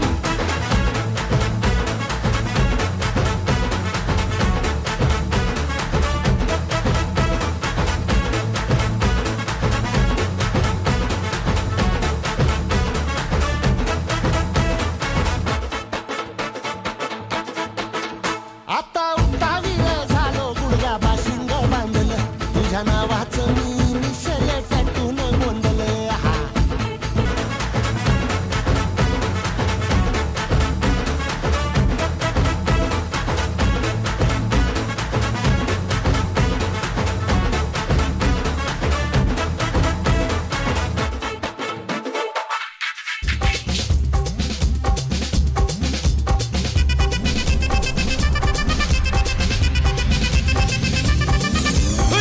அப்படி போடு போடு போடு அஸ்தி போடு கண்ணாலே இப்படி போடு போடு போடு இழுத்து போடு கையாலே உன்னோட ஊருக்குத்த உப்பு மூட்டை எரிக்கிற உன்னோட கண்ண பொதி கண்ணா மூட்டி ஆட வர இந்த நட போதுமா இன்னும் கொஞ்சம் வேணுமா இந்த நட போதுமா இன்னும் கொஞ்சம் வேணுமா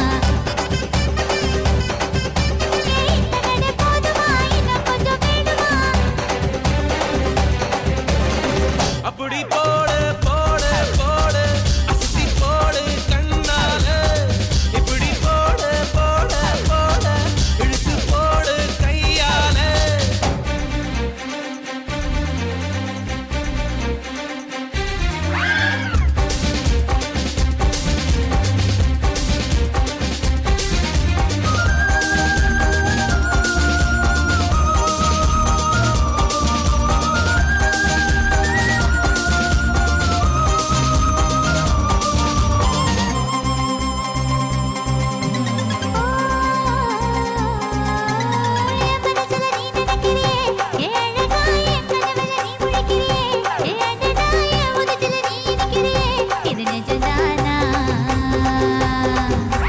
என் உசுருல நீ துடிக்கிறியே என் அழுகி என் வயசுல நீ படுத்திரியே என் மெதுவா என் கழுத்துல நீ மணத்திரியே இது அதுதானா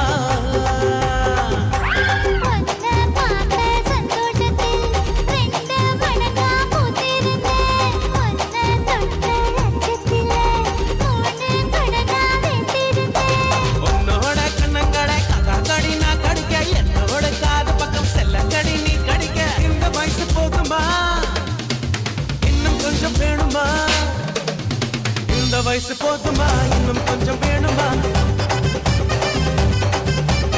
இந்த வயசு போதுமா இன்னும் கொஞ்சம் வேணுமா அப்படி போடு போடு போடு அதட்டி போடு கண்ணால இப்படி போடு போடு போடு இழுத்து போடு கையால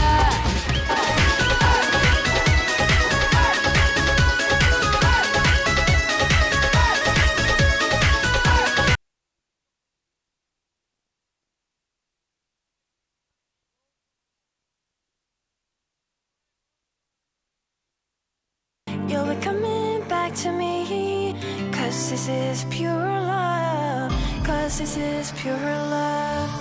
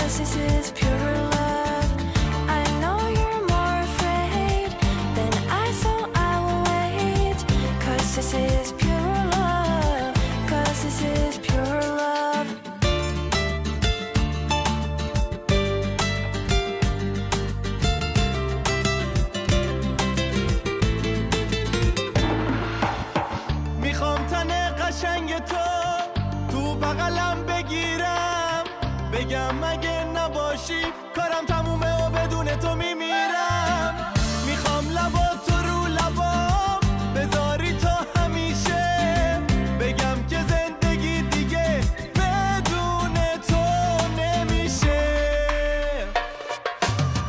This was just meant to be. You're coming back to me. 'Cause this is pure love. 'Cause this is pure love. I know you're more afraid than I, so I will wait. 'Cause this is pure love. 'Cause this is pure love. Ba la la la la la la la la. The moon it smiles above. Ba la la la la la la la la. 'Cause this is pure love. Ba la la la la la la la. The moon it smiles above. Ba la la la la la la la. 'Cause this is pure love. تو نیستی و تا ابد بی تو دلم میگیره اما زمونه میگه که دیگه خیلی دیره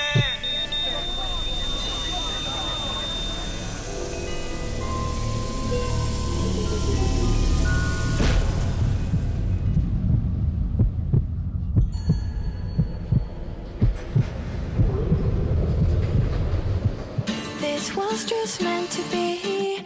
You'll be coming back to me. 'Cause this is pure love. 'Cause this is pure love. Ba la la la la la la la la. The moon it smiles above. Ba la la la la la la la la. 'Cause this is pure love.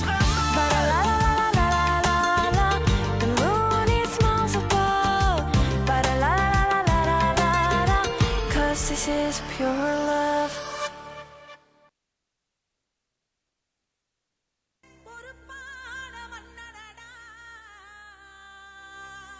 ஊரை சிறப்பாக வைத்திடவே செயலாற்றும் மன்னனடா தப்பில்லாத மனசு கொண்ட தமிழ்நாட்டு சிங்கமடா அவ பங்காச அள்ளி அரைக்க அவதரிச்ச தங்கமடா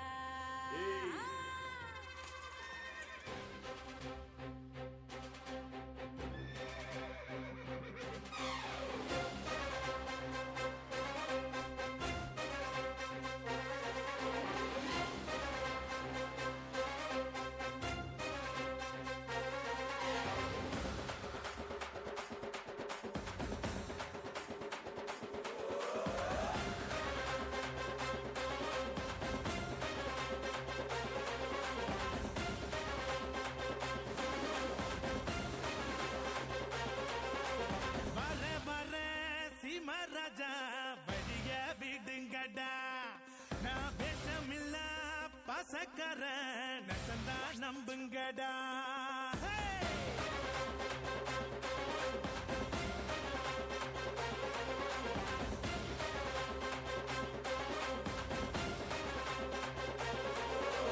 வர வர சீமராஜா வழிய விடுங்கடா நான் பேசமில்ல பசக்கர நசந்தா நம்புங்கடா சுயநலமே பொது நலமா எத்துவேனே கொடிய என் பொது நலமோ சுயநலதா பார்த்துக்கோ என் படைய என் பேரை கேட்க கூட்டும் பாரு அரங்கு அரங்கு நான் ஏழை கேட்ட ஏரோப்ளேனு ஒதுங்கு ஒதுங்கு என் பேரை கேட்க கூட்டும் பாரு அரங்கு அரங்கு நான் ஏழை கேட்ட ஏரோப்ளேனு ஒதுங்கு ஒதுங்கு சிறப்பான தரமான சம்பவங்களை இனிமேதான் பார்க்க போறேன்.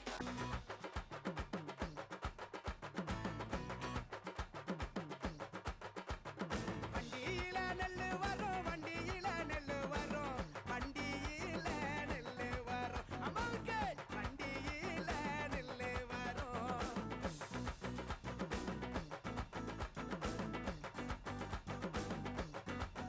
அந்த வண்டி நல்லா ஊற வைக்க வண்டி நல்லா ஊற வைக்க வைகையாத்து தண்ணி வரும் அம்மாவுக்கு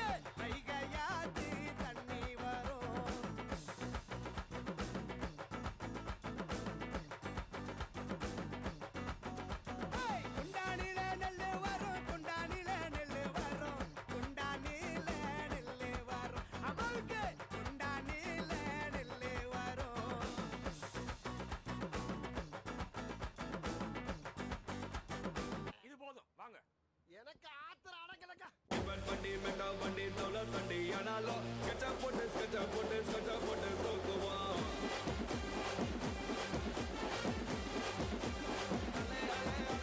கிபட் வண்டி மெட்டா வண்டி தௌலத் வண்டி ஆனாலும் ஸ்கெட்சா போட்டு தூக்குவோம்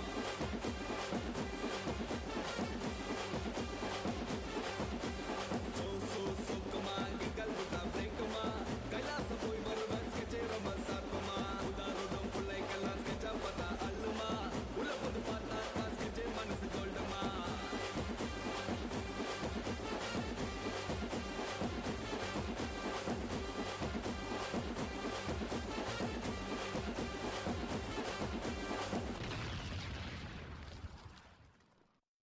தூக்குத்தொருண அடாவடி தூக்குத்தொருண அளப்பற தூக்குத்தொருண தடாலடி தூக்குத்தொருண கட்டுக்கடங்காத கிராமத்து காட்டு அடி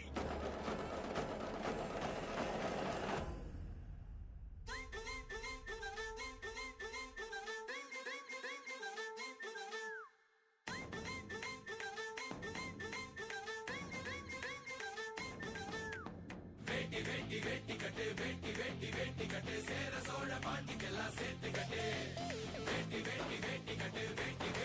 கட்டு சேர சோழ பாண்டிக்கெல்லாம் சேர்த்து கட்டு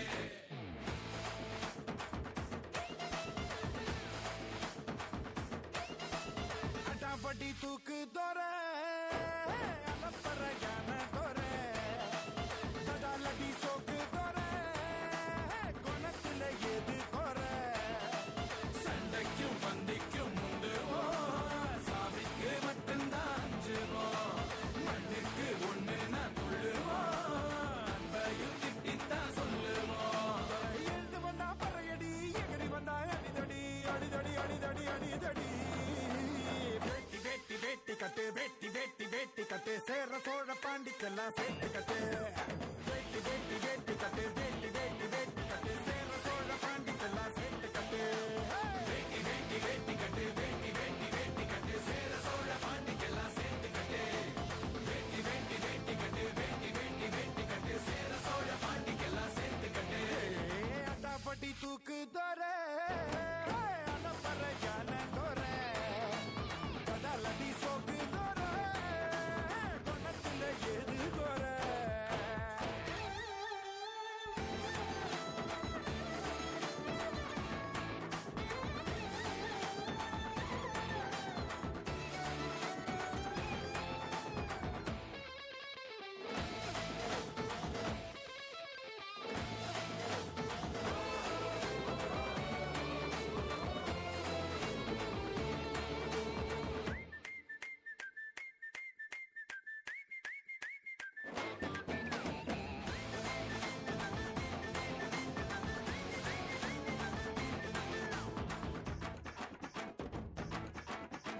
அடுத்தவன் முன்னால எதுக்குமே கை கட்டி அடங்குற கூட்டமில்ல பணக்குன்னு முன்னேற நினைக்கிற ஆளாட்டம் பதுங்கியும் பார்த்ததில்ல கொடுவாழ நாங்க தூக்கி வந்து பகை இல்லைன்னு சொல்லி நிற்போம் கொட சாஞ்சி போக எண்ணாமலே பதம் செஞ்சத கொக்கரிப்போம் வரு ரோசத்தை காட்டாம மறைச்சுக்கிட்டே வெளி வேசன்னா போடாம வெளுத்துக்கிட்டே பலம் என்ன காட்டு வேட்டி கட்டு சேர சோழ பாண்டிக்கெல்லாம் சேர்த்து கட்டு வேட்டி கட்டு சேர சோழ பாண்டிக்கெல்லாம் சேர்த்து கட்டு அடாபடி தூக்கு தோற அலப்பற யான தோற தடாலடி சோக்கு தோற குணத்துல எது தோற சண்டைக்கும் பந்திக்கும் முந்துவோம் சாமிக்கு மட்டும்தான் அஞ்சுவோம் மண்ணுக்கு ஒண்ணு நான் துள்ளுவோம் அன்பையும் திட்டித்தான் சொல்லுவோம் எழுந்து வந்தா பறையடி எகிரி வந்தா அடிதடி அடிதடி அடிதடி அடிதடி வேட்டி கட்டு சேர சோழ பாண்டிக்கெல்லாம் சேர்த்து கட்டு வேட்டி கட்டு சேர சோழ பாண்டிக்கெல்லாம் சேர்த்து கட்டு சேர சோழ பாண்டிக்கெல்லாம் சேர்த்து கட்டு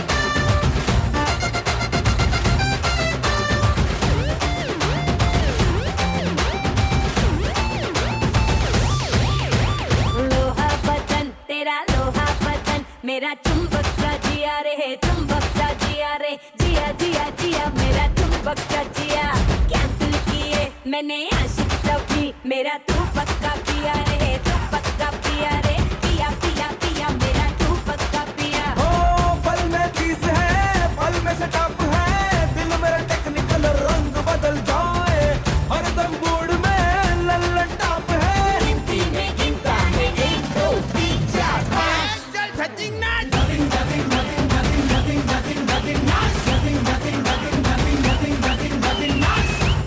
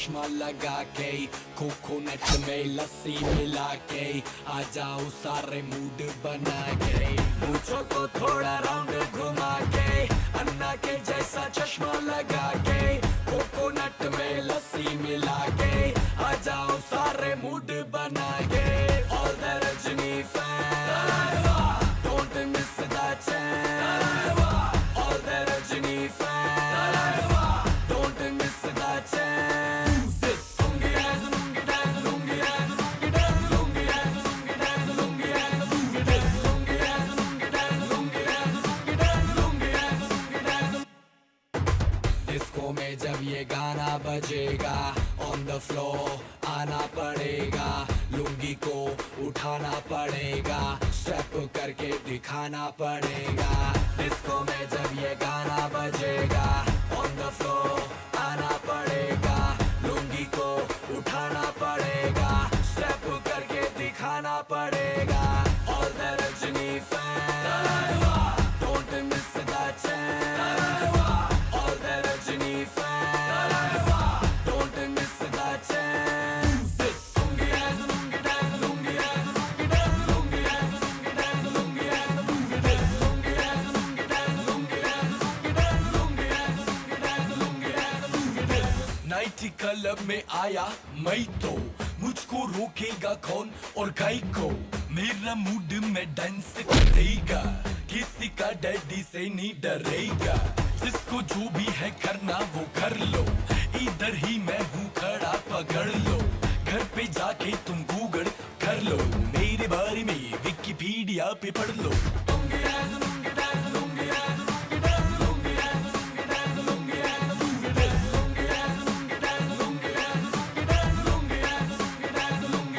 मुझको को थोड़ा राउंड घुमा के अन्ना के जैसा चश्मा लगा के कोकोनट में लस्सी मिला के आ जाओ सारे मूड बना के मुझको को थोड़ा राउंड घुमा के अन्ना के जैसा चश्मा लगा के कोकोनट में लस्सी मिला के आ जाओ सारे मूड बना के all the Rajni fans don't miss the chance all the Rajni fans don't miss the chance lungi dance lungi dance lungi dance lungi dance lungi dance lungi dance lungi dance lungi dance lungi dance lungi dance lungi dance lungi dance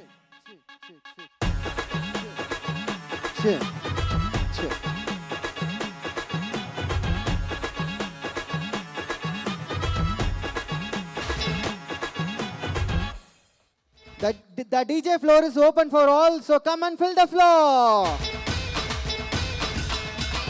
देखा जो तुझे यार दिल में बजी guitar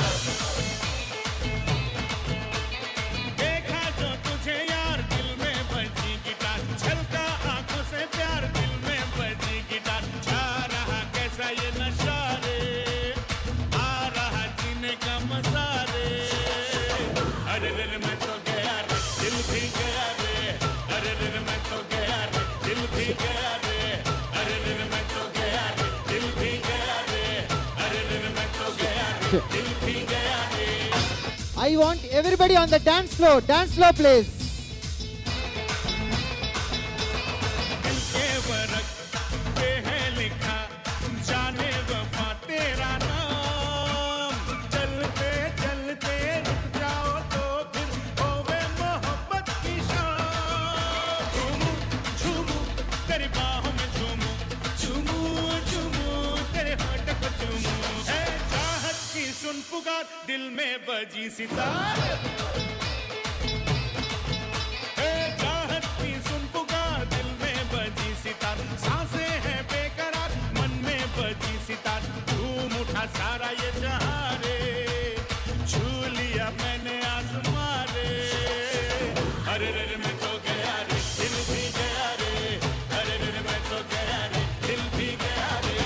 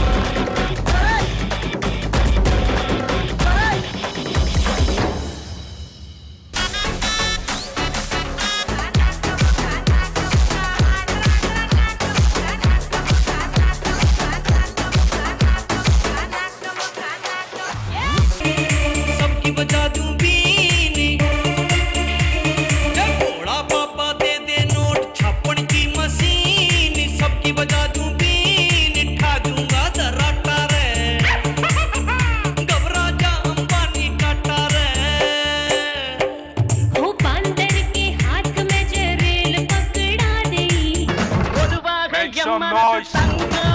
ஒரு போட்டின்னு வந்து விட்டா சிங்கம் பொதுவாக எம் மனசு தங்கம் ஒரு போட்டின்னு வந்து விட்டா சிங்கம்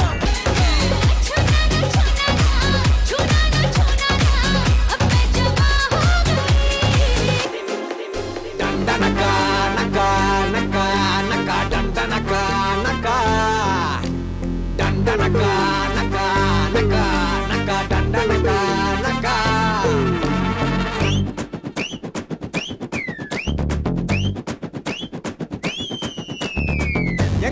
எங்க தல டியாரே சண்டிமண்டுல தார்மாரே மைதிலி காதிலி இன்னாரு அவர் உண்மையா லவ் பண்ண சொன்னாரு மச்சான் அங்க தாண்டா தல நின்னாரே Dandanaka, naka, naka, naka, dandanaka, naka. Dandanaka, naka, naka, naka, dandanaka, naka. Sight அடிக்க ஆசமச்சி மேரேஜ் பண்ணனும் காதலிச்சு யாரு எவருன்னு தெரியாம லவ் பண்ணுண்டா மனசுல அறியாம லவ் பண்ணாதடா இது புரியாம Dandanaka, naka, naka, naka, dandanaka, naka. Dandanaka, naka, naka, naka, dandanaka, naka.